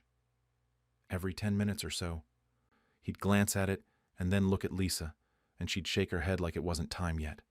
Marcus had his phone out constantly, not even trying to hide the fact that he was getting ready to record something. At one point, I asked them what was going on, and they all acted innocent, said they just wanted to make sure I was having a good time. But I knew better. I should probably explain about the car before I go any further, because that's what this whole thing is really about. I've been driving the same 1987 Honda Accord for decades now. Tom and I bought it used back in the early 90s when the kids were still small. It wasn't anything special back then, just a reliable car that got us where we needed to go. But then about 15 years ago, Tom decided he wanted to restore it. He wasn't a mechanic or anything, but he'd always been good with his hands, and he thought it would be a fun project. It took him almost 2 years. He worked on it every weekend, sometimes late into the night in our garage. He repainted it himself, redid the interior, replaced parts, tuned the engine. The kids used to complain that he spent more time with the car than with them, but that wasn't true. He'd bring them out to help sometimes, teach them things. Marcus learned to change oil working on that car with his dad. Lisa helped sand down the doors before Tom repainted them. By the time Tom finished, the car looked almost new. Not showroom perfect or anything, but clean and solid and running better than it ever had. He was so proud of it. We drove it on a road trip that summer, all the way down to Florida and back. Tom at the wheel, me in the passenger seat, the kids crammed in the back complaining about the lack of air conditioning. It was one of the best trips we ever took. Then Tom got sick. It happened fast. Cancer, stage 4 by the time they caught it. He went from healthy to gone in less than a year. The car sat in the garage for a few months after he died because I couldn't bring myself to drive it. But eventually I needed a vehicle and it was right there, so I started using it again. And I know this might sound stupid, but it felt like having a piece of him with me. His fingerprints were still in the paint job. The steering wheel was molded to his grip. Sometimes I swear I can still smell his aftershave in the fabric of the seats. The car isn't worth much, maybe $3,000 or $4,000 at most. It's old. It's a little beat up despite Tom's restoration work, and it definitely doesn't have all the fancy features newer cars have. But I've never wanted to sell it. I drive it to work, to the grocery store, everywhere I need to go. The kids have been on me for years about getting something newer, something safer, they say. They bring it up at least once a month. I always tell them I'm fine with what I have. So anyway, back to the party. Around 3 p.m. or so, Daniel suddenly got everyone's attention. He actually had rented a microphone, which I thought was ridiculous for a backyard party, but he tapped on it until everyone stopped talking and looked at him. I was sitting at one of the tables with my sister, And I remember getting this sinking feeling in my stomach. Daniel started giving this whole speech about me, about how I've been through so much, how strong I've been since Tom died, how I've kept going and kept working and kept being there for everyone else. It was sweet, I guess, but also kind of embarrassing to have him say all that in front of so many people. Then he started talking about how he and Lisa and Marcus had noticed that I've been stuck lately. That's the word he used. Stuck. He said, I've been stuck in my routines, stuck in my grief, stuck in the past. Lisa took over and started talking about how they wanted to do something meaningful for my birthday, something that would really make a difference in my life. She said they'd all talked about it and agreed that what I needed was a push to start living again, to embrace new experiences, to stop holding on to old memories so tightly. That's when Marcus pulled out a projector. I'm not kidding. They had brought a whole projector setup to my backyard. He started playing this slideshow of vacation destinations, beaches and mountains and European cities and cruise ships. Everyone was watching and making appreciative noises, and I still had no idea what was happening. Then Daniel took the microphone again, and his voice got all emotional. He said they knew this was going to be hard for me to accept at first, but that they'd done it out of love. He said they'd made a difficult decision because they cared about me too much to watch me waste away in my comfort zone. And then he said it. He announced to the entire party that they had sold my car and used the money to book me a 2-week Mediterranean cruise. Everyone started clapping and cheering. People were standing up, coming over to hug me, telling me how lucky I was to have such thoughtful children. And I just sat there frozen, unable to process what I just heard. I finally managed to ask what he meant. That he sold my car. My voice came out weird, kind of strangled. Daniel was still smiling, still acting like he'd just given me the best gift in the world. He said yes, the Honda. They'd sold it because it was time and I needed to move on. I asked where the car was right now, and Lisa answered like it was no big deal. She said they'd sold it last week to some guy who fixes up old cars, that they got $3,800 for it. She seemed proud of the price they'd gotten. I told them that was Tom's car. That he had restored it himself, that it was special. My hands were shaking and I could feel tears starting, which made me even more upset because I hate crying in front of people. Daniel did this thing where he waved his hand dismissively, like I was being silly. He said they knew all that, but that it had been 7 years since Tom died. He said, and I remember this exactly, that Dad would want me to live, not stay stuck in the past. That's when I realized they'd actually done it. They'd actually sold my car without asking me, without even telling me, and they thought they were doing me a favor. I started crying right there in front of everyone, which was humiliating. I'm not someone who cries in public. I've gotten through funerals and hospital visits and all kinds of hard things without breaking down like that, but something about being ambushed in my own backyard with this news just broke something in me. People around me got quiet and uncomfortable. You could feel the mood shift from celebration to confusion. I asked them how they could sell my property without asking me first. I wasn't yelling, but my voice was shaking badly. Daniel's smile finally started to fade a little bit. He said they knew I would say no if they asked, so they made an executive decision as my children who love me and want what's best for me. He actually used those words, executive decision. Lisa jumped in to defend him. She put her hand on my shoulder and told me to just breathe and think about it rationally. She said the cruise costs way more than $3,800, that they all pitched in extra money from their own pockets to make it happen. Marcus added that the trip is all-inclusive, top-tier accommodations, everything taken care of. They kept talking about the cruise like that was supposed to make it okay. I told them I didn't want a cruise. I just wanted my car back. That's all I wanted in that moment. Just to have my car back in my driveway where it belonged. Marcus got defensive then. His whole tone changed and he said they were trying to do something nice for me, that they'd spent weeks planning this party and months saving up money for the trip. He said most people would be grateful to have kids who cared enough to do something like this. Lisa agreed and added that I never go anywhere, that I just work at the bakery and come home and sit around. She said they thought I'd be excited to finally have an adventure. I tried to explain that I didn't ask for an adventure. I tried to tell them that the car meant something to me that they clearly didn't understand. That it wasn't about the money or about whether a Cruze is nicer than an old Honda. But I was crying and my words kept getting stuck and I probably wasn't making much sense. That's when other people started chiming in, which made everything so much worse. My Aunt Helen spoke up from across the yard. She told me, "Honey, your kids are right. You need to let go and enjoy yourself." She said she understood that I missed Tom, but that he wouldn't want me to spend the rest of my life mourning him. A few people nodded in agreement. One of my neighbors, Carol, shared this whole story about how her kids did something similar for her after her divorce. She said they got rid of a bunch of her old furniture without asking and redecorated her whole house. And she was angry at first, but then realized they were right, and it changed her life. She said sometimes the people who love us can see what we need better than we can see it ourselves. Daniel seized on that support like a lifeline. He gestured around at everyone and said, "See, Mom, everyone agrees."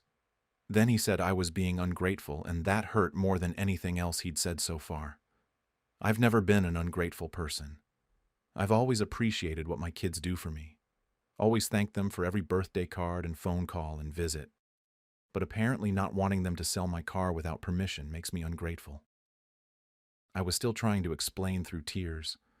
I told them the car still smells like Tom sometimes, especially on hot days when the sun warms up the interior.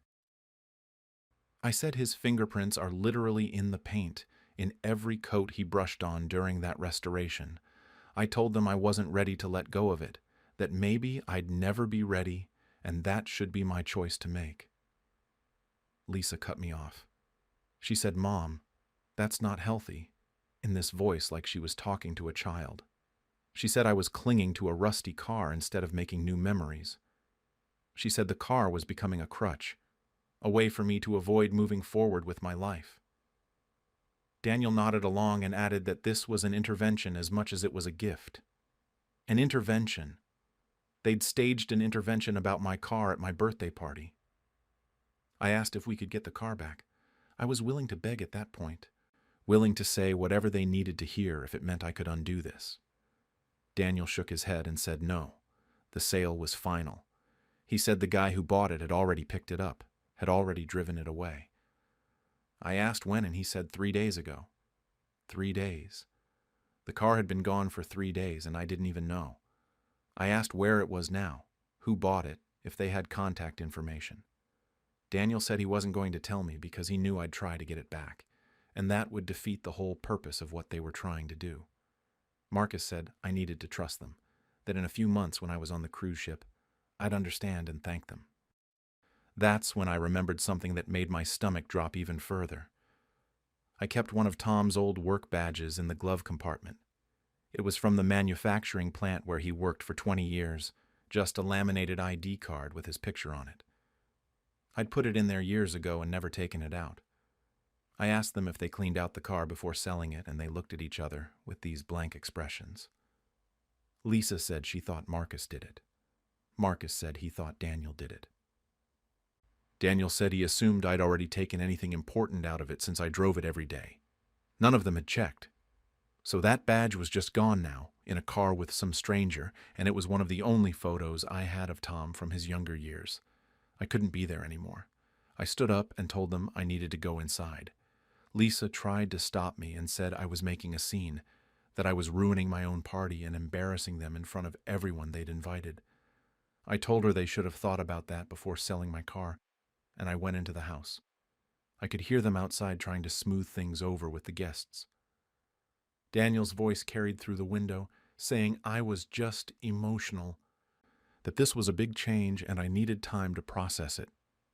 Someone asked if they should leave, and Lisa told them no, please stay, the party wasn't over.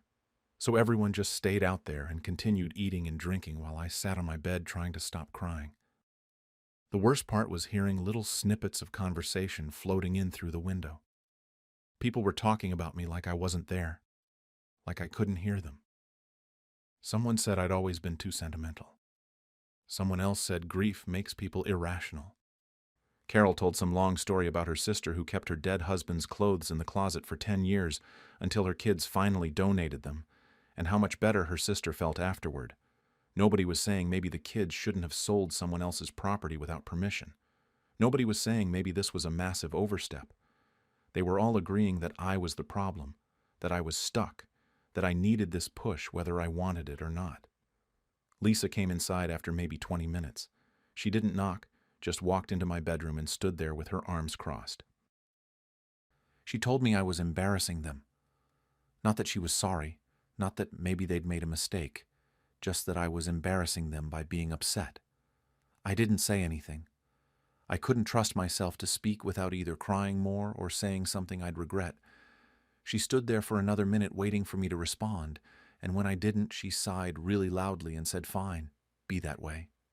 Then she left. I stayed in my room for the rest of the party. I could hear it winding down eventually, people saying their goodbyes, cars starting and driving away. The catering people came and packed up their stuff.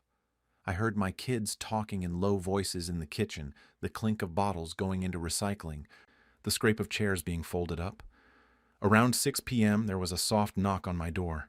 I said, "Come in," and all three of them filed into my room looking like kids who'd been sent to the principal's office. But they weren't there to apologize. Daniel sat on the edge of my bed and tried again with the sales pitch. He said, "Mom, we really did this out of love." He said the cruise was in 3 months, in early January, and by then, I'd have time to come around to the idea. He said I'd thank them when I was sipping wine on the deck, watching the sunset over the Mediterranean. I looked at him and told him I didn't want the cruise. I wanted them to understand what they'd taken from me. I kept my voice steady this time, made sure I was clear. That car wasn't just transportation.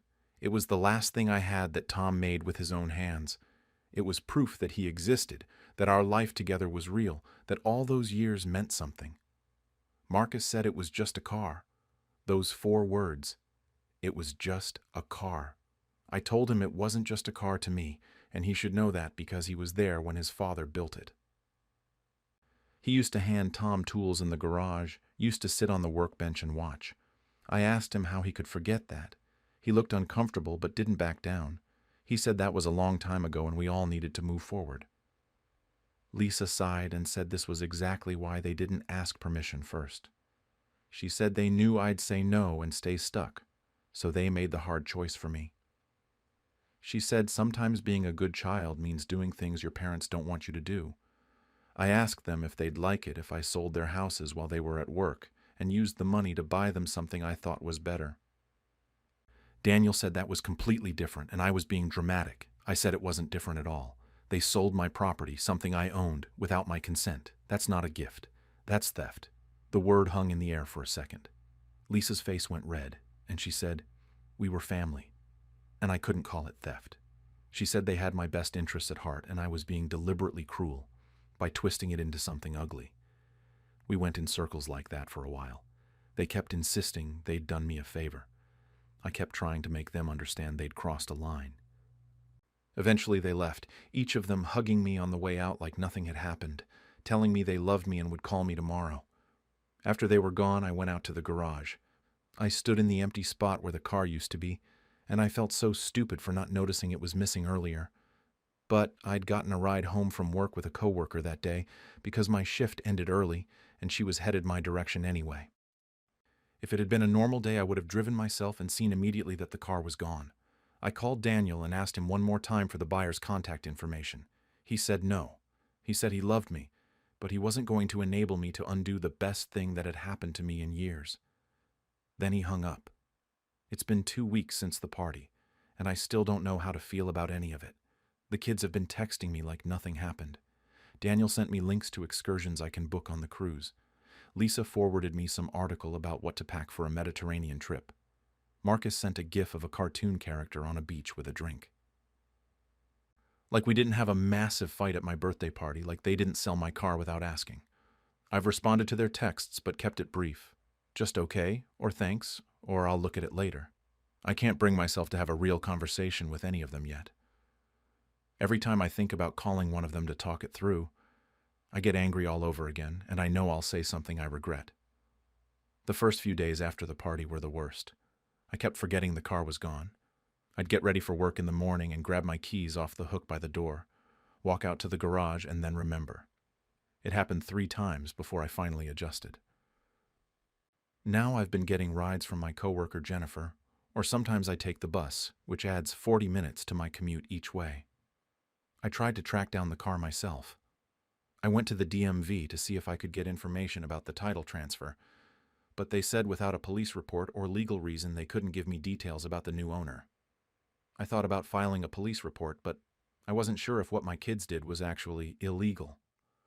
They're on my car insurance, they've borrowed the car before over the years, so maybe technically they had some right to sell it. I don't know. I'm not a lawyer. I asked Daniel again for the buyer's information. He said no and told me I needed to let this go. I asked Lisa and she said the same thing, that giving me the contact information would be helping me sabotage my own healing process. I didn't bother asking Marcus because I knew he'd just side with them. My sister came over about a week after the party. She brought wine and takeout, and we sat at my kitchen table while she tried to help me figure out what to do. She said she understood why I was upset, but that maybe the kids had a point about me needing to move forward. Then she said, but obviously they shouldn't have sold your stuff without asking. So she was kind of on both sides. We talked through different options. She suggested I could hire a private investigator to find the car, but that seemed extreme and expensive. She said I could refuse to go on the cruise and maybe that would teach them a lesson. But then they'd be out all that money, and I'd still look like the bad guy. She said I could just go on the cruise and try to have a good time despite everything, prove I'm capable of making new memories without needing the car. None of it felt right. Every option felt like either giving up or escalating things to a point of no return with my kids. The cruise documents are sitting on my kitchen table right now. They've been there since the party. It's a thick envelope with an itinerary and booking confirmation and information about ports of call, January 12th through January 26th. 2 weeks hitting different cities around the Mediterranean. Rome, Athens, Istanbul, Barcelona. Places I've never been. Places Tom and I used to talk about visiting someday but never got around to it. I opened the envelope once and looked through everything. The cabin they booked is nice, a balcony room on an upper deck. The cruise line looks fancy. Not like the budget vacations Tom and I used to take with the kids when they were small. There's a part of me that knows this would be a good trip, that if the circumstances were different, I'd probably be excited about it. But every time I look at that envelope, I think about what they took from me to make it happen. I think about Tom's work badge sitting in someone else's glove compartment. I think about never being able to sit in that car again, never being able to run my hand over the steering wheel he gripped for so many years, never being able to smell that specific combination of old upholstery and his aftershave that sometimes lingered on warm days. Some of my friends from the bakery have weighed in. Jennifer said my kids were way out of line, and if she were me, she'd refuse to speak to them until they apologized. Another coworker, Mike, said his kids did something similar once where they cleaned out his garage without asking and threw away a bunch of stuff he wanted to keep. And he's still mad about it 5 years later. But then Beth, who's been working at the bakery for 30 years, said sometimes our kids see things we can't see about ourselves, and maybe I should at least consider that they might be right. My cousin Rachel called me last week. Somehow she'd heard about everything from my Aunt Helen. Rachel said I should demand they track down the buyer and get the car back, even if I have to pay double what they sold it for. She said it was my property, and what they did was wrong. Full stop. No debate.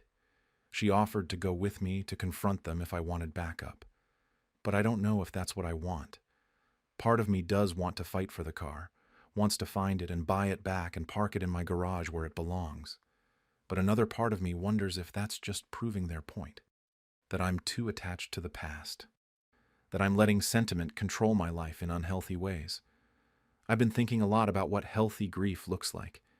It's been 7 years since Tom died. That's a long time. Most people would say that's long enough, that I should be over it by now, or at least further along in the process than I am. And maybe they're right. Maybe I have been using the car as a crutch, as a way to avoid fully accepting that he's gone. But then I think about how it felt to drive that car, the way the engine sounded, that specific rattle it made when I first started it up. The way the driver's seat was worn in just right. The small dent in the passenger door from when Marcus backed into a post when he was learning to drive. All these little details that added up to something that was ours, mine and Tom's and our families. And I think about how my kids took that away without even asking me. They didn't say, "Hey, Mom, we're worried about you. Let's talk about the car." They didn't suggest I see a therapist to work through my grief. They didn't offer to help me find a new car that I might like. They just sold it and told me after the fact and expected me to be grateful. I keep going back and forth on whether I'm being unreasonable. In the middle of the night when I can't sleep, I think maybe I am. Maybe the kids are right and I'm stuck and this was the push I needed. But then during the day when I'm more clear-headed, I think, no. What they did was wrong regardless of their intentions. You don't sell someone's property without permission. You just don't. The other thing I've been thinking about is what happens next. Let's say I do forgive them and go on this cruise. Does that mean I'm condoning what they did? Does it tell them it's okay to make major decisions about my life without consulting me? What's next? They sell my house and move me into a retirement community because they think that's what's best for me. Or let's say, I don't forgive them. I refuse the cruise. I demand an apology. I make a big stand about boundaries and respect. Then what? Do we not talk for months? Do I miss out on time with my grandkids because their parents and I aren't speaking? Does the whole family take sides and everything becomes awkward at holidays? There's no good option here. That's what I keep coming back to. Every path forward has consequences I don't want to deal with. Tomorrow is Sunday, and I'm supposed to go to Daniel's house for dinner. It's a standing thing we do most weeks, rotating between the kids' houses. Tomorrow is his turn. Lisa texted me yesterday to confirm I'm coming, and I said yes without really thinking about it. But now, I'm not sure I can sit through a family dinner and pretend everything is fine. I don't know what I'll say if they bring up the cruise. Daniel will probably ask if I've looked at the excursion options yet. Lisa will probably have advice about what clothes to bring. Marcus will probably try to show me pictures of the ship on his phone, and I'll have to either play along or start another fight. The cruise documents are still on my kitchen table. I haven't moved them. Haven't looked at them again since that first time. They're just sitting there, a physical reminder of everything that's happened. I thought about calling the cruise line to see if it's refundable. I looked up their cancellation policy online, and it seems like they might give credit toward a future cruise or a partial refund, depending on how far in advance you cancel. But if I cancel it without telling the kids first, that's starting another huge fight. And if I tell them I want to cancel, they'll try to talk me out of it, tell me I'm being stubborn and irrational. My coworker Beth said something the other day that's been stuck in my head. She said sometimes the right thing to do isn't the thing that makes us feel vindicated or proves we were right. Sometimes the right thing is the thing that keeps our families together even when they've hurt us. She said forgiveness isn't about condoning what someone did. It's about deciding the relationship matters more than being right. I don't know if I believe that. Or maybe I do believe it, but I'm not ready to act on it yet. What I do know is that I miss my car. I miss driving it to work in the mornings. I miss the ritual of adjusting the rearview mirror, even though it was always in the right position because I was the only one who drove it. I miss feeling close to Tom in that small way. And I'm angry at my kids for taking that away from me, regardless of why they did it. I also know they love me. They threw me a party. They spent money they probably couldn't easily spare. They're trying in their own misguided way to help me. Their hearts were in the right place, even if their actions were completely wrong. So I don't know what to do. I don't know if I should go to dinner tomorrow and try to move past this, or if I should stay home and force a real conversation about boundaries. I don't know if I should get on that cruise ship in January or let the booking go to waste. I don't know if I should keep trying to find the car or accept that it's gone. All I know is that I'm 60 years old. I work at a bakery. My husband has been dead for 7 years, and my children sold my car and called it a gift. Now I cannot stop wondering, was I wrong for being heartbroken instead of thankful for what they did? Right before the family reunion photo, my aunt announced that I wasn't really my father's child. I'm a 49-year-old mechanic, and I've been part of what I always thought was a pretty solid family. My dad is in his early 70s now. My mom is in her late 60s, and I have two siblings, my older brother Mark, who's 52, and my younger sister Jenny, who's 46. We also have this aunt, my mom's younger sister Linda, who's in her mid-60s and has always been the type to say whatever pops into her head after a few glasses of wine. I never thought much of it before. Just Aunt Linda being Aunt Linda. Every year our extended family does this reunion thing. It's been going on for as long as I can remember. Sometimes people skip it, life gets in the way, you know how it goes. But this year felt different because for once, everyone actually showed up. All the cousins, the aunts and uncles, even the ones who usually have some excuse ready. We rented this big lodge up in the mountains, the kind of place with a huge living room and enough bedrooms that we didn't have to share. My wife Sarah and I drove up Friday afternoon, and honestly, I was looking forward to it. It had been a rough year at the shop, and I just wanted a weekend of not thinking about anything serious. The first day went fine. We got there, unpacked, sat around catching up with relatives I hadn't seen since last year or even longer. My dad seemed happy, kept talking about how great it was to have everyone together. My mom was in full hostess mode, even though technically we all chipped in to rent the place. She kept making sure everyone had enough food, enough drinks, asking if people needed extra blankets. Normal mom stuff. Aunt Linda showed up Saturday morning. She lives about an hour away, so she didn't stay Friday night. Right away, I noticed she brought 2 bottles of wine just for herself, which should have been a red flag, but again, that's just how she is. She started drinking pretty early, maybe around noon, and by the time we were getting ready for the family photo around 4 in the afternoon, she'd gone through most of both bottles. The family photo is this whole tradition we do. Every single year, we take one big group picture with everyone in it. My mom prints them out and mails copies to everyone, and we all stick them on our fridges or in albums. It's cheesy, but it's our thing. This year, we actually hired a real photographer instead of just setting up someone's phone on a timer. My mom had been talking about it for weeks, how she wanted one really good professional photo since everyone was going to be there. So we all gathered outside on this big deck the lodge had. The photographer, this younger guy probably in his 30s, started positioning everyone. He was doing that thing photographers do where they arrange people by height and family units. Tall people in the back, kids in the front, that sort of setup. I naturally started moving toward where my dad was standing because that's where I always stand.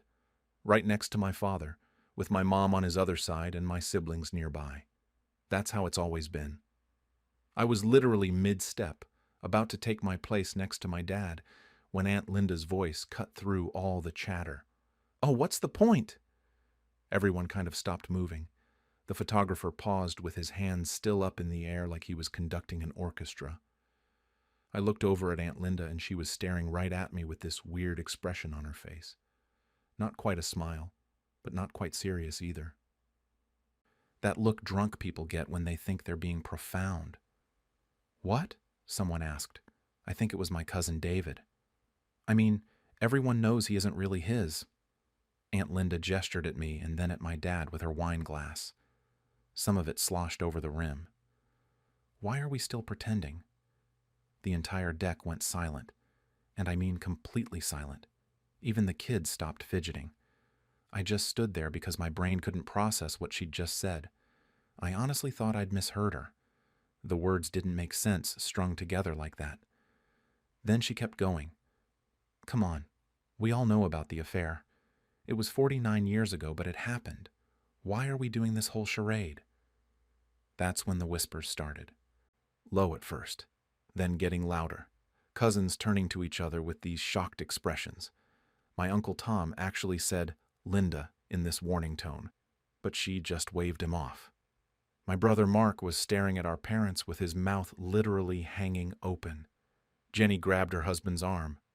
I looked at my mom, and I've never seen someone's face lose color that fast. She went completely white, like all the blood just drained out of her head. She opened her mouth, but nothing came out. Then I looked at my dad, and that's what really got me. He wouldn't look at me. He was staring down at the deck floor like it was the most interesting thing he'd ever seen. Is that true? My brother's voice sounded strange, kind of choked. My mom finally found her voice. Linda's had too much wine. Let's just take the picture. But nobody moved. The photographer had lowered his camera and was looking around like he wanted to disappear. Can't blame him. He'd signed up to take a family photo, not walk into whatever this was. "Mom?" Jenny said it quietly, but in the silence it sounded loud. "We are not discussing this right now," my mom said, but her voice was shaking. "Linda, I think you need to go inside and sleep it off. I'm just saying what everyone's been tiptoeing around for 5 decades, Aunt Linda said. She was swaying a little. The man deserves to know the truth. Everyone else does. I still hadn't moved. Couldn't move. My feet felt welded to the deck. People were staring at me now, really staring, and I could see it happening in real time. The way they were looking at me was changing. Cousins I'd grown up with, aunts and uncles who'd been at every birthday party I ever had. They were all looking at me like I was suddenly someone different, someone they didn't quite know. "Say something," I managed to get out. I was looking at my dad, but he still wouldn't meet my eyes. "Dad, say something." He opened his mouth, closed it, opened it again. "Not now," he finally said, so quiet I almost didn't hear it. "Not now. Not, 'That's ridiculous,' or 'Linda's lying,' or 'Of course you're my son.' Just not now." And that did it. That's what broke through the shock and confusion. Because "not now" is what you say when something is true but you don't want to deal with it.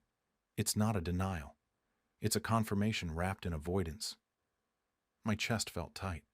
The deck suddenly seemed too small even though it was huge, like all these people were crowding in on me. I could hear my heartbeat in my ears, that whooshing sound you get when your blood pressure spikes. Someone was talking, maybe trying to smooth things over, but I couldn't make out the words over the rushing sound in my head. I turned around and walked back into the lodge, just walked away from all of them standing there on the deck.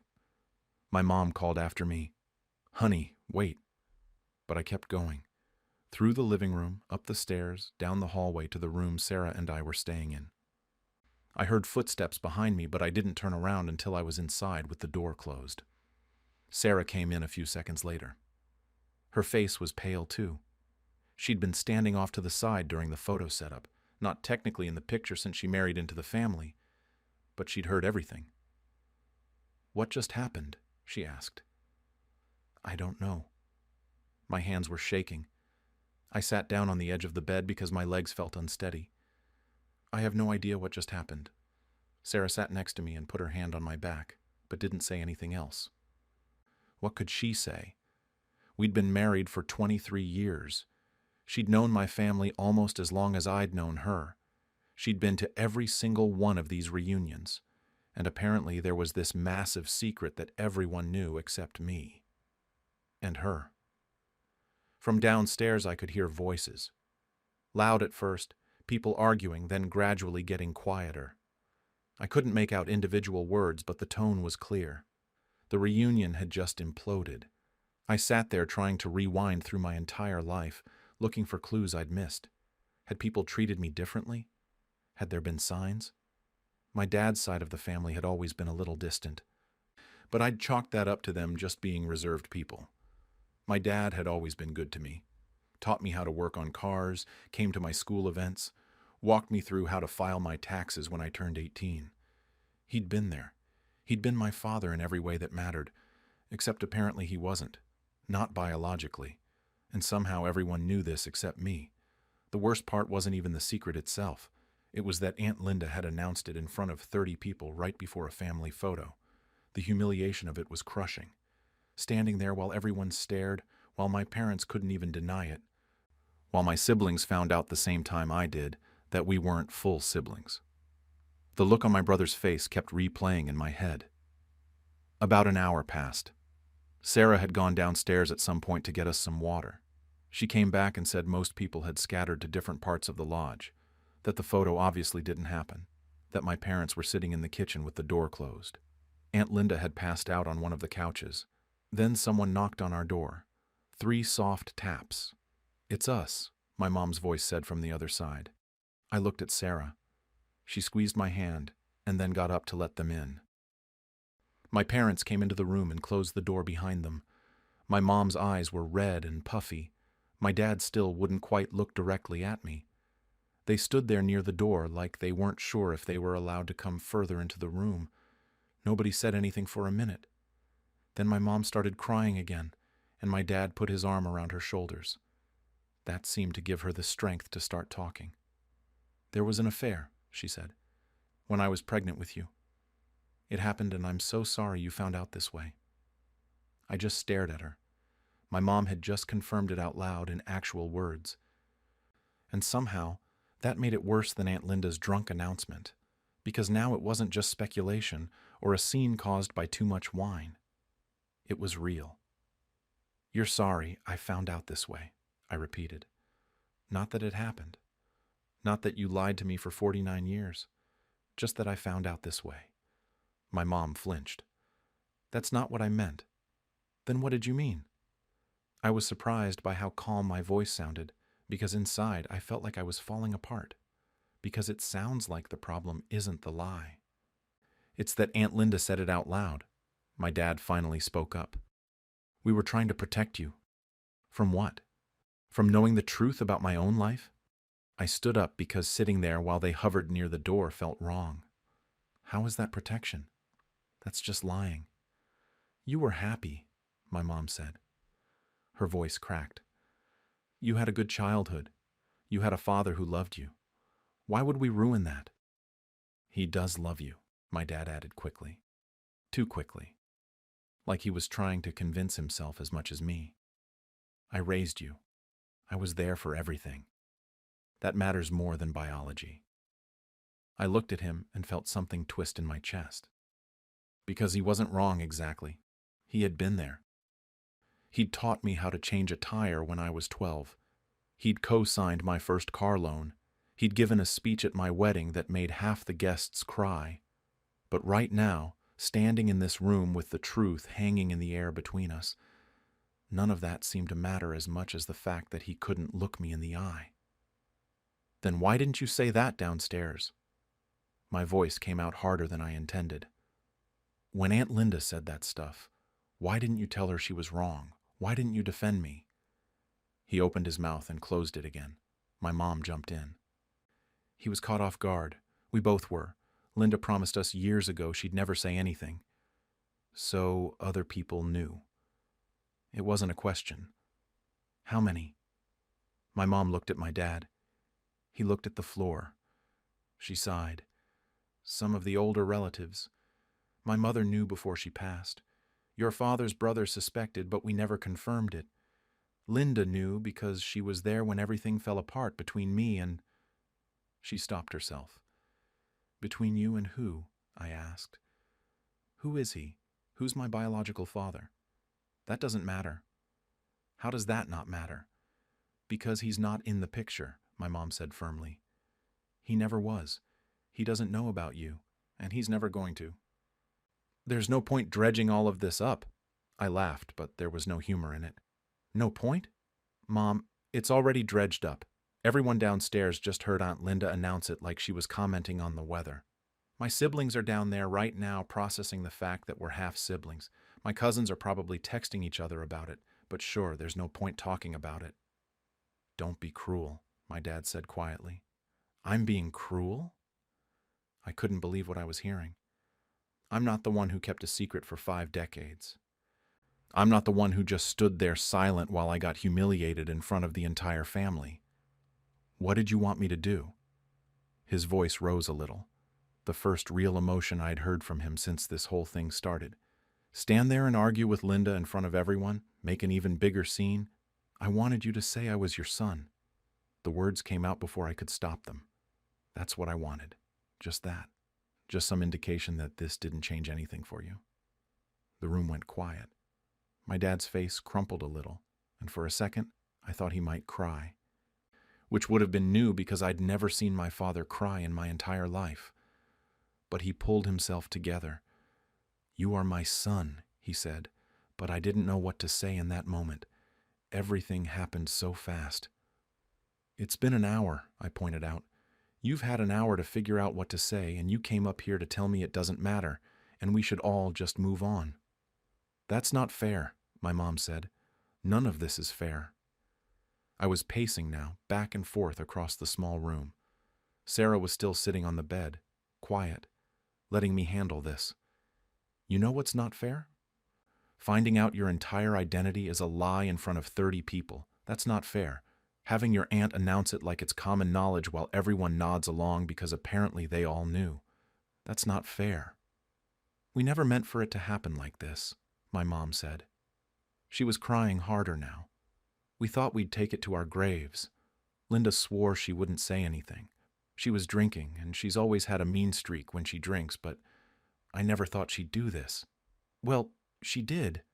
I stopped pacing and looked at both of them. And now what? You want me to go back downstairs and pretend nothing happened? Smile for the camera like everything's fine? I want you to not destroy this family, my mom said. Her voice had an edge to it now, like she was getting defensive. I know you're upset, but making a scene isn't going to help anything. I'm not the one who made a scene. Linda did that. I just refused to stand there and take it.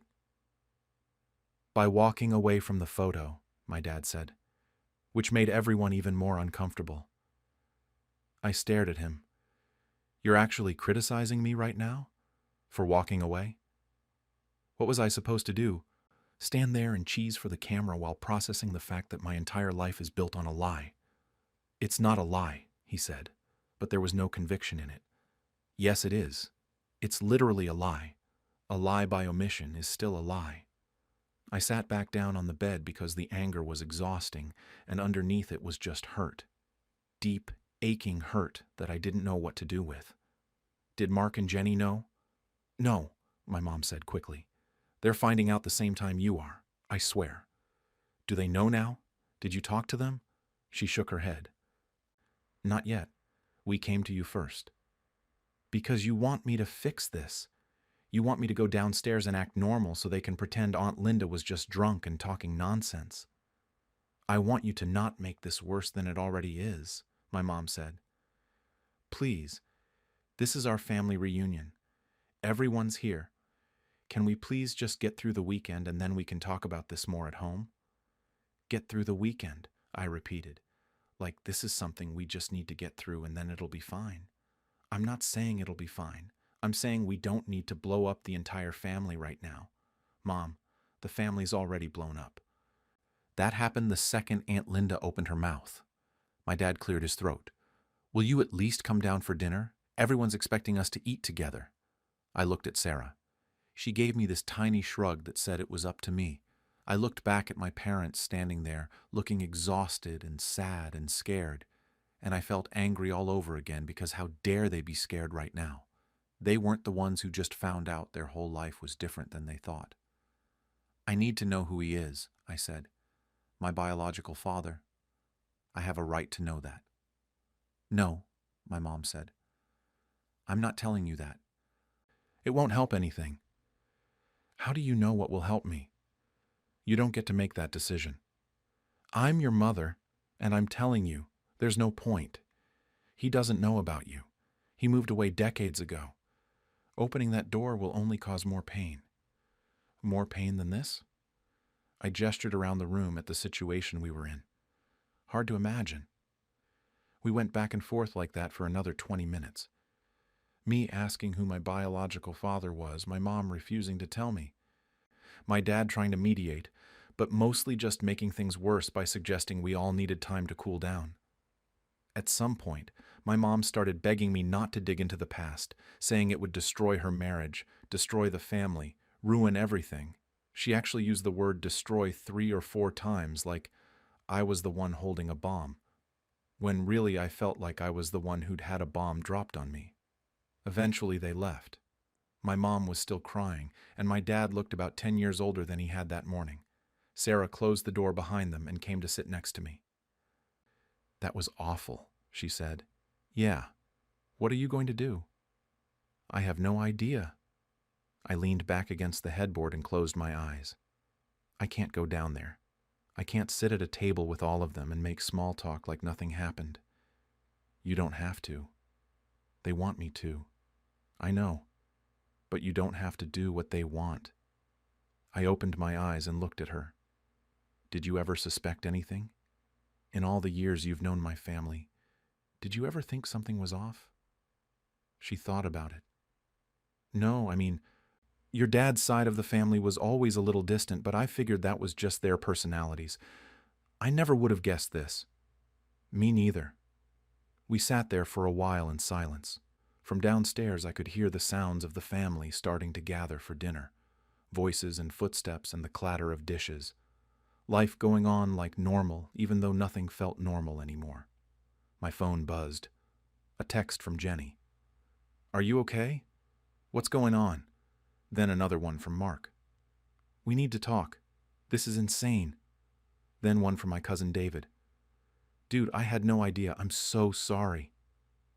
I turned my phone face down on the nightstand. I wasn't ready to respond to any of them. Wasn't ready to hear what they thought or felt about all this. I just wanted to rewind time to this morning, when the biggest problem I had was whether I'd packed enough clean shirts for the weekend. They're going to expect us to come down, Sarah said after a few minutes. I know. Are we going? I thought about it. Thought about walking down those stairs and seeing everyone's faces. Some pitying, some curious, some probably annoyed that I'd made such a big deal out of it. Thought about sitting next to my dad and trying to make conversation. Thought about my mom watching me anxiously to make sure I didn't say anything else to upset people. Thought about Aunt Linda sleeping it off on the couch like she hadn't just detonated my entire sense of self. No, I said. We're not going down there. I can't do it. I can't sit there and pretend everything's fine when it's not. Sarah nodded.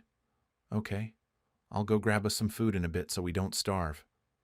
They're going to be pissed. Probably. They're going to say I ruined the reunion.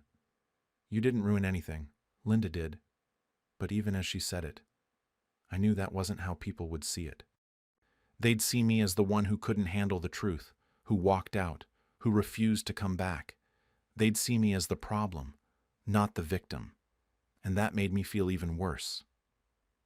Sarah went downstairs around 7 and came back with 2 plates of food and a look on her face that told me everything I needed to know about how dinner was going. She didn't say much, just that it was awkward and tense and people kept asking where I was. My mom apparently told everyone I wasn't feeling well, like this was a headache I could sleep off. I tried to eat, but everything tasted like cardboard. We could hear them down there. The forced laughter and conversation that happens when people are trying really hard to act normal. It went on for a couple hours and then gradually the noise died down. People heading to their rooms or outside or wherever. I stayed where I was. Around 9, my phone started going off. First, Jenny texted asking if I was really okay or if I needed to talk. Then Mark sent a longer message saying he couldn't believe Mom and Dad had kept this secret and that he felt betrayed too, but also asking if I was planning to come out of my room at all. A few cousins reached out with various versions of sympathy or curiosity.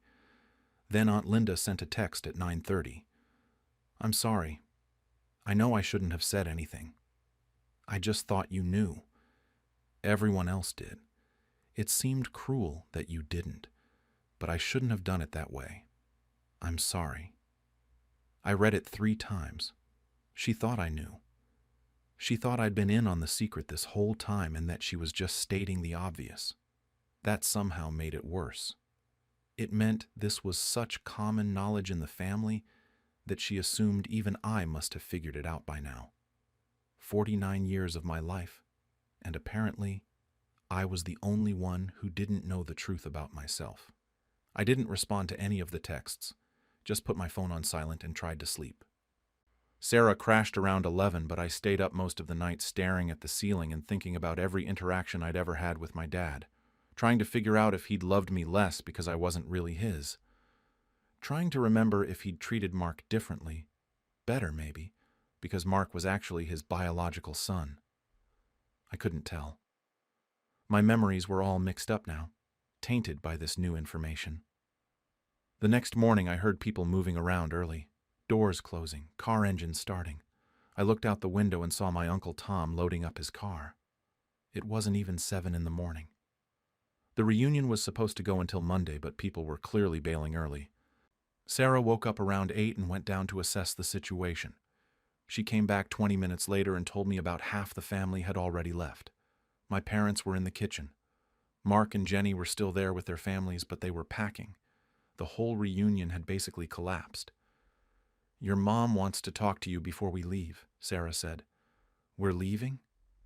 "I figured we would be, unless you want to stay." I definitely didn't want to stay. The thought of another full day in this lodge with everyone tiptoeing around the elephant in the room made me feel sick, but I also didn't want to deal with my parents again. Our conversation yesterday had resolved exactly nothing. "Tell her I'll meet them downstairs in 20 minutes, I said. I got dressed and packed up our stuff. When I came downstairs with our bags, most of the lodge was empty. The photographer's equipment was gone. The remnants of breakfast were still on the kitchen counter, but nobody was eating. Mark was standing in the living room with his wife and kids, looking uncomfortable. Jenny was out on the deck with her husband. My parents were sitting at the kitchen table. My dad stood up when he saw me. "You're leaving?" "Yeah. We still have the lodge until tomorrow." "I know. We're leaving anyway." My mom stood up too. She looked terrible, like she hadn't slept at all. "Please don't go like this. We need to talk more." "I don't think there's anything left to say. You won't tell me who my biological father is. You want me to pretend this never happened. I can't do that." "I don't want you to pretend it never happened," she said. "I just want you to understand that we did what we thought was best." Best for who? Because it definitely wasn't best for me. Mark walked over. "Can we talk for a second?" He nodded toward the deck where Jenny was. I followed him out there.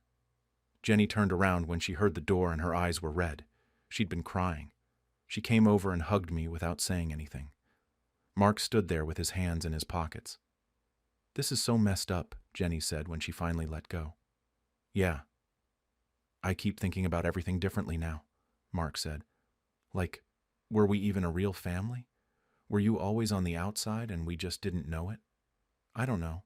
I've been thinking the same thing." "Dad's side of the family," Jenny said. "They were always weird with you. Remember how Grandma Patterson used to give Mark and me gifts for our birthdays, but you'd just get a card?" I did remember. I'd always figured she liked them better for some reason. Now I knew why. "They knew," I said. "Some of them, at least." "That's so unfair," Jenny said. She was crying again. "You shouldn't have had to grow up with that." But I didn't know I was growing up with it. That's the thing. I thought everything was normal. We stood there for a minute, not saying anything. Then Mark said, "Are you going to try to find him? Your biological father?" "Mom won't tell me who he is." "You could do one of those DNA tests, the ancestry ones. If he's in the system or if you have half-siblings out there, it might come up."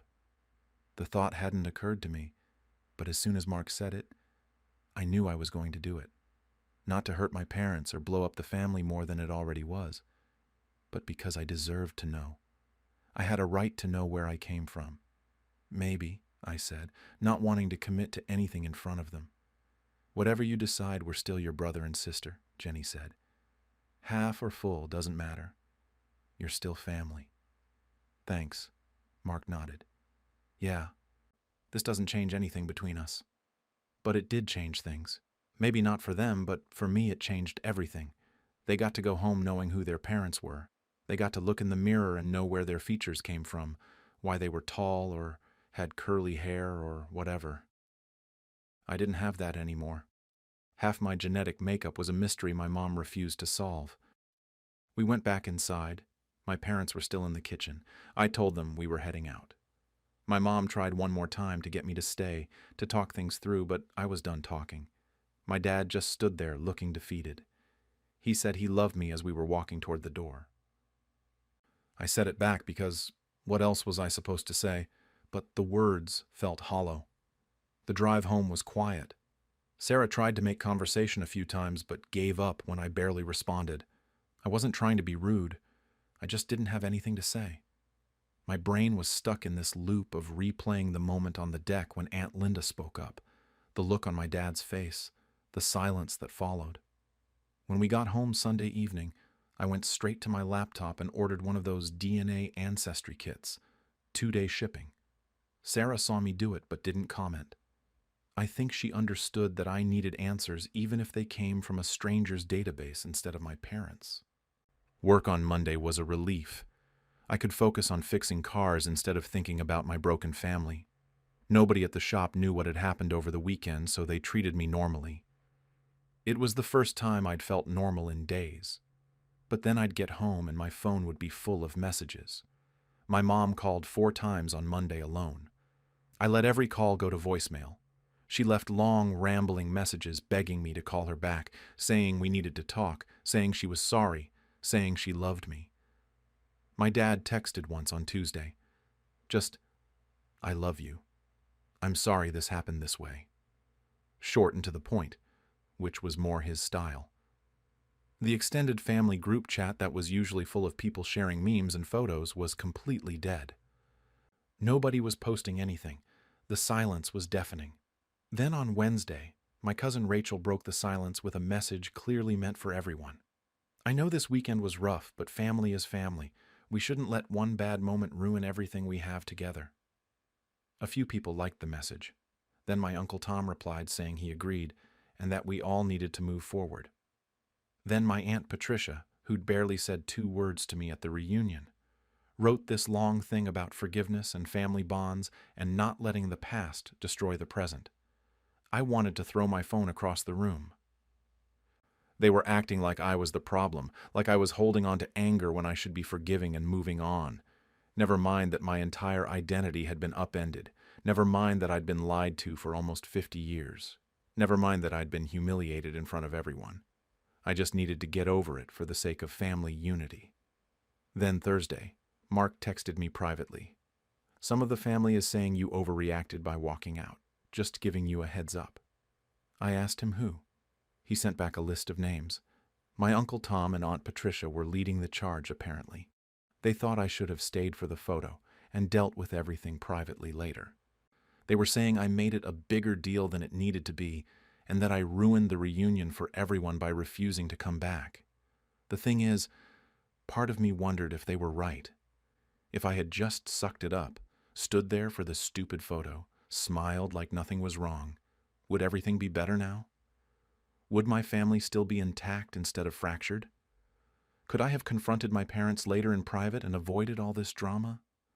But then, I thought about standing there on that deck with 30 pairs of eyes on me, with my dad unable to look at me, with the truth hanging in the air like smoke.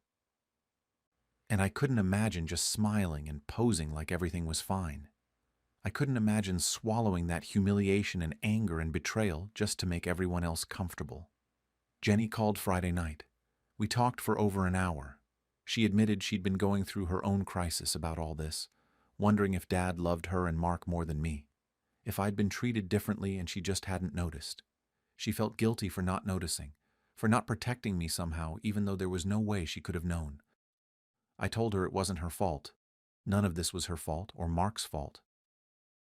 It was on my parents and Aunt Linda and all the relatives who knew but never said anything. The DNA kit arrived Saturday. I did the test that night, spit in the tube, registered it online, sent it off.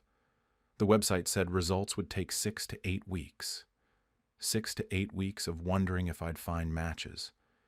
If I had half-siblings out there I'd never met. If my biological father was in the system. If I'd finally get some answers. It's been a week now since the reunion. A week of silence from my parents after I didn't return any of their calls or texts. A week of my family being split down the middle between people who think I overreacted and people who think Aunt Linda was out of line.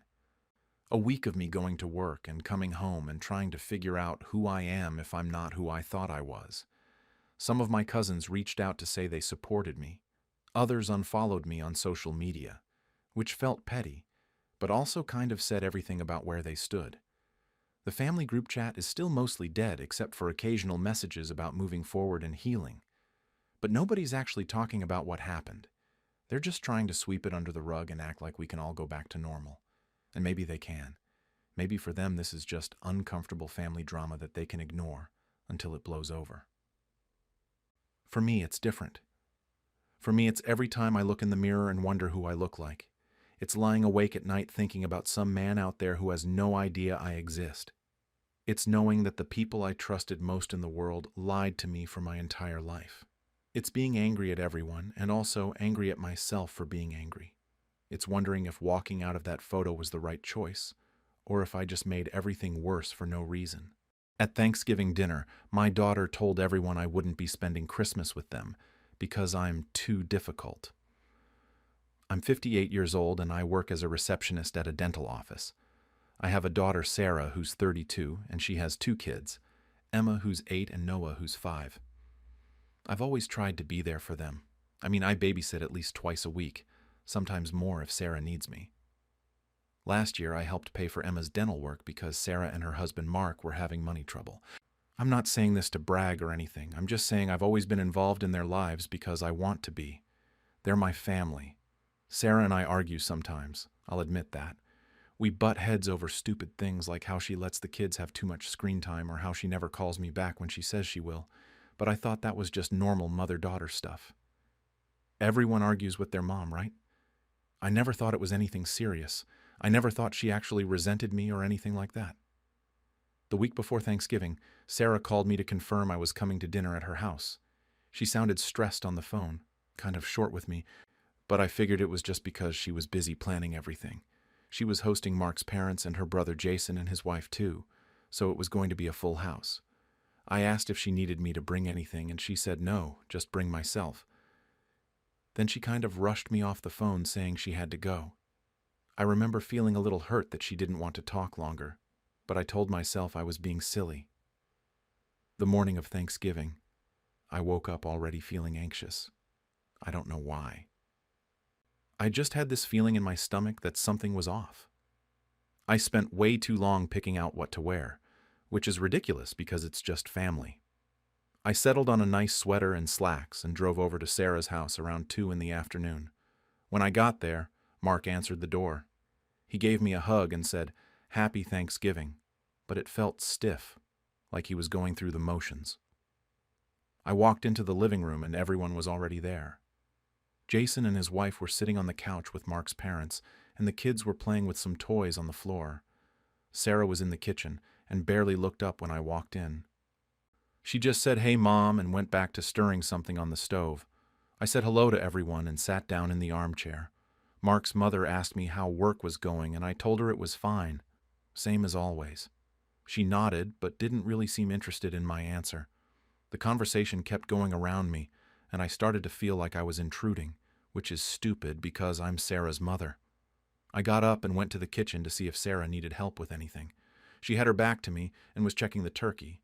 I asked if there was anything I could do, and she said no, everything's under control. Her voice had this edge to it. I asked if she was okay, and she said she was fine, just stressed.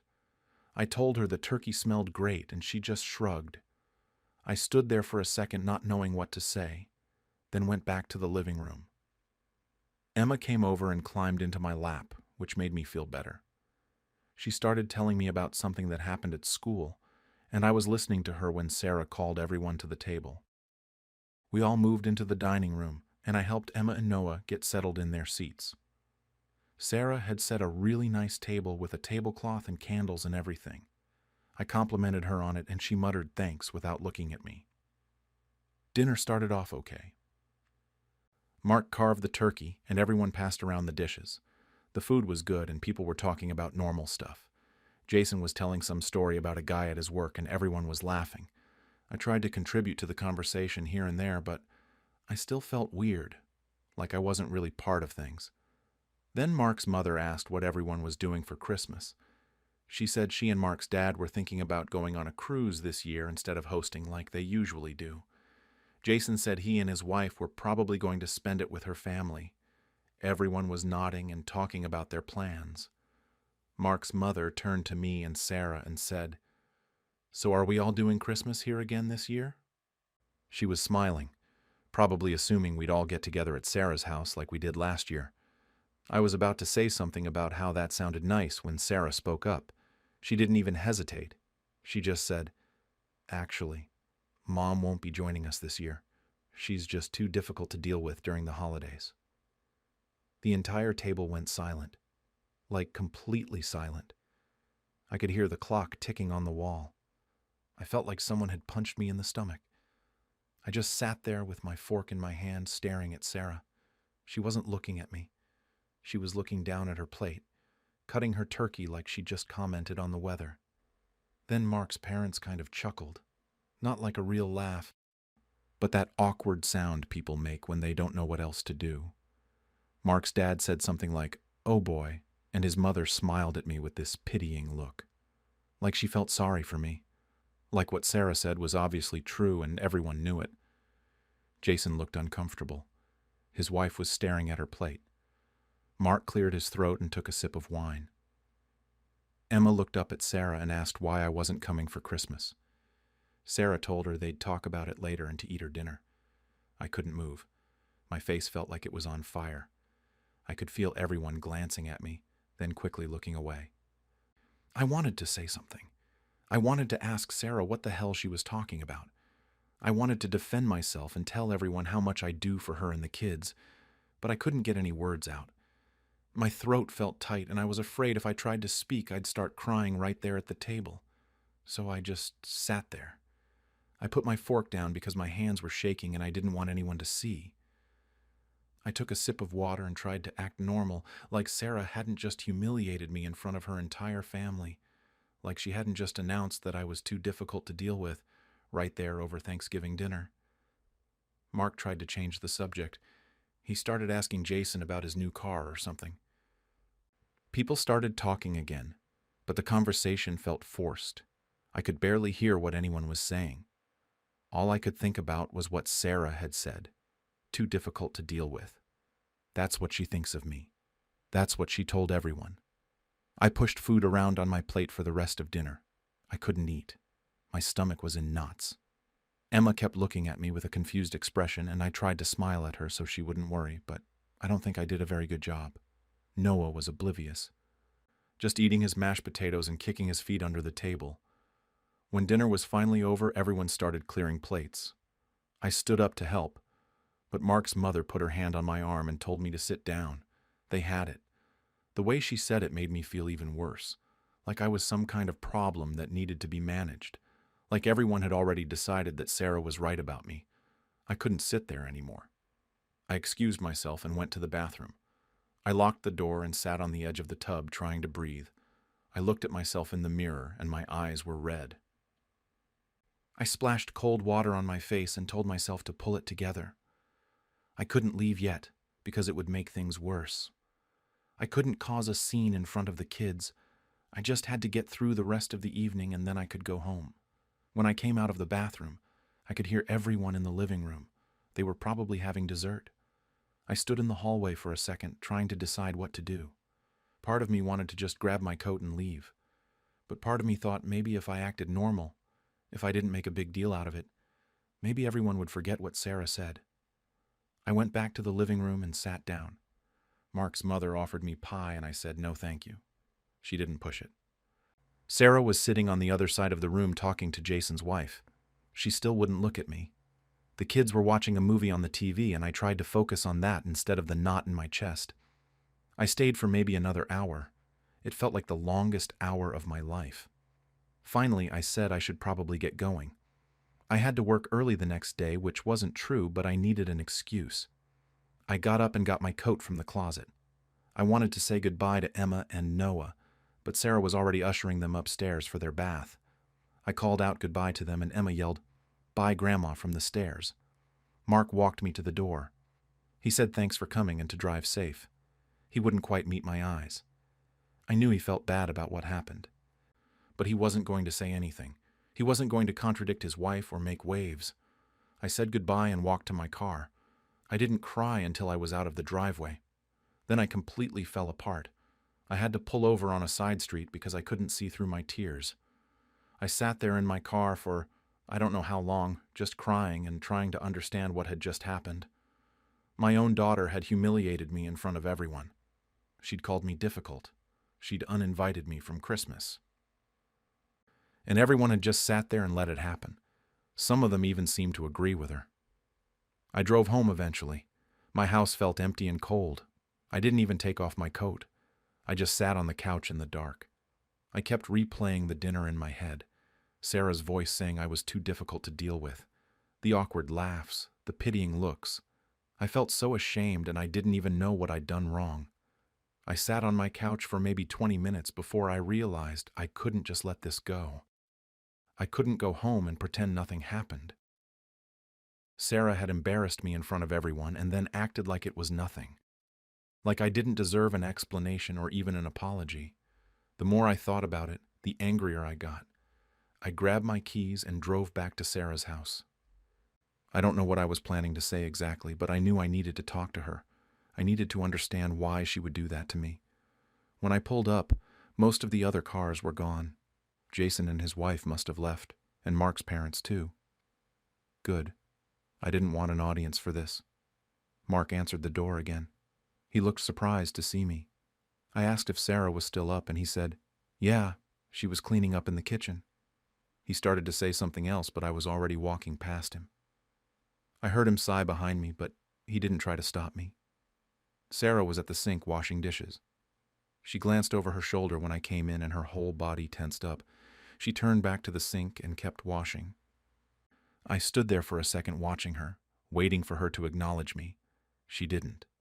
Finally, I said we needed to talk. She said she was busy. I told her I didn't care. We were talking now. She put down the dish she was holding and turned around. Her face was hard. Not angry exactly, just closed off. Like she'd already decided how this conversation was going to go. I asked her what that was about at dinner. Why would she say that in front of everyone? She rolled her eyes and told me I was overreacting. She said it was just a joke and I needed to lighten up. That made me even angrier. I told her that wasn't a joke. Jokes are supposed to be funny. What she did was humiliate me in front of her entire family. She just stared at me and I could see she was getting angry too. Her jaw was tight and she crossed her arms. She said fine, maybe it wasn't a joke. Maybe she meant it. I felt like she'd slapped me.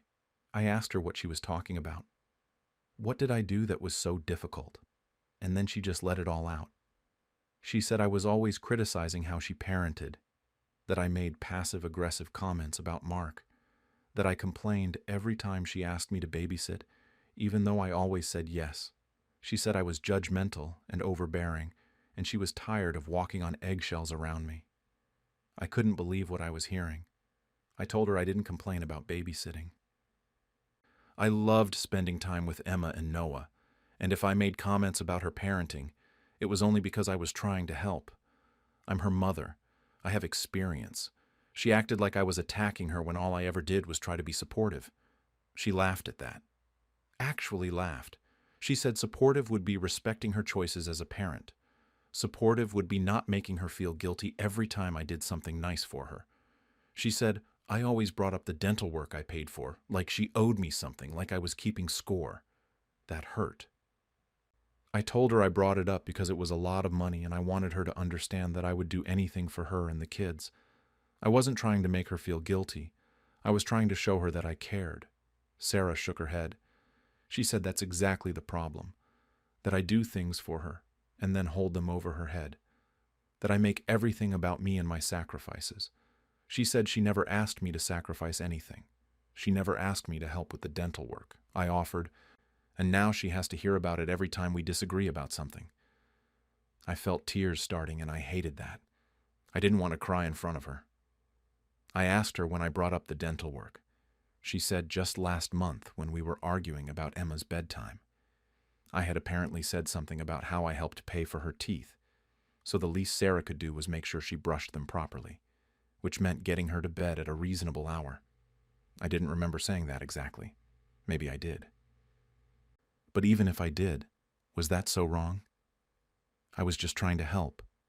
Sarah said that's what I always said, that I was just trying to help, but it never felt like help to her. It felt like criticism. It felt like I didn't trust her to take care of her own children. I told her that wasn't fair. I had been there for her through everything. When she was pregnant with Emma and scared out of her mind, I was there.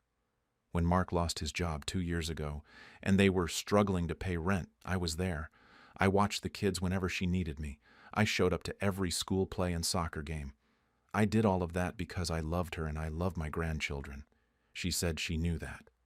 She said she appreciated everything I'd done. But that didn't give me the right to make her feel inadequate all the time. She said every time I came over, she felt like she was being inspected. Like nothing she did was good enough. The house wasn't clean enough. The kids weren't well behaved enough. Dinner wasn't healthy enough. She said it was exhausting. I didn't know what to say to that. I tried to think of examples of when I'd made her feel that way, but my mind was racing. I asked her why she never said anything before. If she felt this way, why didn't she talk to me about it instead of ambushing me at Thanksgiving dinner?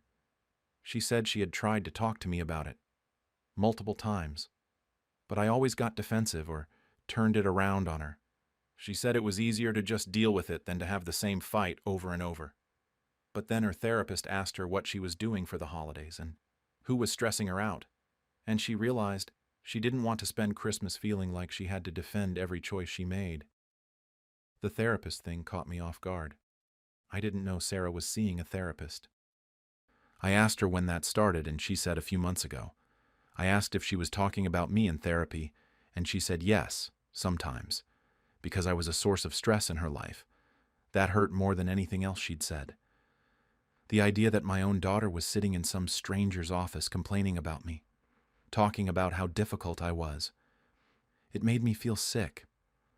I told her I never meant to make her feel bad. I was just trying to be involved. I was just trying to be a good mother and a good grandmother. She said she knew my intentions were good, but that didn't change how her behavior affected her. She said she needed boundaries. She needed space to parent her children without my input. She needed me to back off. I asked her if that's what Thanksgiving was about, her setting boundaries. She said no. Thanksgiving was her losing her patience. She said she'd been building up the courage to talk to me about Christmas. But then everyone asked about it at dinner and she just blurted it out. She admitted it wasn't the right way to handle it, but she didn't take it back. She said she meant what she said. She thought it would be better for everyone if I didn't come to Christmas this year. Better for everyone. Like I was the problem. Like removing me from the equation would make everything perfect. I felt so angry and hurt and confused all at once. I told her she was being unfair, that she was punishing me for caring about her. She said it wasn't about punishment, it was about self-preservation. She said every holiday with me turned into some kind of drama. Either I was upset about something or making her upset about something. And she just wanted one holiday where she could relax and enjoy her family without worrying about what I thought. I wanted to scream at her. I wanted to list every single thing I'd done for her over the years. Every sacrifice I'd made. Every time I put her needs above my own. But I knew if I did that, I'd just be proving her point, that I kept score, that I made everything about me. Mark appeared in the doorway. He asked if everything was okay. Sarah said we were fine, just talking. But her voice had that tone that meant the conversation was over. She was done with me. I looked at her and tried one more time. I said the comment at dinner was cruel, that she could have talked to me privately instead of humiliating me in front of everyone. She said I was right, and she was sorry for doing it that way. But she wasn't sorry for what she said. She still thought some space would be good for both of us. I asked about Emma and Noah. I asked if I was supposed to just not see my grandchildren on Christmas. She said I could see them another time, maybe the day after Christmas or New Year's. But Christmas Day was going to be just their immediate family this year. Just their immediate family. Like I wasn't part of that. Like I was some extended relative they only had to deal with occasionally. I felt my throat get tight again. I told her fine. If that's what she wanted, fine. I wouldn't come to Christmas. I wouldn't bother her anymore. She said I was being dramatic. I said no, I was respecting her boundaries like she asked. If she needed space from me, I'd give her space. She started to say something, but I was already leaving. I walked past Mark without looking at him and went straight to my car. I cried the whole way home again, but this time it wasn't just sadness. I was angry. I was so angry at Sarah for making me feel like a burden, for acting like everything I'd done for her was just me trying to control her. I'd given up so much to be there for her, and this is how she repaid me. When I got home, I didn't even go inside. I sat in my driveway with the engine off and thought about everything she'd said, about the criticism and the passive-aggressive comments. Part of me wondered if she was right. Maybe I did criticize her more than I realized. Maybe I did make her feel inadequate without meaning to. But then I thought about all the times she called me last minute to babysit because she forgot she had plans, or the time she asked my opinion about something and then got mad when I gave it, or the way she always seemed irritated when I was around, like I was interrupting her life. Maybe this wasn't all my fault. Maybe she was being oversensitive. Maybe her therapist was putting ideas in her head. I finally went inside and got ready for bed, but I didn't sleep. I just lay there replaying the argument over and over, thinking about what I should have said differently. Wondering if there was any way to fix this, or if Sarah had already made up her mind about me. The worst part was knowing that everyone at that dinner table had heard what she said. They all thought I was difficult now. They all probably agreed with her. Mark's parents, Jason and his wife, even Mark himself. They'd all go home and talk about how Sarah finally stood up to her overbearing mother. They'd probably be relieved I wasn't coming to Christmas. I thought about texting Sarah to apologize, but I didn't know what I'd be apologizing for. For caring too much? For trying to be involved in my grandchildren's lives? For having opinions about how they were being raised? None of that seemed like something I should have to apologize for. But then again, Sarah clearly thought I was in the wrong. And if I didn't apologize, if I didn't try to fix this, I might not have a relationship with her or the kids at all. The thought of that made me feel panicked. Emma and Noah were everything to me. I couldn't imagine not being part of their lives. I spent the rest of the night going back and forth, thinking maybe I should call Sarah in the morning and try to work things out, then thinking no, she's the one who humiliated me. She should be the one to apologize. Then feeling guilty for being stubborn when my grandchildren were involved. It was exhausting. By the time the sun came up, I hadn't slept at all. I called in sick to work. I couldn't face anyone that day. I just stayed in bed and tried not to think about Christmas morning without Emma and Noah. Tried not to picture them opening presents while I sat alone in my house. Tried not to hate my daughter for doing this to me. The days after that fight were awful. I kept replaying everything Sarah said, trying to figure out if she was right about me. I'd look back at conversations we'd had and wonder if I really was as critical as she claimed. Maybe that comment about Emma's bedtime did come across wrong. Maybe I did bring up the dental work too much. But then I'd remember all the times I dropped everything to help her, and I'd get angry all over again. I didn't reach out to Sarah. Part of me wanted to, but I was too hurt. I kept thinking she'd call me and apologize for what she said at dinner, but she didn't. My phone stayed silent. It felt like we were in some kind of standoff, both waiting for the other person to make the first move. About 4 days after Thanksgiving, I finally broke down and texted her. I didn't apologize exactly, but I said if I ever made her feel bad, that wasn't my intention. I told her I loved her and the kids, and I just wanted to be part of their lives. I hit send and then stared at my phone for an hour waiting for a response. She texted back eventually. She said she knew I loved them, and she appreciated me reaching out, but she didn't take back anything she'd said. She didn't uninvite me to Christmas. She just said she thought some space would be healthy for our relationship, and she hoped I could understand that. It was so formal, like she was talking to a coworker instead of her mother. I texted back and said fine, I'd give her space. Then I asked if I could at least see Emma and Noah sometime soon. She said she'd let me know. That was it. No concrete plans. No, I'll call you next week, just she'd let me know. Like seeing my own grandchildren was now something I had to ask permission for. I called my sister Linda after that. I needed to talk to someone who wasn't involved.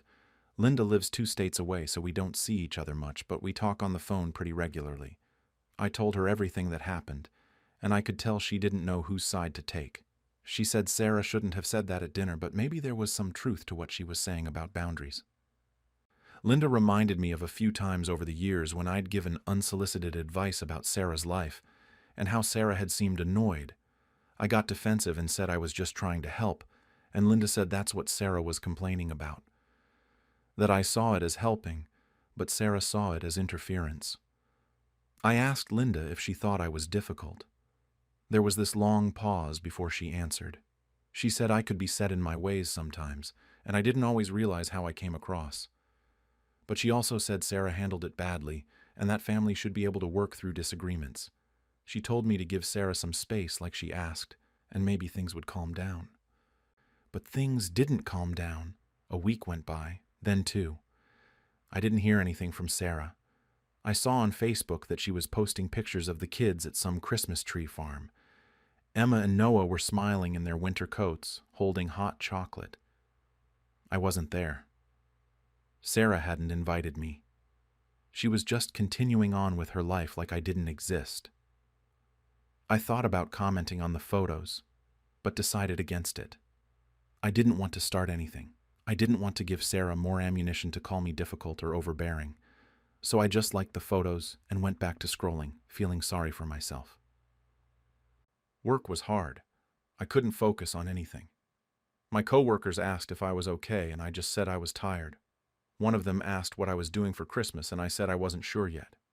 I couldn't bring myself to admit that my own daughter didn't want me there.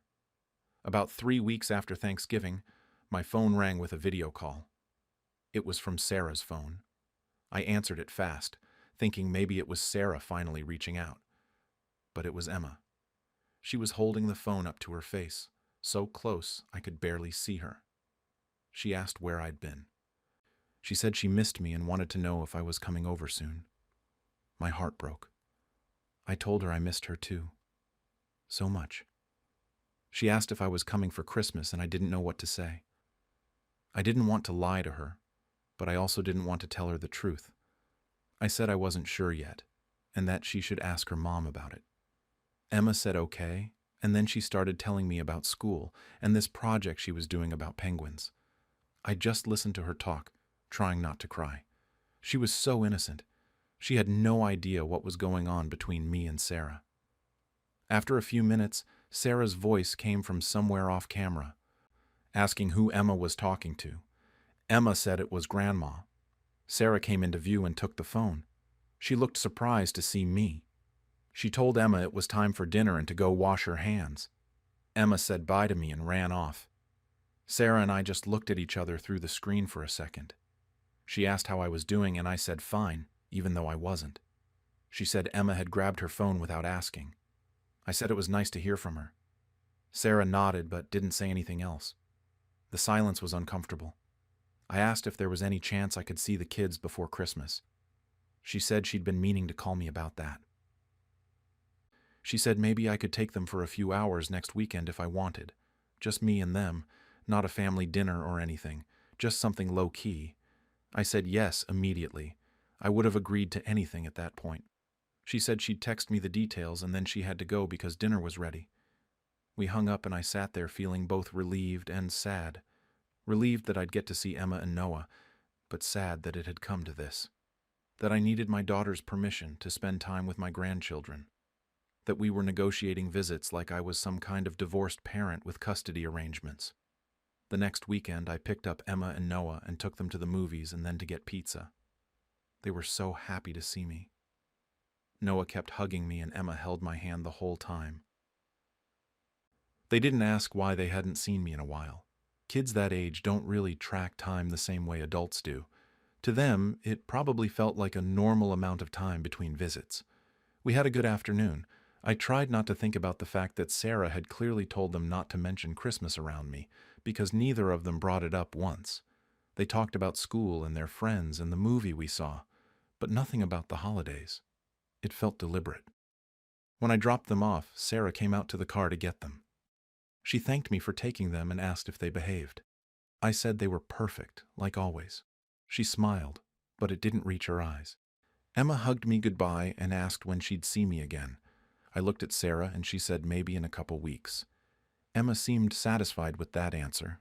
I wasn't. After they went inside, I sat in Sarah's driveway for a minute. I could see them through the window. Sarah was helping Noah take off his coat. Emma was probably telling her about the movie. They looked like a happy family, a complete family, one that didn't need me in it. I drove home and it hit me that this was my new reality. I wasn't going to be at Christmas. I wasn't going to see Emma and Noah open their presents. I wasn't going to have Christmas dinner with my family. I'd be alone. I started thinking about what I'd do instead. Maybe I'd volunteer somewhere, at a soup kitchen or something. Or maybe I'd just stay home and pretend it was a normal day. I couldn't decide which option was more depressing. My coworker Janet invited me to spend Christmas with her family. She'd noticed I'd been down and somehow figured out I didn't have plans. I appreciated the offer, but I said no. The idea of spending Christmas with strangers while my real family celebrated without me felt worse than being alone. December dragged on. I saw a few more posts from Sarah on Facebook, Emma's school concert, Noah's Christmas pageant at preschool, events I normally would have been at. Sarah knew I looked at her Facebook. Part of me wondered if she was posting those things to hurt me, or if she just didn't care anymore whether I saw them or not. I sent Christmas presents to Emma and Noah. I dropped them off on Sarah's porch when I knew no one was home. I didn't want an awkward interaction. I got Emma some art supplies she'd been wanting and Noah this dinosaur set he'd mentioned. I included a card for each of them saying I loved them and I hoped they had a wonderful Christmas. I didn't get anything for Sarah or Mark. I wasn't trying to be petty. I just didn't know what to get them anymore. What do you get for the daughter who thinks you're too difficult? What do you get for the son-in-law who watched his wife humiliate you and said nothing? Christmas Eve came and I still hadn't decided what I was going to do with myself. I thought about driving past Sarah's house just to see the lights on and know they were all together in there. But that felt pathetic. So instead I stayed home and watched TV and tried not to think about it. Emma called me that night. Another video call from Sarah's phone. She was in her Christmas pajamas holding up the art supplies I'd sent. She was so excited, thanking me over and over. She said she was going to make me a painting and give it to me next time she saw me. I told her I couldn't wait to see it. Noah grabbed the phone and showed me his dinosaurs. He was making them fight each other and doing the sound effects. I laughed, and it felt good to laugh, to have a moment that felt normal. Sarah appeared behind them and said it was time for bed. They both said they loved me and Merry Christmas. I said it back and then Sarah took the phone. She said thanks for the gifts. The kids loved them. I said of course. Then there was that silence again. Sarah said she hoped I had a good Christmas. I said thanks. You too. We hung up and I felt hollow. She hoped I had a good Christmas, like she had nothing to do with the fact that I'd be spending it alone. I did end up going to volunteer on Christmas morning. I helped serve breakfast at a church downtown. It felt good to do something useful, to be around people even if they were strangers. But the whole time I kept thinking about Emma and Noah waking up and running downstairs to see what Santa brought them. I kept imagining their faces when they opened their presents. I kept wishing I was there. I went home after volunteering and made myself a small lunch. I called Linda, and we talked for a while. She asked how I was holding up, and I lied and said I was fine. She didn't believe me, but she didn't push it. We talked about her kids and her grandkids and her Christmas plans. It made me feel worse, but I didn't want to get off the phone because at least I was talking to someone. After we hung up, I just sat on my couch. My house was quiet. I'd put up a small tree, but I hadn't bothered with any other decorations. What was the point? I looked at the tree with its lights blinking and I felt so tired, tired of being hurt, tired of being angry, tired of not knowing how to fix this. I thought about everything Sarah said during our fight, about me being critical and overbearing, about me making her feel inadequate. I wondered if she was spending her Christmas feeling relieved that I wasn't there, if she was having a better day without me, if Mark's parents were there and everyone was laughing about how peaceful it was without difficult me around. Or maybe she felt bad. Maybe she was thinking about me too. Maybe she regretted what she said at Thanksgiving and how she'd handled everything after. But if she felt bad, she hadn't told me. She hadn't reached out. She'd just let this whole situation happen and pushed me out of her life. I still don't know if I did the right thing by respecting her boundaries and staying away. Part of me thinks I should have fought harder. Should have showed up on Christmas morning anyway and forced her to deal with me. But another part of me thinks that would have just proved her point. that I don't listen, and I make everything about me. Now I'm sitting here the day after Christmas, and I have no idea what happens next. I don't know if Sarah and I will ever get back to normal. I don't know if she even wants that. I don't know if I'm supposed to keep giving her space, or if I'm supposed to try harder to fix things. I don't know if seeing Emma and Noah once every couple weeks is just my life now. I don't know if next Christmas will be the same as this one, or if it'll be even worse. All I know is that I spent Christmas alone because my daughter thinks I'm too difficult to deal with. And I still don't know if she's right. On the day of my promotion celebration, my boss gave the position to my coworker. Instead, I'm 47 years old and have been working as a project manager at this company for almost 20 years. 20 years. That's longer than some of my coworkers have been out of college. I started here when I was fresh out of grad school, ambitious and eager, thinking I'd work my way up like everyone said you could if you just put in the effort. And I did put in the effort. I stayed late. I took on the projects no one else wanted. I mentored every new hire that came through our department. I thought that meant something. My boss, Richard, is 52, been with the company for about 15 years. We've worked together for most of that time. I wouldn't say we were friends exactly, but we had a good working relationship. He knew he could count on me. Whenever there was a crisis or a difficult client or a project that was falling apart, I was the one he called. I was reliable. I was the guy who got things done. Then there's Derek. He's 32. Joined our team about 3 years ago with this shiny MBA from some prestigious school and a lot of confidence. I was assigned to train him, show him the ropes, introduce him to clients, and I did. I spent hours teaching him everything I knew, walking him through our processes, letting him shadow me on important meetings. He was smart, I'll give him that. Quick learner. Charismatic in that way young guys fresh out of business school tend to be. All buzzwords and energy. Richard seemed impressed with him from the start. For the past 6 months or so, I'd been pulling extra weight. We lost 2 project managers to other companies. And instead of hiring replacements right away, Richard just distributed their workload among the rest of us. Meaning mostly me, since I was senior and supposedly capable of handling it. I was managing 4 major projects simultaneously, staying until 7 or 8 most nights, taking calls on weekends. My wife started making comments about how I was married to my job. But I figured it was temporary. I figured it would be worth it. 3 weeks ago, Richard called me into his office. It was late afternoon. Most people had already left. He closed the door and told me to sit down. Then he said the senior manager position was mine. He actually said those words. He told me they'd been discussing it for months, and that I was the obvious choice. 20 years of loyalty, consistent performance, leadership skills. He said the formal announcement would come soon. They just needed to finalize some paperwork and budget approvals. He told me not to say anything yet, keep it quiet until it was official. I shook his hand. I think I probably had the biggest smile on my face walking out of that office. I told my wife that night. She was so happy she cried. We started talking about finally buying a house in a better neighborhood, maybe taking a real vacation for once. I let myself imagine what the extra money would mean, what the title would mean. Senior manager. After all these years of watching other people get promoted while I stayed in the same position, it was finally my turn. The morning of the party, I had no idea there was going to be a party.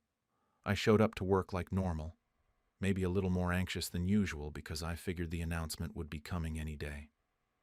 When I walked into the break room to get coffee, I saw balloons. Someone had put up a banner that said, "Congratulations," in big letters.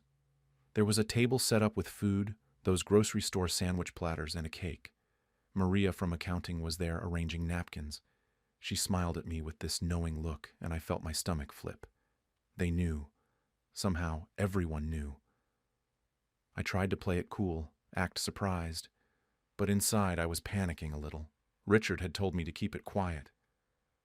But I guess word gets around in an office like this. People talk. Someone probably overheard something or put 2 and 2 together. Throughout the morning, coworkers kept stopping by my desk.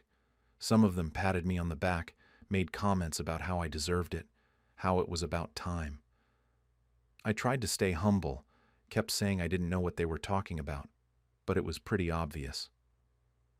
A few of the newer employees looked confused, asking each other what was going on. Derek walked past my desk at one point and gave me this weird smile. I couldn't read it. Around 3 p.m., someone sent out a message saying there would be an announcement in the break room. Everyone started migrating over there. The energy was strange, excited but also a little tense. I think because everyone knew what was coming and they were all watching to see my reaction. I felt like I was walking to my own surprise party, which I guess in a way I was. The break room was packed. People were standing along the walls, holding paper plates with cake. Richard was at the front, near the table with the food. He was talking quietly with Derek and a couple of the senior leadership team. When he saw that everyone had gathered, he cleared his throat and asked for attention. I was standing near the back, trying not to draw focus. My heart was pounding. This was it. After 20 years, this was finally happening. I caught my wife's text on my phone asking how it went, but I hadn't had a chance to respond yet because it hadn't happened yet. Richard started talking about the company's future, about how they were entering a new phase of growth and innovation, about how important it was to have fresh perspectives in leadership positions. He kept using words like dynamic and forward-thinking and strategic vision. I noticed he wasn't looking at me. He was looking around the room, making eye contact with other people, but not me. Something in my chest started to tighten. The way he was talking, it didn't sound like he was building up to announcing my promotion. It sounded like something else. But I told myself I was being paranoid. He'd told me 3 weeks ago it was mine. This was just how Richard talked, always making everything sound more complicated than it needed to be. Then he said he was pleased to announce the promotion of the new senior manager. And he said Derek's name. I don't think I heard the rest of what he said. There was this ringing in my ears like someone had hit me in the head. The room went completely silent for maybe 2 seconds, and then people started clapping, but it was confused clapping, polite but uncertain. I saw Derek stand up, looking surprised but not that surprised, and Richard shook his hand. Everyone in the room turned to look at me. I could feel their eyes. The clapping died down. Someone near me whispered something, but I couldn't make out the words. My face was burning. I couldn't move. I was sitting there in a chair someone had brought in, surrounded by decorations and food that everyone had assumed were for me, and my name hadn't been mentioned once. Derek was accepting congratulations from people around him. A few of the senior leadership team went up to shake his hand. Richard was smiling, saying something about how Derek had shown exceptional promise and innovative thinking. I heard phrases like new energy and fresh approach floating through the noise. Maria was staring at me from across the room. She looked horrified. A couple of other people were glancing between me and Derek, clearly trying to figure out what was happening. I think someone asked Richard if there were 2 promotions being announced, and he said no, just the one. That's when it really hit me. This party, all of it, everyone had thought it was for me, and Richard had known that. He had to have known, and he'd let it happen anyway. Derek made his way over to me. He had this apologetic smile on his face, like he felt bad, but also like he was trying not to show how pleased he was. He stuck out his hand and said something about how he'd learned so much from me, how I was the best mentor he could have asked for. I shook his hand, because what else was I going to do? I couldn't hear my own voice. I think I said congratulations, but I'm not sure. The party continued, but the energy was completely wrong now. People were eating cake, but no one was talking much. Some people left quickly, mumbling excuses about getting back to work. Others stood around in small groups, whispering. I saw one of the guys from IT shaking his head. Someone had turned down the music that had been playing. I wanted to leave. I wanted to walk out of that break room and out of the building and never come back. But I couldn't make myself move. I was frozen in that chair, holding a paper plate with a piece of cake I hadn't touched, watching Derek accept congratulations from people who an hour ago had been congratulating me. Maria came over and asked quietly if I was okay. I just nodded. What was I supposed to say? That I'd been promised this promotion 3 weeks ago? That my boss had looked me in the eye and told me it was mine? that I'd told my wife and started planning our future around it, that I'd trained Derek myself, spent hours teaching him everything I knew, and now he was going to be my boss? I stayed for maybe 10 more minutes until I couldn't take it anymore. Then I stood up, threw away my untouched cake, and walked back to my desk. My hands were shaking. I sat down and stared at my computer screen, not really seeing anything. I had about 15 unread emails, but I couldn't focus enough to read them. People walked past my desk, but no one stopped. A few gave me sympathetic looks. One person touched my shoulder briefly but didn't say anything. What was there to say? I pulled up a spreadsheet and pretended to work on it, just moving my mouse around and clicking random cells. The numbers blurred together. Richard walked past at one point. I watched him out of the corner of my eye. He didn't even glance at my desk, just kept walking, phone pressed to his ear like it was any other day, like he hadn't just humiliated me in front of the entire department, like he hadn't promised me something 3 weeks ago and then given it to someone else without even the courtesy of a warning. I got a few messages from coworkers. One from Maria asking if I wanted to get coffee and talk. One from Tom in sales saying that was messed up and he was sorry. One from someone I barely knew just saying, "Wow." I didn't respond to any of them. I didn't know what to say. I was still trying to process what had just happened. Around 5, Derek walked past with Richard. They were heading to Richard's office, talking and laughing about something. Derek was carrying a folder, looking official and important. I thought about all the times I'd walked into Richard's office like that, all the projects we'd discussed, all the late nights I'd spent fixing problems. And now Derek was the one walking in there as senior manager. I stayed at my desk until almost everyone had left. I couldn't face going home yet. Couldn't face telling my wife what had happened. Around 7, I finally packed up my things and left. The break room still had the decorations up. Someone had left the banner hanging there. Congratulations. I took the back stairs so I wouldn't have to see it. When I got home that night, my wife was in the kitchen making dinner. She turned around with this huge smile asking how it went, if everyone was surprised, what people said. I just stood there in the doorway and told her they gave it to Derek instead. Her face changed immediately. She put down the spoon she was holding and asked me to repeat what I just said.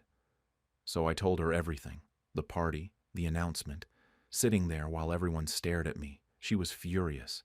She started pacing around the kitchen, saying I needed to fight this, that I couldn't just let them treat me like that. She asked what Richard said when I confronted him.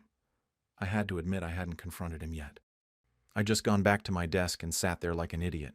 She told me I needed to go back tomorrow and demand an explanation, go to HR if necessary. She couldn't understand why I wasn't angrier, why I seemed so defeated. But she hadn't been in that room. She hadn't felt everyone's eyes on her, hadn't had to shake Derek's hand and pretend everything was fine. I told her I'd deal with it tomorrow. We didn't eat much dinner that night. I barely slept. I kept replaying the moment Richard said Derek's name. Kept thinking about his face 3 weeks ago when he told me the promotion was mine. Had I misunderstood somehow? No, he'd been clear. He'd used those exact words. "This is yours." I remember because I'd repeated them to myself 100 times since then. Around 3 a.m. I was still awake, staring at the ceiling, and I started thinking about Derek, about how Richard's face lit up whenever Derek presented in meetings, how he always called Derek's ideas innovative, even when they were things we'd been doing for years with slightly different terminology. Derek had this way of talking that made everything sound revolutionary. He'd use phrases like disrupting the paradigm and leveraging synergies, and Richard ate it up. And Derek was 32, 15 years younger than me. He'd gotten his MBA from some prestigious program, probably had student loans bigger than my mortgage, but he had that degree from that school on his resume. I had experience, 20 years of it, but maybe that wasn't what mattered anymore. The next morning I went straight to Richard's office. He was at his desk, typing something on his computer. I knocked and he looked up, waved me in. He didn't seem surprised to see me. Didn't seem concerned either. Just asked what I needed like this was any other day. I asked him directly. I said he'd told me 3 weeks ago the promotion was mine. I tried to keep my voice steady, but I could hear it shaking a little. Richard leaned back in his chair and sighed, like I was bringing up something tedious. He said there had been a change of direction. Upper management wanted someone who could bring new ideas to the role, someone who represented the future of the company. I pointed out that Derek had only been here 3 years. Richard said sometimes fresh perspectives were more valuable than tenure. He kept talking about innovation and forward-thinking strategy, the same words he'd used during the announcement. I asked him why he'd told me it was mine if he knew it wasn't. He got a little defensive then, said the situation was fluid and decisions changed. He said I should have known nothing was final until the official announcement, but he'd told me not to say anything. He'd made it sound like it was definitely happening, just needed paperwork. I brought that up and he just shrugged. Said he'd been optimistic at the time, but circumstances evolved. Like this was just some minor miscommunication and not him completely lying to my face. I asked why he didn't at least warn me, why he let me sit in that break room with everyone thinking the party was for me. He actually looked annoyed when I said that. He told me he didn't know people were planning a party, that it was awkward for everyone, not just me. As if that made it better. As if public humiliation was just an unfortunate side effect he couldn't have prevented. Then he said something that really got me. He said I should be proud. That training Derek so well showed strong mentorship skills, and that was valuable to the company. That I'd helped develop a great leader, like I should be grateful for the opportunity to train my own replacement. I just stared at him. He was serious. He actually thought this was a compliment. I asked what this meant for me going forward. He said my role wasn't changing. I was still a valued project manager, still heading up important initiatives. When I pointed out that Derek would now be my supervisor, he nodded and said Derek had a lot of respect for my experience, that we'd work well together, that I needed to be a team player about this. I left his office feeling worse than when I went in, at least before I could tell myself there'd been some mistake, some misunderstanding. But there wasn't. Richard had just decided Derek was a better choice, and that was it. My 20 years didn't matter. All those late nights, all those successful projects, all that loyalty meant nothing compared to Derek's MBA and his ability to make old ideas sound new. I spent most of that day just going through the motions, responding to emails, updating spreadsheets, attending a meeting where I barely spoke. People were being careful around me. No one mentioned the party or the promotion. It was like everyone was pretending yesterday hadn't happened, which somehow made it worse. That afternoon, I scheduled a meeting with HR. Jennifer was the director, been there about 10 years. I'd worked with her before on hiring and employee issues. She was always professional, friendly enough. I figured if anyone would help me, it would be her. I explained the whole situation, the promise Richard made, the public announcement, everything. She listened and nodded and made sympathetic faces. When I finished, she said she understood why I was upset.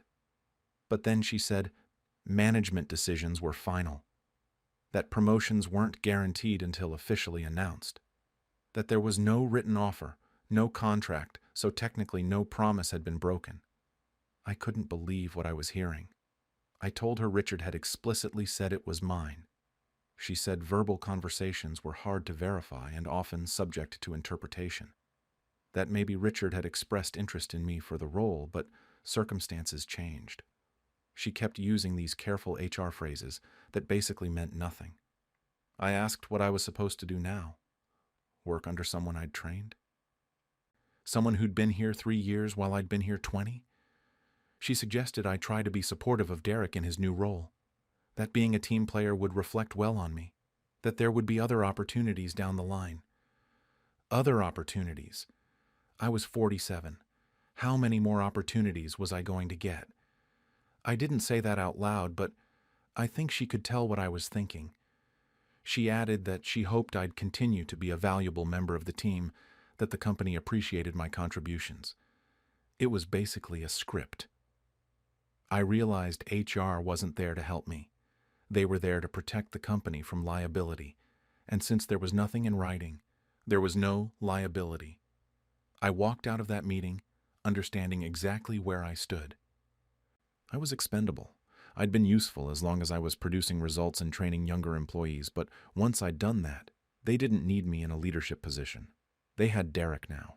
Derek with his energy and his buzzwords and his 15 fewer years of salary expectations. The next few weeks were brutal. I had to sit in meetings where Derek was now running things. He'd ask for my input on projects I'd been managing for years, and I'd give it. And then he'd present it as if it were his idea or his decision. Richard would praise Derek's leadership. I'd sit there saying nothing. Derek tried to be friendly about it. He'd stop by my desk and ask how things were going, make comments about how great it was to work together. A few times he asked for advice on things I'd been handling myself just weeks before. I gave him the information he needed because that was my job now, apparently. But I kept it brief, professional but cold. One day, about 3 weeks after the promotion, I was leaving at exactly 5 p.m. I wasn't staying late anymore. I did my work during work hours, and then I left. As I was packing up, Derek came over and made some comment about a project deadline. I told him I'd handle it tomorrow. He got this look on his face, kind of surprised, and said something about how he thought we were all working late to get it done. I just looked at him, told him my hours were 8 to 5 and I'd get the work done during those hours. He looked uncomfortable and said, "Okay, sure, just wanted to check." But I could tell he'd noticed the change. I wasn't the guy who stayed until 8 p.m. anymore. I wasn't volunteering for extra projects or offering to help with problems that weren't mine. I showed up, did exactly what my job description required, and left. Richard noticed too. About a month after the promotion, he called me into his office again. Said he'd been getting feedback that my attitude had changed, that I seemed disengaged, that my level of initiative had dropped. I almost laughed. They humiliated me, passed me over for a promotion I'd been promised, made me work under someone I'd trained, and now they were criticizing my attitude? I told him I was doing my job, meeting all my deadlines, maintaining quality work. He said it wasn't about the minimum requirements. It was about going above and beyond, about being invested in the company's success. I just stared at him. After what they'd done, he was seriously asking me to go above and beyond? For what? So they could pass me over again next time? So I could train another Derek? He gave me this speech about professionalism and maintaining a positive workplace culture, about how my behavior was affecting team morale. I wanted to point out that maybe team morale had been affected by watching me get humiliated at what was supposed to be my own promotion party, but I didn't. I just said I'd keep it in mind and left. That night I told my wife about the meeting.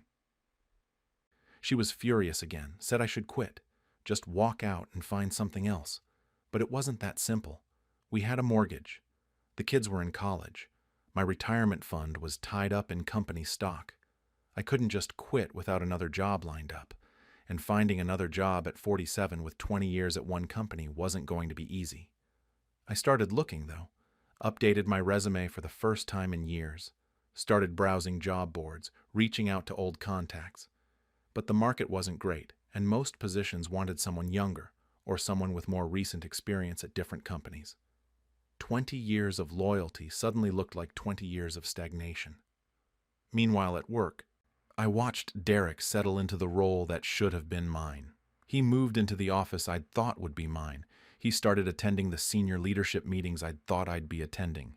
He made decisions about projects and strategy, and everyone acted like this was perfectly normal, like he hadn't just jumped ahead of people who'd been there 10 times longer than him.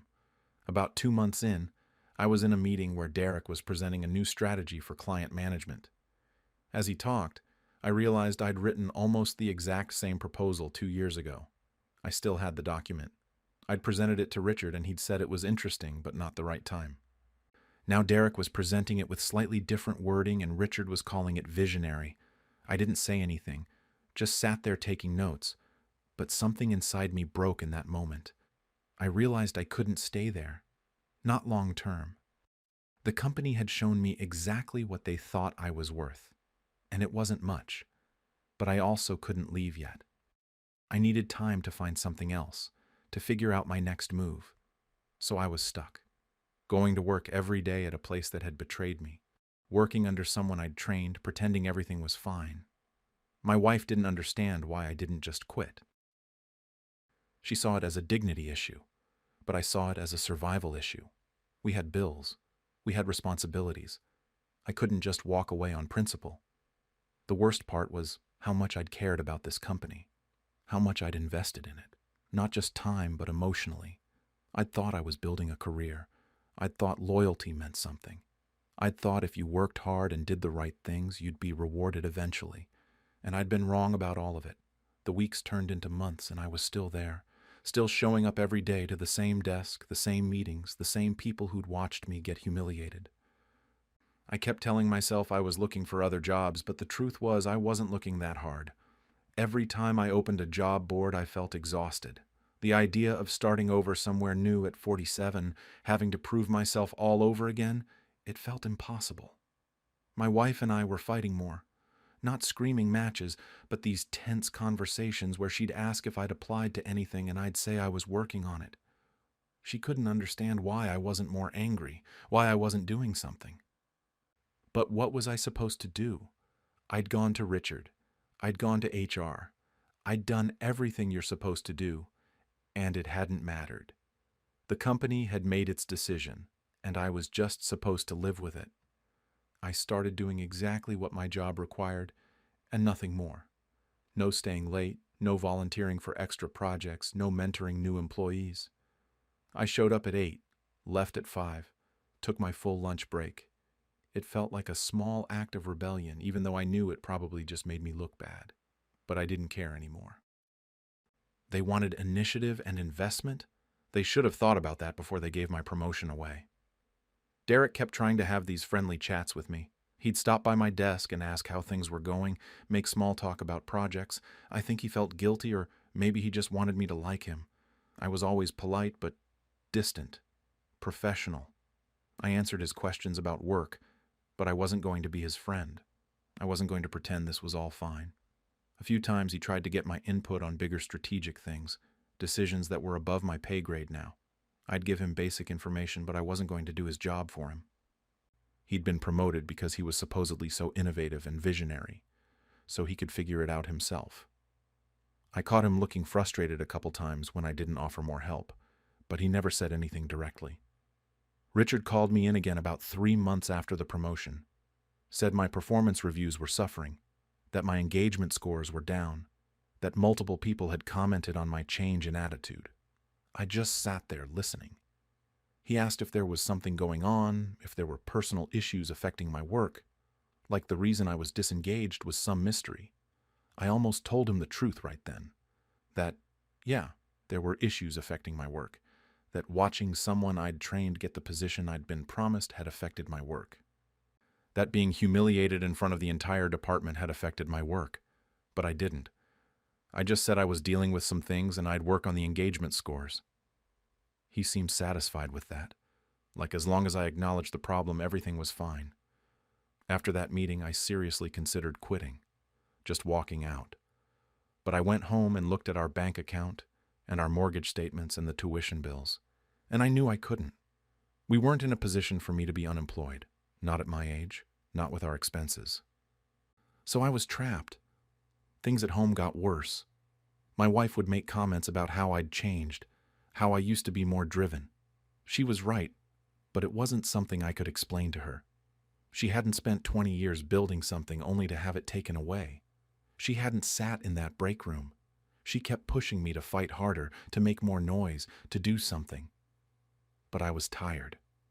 I was so tired of caring about a company that clearly didn't care about me. Around month 4, something happened that made everything worse.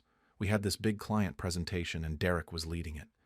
I was there as support since I'd been managing the client relationship for years. Derek did fine, said all the right things. But afterward, the client pulled me aside and asked if I was okay. Said I seemed different lately, less engaged. This was a client I'd worked with for almost a decade. They could tell something was wrong. I made up some excuse about being busy with other projects, but it hit me that my bitterness was visible now, that I wasn't hiding it as well as I thought. And that scared me because if clients were noticing, how long before it affected my actual job security? I couldn't afford to get fired. I needed this job as much as I hated being there. That night, I forced myself to actually update my resume properly and send out applications. Not just browsing, actually applying. I reached out to former colleagues, people who'd left the company over the years. Most of them were sympathetic when I told them what happened, but no one had any leads. The ones who were my age said the market was tough. The younger ones had opportunities, but nothing that would fit my experience level or salary requirements. One guy I'd worked with years ago told me I should have seen it coming, that the company had been pushing out older employees for a while, replacing them with younger, cheaper workers. He'd left 3 years ago for exactly that reason. I thought about it and realized he was right. I could think of at least 5 long-term employees who'd left in the past few years, all of them over 45. I just hadn't connected the dots because I thought I was different. I thought my loyalty and performance would protect me. Work became this thing I endured rather than something I cared about. I'd sit in meetings and watch Derek present ideas that were often just repackaged versions of things I or other senior people had suggested years ago. Richard would praise his innovative thinking. The younger employees would nod along, impressed, and I'd sit there knowing I'd said the same thing 5 years ago and been ignored. The worst was when Derek would present something that was directly from my work. Like there was this one meeting where he laid out a whole strategy for improving project timelines. I recognized it immediately because I'd developed that exact system 2 years ago and written a detailed proposal about it. Richard had said it was too complicated, that clients wouldn't go for it. Now Derek was presenting it with some new terminology, and suddenly it was brilliant. I almost said something. I had the original document on my computer. I could have pulled it up right there and shown everyone. But what would that accomplish?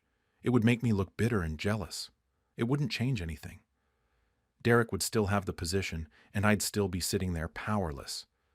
So, I said nothing. I just watched and took notes like it was all new information. After that meeting, I went back to my desk and seriously considered what it would take to expose the whole thing. To make noise about how I'd been treated, about the ageism, about the broken promise. I thought about going over Richard's head, about contacting the CEO's office, about making a formal complaint. But Jennifer and HR had made it clear there was no paper trail. It was my word against Richard's, and Richard had the power. My wife found me looking at early retirement calculators one night. We couldn't afford it, not even close. But I was desperate to figure out some way out. She asked what I was doing, and I told her I was just exploring options. She got quiet, and then said she was worried about me. That I wasn't myself anymore. That I seemed defeated. She was right. I was defeated. I'd played by all the rules, and I'd lost anyway. The company had used me up, and now they were moving on to someone younger and more exciting, and there was nothing I could do about it except show up every day and pretend it didn't hurt. Around month 5, one of the other project managers quit. Tom, he was about my age, had been there almost as long as me. He didn't make a big announcement, just put in his 2 weeks. On his last day, I asked him where he was going. He said he didn't have anything lined up yet, but he couldn't stay anymore. That watching what happened to me had made him realize none of us were safe. That if they could do that to me after 20 years, they could do it to anyone. That conversation stuck with me. Tom was willing to leave without another job rather than stay in a place that didn't value him. I wasn't that brave. Or maybe I was just more practical, more trapped by my responsibilities. Either way, I was still there. The relationship with my wife was strained now. Not broken, but damaged. She'd stopped asking about job applications. She'd stopped pushing me to fight back. I think she'd given up on me a little bit. Or at least given up on the version of me she'd been married to before all this. The guy who'd been excited about his career, who'd talked about his projects over dinner, who'd believed in what he was doing. That guy was gone. 6 months after the promotion party, there was another company event, some celebration for hitting quarterly targets. I almost didn't go, but my absence would have been noted. So I showed up, stood in the back, left as soon as I could.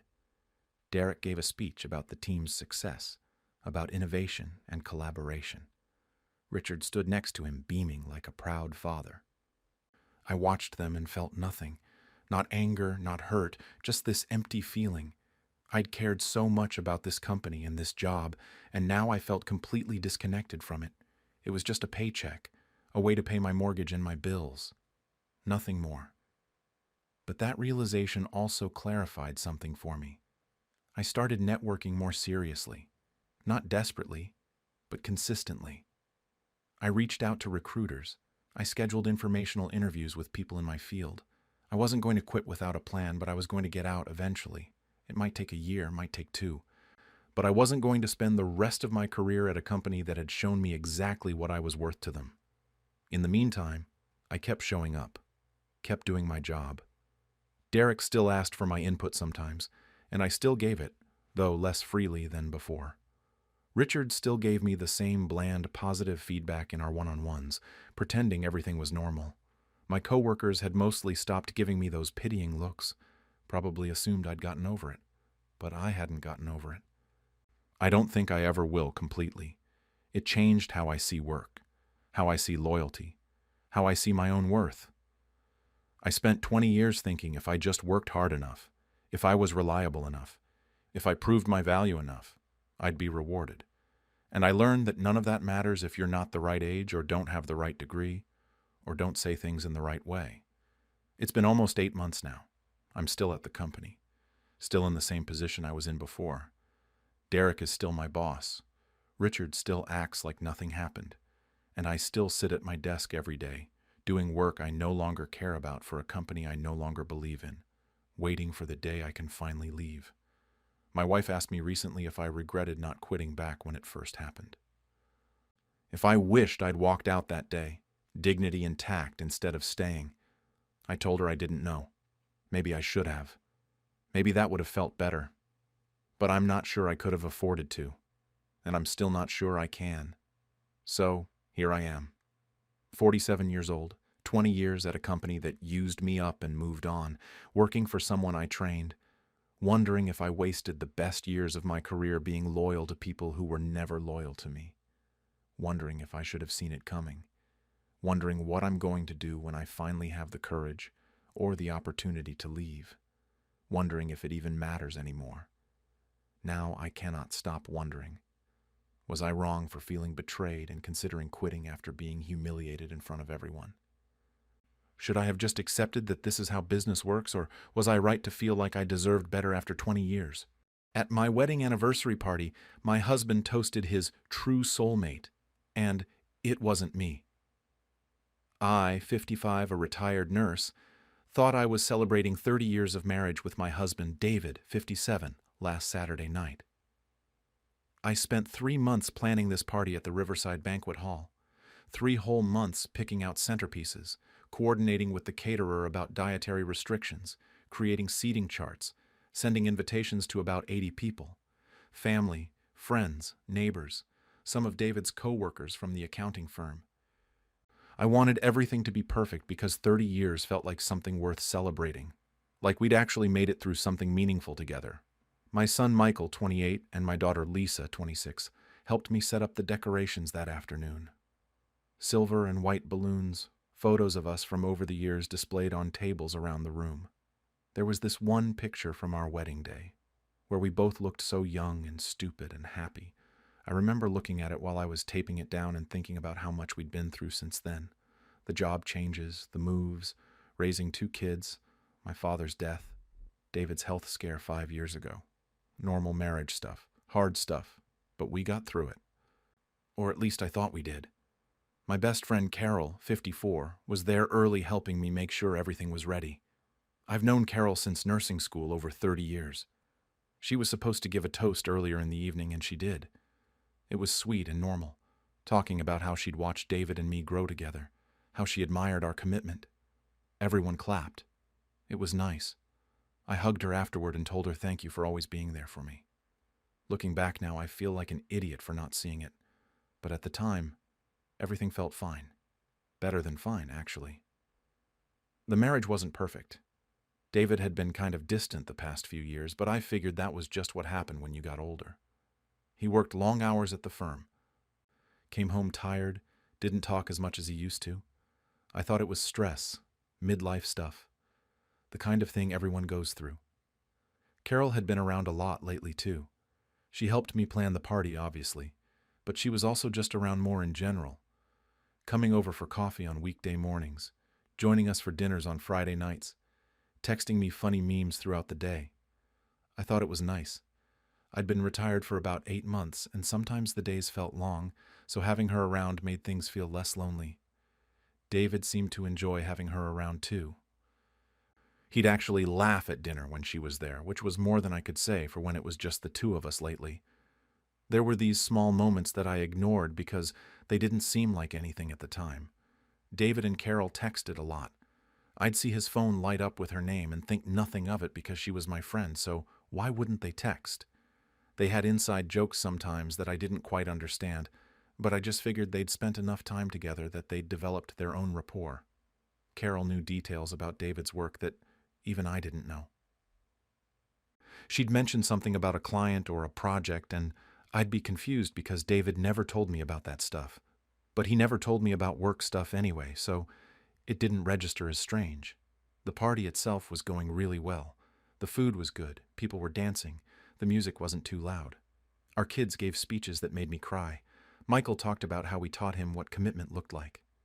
Lisa told this story about walking in on us dancing in the kitchen when she was little, and how that image of us had shaped what she wanted in her own future marriage. I held David's hand during both speeches, and he squeezed mine back. I thought we were having a moment. I thought we were on the same page. It was around 9 p.m. when David stood up to give his toast. Everyone got quiet pretty quickly. He was holding a glass of champagne, and he had this look on his face that I couldn't quite read. Serious, but also kind of excited. He started off normal enough, thanking everyone for coming, talking about how much it meant to have everyone there to celebrate this milestone with us. He said something about marriage being a journey and how not every moment was easy, but that's what made it worthwhile. I was sitting there smiling at him, probably looking like an idiot, waiting for him to say something sweet about me, waiting for the part where he'd talk about our love or our commitment or literally anything that acknowledged I was his wife. But then he said it. But I have to be honest with all of you tonight. The room was completely silent. Everyone was looking at him, waiting. I was waiting too, still smiling like nothing was wrong. He said he wouldn't have survived these past 30 years without his true soulmate, the person who truly understood him. And then he turned. He physically turned his body away from me and pointed directly at Carol, who was sitting at a table about 15 feet away near the front of the room. Carol smiled, not a surprised smile, not an embarrassed smile. Just a regular smile like she'd been expecting this. She raised her glass to him. I don't know how to describe what happened in that room. It was like someone had pressed pause on everything. Nobody moved. Nobody breathed. And then, it all started at once. Gasps from my sister and my aunt. Whispers that spread through the tables like wildfire. Someone dropped silverware and it clattered against a plate. I sat there frozen with my champagne glass still in my hand, just staring at my husband's back as he smiled at my best friend. My kids' faces are burned into my brain. Michael went completely pale. His girlfriend reached for his arm, but he didn't seem to notice. Lisa's mouth literally dropped open, and she looked from David to Carol to me like she was trying to figure out if this was real, if this was actually happening. Some people laughed. This nervous, uncomfortable laughter like they thought it had to be a joke. Like David was about to turn around and say just kidding and toast to me instead. They were waiting for the punchline. I think I was waiting for it too, even though some part of me already knew there wasn't one coming. David kept talking. He was still facing Carol, still smiling, saying something about how she'd always been there for him and how she knew him better than anyone. How grateful he was for her friendship and support. The word friendship sounded wrong coming out of his mouth. Everything sounded wrong. I couldn't move. Physically could not make my body do anything. My hand was cramping from holding the champagne glass so tight, but I couldn't put it down. People were staring at me now. I could feel their eyes. Pitying looks, confused looks. Some people were looking at their phones like they wanted to be anywhere else. My brother Tom was half standing at his table like he was about to come over, but didn't know what to do. David finally turned back around and sat down next to me like nothing had happened, like he'd just given a completely normal anniversary toast. He picked up his fork and took a bite of cake. just sat there eating cake while I sat frozen next to him, and the entire room buzzed with whispers. Carol was talking to the people at her table like everything was fine. She wasn't looking at me. She was very deliberately not looking at me. Lisa rushed over from her table. She crouched down next to my chair and whispered, "Mom, what the hell?" Her voice was shaking. I couldn't answer her because I didn't know what to say. I didn't know what had just happened. I mean, I knew what happened, but I couldn't process it, couldn't make sense of it. Some guests were trying to restart conversations, talking loudly about the food or the music or literally anything else. But other people were just openly staring, waiting to see what I would do, waiting for me to react. My brother Tom came over. He leaned down and asked quietly if I wanted him to handle this. I didn't know what handling this meant. What was there to handle? My husband had just called another woman his soulmate in front of 80 people at our anniversary party. What do you even do with that? I sat there for probably another 2 or 3 minutes, though it felt like hours. My mind was racing but also completely blank at the same time. I kept thinking I should say something. Stand up and say something. Laugh it off or make a joke or confront him right there. But I couldn't. My voice wouldn't work. My body wouldn't work. And then suddenly I could move again. It was like whatever had been holding me frozen just snapped. I stood up fast and my chair scraped loudly against the floor. Everyone stopped talking again. I grabbed my purse from the back of my chair and started walking toward the exit. Not running. I wasn't going to run. But I was moving with purpose, eyes straight ahead, trying not to look at anyone. Michael caught up with me halfway across the room. He grabbed my arm gently and asked what I wanted him to do. What did I want them to do? I told him to stay. Someone should be there since we'd already paid for everything. The party should continue. I don't know why I said that, why I cared about the party continuing. But those were the words that came out of my mouth. I heard David call my name once. Just once. I didn't turn around. I kept walking until I got outside into the parking lot. The cold air hit me and I realized I was shaking. My whole body was shaking like I was freezing even though it wasn't that cold out. I made it to my car and tried to unlock it, but my hands were trembling so badly I couldn't get the key in. I dropped my keys twice, finally got the door open and sat in the driver's seat just staring at the steering wheel. And then I started crying. Mascara running down my face, ugly crying in my car in the parking lot of the banquet hall where I'd just watched my husband toast to another woman at our 30th anniversary party. I sat there for 10 minutes just crying and trying to catch my breath. I could hear music still playing inside. The party was continuing without me, my anniversary party, celebrating my marriage. And I was sitting alone in my car wondering what the hell had just happened to my life. I eventually stopped crying long enough to actually start the car and drive. I didn't go home. I couldn't go home. The thought of sitting in our house, in our bedroom, surrounded by 30 years of our life together, made me feel sick. So I drove to this 24-hour diner about 20 minutes away. The kind of place with sticky booths and fluorescent lighting that makes everyone look half dead. I sat in a corner booth and ordered coffee that I didn't drink. Just sat there staring at it, watching it get cold. My phone kept buzzing. Texts from Lisa, from Michael, from my sister. I couldn't look at them.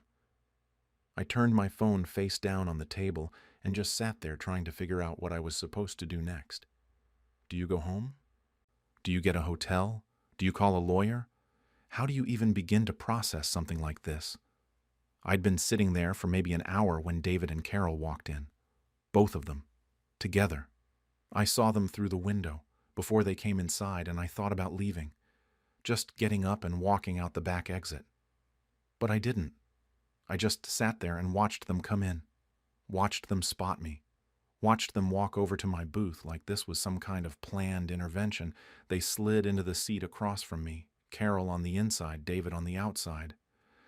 Like they'd arranged it that way on purpose. Like they'd discussed it in the car on the way over. I wondered if Michael had told them where I was. He probably did. He was probably worried about me sitting alone somewhere. David started talking first. He said I was overreacting, that it was just a toast, that I was making this into something it wasn't. His voice had this edge to it, like he was annoyed with me for leaving, like I was the one who'd done something wrong by walking out of my own anniversary party. Carol jumped in and said they were just close friends, that I knew that I shouldn't make this weird. She said it exactly like that. Don't make this weird. Like I was the one making things weird by being upset that my husband called her his soulmate. I finally spoke. My voice came out quieter than I wanted it to. I said he called her his soulmate at our anniversary party in front of everyone we know. I said it slowly, like I was explaining something to a child. Because maybe if I said it out loud, they'd hear how insane it sounded. David did this thing where he sighed really heavily, like I was being exhausting. He said he meant it platonically, that Carol had been a great friend to both of us, that I was reading too much into it. He kept saying I was reading too much into it, like the problem was my interpretation and not his actions. But there was something in the way they looked at each other. Even sitting there in that ugly diner booth, they kept glancing at each other. These little looks that lasted half a second too long. This familiarity that felt wrong. Intimate in a way that had nothing to do with friendship. I asked them directly, "Are you having an affair?" Not even as a question, really. Just stated it. "Are you having an affair?" They both started talking at once, both saying, "No, absolutely not. How could I even think that?" David said he would never do that to me. Carol looked genuinely offended, like I'd accused her of something horrible. They both swore up and down that nothing physical had ever happened between them. David put his hand on the table like he was going to reach for mine, but I pulled back. But then Carol said something that made my stomach drop. She said they connect on a deeper level. Just like that. We connect on a deeper level. And David nodded. He actually nodded in agreement, like that was a completely reasonable thing to say to your wife while sitting next to the woman you apparently connect with on a deeper level than you connect with her. I asked what that meant. What does that even mean? Connecting on a deeper level. Carol started going on about emotional intimacy and understanding each other's thoughts and having meaningful conversations. David added that he could talk to Carol about things he couldn't talk to me about. Work stuff, feelings, his fears about getting older. All things he apparently couldn't share with his wife of 30 years but could share with my best friend. I pointed out that this sounded like an emotional affair, that even if they weren't sleeping together, this was still a betrayal. David got defensive then. He said an emotional affair wasn't a real thing, that they were just friends and I was being jealous and insecure. Carol said I was being unfair, that she'd been nothing but supportive of our marriage, that she'd never do anything to hurt me. I almost laughed at that. She'd never do anything to hurt me. I asked her if she thought smiling and raising her glass when my husband called her his soulmate at my anniversary party was supportive of my marriage. I asked her if all those coffee dates and dinners and text conversations were supportive of my marriage. She didn't have an answer for that. She just looked down at the table. We sat there in silence for a minute. The waitress came over and asked if anyone else wanted coffee. David ordered a cup. Carol said she was fine. The normalcy of it was bizarre. We were sitting there having the worst conversation of my life, and my husband was ordering coffee like we were on a casual dinner date. I asked David if he loved her. He hesitated too long before answering. That hesitation told me everything I needed to know. He finally said he loved her as a friend, but the way he said it sounded like he was trying to convince himself as much as me. Carol stood up suddenly and said she should go, that she was sorry if the toast had hurt me, but it wasn't intended that way. She said she needed some space to think, and that maybe we all did. She squeezed David's shoulder before she left, squeezed his shoulder right in front of me. I watched her walk out and get into her car through the window. David and I sat there alone then. He tried a different approach. He said he was sorry for how the toast came out, that he hadn't meant to embarrass me, that he'd just been trying to acknowledge how important Carol's friendship had been to him over the years. He said the word friendship again, and I wanted to throw my cold coffee at him. I asked him how long this had been going on. He said nothing was going on. I asked him again, how long?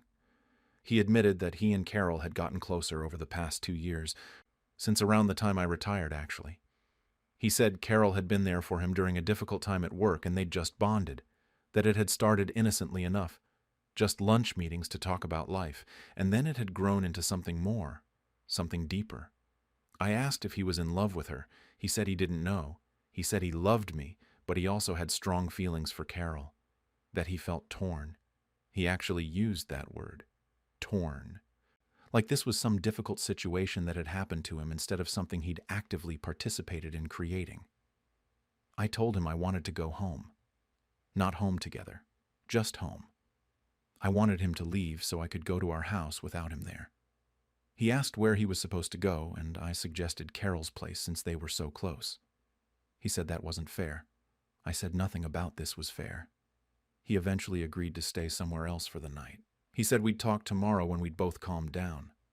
Like I was the one being irrational. Like I needed to calm down and then I'd see this whole thing differently. I drove home alone. It was after midnight by then. I walked into our house and everything looked the same as when I'd left earlier that day to go set up for the party. My dress hanging on the back of the bedroom door. My makeup still out on the bathroom counter. The anniversary card I'd bought for David sitting on the kitchen table, still in its envelope because I'd planned to give it to him at the end of the night. I opened the card and read what I'd written. Something about 30 years being just the beginning and looking forward to growing old together and how lucky I was to have him as my partner. I'd written it 2 days ago. 2 days ago when I still thought my marriage was solid. When I still thought I knew my husband. I ripped the card in half and threw it in the trash. I didn't sleep that night. I just lay in bed staring at the ceiling, replaying everything over and over. The toast. The smile on Carol's face. The way David had pointed at her. The gasps from the crowd. My kids' horrified expressions. Every detail burned into my brain on a loop. My phone started blowing up the next morning. Texts and calls from everyone. Michael called at 7 a.m. asking if I was okay. He said he and Lisa had stayed until the party ended, trying to do damage control. People kept asking them what was going on and they didn't know what to say. He said Dad had come back into the party after I left and acted like nothing had happened.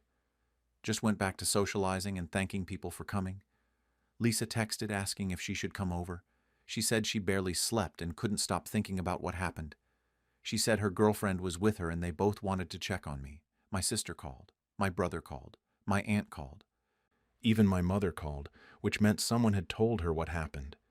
She's 78 and lives in a retirement community 3 hours away, and usually we try not to bother her with drama, but apparently this was too big to keep from her. Friends from the party were texting too.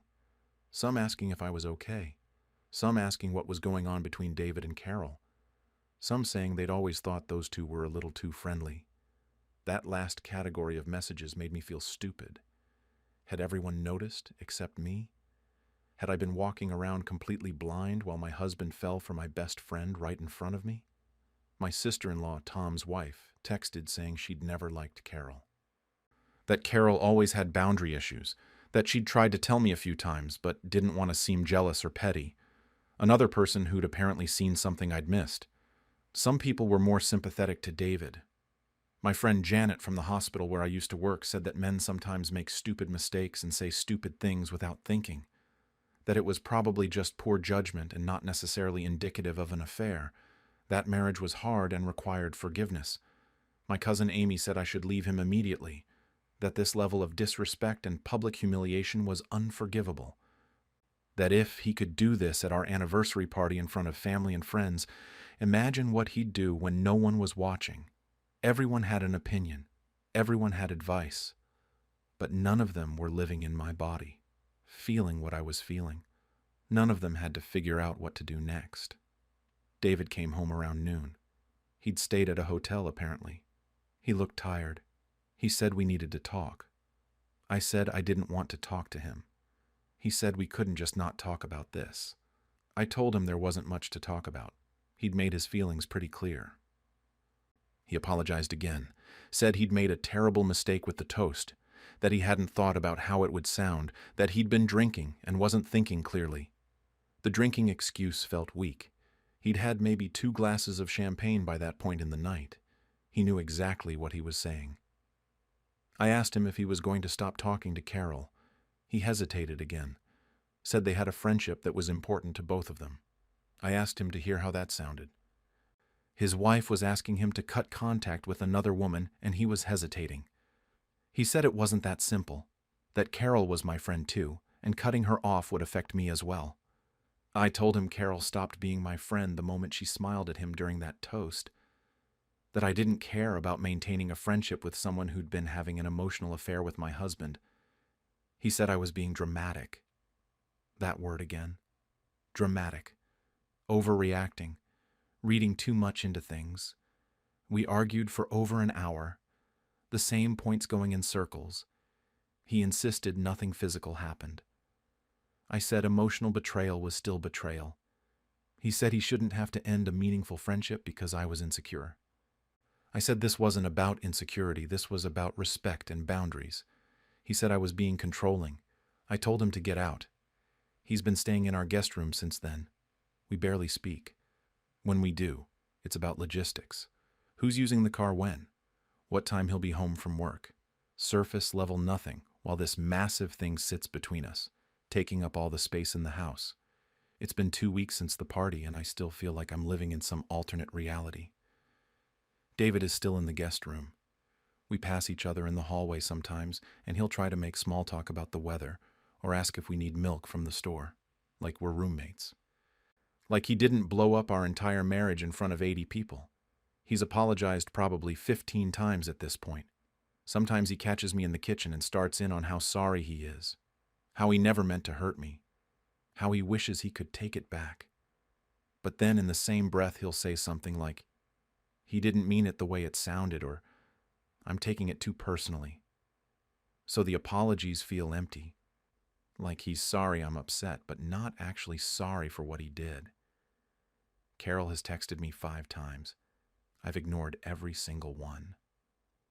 The first text came the morning after the party. She said we needed to talk and that she wanted to explain. I deleted it without responding. Then she texted 2 days later saying she missed me and that our friendship meant too much to throw away over a misunderstanding. A misunderstanding. That's what she called it. Her last text came 4 days ago. She said she was sorry for everything and that she never meant to come between David and me. That if I wanted her to step back from the friendship with him, she would. The if bothered me. Like it was conditional. Like she was only willing to stop if I explicitly asked her to. I blocked her number after that. Blocked her on Facebook and Instagram too. I don't want to see her face or hear from her or know what she's doing. David claims he cut off contact with her. He made a big show of it 3 days ago, telling me he'd texted Carol to say they needed space and that he was focusing on his marriage. He showed me the text like he wanted praise for it, like he wanted me to thank him for doing the bare minimum after publicly humiliating me. I asked him if she'd responded, and he said yes, but that he wasn't going to engage further. I asked to see her response. He said that would be violating her privacy. Her privacy. I almost laughed. I don't actually know if he's still talking to her. He could be deleting messages, using a different app, meeting her during his lunch breaks. I have no idea, and the not knowing is making me crazy. I've thought about checking his phone, but I also don't want to become that person, the paranoid wife going through her husband's messages. But maybe I'm already that person. Maybe that's what he's turned me into. I've been sleeping terribly. I'll fall asleep around midnight, and then wake up at 3 a.m. with my mind racing, replaying the toast over and over, thinking about all the times Carol was at our house over the past 2 years, all the dinners and coffee dates and casual hangouts that I thought were innocent, wondering what they talked about when I left the room, wondering if they touched when I wasn't looking, wondering if they laughed about me. I've lost weight too, about 6 pounds, not on purpose. I just don't have an appetite. Food tastes like nothing. I'll make myself eat because I know I should, but it feels mechanical. Like I'm just going through the motions of being alive without actually living. I went back to work part-time at a clinic near our house. I'd been fully retired for 8 months, but I needed something to do. Needed to get out of the house and away from David and away from my own thoughts. The clinic was happy to have me. They're always short-staffed, and I still have all my certifications, so now I work 3 days a week doing intake and basic patient care. It helps. Gives me something to focus on. That isn't my falling apart marriage. My family is completely divided on what I should do. Lisa thinks I should try couples therapy before making any big decisions. She keeps saying that 30 years is a long time to throw away, and that maybe with professional help we could work through this. She's being diplomatic about it, trying not to take sides, but I can tell she wants us to stay together. She's getting married next year, and I think she wants her parents to still be married when she walks down the aisle. I get it. But I also resent being asked to fix my marriage for the sake of her wedding. Michael is on the complete opposite end. He thinks David showed his true colors and that I should kick him to the curb. Those were his exact words. Kick him to the curb. He's barely speaking to his father. He came over last week and David tried to talk to him, and Michael just walked past him like he wasn't there. He told me later that what Dad did was unforgivable and that he'd support whatever decision I made, but that he personally thought I deserved better. My mother called me crying. She said I'm too old to start over, that I'm 55 years old, and what am I going to do? Get divorced and live alone for the rest of my life. She said all marriages have problems and that this is just a rough patch, that Dad and her had rough patches too, and they worked through them. I reminded her that Dad died 8 years ago, so I don't know if their marriage is the best example. She got quiet after that. My brother Tom offered to let me stay at his house if I need space. He said his guest room is always open and that his wife would love to have me. He's been great through all of this, checking in without being pushy, offering support without giving unsolicited advice. He did say once that he never trusted Carol, and that she always seemed like she was trying too hard to be involved in our lives. I wish he'd said that 2 years ago. David's sister called me last week. She was crying before she even said hello. She said David told her what happened and that he made a terrible mistake, but that he loves me and doesn't want to lose me. She kept saying he's a good man who made a bad choice. I didn't say anything, just let her talk until she ran out of things to say. Then I told her I needed to go and hung up. Some of my friends have stopped reaching out. I noticed it around day 5 or 6. The daily check-in texts stopped. The calls became less frequent. I think people don't know what to say anymore. Or they don't want to take sides, or they're tired of the drama. I ran into my friend Beth at the grocery store, and she saw me and immediately turned her cart around and went down a different aisle. She literally avoided me. I guess she doesn't want to get involved. But then there are friends who've been amazing. My old coworker Sandra calls me every other day just to check in. She doesn't ask about David or Carol or what I'm going to do. She just asks how I'm feeling and if I need anything. My neighbor Marie brought over a casserole and a bottle of wine last week and sat with me for 2 hours without mentioning the party once. Those are the people I'm trying to focus on, the ones who just show up without making it weird. David suggested couples therapy about a week ago. He found a therapist who specializes in marriage counseling and made an appointment. I agreed to go to one session, but I felt completely numb the entire time. The therapist was nice enough. Asked us both to explain what brought us in. David gave his version where he made a poor choice with his words at the party, but nothing physical happened with Carol. And he wants to work on our communication. I gave my version where my husband publicly chose another woman over me at our anniversary party, and I don't know if I can ever forgive him for that. The therapist asked me what I want, what my goal is. I didn't have an answer. I still don't have an answer. Do I want to save the marriage? Do I want a divorce? Do I want him to grovel more? Do I want him to prove he's cut off Carol? Do I want to turn back time and prevent any of this from happening? I don't know what I want, and that's the worst part. I'm just existing in this limbo state where I'm too paralyzed to make a decision, but too miserable to keep living like this. We have another therapy appointment next week. David asked if I'm planning to go. I said I don't know. He said the therapist can't help us if we don't both participate. I said maybe I don't want help. Maybe I just want out. He got really quiet after that and went back to the guest room. The humiliation is the hardest part. It's not even about David and Carol anymore, not really. It's about the fact that everyone knows. Every person who was at that party knows what happened.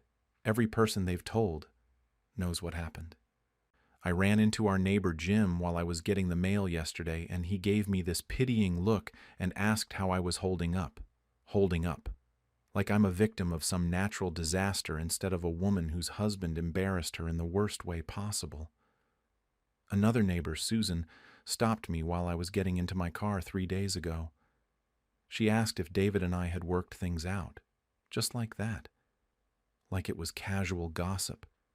Like my marriage falling apart was dinner table conversation for the neighborhood.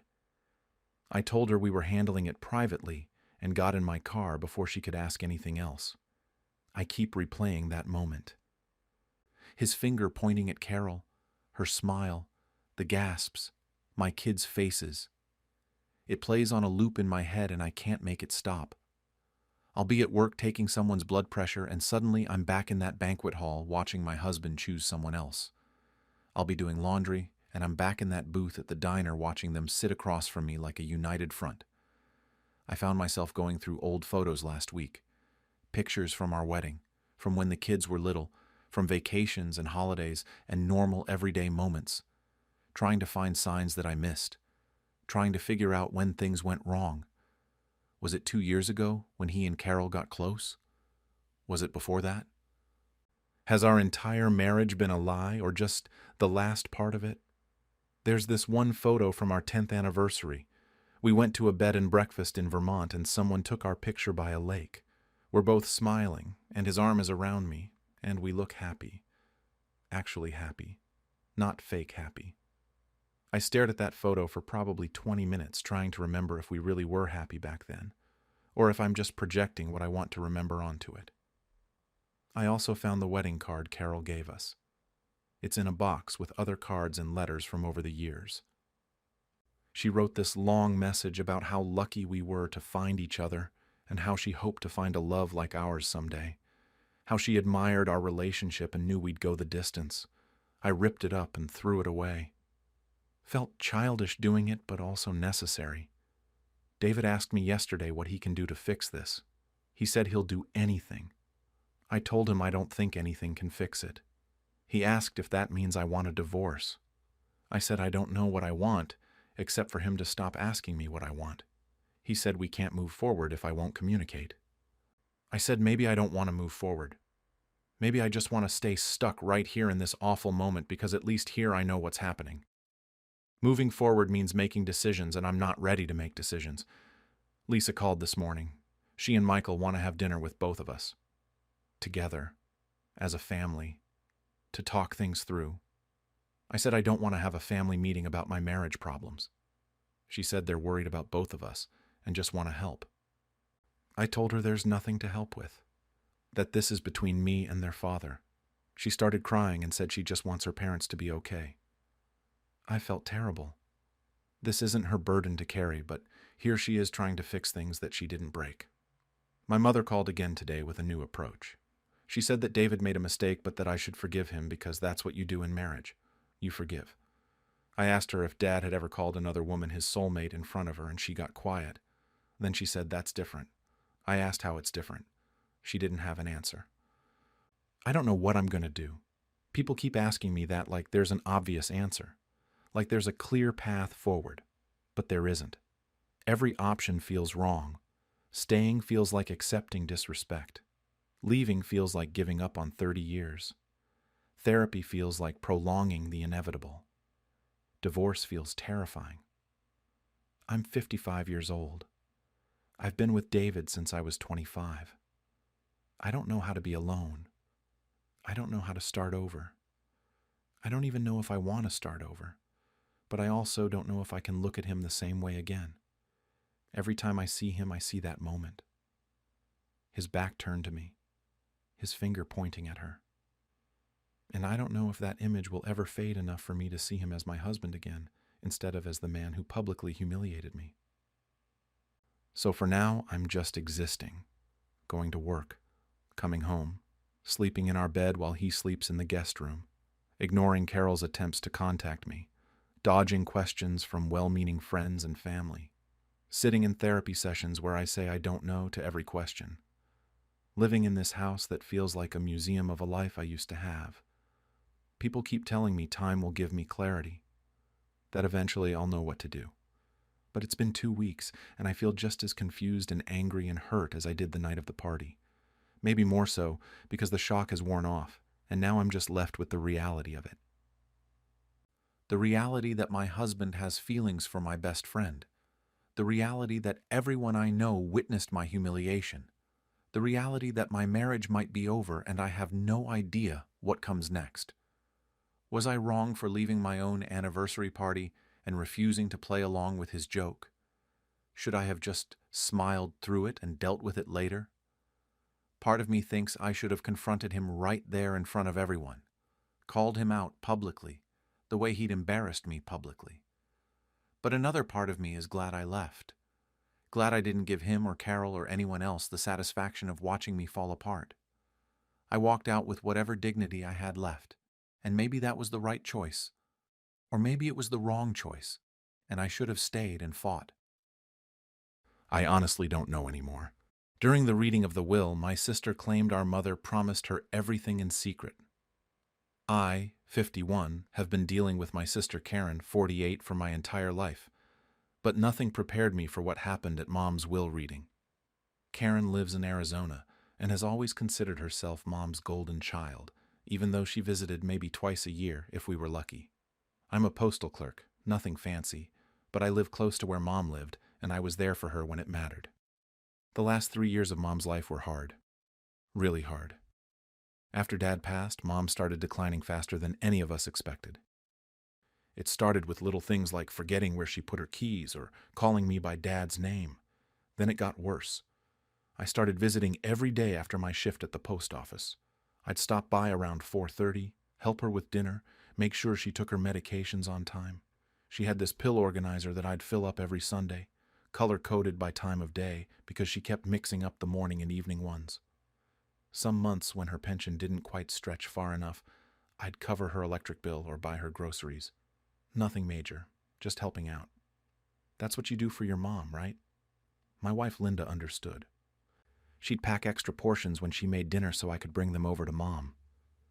Linda's good like that. Karen would call Mom maybe once a week, sometimes less. But those phone calls would last for hours. Karen would talk about her life in Scottsdale, her husband's dental practice, the new car they bought, their timeshare in Cabo. Mom would sit there on the couch with the phone pressed to her ear, smiling and nodding like Karen was right there in the room. After those calls, Mom would sometimes say things like, "Karen's doing so well," or "Your sister really understands me." That second one always stung a little, not gonna lie. At family gatherings, Karen would corner relatives and drop comments about being Mom's favorite.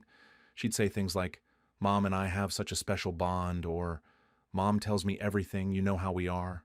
I'd usually just let it go. It didn't seem worth fighting about. Mom died 2 weeks before the will reading. It was sudden in the end.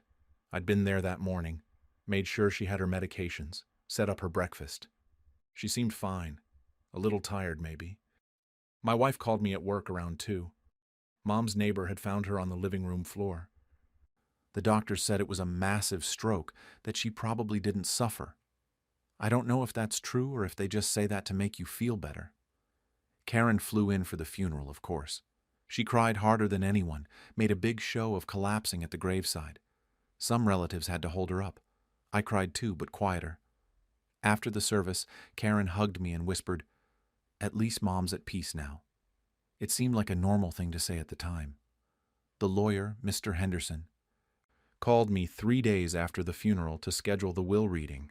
He was this older guy, probably mid-60s, with gray hair and these reading glasses he kept adjusting. He'd handled Mom and Dad's legal stuff for years. When I told Karen about the appointment, she said she'd be there and that we should prepare ourselves for Mom's final wishes. The way she said it felt weird, but I didn't think much of it then. The day of the reading, I took off work early. Linda came with me for moral support. We got to Mr. Henderson's office about 10 minutes early. It's one of those small downtown offices above a dental practice, nothing fancy. The waiting room had old magazines and uncomfortable chairs. A couple of our cousins were already there, Sarah and Michael. They both hugged me, said the usual things about Mom being in a better place. Karen showed up 15 minutes late. She was wearing this expensive-looking black dress and heels that clicked really loud on the tile floor. Her hair was done up like she was going to a cocktail party, not a will reading. She hugged everyone, dabbed at her eyes with a tissue even though they looked dry to me. Maybe that's mean to think, but that's what I noticed. Mr. Henderson led us all into his office. It's a small room with a big wooden desk and not quite enough chairs for everyone. I sat down next to Linda, and Karen sat on the other side with Sarah next to her. Michael stood against the wall. The whole thing felt cramped and uncomfortable. I remember my palms were sweating and I kept wiping them on my pants. Mr. Henderson settled into his chair and pulled out this folder with Mom's name on it. He did the usual throat clearing and put on his reading glasses. The office was completely silent except for the sound of papers rustling and Karen shifting in her seat. She seemed agitated, kept crossing and uncrossing her legs. He started with the formal language. You know the kind. Last will and testament of Margaret Ann Peterson, dated October 15th, 2019. I remember thinking that was 5 years ago, back when Mom was still pretty sharp. Back when Dad was still alive, actually.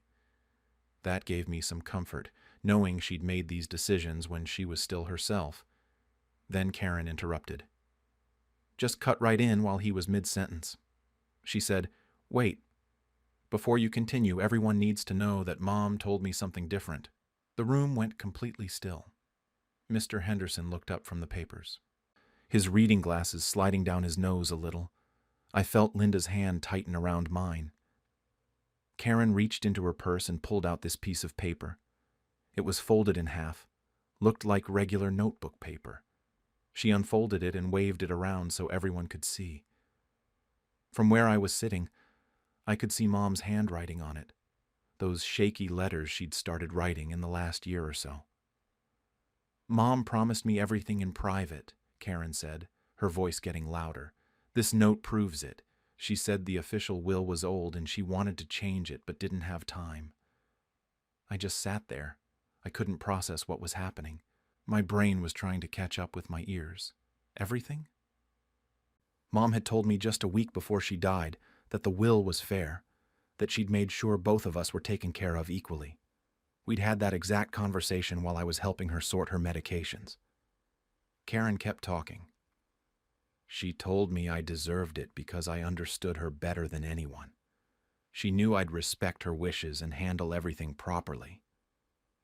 The note in her hand wasn't even folded neatly. I could see from where I was sitting that there was no signature at the bottom, no notary stamp, nothing official looking about it at all. It just looked like a piece of paper with Mom's handwriting on it. Cousin Sarah leaned over toward Michael and whispered something, but it wasn't quiet enough. I heard her say, "Well, maybe she did promise Karen." My stomach dropped. They were actually considering this. After everything, after 3 years of me being there every single day, they were believing this. Linda squeezed my hand harder. I could feel her looking at me, probably trying to gauge whether I was going to lose it. I didn't know what to do. Part of me wanted to stand up and call Karen a liar right there in front of everyone. Part of me wanted to trust that Mr. Henderson would handle this, that the truth would speak for itself. But I could see it in Sarah's face, in the way Michael was looking at Karen with this sympathetic expression. They were buying it. Karen turned and looked directly at me. Her expression was defiant, almost challenging me to say something. There was something in her eyes I'd never seen before, or maybe I'd just never let myself see it. It was like she genuinely believed what she was saying, like she'd convinced herself that she deserved everything and I deserved nothing. My heart was pounding so hard I could hear it in my ears. Mr. Henderson cleared his throat, uncomfortable. He started to say something, but I barely heard it. I was too focused on watching the rest of the room, trying to read everyone's reactions. Were they really going to believe this? After everything, I thought about all those nights sitting with Mom while she watched her game shows, all the times I'd reorganized her medication when she'd gotten confused and mixed everything up. The morning I'd found her in the bathroom after she'd fallen, how I'd stayed with her in the emergency room for 6 hours, the way she'd held my hand the week before she died and told me I was a good son, that she was proud of me. And here was Karen, waving around a piece of paper like it erased all of that. I couldn't stay quiet anymore. The words came out before I could stop them. Karen, that's not true and you know it. My voice sounded stranger than I expected, shaky but loud enough that everyone heard. Karen's head whipped around toward me and her whole expression changed. Her eyes went wide and then narrowed, and she pointed at me with the hand holding that stupid piece of paper. See? This is exactly what Mom warned me about. She said you'd try to manipulate everyone. That word, manipulate, it hit me like a punch. I felt Linda stiffen next to me. I could feel everyone's eyes shifting between Karen and me, like they were watching a tennis match. I tried to keep my voice steady. I told her about the 3 years, the daily visits after work, the medications I organized every single week, the times I paid Mom's bills when she came up short, the emergency room visits, the falls, the confusion. Where was Karen during all of that? A phone call once a week where she talked about her perfect life in Arizona wasn't the same as actually being there. Karen stood up so fast her chair scraped against the floor. Oh, so you think being around her more means you deserve more? Maybe you were just controlling her. Did anyone else notice how he isolated her? How he was always there? Always in her ear? The word controlling felt even worse than manipulate. I sat there feeling like I'd been slapped. Is that what people thought? That I'd been controlling Mom? Sarah shifted in her seat. She wasn't looking at me anymore. Michael had his arms crossed and was staring at the floor. I could see them processing what Karen was saying, actually considering it. The silence in that room was deafening. Karen has a point, Sarah said quietly, not meeting my eyes. We don't really know what went on behind closed doors. Behind closed doors. Like I'd been doing something wrong by taking care of my own mother. Like changing her sheets and making sure she ate proper meals and drove her to doctor's appointments was some kind of scheme. I felt sick. Mr. Henderson tried to take control back. He held up his hand and said something about continuing with the official reading.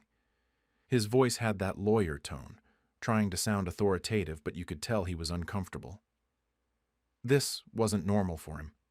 He probably dealt with sad families all the time, but not families actively accusing each other of manipulation and theft. Karen cut him off. I don't care what that old document says. Mom's wishes changed. She told me 3 months ago. We had a long conversation about it. Mr. Henderson's face got a little red. He's a professional guy. Probably not used to being interrupted like this.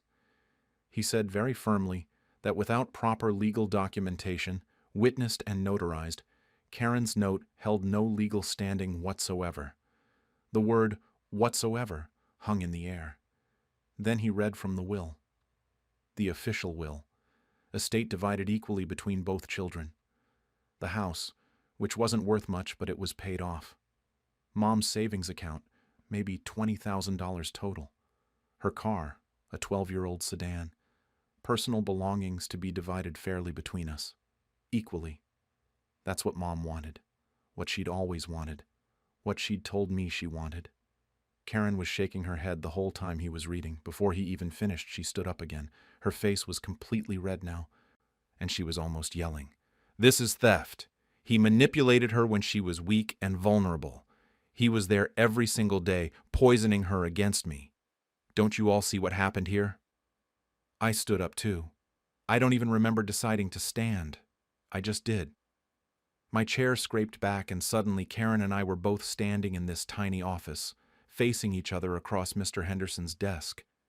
I asked her where she was when Mom fell in the bathroom last March. Where was she when Mom couldn't remember if she'd taken her heart medication or not?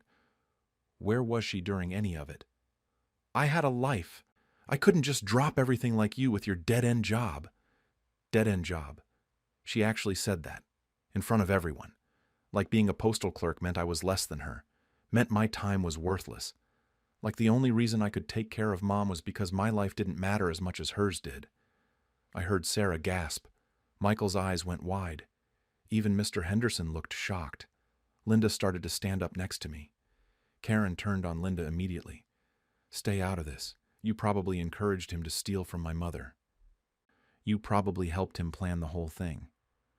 Linda didn't say anything back. She's classier than that.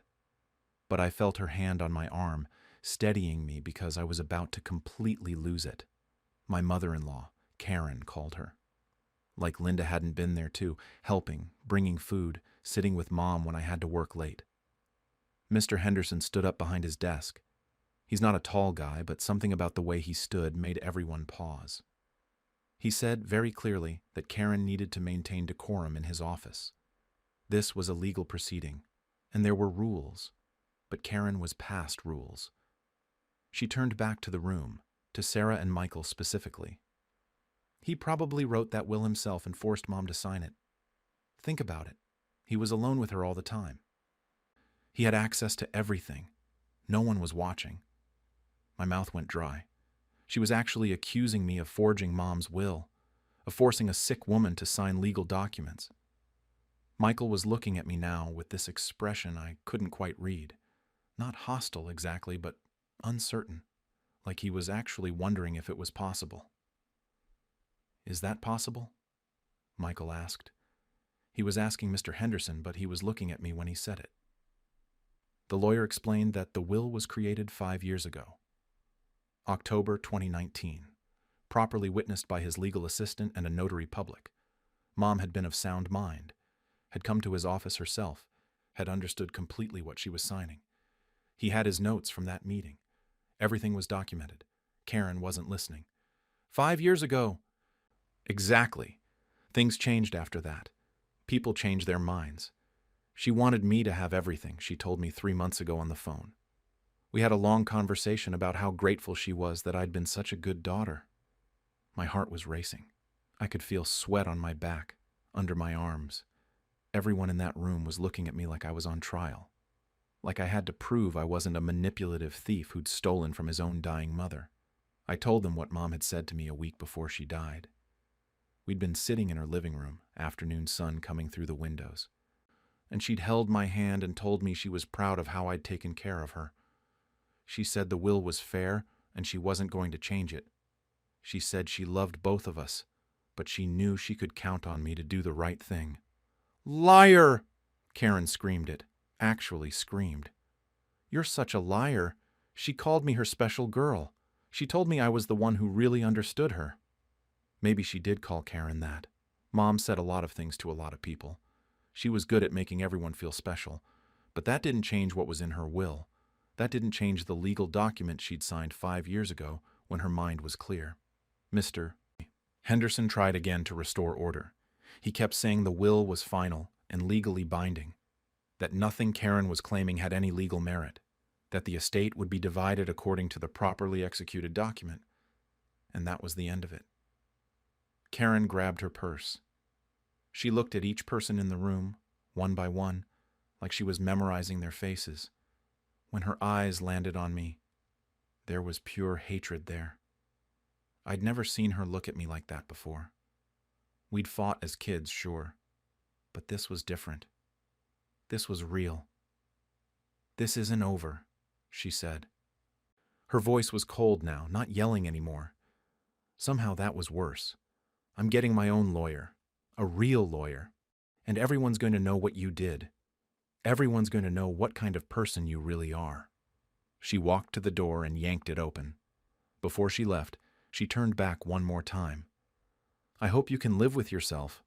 I hope every time you spend Mom's money or sleep in Mom's house, you remember how you stole it from the person she really wanted to have it." Then she was gone.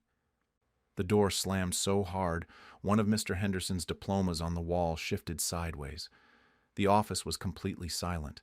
No one knew what to say or where to look. Mr. Henderson slowly sat back down and took off his reading glasses. He rubbed his eyes. He looked exhausted. He apologized for the scene, said he'd been practicing law for 38 years, and he'd never quite seen anything like that. He confirmed again that the will was ironclad legally, that Karen had no case, that the estate would be handled according to Mom's wishes as documented. He gave me his card and said to call him if Karen tried to cause any more trouble. His assistant would schedule a follow-up appointment to handle the actual estate details. Sarah got up without saying anything to me. She hugged Michael and left, didn't even look in my direction. Michael came over and put his hand on my shoulder, gave it a squeeze. "Sorry for your loss, man," he said, but his voice was distant, like he was talking to an acquaintance, not family. Then he left too. Linda and I sat there for a few more minutes. Mr. Henderson shuffled some papers, clearly giving us space. Finally, we got up and walked out to the parking lot. The sun was too bright. It felt wrong, like it should have been raining or dark or something. But it was just a normal Tuesday afternoon, sunny and mild. We got in the car and just sat there. Linda didn't start the engine. She put her hand on mine, but didn't say anything at first. What was there to say? Finally, she spoke. She's always been like this. I knew she meant Karen, and she was right. Karen had always been dramatic, always needed to be the center of attention, always found a way to make everything about her. But this felt different. This felt personal in a way nothing else had.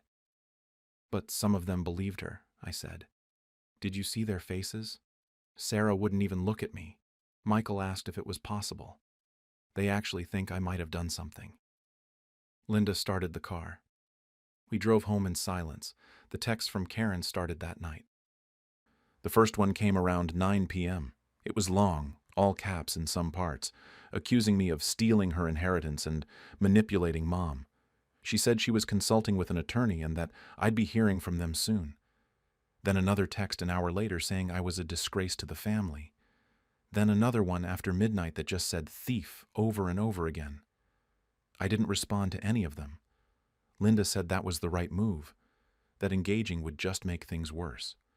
But not responding felt like admitting something, like staying silent meant I had something to hide. I couldn't win either way.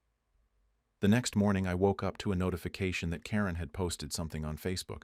I don't use social media much, but Linda showed me. Karen had written this long post about family betrayal and how some people take advantage of elderly parents. She didn't use my name, but it was obvious who she meant. The post had dozens of comments, relatives and her friends all offering sympathy. So sorry you're going through this.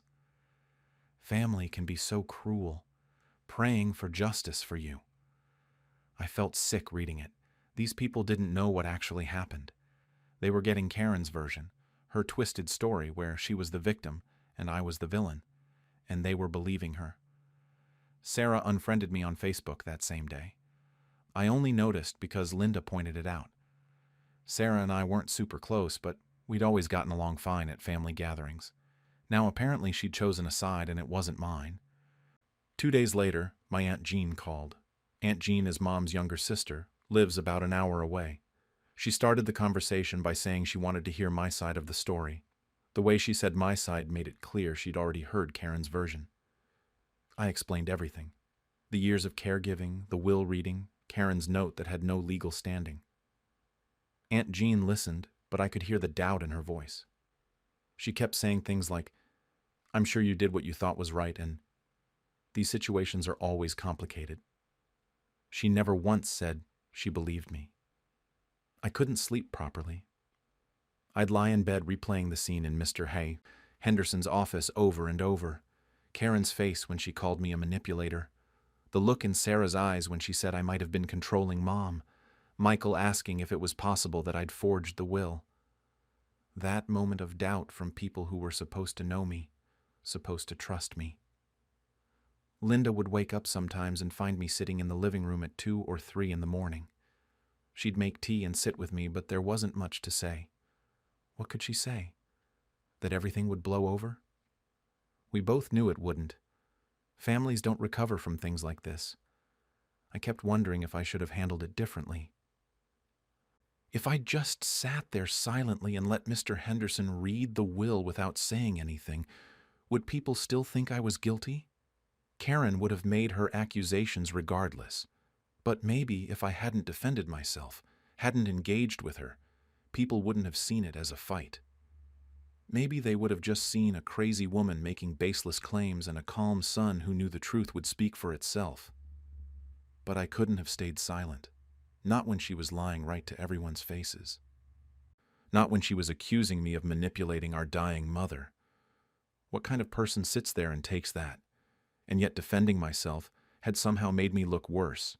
made me look like I had something to hide. A week after the will reading, Karen's lawyer sent a letter to Mr. Henderson. Linda and I went to his office to discuss it. Mr. Henderson said Karen was attempting to contest the will on grounds of undue influence. She was claiming I'd pressured Mom into leaving me half the estate and that Mom's true wishes were reflected in the handwritten note. He asked me some questions about my relationship with Mom in her final years. Had I ever discussed the will with her? Yes, a few times. Had I ever suggested she should leave me anything? No. Had I been present when she saw other attorneys? She hadn't seen other attorneys. Had anyone else witnessed our daily interactions? Sometimes Linda was there. Sometimes the home health aide who came twice a week for the last few months. Mr. Henderson said the case was frivolous. The will was solid. Karen had no evidence of undue influence. The handwritten note wasn't witnessed, wasn't notarized, wasn't even signed properly. Any judge would throw it out. But the process could take months, and it would cost money. Karen's lawyer would drag it out, request depositions, file motions. It was harassment, basically, but legal harassment. I asked him what I should do. He said, wait it out. Don't engage with Karen directly. Document everything. Keep copies of all the texts, all the social media posts. Let the legal system handle it. That same week, someone from church asked Linda about the family troubles they'd heard about. Word was spreading. Karen had apparently told several people her version of events, and those people had told others. Linda came home upset after that conversation. She said she'd defended me, but she could tell the person didn't quite believe her. There was that look again, that doubt. The holidays were coming up. Thanksgiving was 6 weeks away. My Uncle Rob hosts Thanksgiving every year at his place. The whole extended family comes. Linda asked if I was planning to go. I didn't know. Would Karen be there? Would people who believed her version be there? Would I walk into that house and feel everyone's eyes on me? Judging, wondering? I called Uncle Rob. He's a good guy, always been fair. I told him I wasn't sure about Thanksgiving this year, given everything that happened. He sighed. He said Karen had already called him, said she wasn't coming if I was going to be there. He'd tried to stay neutral, told her the door was open for both of us. But he understood if I wanted to skip this year, skip, like I was the problem. Like I should be the one to stay away from family gatherings because Karen had made false accusations. But what was the alternative? Show up and create a scene? Force everyone to pick sides? I told Uncle Rob I'd think about it. Karen's lawyer eventually dropped the case. Mr. Henderson called to tell me 2 weeks later. The lawyer had realized there was no case to make, and Karen apparently couldn't afford to keep paying legal fees for something that was going nowhere. It was over legally, but it wasn't really over. Karen was still posting cryptic things on social media about justice and truth. She'd stopped texting me directly, but I knew she was still talking to relatives.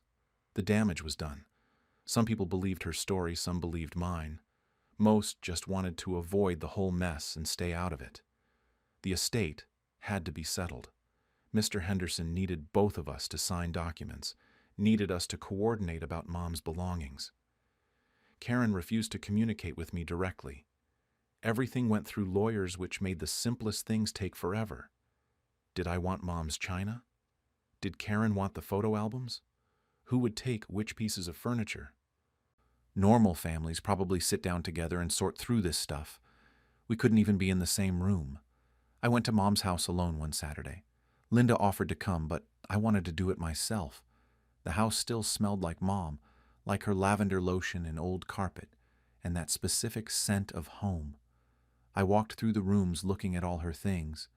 Pictures on the walls, her reading glasses on the coffee table, her sweater still draped over the back of her chair. I found a journal in her nightstand. I didn't know she kept one. The last entry was from 2 days before she died. Her handwriting was shaky but readable. She wrote about being tired, about being ready. She wrote that she was grateful for the care I'd given her. She mentioned wishing Karen visited more, but understanding that Karen had her own life. She wrote that she loved both her children and hoped we'd take care of each other after she was gone. Take care of each other. That line broke me. I sat on the edge of Mom's bed holding that journal and cried for the first time since the funeral. We weren't taking care of each other. We were destroying each other. And for what? A house that needed repairs and $20,000 split 2 ways? None of it was worth this, but it wasn't really about the money, I realized. It was about something else. Karen needed to be the special one, the favorite, the one Mom loved best. And I'd threatened that just by being present, by being there when she wasn't.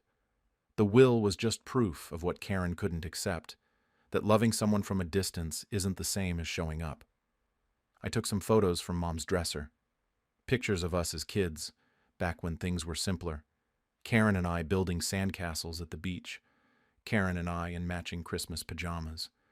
Karen and I standing on either side of Mom at my high school graduation. In every picture, we looked happy. We looked like a normal family. My phone buzzed. It was a text from Michael, my cousin. He was asking if I wanted to grab coffee and talk. I stared at the message for a long time. Was this genuine? Did he actually want to hear my side? Or was this some kind of fact-finding mission, gathering information to report back to Karen or to satisfy his own curiosity about whether I was really the villain Karen said I was? Linda called while I was still sitting in Mom's house. She asked if I was okay, if I wanted her to come over. I told her I didn't know if I was okay. I told her about the journal, about what Mom wrote. Linda was quiet for a moment, and then she said we should come home. That sitting in that empty house wasn't good for me. But I didn't want to leave yet.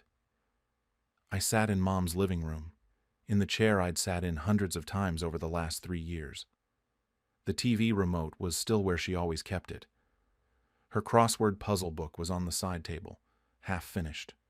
Everything was exactly as she'd left it, except she wasn't there. I thought about the will reading, about that moment when Karen waved the note around and I had to decide whether to speak up or stay quiet. I'd chosen to defend myself, and it had cost me relationships with family members who now questioned whether I was trustworthy. But if I'd stayed silent, if I'd let Karen's lies just sit there unchallenged, would I have been able to live with myself? Would I have felt like I'd betrayed Mom by not standing up for what she'd actually wanted? There's no good answer. Either way, I lost something. Either way, the family was fractured. Some of them believed Karen's version where I was the manipulative son who'd stolen her inheritance. Some of them believed me. Most of them probably just wanted the whole thing to go away and didn't want to think about it too deeply because it was uncomfortable and messy and there were no easy sides to take. I looked at Michael's text again. Hey, been thinking about everything. Want to grab coffee and talk? Maybe he genuinely wanted to understand. Maybe he just wanted to satisfy his curiosity. Maybe it didn't matter. The question was whether I had the energy to rehash everything again, to defend myself again, to see that look of doubt in someone's eyes again. I sat there in Mom's house with her journal in my lap and my phone in my hand, staring at that text message. Outside the window, I could see the tree in the front yard that Mom used to watch the birds in. Everything looked normal from the outside, just a regular house on a regular street. No one driving by would know that inside. Everything had fallen apart.